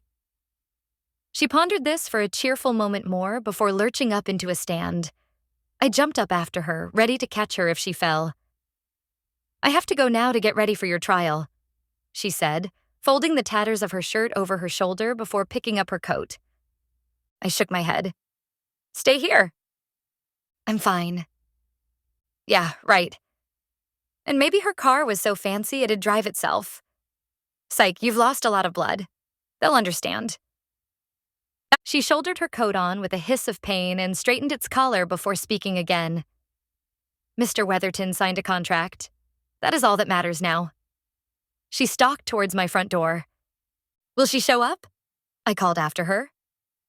Her hand was on my door handle. I would shrug, but it would hurt, she said, and let herself out.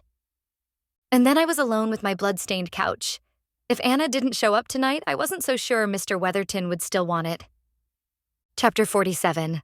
I sat in the middle of my very empty living room for a moment, gathering my thoughts. First off, I needed a shower. Badly. I was 10 different kinds of gross. Secondly, I should have written a letter to Jake and given it to Psyche before she'd left. It wasn't too late, though. I got paper from my nightstand and rummaged in my purse for a pen. Then I remembered about the Pope water. I swirled my hand around inside of my half-closed purse, searching, and found nothing. I unzipped my purse all the way and dumped all of its contents out on the floor. I still had my wallet and keys, but the Pope water was gone. I tried to remember the last time I'd seen it. Meady'd given it to me, and right after that I'd tucked it away. Ty wouldn't have stolen it, and Psyche surely wouldn't have. Who else had I seen between then and now? Jake. Damn it to hell. When I'd been in the bathroom at Molly's, he'd been looking for money, no doubt. When he found an unlabeled but obviously medically related bottle in my bag. The temptation for him had been too great. It could have been a bottle of spit for all he knew. But of course he hoped that it wasn't. He'd hoped that his nurse kid sister was bringing something illicit home, something that he could shoot up. I was so tired, so worn out, so exhausted. And yet, fuck. Fuckity fuck. I called Jake 1,000 different names under my breath as I drove to the armory. At least I knew where he was staying. That was a change. I parked a block away and trusted my ancient car, my current appearance, and my crappy mood to protect me as I walked the block in. We've already closed for the night. The lady at the front informed me. I'm looking for my brother. I have to talk to him. It's a medical emergency. She frowned at me. Who? Jake Spence. I held my hand up to indicate his relative height. Dark hair? Healthy looking? Asshole. Thief. My mind continued. We really don't allow visitors. I fished my badge up and out of my shirt. The county logo gleamed clearly under the cheap lighting, a tree reaching up from 3 hills. I'll just be a minute. It's an emergency, I swear. She frowned but relented. 4th floor, a few cots in. If he leaves, he can't come back in tonight. I nodded curtly. Thanks. I raced up the stairs, fueled by anger and fear. I had to stop myself at the landing and breathe a few times, not to catch my breath, but to calm down. I wanted to slam the door open and go in yelling, but the other people here didn't deserve that. Just Jake. I went in. The room had a 5x5 grid of cots. There were signs on the walls posting up the rules of the armory, reminding people to take showers, cajoling them to come to church on Sunday. 3 heads bobbed up at my entrance. Each of their faces had the exhausted look of hypervigilance, wiped out by PTSD from some previous personal war. I waved my hands negatingly at them and made my way to where I saw Jake, asleep. "Jake, wake up. I need his cot." He continued to snore. Just because he couldn't kill himself with drugs didn't mean he couldn't keep trying. My brother was never a quitter. As I knelt down to whisper louder, I smelled beer on his breath. This time, I shook him hard. His eyes fluttered open and slowly focused on me. "You look like hell, sissy," he said. "I feel like hell." "Where is it?" I shook his shoulder again. "Where's what?" I inhaled and exhaled very slowly, and then addressed him like I would a patient I was about to throw down with. "Jake, I don't have time to play games." I watched realization dawn on his face. Perhaps he saw the look in my eyes now that he most frequently saw in the mirror. "Want." "But it's just water, Edie. It didn't do anything." "Where is it?" "Why? What is it?" he asked, sitting up. "Jake, I shouldn't have to explain myself to you. You can't just take things from me. You can't take anything from me anymore." "Fine. Hang on." He yawned, then reached over to rummage in his bag, retrieving the bottle. Turning back towards me, he finally took all of me in. The shirt covered in zombie scrapings, the splashes of almost vampire blood. "Edie, are you in some sort of trouble?" Ugh. I snatched the bottle from his hands and held it up in front of my eyes. Empty. Dry.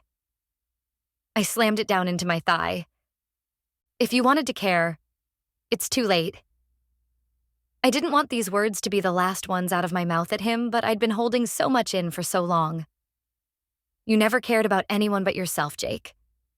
You always came first for you. I gave up so much to help you out, and you never even said so much as thanks. I inhaled deeply and blinked back tears. This is goodbye, Jake. I love you. I'll always love you, but this is goodbye. He reeled backwards, stunned. I stood up and stalked down the stairway, past the disapproving shelter manager, straight out to my car. I unlocked my door, sat down inside, put my forehead against the steering wheel, and sobbed.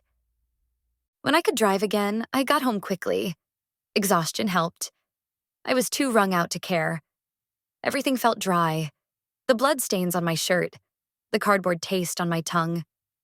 The events of the past few days felt distant and blurry, like I'd watched them happen to someone else. Anna was gone. I'd rescued her twice and she'd abandoned me. Ty cared, but he was gravely injured. The lawyers didn't care if I lived or died, and Meaty, Charles, and Gina thought I was dead already. Tonight Dren would come to take me away and there'd be nothing I could do. Worst of all, I hadn't even saved Jake, goddammit. It was all for nothing. All of it. I went into my house and picked up all my medical things, shoving them back in the box, and took that box with me into the bathroom. Heaven forbid my landlord should find alcohol swabs littering the floor. He might think I was a junkie. I set the box down and kicked it as hard as I could, sending it skidding into the far tile wall.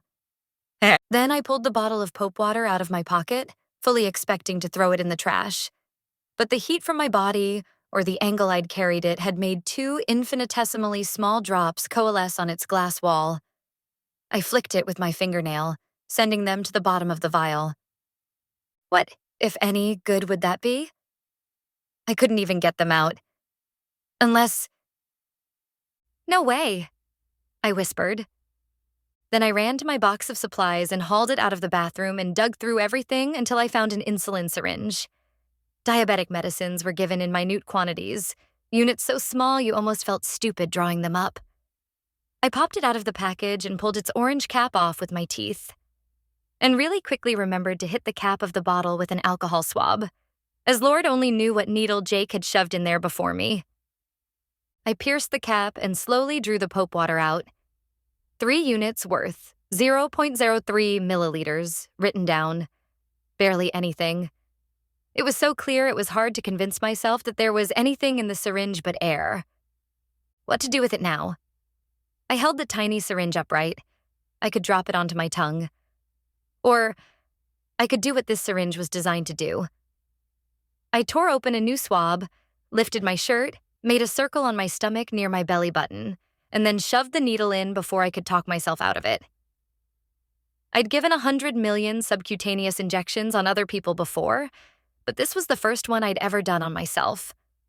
I pushed down on the plunger, barely feeling it move, pulled the needle out, and waited for some response. Pain? Heat? Bruising? Swelling? I watched the tiny pinprick, hoping for some reaction, and got nothing instead. I only knew where I'd been injected because I'd been the one to do it. I couldn't have pointed out the spot to anyone else. What if to make Pope water work you had to believe in the Pope? I laughed, and even to my own ears, it sounded a bit hysterical. I pushed the syringe's safety cap out to shield the needle and tossed it into my trash. Littering biohazards was becoming a hobby of mine. I caught sight of myself in my bathroom mirror across the hall. Damn, did I need a shower? Of course, what I really needed, I wouldn't get. A break. Chapter 48. I stripped, leaving everything on the floor where it landed before getting into the shower with just my lanyard around my neck. My water and its heating was the only utility bill I personally was not responsible for. The purpose of this shower would be to ensure that I got my last month's rent of money worth. I scrubbed myself and my funky lanyard double clean. Then I stood there, head bowed, and let the water rush over me. It beat against my face and torso until I was numb to the sensation and inured to the heat. I opened my mouth to inhale. The sheet of water parted for me. And more water instead of air rushed in, bitter and vile. I gagged and opened my eyes and my shower walls were gone. My lungs spasmed, the water I'd inhaled making me want to cough. And if I coughed, I looked up and couldn't see any light. Endless ocean all around. No boat, no shore, just salt water. The cold buffeted me, moving with the wake of something I knew I did not want to see. My eyes stung, my throat knotted, and I drifted, suspended in the viscous dark. With no other choice, I took a breath. I could feel the cold grabbing at my cheeks, forcing its way inside me, crawling into my mouth and down my throat. It flowed in me and through me, against my struggles and gagging, until all the water around me flowed inside me and disappeared, like I was inhaling it against my will and couldn't stop. And I plummeted down, back into my shower, falling into a fetal position curled around the drain. When I could move, I crawled out of my shower and puked dark salt water onto my bathroom floor. Chapter 49. My first cogent thought was that I wanted to brush my teeth and I was afraid to turn on the sink. I clambered up my towel rack, shivering, grabbing a towel to dry myself off. My badge was lying on the ground in my shower, its lanyard halfway down the drain. I retrieved it and slammed the shower door shut afterwards. I threw a second towel down on the mess I made and ran out of the room. I sat on my bed, knees to my chest with my hands clutched over my mouth. My trial was forgotten. Or maybe this was it somehow, already begun. German began from the other room and my phone rang. I got it off of my nightstand. I looked at the number. T. Last time I'd seen him, he'd been missing half his face, but... Ty, you wouldn't guess what just... A different voice cut me off. Edie? It's Rita, Madigan's wife. That made more sense. I remember? How is Ty? About that. Look, Edie, she began. My family, we pass for normal. We're good people, Edie. You met us. You know that, right? I nodded into the emptiness of my bedroom, wondering what her speech had to do with me. Of course. Rita, what? And there's no moon tonight, Edie. That meant that Madigan couldn't stop him. We're all normal, all human tonight. There's nothing we could have done. I crept to the edge of my bed. Grandfather's German went up another notch in volume. Rita, what are you talking about? My doorbell rang. I've got to get the door now. I stood. Edie, don't answer it, Rita said. What? I pulled on my robe and ran down the hall to look through the peephole. A man with broad shoulders, a hat, and a high scarf was there. Madigan didn't want me to call, but we're the same, Edie, you and I. I thought you'd want to know. He's done horrible things, and you don't want any part of what he's done. Outside, T knocked. Edie, said a slurred voice that I thought I recognized. Edie, let me in. The man outside looked up at me through the peephole. I recognized his eyes. Gotta go, I told Rita and hung up. Chapter 50. Edie, please, open up. I looked out the peephole at him, looking in. He was talking to me, and one hand was flexing in apparent frustration, while the other that should not be there, sat quietly inside a leather glove. How is it that you can talk? I closed my eyes and pressed my forehead to the door. What was it the wolf pretending to be grandmother told Little Red Riding Hood about his teeth? Edie, Ty said from outside, his voice still slurred. Edie, come on. Not until you tell me how is it that you can talk. I could still taste salt on my tongue. There was a slam against the far side of the door. It rattled in its hinges and I jumped back. Edie, they're going to kill you. We've got to leave here. Now. I reached out for the doorknob and opened the door with the safety chain on, for all the good it'd do me. What about the trial? It's a sham, Edie. Go pack some things. We're leaving now. We've got to hurry. I stared at what I could see of him, underneath his hat and above the scarf, the eyes I knew, and wondered what I couldn't see. Those eyes. I remembered them. Staring down at me as he'd covered me with his body, intense and earnest. Please, Edie, we've got to go. I unlocked the door and ran back into the safety of my bedroom. I pulled on clothing as fast as I could and hauled out my biggest bag. I threw things into it quickly. Stupid things. Things you could buy at a drugstore, a fistful of underwear, an old hairbrush, a half-empty bottle of Diet Coke. Grandfather's voice became commanding. I chunked him into the bag, too. Hurry, Ty urged from the hallway. I loved Minnie too much to put her in danger, wherever it was that we were going. I upended a bag of cat food in the kitchen and set the faucet onto low. Grandfather's continuing commentary was muffled by my undergarments. Ty was waiting for me, motioning me down the hall like an air traffic controller with his good hand, scarf still protectively high. I stopped at the sight of him. You have to show me. Damn it, Edie. He twisted his face away from me and pointed out the open door. Go get in the goddamned car. Not until you show me, I yelled back at him.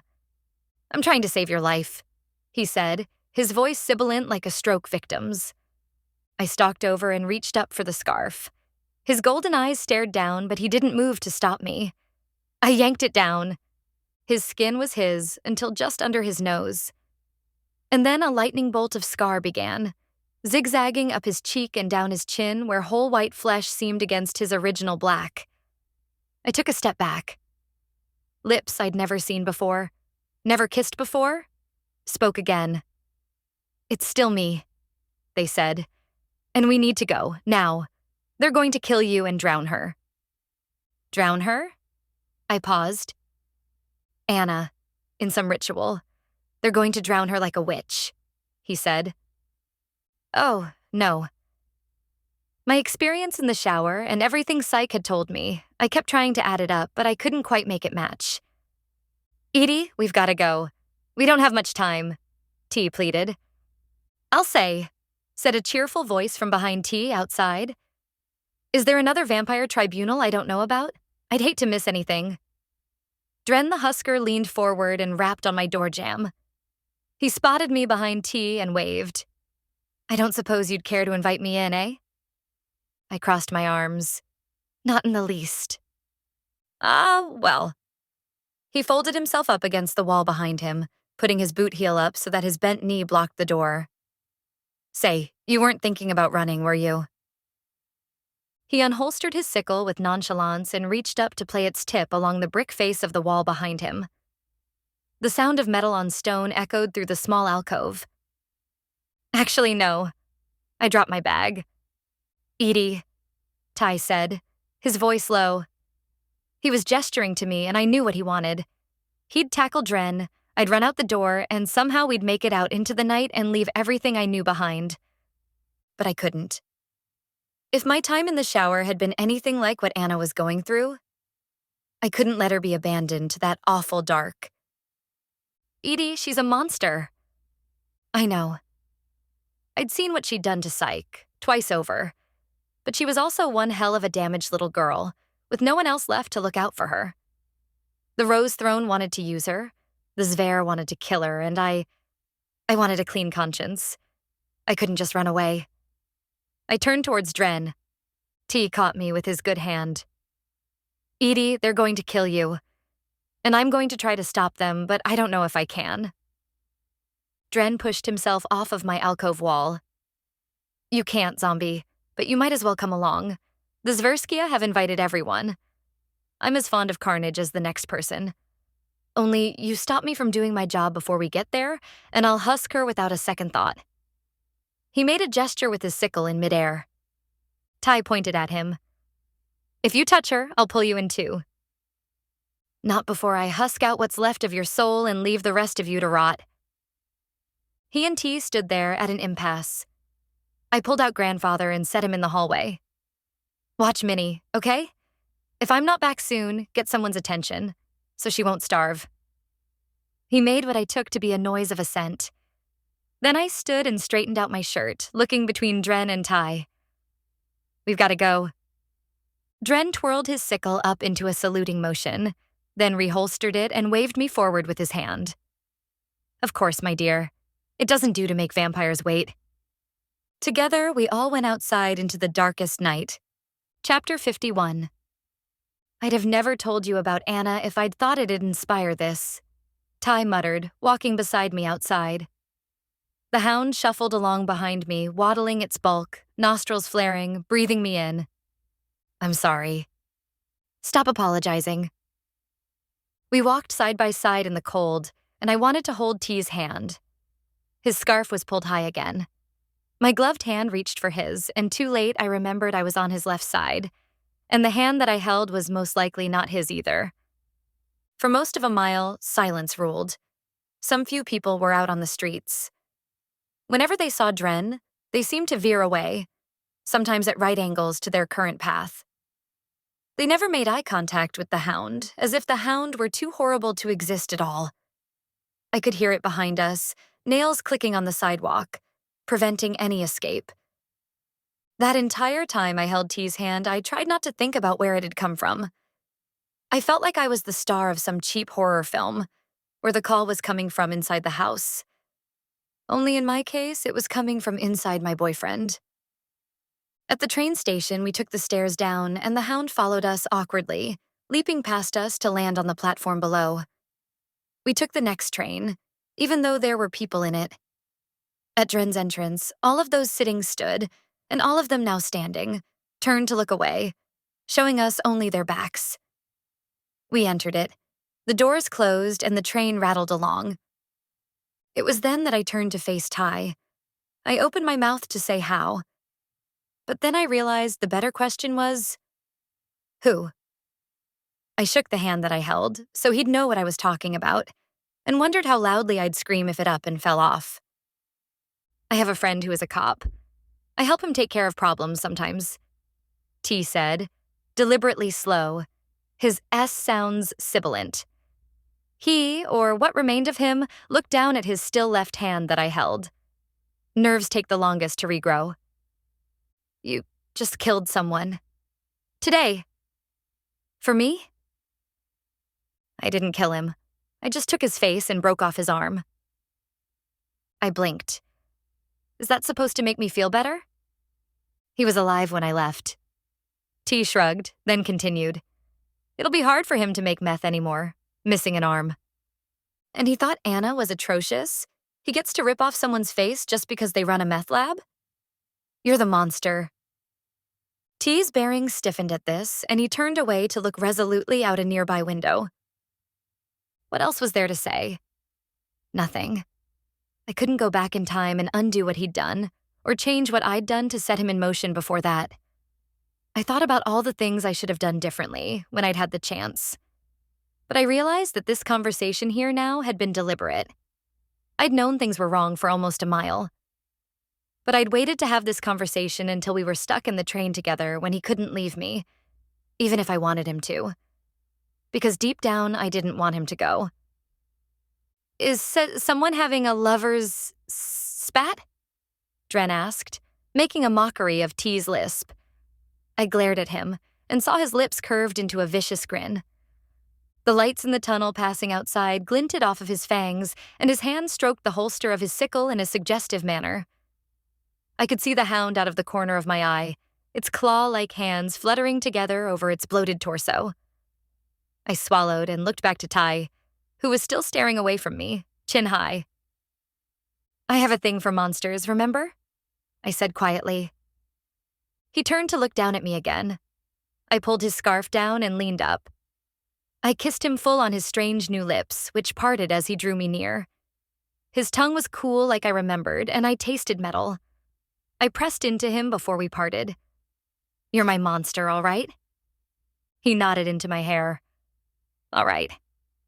Because the monster you knew was always better than all the ones you didn't. Chapter 52. The train made 3 stops, during none of which any passengers got onto or off of the train. I knew it had to be someone's stop, but they were all frozen by Dren's look away, stay away. I held onto T's good hand, wrapped around me, and stayed quiet. 4 stops past that, Dren snapped his fingers, and the hound began bringing up the rear. Uptown? I asked. It's unsettling how well you know the trains of this, your own fine city, Dren said, rolling his eyes. He made a gesture towards the open doors for both of us to pass. Shambhalon, sir, he said as T walked by. Ty growled in response. This platform was empty. The train behind us closed its doors. I turned and watched it go with longing. Dren moved around us and began mounting the stairs 2 at a time. The hound managed them awkwardly, sidestepping itself up. We emerged into the station and up from there onto the surface again, and Dren began leading us deeper into the night. Are you sure you don't want to run? Dren asked as he walked ahead. He'd pulled his sickle out of its holster and was twirling it from hand to hand. Yes. I continued to walk along the path he'd taken. Dren turned around. Both of you could, you know. I would give you a head start. Cross my heart. He ran the tip of his sickle in an X over his own chest. I'll count to 100. You and your zombie lover. Take off now. Go. No. To 103, Dren said, matching pace with me. The hound waddled alongside of him, gnashing its teeth. Oh, fine. 112 then. Will you take that? Ty put his hand out to stop me. What's your angle? He asked Dren, sounding like he had a mouthful of marbles. Souls are sweeter than blood rights. You should know that, zombie. And blood rights are all I'm getting paid for this mess. He pointed his sickle at me. But fair's fair. I'd give you both a fighting chance. No fun in chasing after you if I didn't get to stretch my legs. No, I repeated, walking along. Our surroundings were getting noticeably more familiar. The lighting was improved, and the litter on the streets was lessening. We were near my old hospital, the one I'd worked at oh so briefly what felt like a lifetime ago. You want to know what the difference is between a Reaper and a Husker? Dren asked. A Reaper? My nerves snapped. Can you just tell us where we're going? And then after that, shut up? Dren squinted at me. Someplace where you should feel right at home. He ran ahead 20 steps, then clapped his sickle against the Providence General sign behind him. And look, we're not alone. T and I turned towards the hospital. The lawn in front of Providence General looked like a triage zone with clusters of people standing around. I covered one eye and saw that most of them glowed. What the? I began to ask, as a car turned beside us and pulled in. More vampires disembarked, chatting with one another. They were all dressed glamorously, in long velvet dresses like they were attending a show. The Zversky sent out invitations to all the players. Of course their entourages came, and with the entourages, the merely curious. Vampires hate to be left out. T made another growling noise from beside me. Invitations to what precisely? I asked. If you don't know, then how should I? Dren looked back at me, eyes glittering. But it's all very exciting, isn't it? He trotted down the hillside, and more reluctantly, T and I followed. The automatic doors of Providence's well-appointed lobby opened up for us, and it looked like a freak circus had been set up inside. Regal-looking ladies sat across the backs of sturdy leashed men, hobbled into kneeling positions with chains, occupying open spaces where the lobby had run out of seats. Vampires who looked like British mods lounged on the coffee cart, in tight leather pants, sifting their hands through open bags of beans. Others fit right into their surroundings, wearing normal clothing, leafing through the available magazines and looking like bored soccer moms detoured by skinned knees on their way home from the park. Among all these, healthcare workers wandered through on nightly duties, studiously ignoring any of their activities, oblivious even to the sound of coffee beans plinking onto the floor. I had no idea there were so many vampires in the city, I whispered. T took my hand and rubbed it against his coat. I could feel the heel of something metal in his pocket. I nodded to him, as if to myself. You don't often see them all in one place. This is big. Dren directed us through the emergency medical services doors. Providence was a private hospital now. It was older, but with privatization had come the funds to refurbish their facilities, one overpriced MRI at a time. I knew from prior personal experience that there wasn't too much action here. Any real traumas they sent off to trauma centers, especially any real traumas without adequate health insurance. But you wouldn't have known how boring it was from watching the vampires. The first cubicle had a businessman with a GI bleed set to suction. I could tell by the tube going into his nose and the coffee-colored residue that had been sucked into the suction canister on the wall.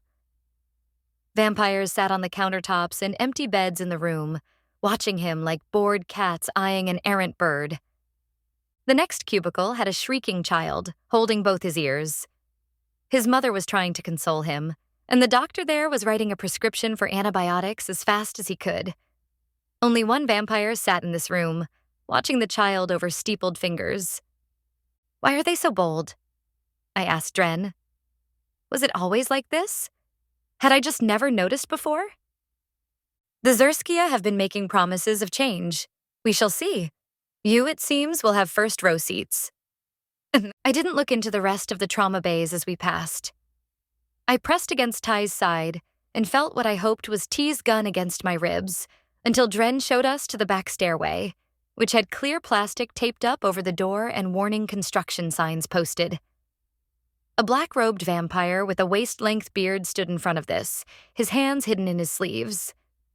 He was metering in guests like a doorman. Two stockbroker-looking vampires were let in with a small nod. Behind us, behind the hound, really, a woman with an ornate headdress and a corseted waist was waiting her turn. We're on the guest list. Look under D for dinner, or Dren, one of those two. Dren said to the man. Who's he? The vampire asked with a thick, old-world accent. He's her protector. He's going to try to kill you all, Dren said. The vampire looked Ty up and down. Your hat, scarf, coat, all of it now. Ty unwound his scarf first. I could see the muscles of his jaw tense and release underneath the darker portion of his skin. He took off his hat then, and coat, revealing his new arm connected just below the elbow. It was oddly larger than his own. It made him look like a mutant creature from a video game. His gloves came off last.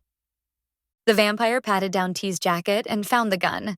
He put it inside his robe. Anything else? He asked T, eyeing his tight shirt and fitted jeans. T shook his head, and the vampire stood aside. We walked inside single file down the stairs. It looked like we were nearing the old operating rooms, but I couldn't see past Ty's shoulders. The hound was behind me, talons clattering on the seafoam green tile, its hot breath foul. This is their home turf, you see. They don't find you terribly threatening, Dren explained. Neither do I. That's too bad. By the time this night is through, I might need another arm, T said ahead of me. We reached the lower level where vampires were standing from wall to wall. Dren laughed. I suspect you will end up needing more than that, but now my deed is done. He stepped aside and turned around. It's a pity you couldn't be bothered to run, girl, but I've earned my keep. I might as well stick around to watch you die. He dipped into one of the crowds. The hound followed him after a final gnash in my direction, and I moved to stand beside Ty. Chapter 53. In a previous incarnation, my first hospital had been a teaching institution, back before private practices had bought it out and made it into a for-profit money machine. In those days, before monitors and cameras, they'd had the grand teaching amphitheaters with steep rows of seating so that surgeons-to-be could watch. Without the teaching angle and with the for-profit money, building new operating rooms was sexier than remodeling old ones. These rooms had been abandoned, used for storing random items or having random hookups. That was the basement I remembered. Waist-high green tiles, all the better to hose down with bleach later, low ceilings and broken lights. All the better to not closely look at who you were fucking after shift. Not that I had ever done that, more than once or twice. But what was in front of us now was different. All of the operating bays had been conjoined, the walls between them ripped out, leaving disjointed seating behind. Pipes and ducts were exposed from above and below, huge metal conduits that thrummed with live wires or running water. Lights hung from copper wires on the ceiling, shooting down thready illumination that didn't penetrate much black. And everywhere, vampires, sitting atop pipes, standing on the rubble between the rooms, crowded into the remaining seating. They were in separate groups, gathered into crowds that were dressed alike, or were at least alike in their bearing, and all of them were looking at me. I hid behind Ty. "Let her pass," shouted a voice from below. Ty started making his way down, and I followed him, balancing one hand on his back as we walked down the rubble-strewn stairs. I looked around from behind him and almost twisted my ankle on a loose piece of concrete. What was there to see anyhow? More vampires? I stood briefly taller than Ty as he jumped down a level and saw Psyche there, standing beside Mr. Weatherton at the bottom. I scanned desperately for Anna but didn't see her light, and I wondered where they were keeping her. Ty picked me up and set me down beside him. "This is grim," he said when I was nearest. I nodded. The bottom was rubble and concrete, like a giant hand had scooped out the clearing, leaving uneven furrows behind. Jeffrey and Psyche were on the opposite side of a massive drain pipe, as wide as I was tall, which had jagged cement edges exposed to air. We made our way towards them, and when we passed the pipe, I looked into it, expecting only hollow black. Instead, it was full of fluid, almost to the brim, and small waves caused by unseen sources made it ripple, revealing sulfurous yellows, curdled whites, and streaks of gray. The whole thing, from the cement pipe to its rotten core, reminded me of an abscessed tooth. I hoped that wasn't what they were going to drown her in. Mr. Weatherton gestured us forward, the sleeves of his robes making him look like a skeletal bat. He wore a high white wig, and there was a dusting of powder on his shoulders. The elderly vampire made a face at T's addition to our party, but did not send him away. Psyche stood beside him in a modern suit with a high neck that hid her recent injuries. "My client is here. Shall we begin?" He addressed the space in front of us. His voice echoed up the hall. I hadn't realized till now how quiet the entire room was. Now that I'd stopped concentrating on not falling, I could hear that there was nothing moving in this room but me. Behind the drain pipe, there was another half-chamber and its seating area. We were facing a gallery of Zverskia, black wool coat after black wool coat, sitting in rows like crows on power lines. The only hint of color in their midst was a vampire with ornately embroidered robes, red silks patterned and lined with gold, his arms crossed and hands hidden in their opposite sleeves. He wore a crown. "Who is that?" I whispered to Psyche, and was embarrassed by how far my voice traveled. "They call him their Tsar. He's their judge king for this region," she answered back. "If you are not interested in conducting this trial," Weatherton continued, addressing the vampire that appeared to be their ruler. "Silence, spy." A vampire emerged from the darkness. He was dressed like a cross between a doctor for surgery and a janitor, with hip waders and a blue sterile gown shrouded around him, sleeves ending in elbow-high black rubber gloves. The drain pipe belched a cloud of noxious fumes as he passed it, coming towards us, and the disgusting slurry of its contents began sloshing over its edge. "I was invited," Weatherton said with an insulted tone, lifting his robes as the first tendrils of fluid started rolling near. "Indeed you were, but we both know that you are a spy." He flourished upwards with one gloved arm. As are most of those here tonight, whether they'd admit to it or not. There was a stirring in the crowd around us, like the sound of rubbing leaves. "I was told there would be a trial here? Soon?" Weatherton asked archly, sidestepping a small stream. "If there is not, perhaps you would like to call a plumber." The gloved vampire ignored this jibe. He looked up to the Zversky judge, who inclined his head slightly. "We have certain rituals that must be accommodated before we begin." "Do they include moving to higher ground?" Jeffrey asked. "We require that the accused is bound while we deliberate." The gloved vampire snapped.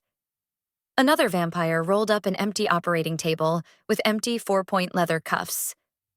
"Given that our normal trials involve vampires, I'm sure you understand. She is a mere human. A human who killed a vampire. A rare human indeed." The gloved vampire gestured to the table. Ty held onto my shoulder and shook his head. "I would know who it is that I am arguing with before I make any accommodations," Weatherton said. "I am Koshai the Deathless." Weatherton's eyebrows arched high. "You seem very young to be deathless. You seem very old to still be alive." Weatherton ignored this and turned to survey the surrounding vampires before coming full circle to focus on Koshai. "I am Jeffrey Weatherton, attorney at law. I have never lost a case and do not intend to start now." He stepped forward and reached back for me. "Edie," Ty began. Weatherton's hand shook in a command. If I let them tie me to that table, what were the chances that I would make it off of it again? Psych had told me that my trial was incidental. All the Rose Throne wanted was Anna.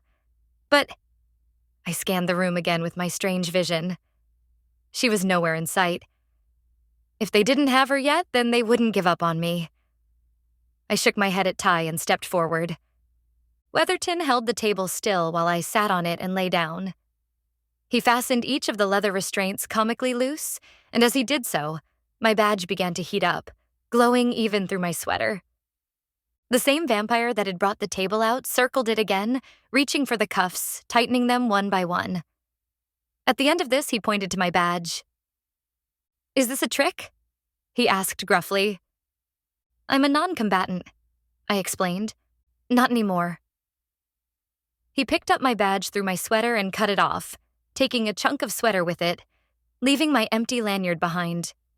He cast it behind himself, and I watched it fall like a shooting star. Any protection it might have given me was gone.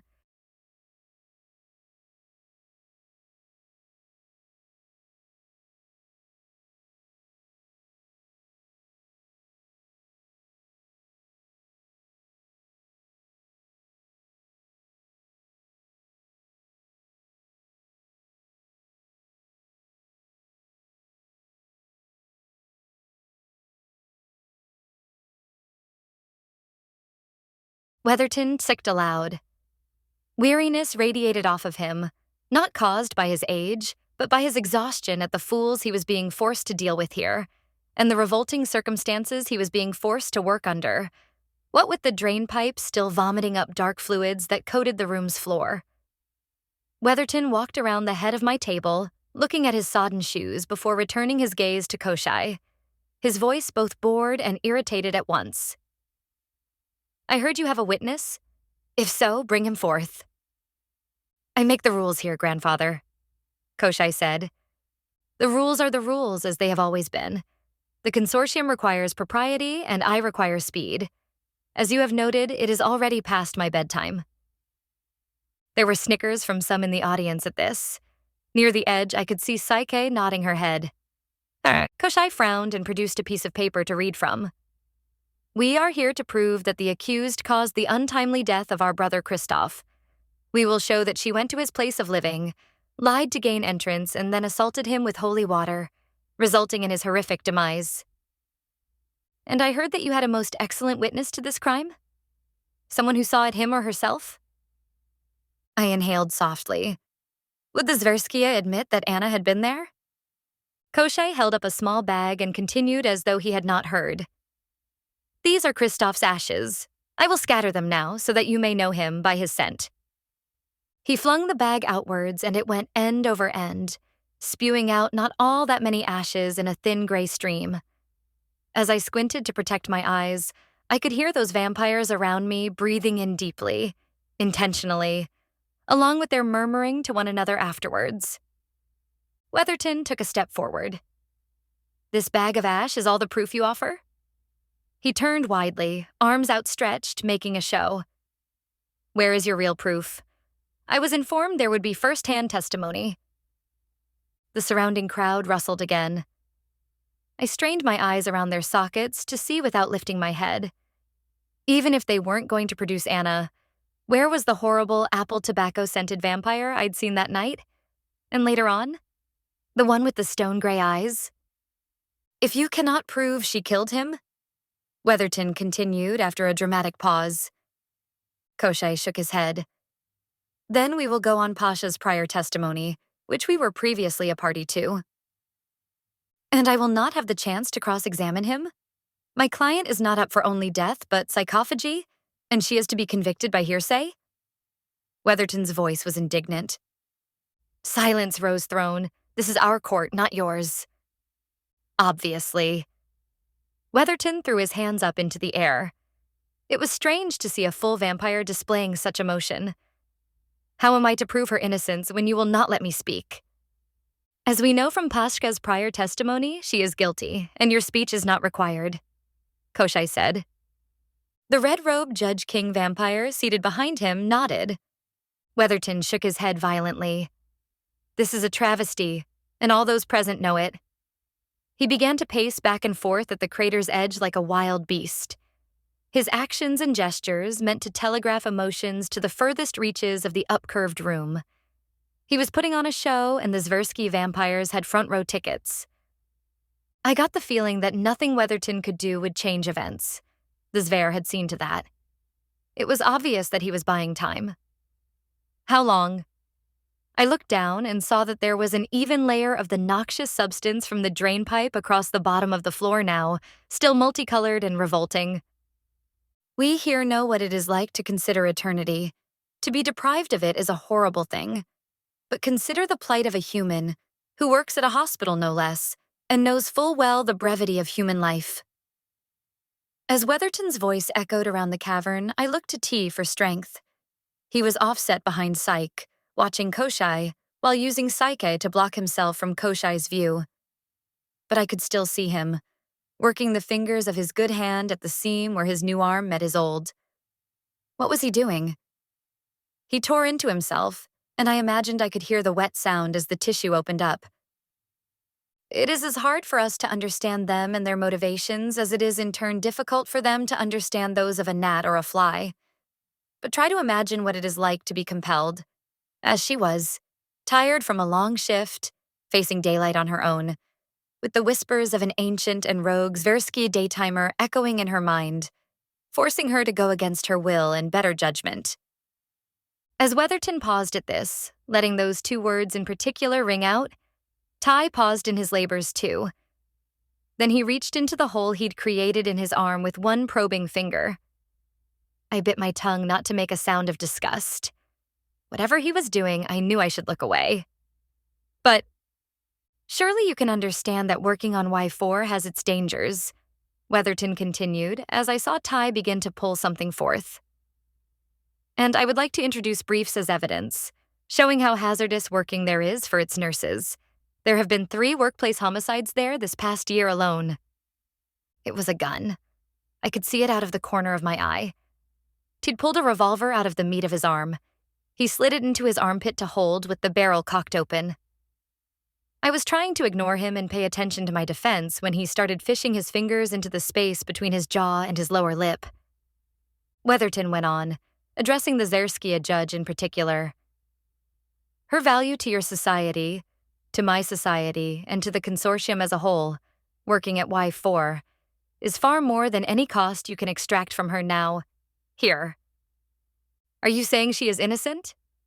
Koshai asked, his tone incredulous. I watched T extract a bullet from somewhere inside his lip and quietly place it in a chamber. Without a doubt. And even if she is not, she deserves leniency. Koshai laughed. Pasha said she is guilty. But where is Pasha? Weatherton proclaimed. He is indisposed, Koshai said slowly, tilting his head with a leer. There was a ripple of assorted emotions through the crowd. Amusement, disgust, boredom now that Weatherton's show had stopped. I saw Syke in front of Ty rock forward to stand even taller, to look desperately around the room. There were 2 witnesses that night, Weatherton yelled, regathering attention about himself. There was your Pasca, who apparently cannot not be bothered to show, and another, a female vampire, a mere child. You are preventing her from testifying as well. Koshai's lips lifted, revealing a row of predatory teeth. I regret to inform you that she was captured killing Pasha. As such, her fate is already sealed. He looked behind himself, and the other vampire, the one who'd cut off my badge, pushed a sheeted someone forward on another bed, making a wave in the foul substance on the ground before them. I knew who it was, even before Koshai took off the sheet. Anna, tied in 4 points like me, but hers were silver chains. Weatherton's arms sank as she appeared. Her face was angled away and up from us, and I prayed that she'd turn to see me there, trapped like her, so I could make some gesture, to let her know that she was not alone. And then her head twisted towards me, and I saw her black and bruised face and swollen shut eyes, and where the Zverskia had riveted a silver plate over her mouth. Oh no, I murmured before biting my own lips in horror. So you see, Koshai continued, she is already being punished for her crimes. And now it is your turn to be punished for yours, Edie Spence. The verdict is guilty, is it not? This is a mockery of a trial. Weatherton protested as Koshai advanced. Don't worry, old one. I'm sure you'll still get paid. When the consortium hears of this travesty you have conducted, you and yours will be held accountable. By then, it will be too late. Koshai didn't even turn around to see the nod of his judge's head condemn me. He shoved Weatherton aside and the older vampire fell. We will have both her life and her soul. I don't think so, Ty bellowed. He spit the last of his bullets into his gun, slapped the barrel closed on his thigh, and aimed over Syke's shoulder at Koshai's face. There was a click as the trigger pulled the hammer back, and then a thunderclap as the bullet shot forth. Chapter 54. Koshai's head reeled back, and I saw him drop. I strained at the cuffs, trying to get free. I could see innumerable vampires swamping Ty as his gun kept ringing out. Don't kill him, I screamed. Take my soul. Don't kill him. Why not? He's already dead. Koshai arose from the ground, covered in the ghastly fluids that were still pouring out of the cement pipe, and braced himself on the edge of my operating table. I got to watch the wound the bullet left in his forehead heal as he looked down at Weatherton, who was still laboring to stand. Deathless, you see? Aren't we all? Weatherton said, finally righting himself with a dismissive shake. Stop them, I begged him. Even I could smell the rot in the air, even over the stench of whatever the drain pipe held. Take it already, just stop. Zver, Koshai warned from the end of my bed, and the sounds of violence stopped. Cold drops of whatever it was. I hesitated to think of it as water, when it was so repellent, spattered off of him and onto me. They felt like shards of ice, and the skin they touched went instantly numb. I had felt like that before. Ty, I cried out, wrenching my hands against the cuffs. A groan answered me. Part of him, enough of him, was still intact. but much of him was scattered. I saw Psyche kneel down and start to shovel things towards his open torso. Intestines. T, stay there, I yelled. Technically, he didn't need any of his organs. But how much of him could they remove, and him still stay alive? Or whatever it was that he was. He reached the remains of a hand out towards me. He wasn't whole, but just stay there. Keep him down, Koshai said to his countrymen, returning to my side. From inside his gown, he brought out a canvas roll, as wet as he was from his dunking, and set it on my table. He untied the laces that wrapped it, and it rolled open with metallic clanks. Implements were held inside by straps, tools with ruined blades, like a Civil War surgeon's rusted operating set. Fluid drained from the case and ran down to me, bone-chillingly cold. Like the shadows, I whispered. Shadows are what you all call them. We call them tieni, Koshai said, bringing up a curved tool. He set it between my breasts in the space that his servant had carved out of my sweater, and yanked it down in a straight line like an autopsy cut, grinding its tip against my sternum, slicing through my bra. I fought to not cry out. And when we find your soul, we will feed it to our tieni here, and it will power them to life. Then we will have our own shadows here, that answer to no one else. I felt the warmth of my own blood flow down me in a line, to cup in my collarbone and then spill into my armpit. Angry nerves sang, raw and open. Koshai leaned over me to leer, angling the blade again. It might take a while. Souls can be difficult to find. Another spray of wet dripped from his cuff, landing on my throat. I could grit my teeth through the pain so far, but the cold was like a slap and the shock of it made me gasp. And what did shadows do? Other than collect pain and suffering and feed off of sorrow? I remembered clutching the baby's crib after the dragon was gone, as cold then as I was now, and how everyone but me and Sean were made to forget. Anna. I lifted my head to find her. Anna, they want you to forget. Koshai rammed his gloved fingers into my hair and shoved my head against the mattress. He rubbed a cold thumb on my forehead. Of course we do. His grip on my hair tightened, and he brought his tool up again. Sometimes souls live in eyes. I'm here because I didn't forget you, Anna. Yuri didn't forget you, and I didn't either. I wrenched my head to the side out of Koshai's grasp and scrunched up my entire face to close my eyes. I heard metal hit metal. Once, twice, 3 times. And then I heard a gasp from the surrounding crowd. I waited for a blow that didn't come. When Koshai let go of my hair, I risked opening my eyes to see Koshai staring over his own shoulder, and I lifted my head to see what it was he was staring at. Metal hit metal again, and then the table under Anna collapsed in on itself. She brought her bound wrists together, bending the bed frame behind her back until it shattered. She undid her wrists, one at a time, and kicked her foot bindings free.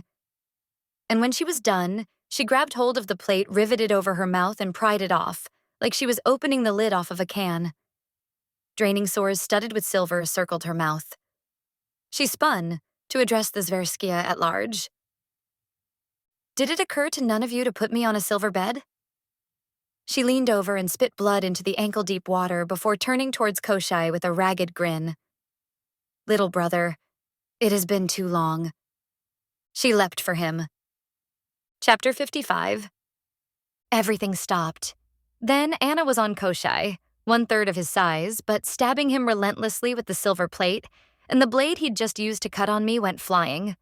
The operating table I was lashed to spun sideways. Koshai's assistant ran up to my bed. Where is it? He asked aloud, picking through Koshai's remaining tools. He found a short triangular blade and looked down at me. Where? Where is what? My voice cracked in fear as he raised the knife over my abdomen. Your soul, he answered, slamming the knife down into my stomach. It felt like I'd been punched. All the air rushed out of me and I was left gasping for mercy. Stop, please. He ignored me and wrenched the blade sideways, sending another wave of pain after the first. He raised the blade, sending my own blood spattering up my chest. I grit my teeth to stop from screaming at the sight, and another vampire ran up and tackled him, taking him down into the mud. They wrestled, spinning my table again. I tried to lift my head up to see my stomach, but it hurt too much to move. I went stiff instead, staring at the ceiling, listening to the growing sounds of anarchy from all around me. The lights began to fade.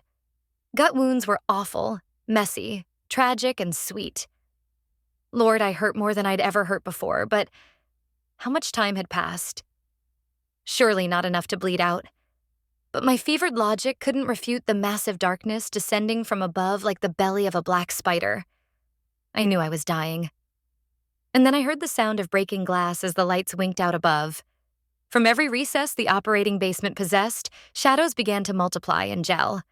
A pitch-black drop formed on the ceiling, the height and width of a man, then fell down. I turned my head with a gasp of pain to follow it as it dropped onto running vampires.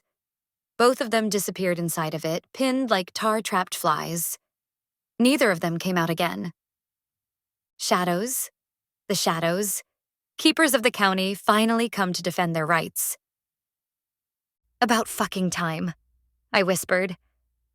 We come to take back what is ours, said a chorus of horrific voices from all around. Fighting sounds continued from beside me, sickening wet crunches and pops, the sucking sound of mud taking hold then giving way. My bed was kicked, and the whole contraption rattled, wheeling around again like a rooftop in a tornado.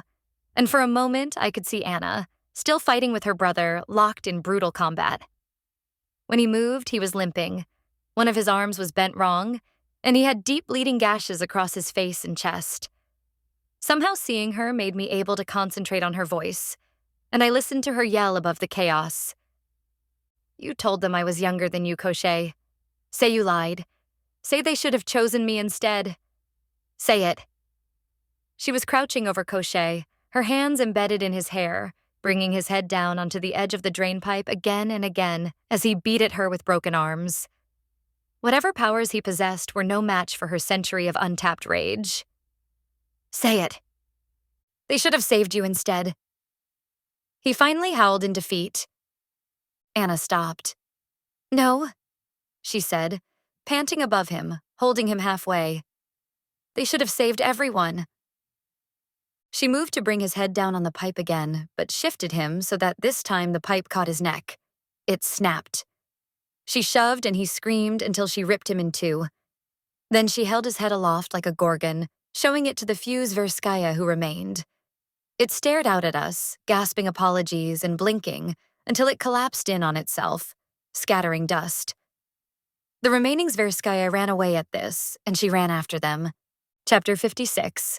The vampire that had tackled Koshai's assistant earlier rose up near my feet, covered in dust that stuck to the wet spots on his black robe. He came for me, reaching for the cuffs at my ankles. No. I kicked as best I could, and tears leaked down my cheeks from the pain. Edie, stop it. I'm trying to help. He held my ankle down and undid the restraint. Who do you think? He glared up at me. He was dressed like a Zverskia, and he also had gloves on. But the lines of his face softened for a moment, underneath the crazy beard caked with mud. Another Zverskia ran forward to stop him. Before I could shout a warning, a wave of shadow took the new one down. Asher? Your friendly neighborhood shapeshifter to the rescue. He undid my wrists and then looked down at me. I'm not sure how we're going to manage this. How bad is it? I asked. I don't think you can walk this off. Thanks. Where's Ty? Asher ignored me. You need to get to a hospital. We're in a hospital.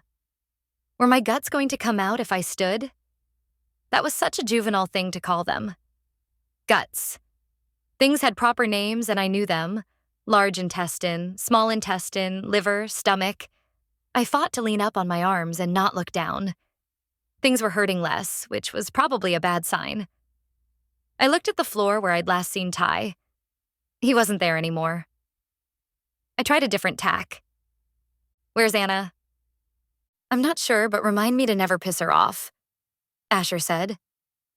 He leaned forward and picked me up, one arm beneath my knees, the other behind my back. I hissed in pain. I thought you said it would be like you didn't know me next time around, I said through gritted teeth.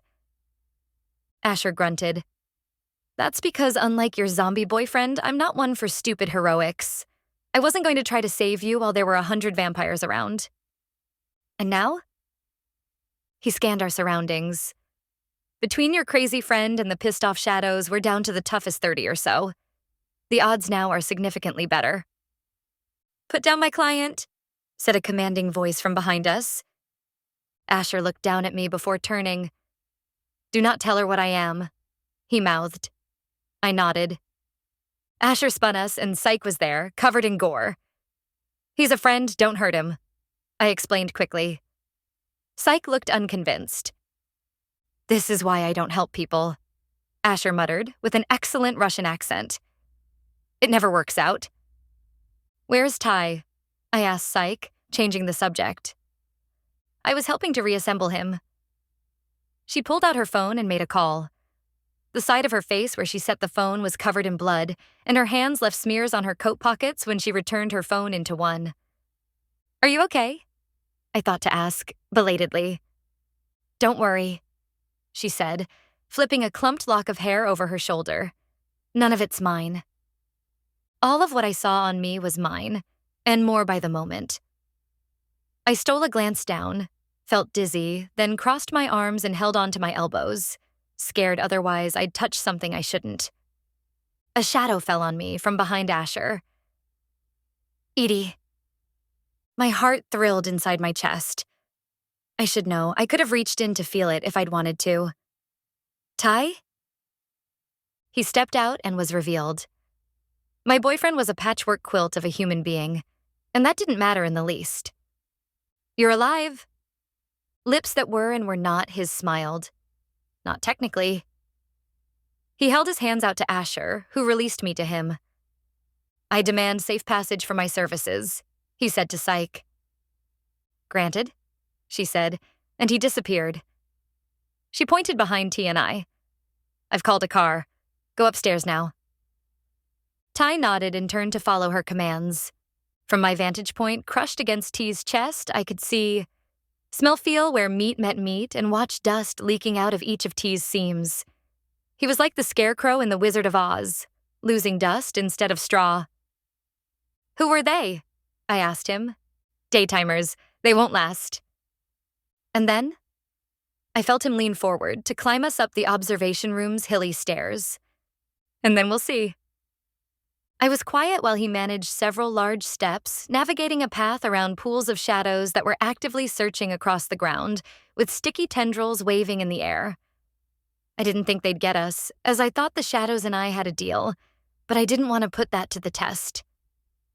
Stop, a voice ordered behind us. It sounded familiar. I looked up and saw recognition on T's face. Turn around. Ty didn't move.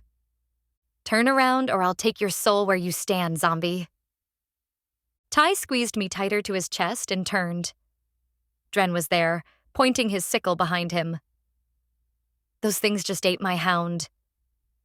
He took a menacing step nearer us, and Ty stepped back. Ty answered for both of us. It's not our fault you backed the wrong team. I don't expect to get paid after this mess, but your soul's still up for grabs, girl, he said with a leer. And I need some recompense. Don't do this, Dren, I whispered. Husker, T began, his voice low in warning. Ty couldn't fight back, not while holding me, and dropping me would only damage me more. We could rush Dren, but then there was still the sickle to account for. Dren, please. I reached my arm out towards him. Muscles that didn't connect right in my abdomen anymore twitched and slid out of place. I screamed in pain and my arm fell. Drops of blood I hadn't known were cradled in my hand, sprinkled forward with the motion. Dren reached out with his free hand, lightning fast, and caught one in midair. Then, while looking at us, he grinned, showing fangs, and brought his hand back towards his mouth, surely to lick from wrist to fingertip. He stopped just as I realized I was looking at him. Not through his fingers, but through a hole that had appeared in the middle of his palm, as a portion of it crumbled into ash. His fingers teetered, and then one by one fell down, dusting like so many smoked cigarettes. "Your blood," he began, staring at his hand, transfixed, as the ash crept down his hand. "Is spiked with pope water," I answered him. He looked at me for a moment, then reversed his hold upon his sickle and brought it whistling down. Not on us, like I'd feared, but through the meat and bone of his own wrist. The remnants of his hand dusted in midair. "Let us pass, Husker," Tay said. Dren didn't answer. He was panting in anger, staring at his mutilated arm. "Sir, how could you husk me without getting my blood on you?" I asked. My hand that wasn't pressed against Ty found more blood to use as a weapon, just in case. Dren put his sickle down. "Later," he answered. I sagged against T's chest. Things were going gray. "Yes, it is." Chapter 57. Ty mounted the stairs 2 at a time when we reached them. I could see the trail of ash and gobbets of flesh behind us as we made our way back to Providence General's lobby. Zombies don't have look away. And so while I could see the mass exodus of vampires pouring out of Providence General, no one else could. All they could see was Ty, holding me as he strode through the bays of the emergency rooms, shedding ash and meat. People were picking up phones. I hid my face in T's armpit as people tried to take our picture. "Stay back," T growled, and the good employees of Providence General did so. We made it to the ambulance entrance just as a dark-tinted car flew into the drive. Ty opened the back door and we sank into the car together. "Drive," T commanded as he closed the door and Sykes' car raced off. Ty cradled me to his chest. I clung to him, feeling parts of him sift away like hourglass sand. And then I started to feel like that too, drifting and lost. "Edie, wake up," he said. "Are we there yet?" I asked without opening up my eyes. "No, Edie." "Are these my guts or yours?" I asked, nestling my head into his shoulder. Moving hurt less and less now. Hooray for me. "Mine. Maybe. Edie, just be quiet for a second, will you?" "No," I said, but then was quiet anyhow. "Edie, I've gotta go." "No?" At the meth lab, I'm sure people saw me. But even before that, there's only so many times you can get burned and survive, and your coworkers don't think it's strange. Add that to the fact that I don't age, and that entire hospital staff saw me there tonight, looking like a Frankenstein. No one believes night shift. I curled my hand into his chest. He was warm compared to me. I felt so cold. "I'm tired, Ty. You can't leave me, not now." "I've got to. At least for a while, but I don't know how long that'll be." That's not some euphemism for dying, is it?" I looked up at him. His face was blurry, and I didn't know if it was all his new skin or my tears. That's not fair." "I'm not dying, Edie. Just going. We'll get you to the hospital first. I'm not leaving until I know that you're okay." "Don't go." I hid my face against his chest, felt the flesh there give beneath me. Another wave of exhaustion and chill pulled me down. "We'll talk about it when I wake up, right?" "Good," I heard him begin, and I knew he was about to say good night or goodbye. But I didn't hear enough. Chapter 58. Human. Things felt strange, but they smelled familiar. Too familiar. Human. Something hit my face, hard. I blinked and saw a frizzy blonde halo looking down. "Human?" "Tired," I whispered, but I wasn't sure I made a sound. "Human? Do you want my blood?" I blinked my eyes open. There were 2 IV sets over me, draining red fluid in. "Blood?" "That's mortal blood. I am offering you more." A skinny wrist blotted out the emergency room lights. A red gash appeared on it, and then blood on this, bright red, like a seam. I closed my lips firmly. "I will not force you." Anna's strong fingers grabbed my chin, twisted my head, and made me focus my attention on her. But if you die, I will be very upset. My vision faded and she disappeared. Ty? I asked. Anna? I looked around. County's emergency room was full. I could hear screaming children, crying mothers, the clamor of 20 different languages, all the hustle and bustle of life and death around me. And I was just another stab wound on a Saturday night. I flagged down a nurse by attempting to crawl out of bed. Call Meaty, on Y4. She looked unsure. Of course she was. I'd just given her the name of a person she'd never met, and a location she'd never been to. Extension 660. It's important. Tell him Edie Spence is here, I pleaded. She could have ignored me, but she didn't. I saw her go for a phone as I relaxed back into bed. Chapter 59. I woke to the smell of cleanser and floor wax. I knew Ty was gone. Through half-lidded eyes, I could see red nails. Edie Spence? A nurse I knew was day shift said nasally. I pretended to be asleep. Apparently I'd lived, or this was a very authentic hell. She didn't care enough to roll my eyelids back and check for pupil responses, which was good, because with her acrylics she might have taken out my cornea. Instead, she poked me in the chest a few times, and I did my best to lay there like a lump of unresponsive meat. I heard her leave and knew she'd chart withdrawal to pain? Negative. After that, I shifted around in bed like a sleeping person might. I was sore from stem to stern, had 2 peripheral IVs in my left arm, and there was an abdominal binder around my midsection. Other than that, I didn't really hurt. Not physically, at least. But now that I was awake, memories came rushing back. Ty, saying he was going away. How long had I been out for? Long enough, some part of me knew. I had to fight the impulse to curl up in bed. It'd be a dead giveaway. So I lay there limp and ragged, waiting for sleep to come again. One of the drips going into my arm was a narcotic. I could see the bright pink dose check, warning stickers on its bag. Wait a second. I knew how IV pumps worked. I could... Way to get the most out of your county-sponsored health insurance policy, said a familiar voice. I startled, caught with one arm reaching for the IV pole, and turned to see Gina's smiling face. Gina, what are you doing here? She grinned down at me. I saw you move some when I walked by outside. I thought I'd come in and check. But why are you on day shift? I strained to look past her shoulder. If that day shift nurse comes back, I'm still dead, okay? It's nighttime. She's working a double, covering for you. Hang on. She made a silly face at me, then ran out the door. Like I have a choice, I said to her departing form. She returned with a bouquet and arranged it on my bed table, handing me the card with an expectant smile. I took it from her, inhaled and exhaled slowly, and then opened it with shaking hands.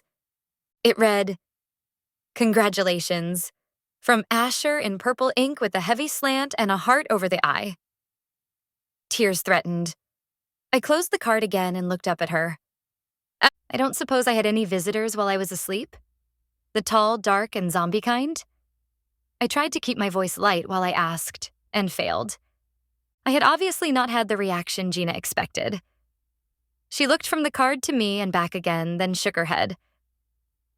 Okay then. Okay. I told myself more than her. I hugged myself, my arms tracing the binder's course across my torso. It would take more than its elastic to hold in my breaking heart. I pointed with my chin at the flowers. Take those to someone who deserves them down the hall. I shook my IV lines with one hand. And if you don't mind, I'll take more of whatever's in bag number 2. Chapter 60. Time in the hospital passes slowly. I knew this as a nurse, but as a patient, it's like being in jail. There's nothing to do but watch the clock and suffer through the vast wasteland that is daytime television. I was trapped on Y4 under bowel rest, from the surgery they'd performed to stop all the bleeding inside of me, allowed only sips of water and other clear fluids, until my GI tract performed to their satisfaction.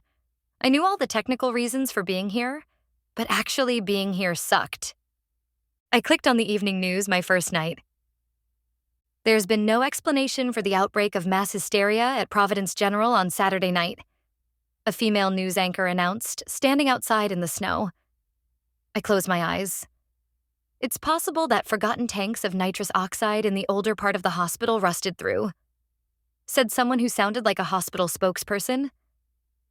Investigations are continuing, but we can assure the public that Providence General is completely safe and open for business. Assuming you can pay, I muttered. Meanwhile, a male voice segued, the brutal mutilations of 3 drug dealers have led police to suspect a gang war is ongoing. I warn you, the photos we're about to show you will be graphic. These photos are not suitable for children. I opened up my eyes to see the man who'd originally had the rest of T's new face. I leaned over the top railing of the bed as my stomach heaved. Luckily, you don't throw up much if you haven't had anything to eat in 3 days. You're sure you don't want to talk about it? Meaty asked. It was really hard to tell Meaty no, but I managed. It was the end of my 5th incarcerated night shift, and the morning was edging up on dawn. Maybe when I get back, I need to gain some perspective. The truth was, I wasn't interested in rehashing anything with anyone just yet. My scars from surgery were healing nicely, but the rest of me felt like it had a sucking chest wound that no one else could see. Charles had his arms crossed in an imitation of Meaty. I suppose the important thing is that you lived. Exactly. I forced a smile. I was wearing 4 pairs of scrubs, layered for warmth under Gina's extra coat, and my work shoes, which I'd left in the locker room what felt like ages ago. Which one of you has a bus pass for me to make it home? Meaty produced one. You're sure? Later, I promise. I took the ticket. I'll be back. You'll see. The bus ride was uneventful, even if it seemed like every pothole the driver went over was meant for me. I got off at the station and walked down the street to my apartment, comforted that there weren't any strange footprints on my stoop in the recent snow. I tried the handle and it gave, just like I'd left it. I walked in with a sigh and set my bag down. The first thing I noticed was that the faucet was off, and my apartment didn't smell like a litter box. Grandfather was still sitting by the doorway. I scooped him up. Minnie? No sound. I walked through my apartment, holding Grandfather like you would hold a knife or a frying pan for protection. The kitchen and living room were clear. The hallway was empty. The bathroom was empty. I went into my darkened bedroom where the light-proof sheet was still over my blinds. I looked under my bed. No Minnie. And then I turned towards my closet, which was open just a hair. I peered inside and saw Minnie, curled up on Anna's lap. I sat on my bed for a long minute, gathering strength and trying to figure out what I ought to do next. Then I took the sheets off my bed, walked them down to the laundry and came back. I took a nap once my sheets were done, but made sure to get up before nightfall. Anna emerged from my closet like a fairy tale sleeping beauty, all stretches and yawns, greeting the night instead of dawn. She wore a shirt I didn't recognize, but scrub pants I was sure were my own. Good morning, I told her when she was done. She nodded and sat on the bed beside me. What was between us now? The tenuous connection of people who'd been through tragic circumstances? I'd felt like this with patients at the hospital before, after emergencies with them, or when I was left with their surviving loved ones. I never knew what to do with myself then, and I certainly didn't know what to do with myself now. Thanks for taking care of my cat, I said, when I couldn't stand the silence any longer. Anna nodded. She's nice. I've never had a cat before. Her name's Minnie, I said. I read her tag. Anna sat still with her hands holding one another between her knees. You know you would have healed faster if you'd swallowed my blood. Yeah, and I know you could have made me, but you didn't, I said. So thanks, but no thanks. She nodded again while looking at her hands. I bent my head down to better see her. What are you doing here, Anna? This was the only place where they couldn't reach me. She could probably take any daytimer, and no other vampire could come in without an invite, as long as I was alive. She fought so hard to escape her former life, and for what? Just to hide out with me and my cat? It was so sad it made me want to cry. Is there a plan? I need you to contact the Rose Throne for me. No, you can stay here. Screw them. She gave me a sad look. I can't live in your closet forever, human. No matter how much I like your cat. I can't just turn you over to them, Anna. I stood up and began pacing my small room. Doesn't being a Noshnaya come with a palace somewhere? What does being a Noshnaya even mean? I do not know what that makes me yet. I was raised by humans. I have not met another like me before, and neither has anyone else. The Rose Throne has kept the best records. They might be able to help. But at what price? They'll have an angle if you go to them. I had scars now from the angle that they'd had on me. A rueful smile slid across her face. I believe almost everyone does. Their interest plan seems easiest, however. Please call them now. I wasn't sure she was making the best move, but what other options were there? Not very damn many, at least not ones that wanted her alive. All right. My dead cell phone was in my belonging bag. I charged it up to call psych. Hey, it's Edie. Come over, please. I told her voicemail. I turned around and Anna was in my hallway, looking at my family photos on the wall. She spoke without turning towards me.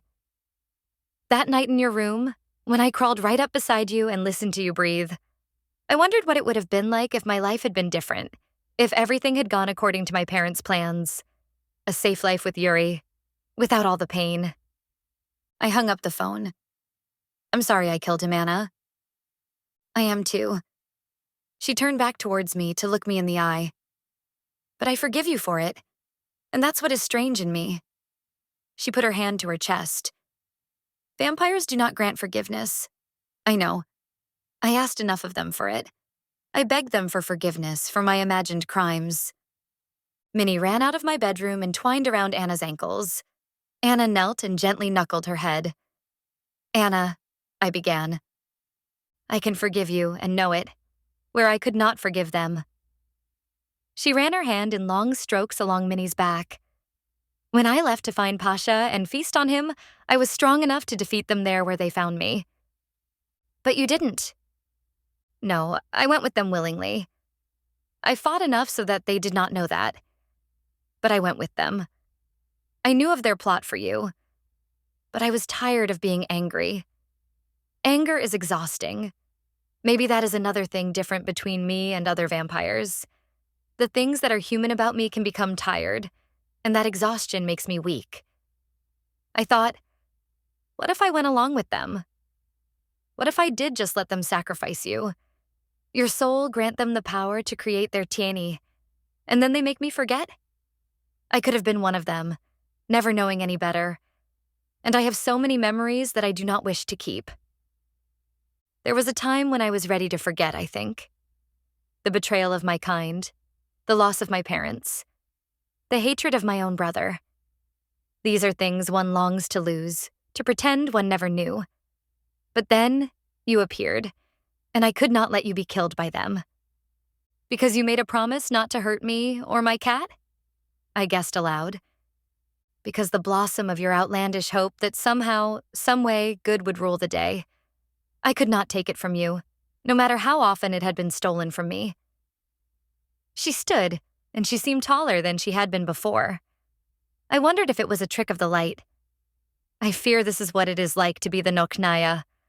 Not an all-powerful creature, but one limited by emotions, trapped by things like mercy and hope. I'm glad you did what you did, Anna. She nodded to herself. I think, so far, that I am glad too.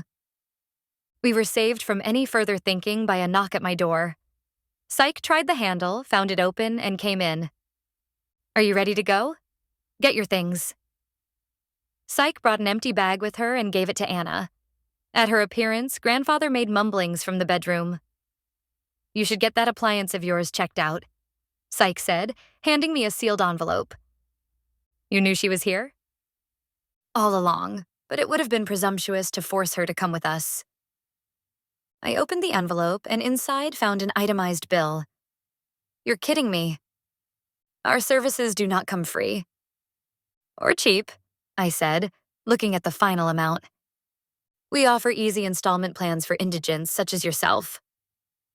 I folded the paper up and tore it in two. It seems to me that you lost my case. That negates any contract we once had. There's the small issue of a retainer, Psych said. I pushed the 2 pieces of paper back towards her, thumping them against her neck where her injury had been. I should bill you all for services rendered. Bite me. She took the papers from me and gave me a wicked grin. We just might. Anna returned with her bag. I peered a little bit to make sure she wasn't smuggling out my cat. There will be no bill and no biting. She is mine. Psych looked from Anna to me, one cool eyebrow raised. Then it will be as you say. Psych opened the door and gestured, but Anna hesitated and looked to me. Who are those people? It took me a second to realize she was asking about my family photos on the wall. My mother and brother, mostly. Are they alive? I nodded. Have they ever tried to kill you? Not precisely. Be good to them, then. She gave me an awkward hug, and it wasn't till I saw the blood on her cuff that I realized she was wearing one of Yuri's old shirts. Chapter 61. For a week, I earned no questions asked disability, and through Jake's use of my car and $5 at a time, made an extensive survey of pint-sized ice cream flavors available at my local grocery store. I pretended not to notice that he never gave me change. And then the time came that I had to go back. I couldn't say that I was looking forward to it, but I hauled out Gina's extra coat and wore my own on the train in. I nodded at the night security guards at the front desk, and they nodded back. I doubted they recognized me, and I didn't have a badge to prove I belonged there, but I was dressed in green and looked like I knew where I was going.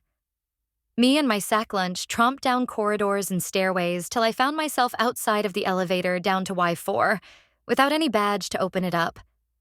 I pressed the buttons beside the door, but they'd never worked without a badge before. I stared at the closed orange doors. Open sesame, I commanded. They stayed closed. Winner, winner, chicken dinner? I tried without much enthusiasm. I leaned forward and beat my hand on them once. Oh, come on. The metal gave a satisfying thunk, and somewhere inside, gears came to life. The doors opened, the smell of werepiss wafted out, and I stepped inside. I pressed the button for Y4 and started counting seconds. 9, 10, 11. The elevator came to a stop. Hello, nurse, said echoing voices I was disheartened to recognize. My badge dropped from above to land at the floor near my feet.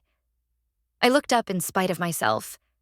There was a webbing of shadows across the top of the elevator, flowing around its deep-set lights.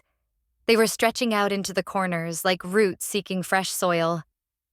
Are you going to pick that up? They asked solicitously, while creeping down the wall to block the elevator's door. I looked down at my badge. The lights began to dim. Do I have to? I tapped at my badge with a toe. God only knew where it had been since I'd seen it last, assuming I believed in him. And anything that fell on the floor anywhere in the hospital was always suspect. Some days there wasn't enough hand sanitizer in the world to chase after a dropped pen. That is what we're here to discuss, the shadow said, obliterating the elevator's entire orange door. Because you do not have to pick up that badge again. It took a second for me to process what they'd said. Really? We have been pleased with your service, human. The shadow's multi-voice took on a sing-song tone. We offer you the chance to forget. Why? I asked, stunned. Why not? When we are finished, you would never know that you had ever worked on Y4. You would never know that vampires and worse do indeed exist. You could forget your doomed relationship with a zombie. Let us help you, as you have helped us. They sounded frighteningly eager to assist me. I backed away from the encroaching blackness on the floor. Then what? We would take you to the 4th floor. The people there will be happy to see you, and you will be happy to see them. There you would step off, and it would be like none of this had ever happened. The elevator doors opened, and I could see the 4th floor out there. Nurses milling, patients smiling.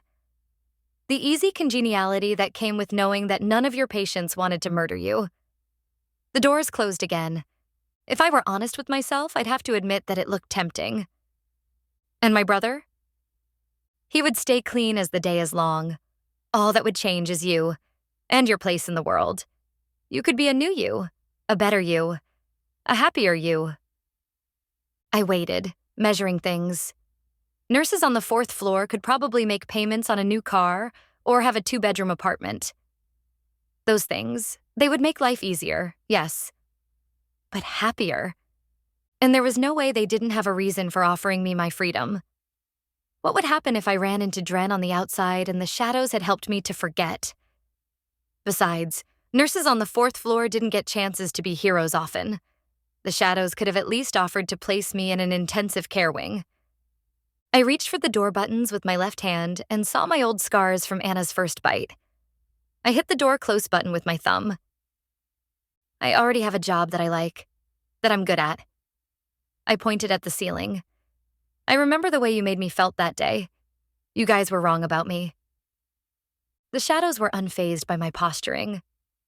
We do not often offer mortals a second chance. Your feelings of heroism will fade. I'll keep my job now, thanks. I had the sense of the elevator dropping again and the darkness began to recede. Hey, shadows! I rapped on the wall. I want a raise. Their laughter erupted from all around me. Gee, thanks. I crossed my arms and looked up at the ceiling. Why me for all this? Why not you? Anyone could have done what you did, said their echoing voice. I frowned for a moment and then realized they were just trying to feed off of me again. The elevator doors opened onto the familiar tile of Y4. Kinder coworkers, siblings, or non-lethal patients would come in time, or they wouldn't. But at least I knew who I was, and that I'd done a good job for now. But it was me, I said. I flipped off the ceiling and stepped out onto my floor. You just listened to Nightshifted, Book 1 in the Edie Spence series by Cassie Alexander, available on Kindle Unlimited. Book copyright 2022. Audio copyright 2025. Now keep listening for Moonshifted, the second book in the Edie Spence series in this playlist.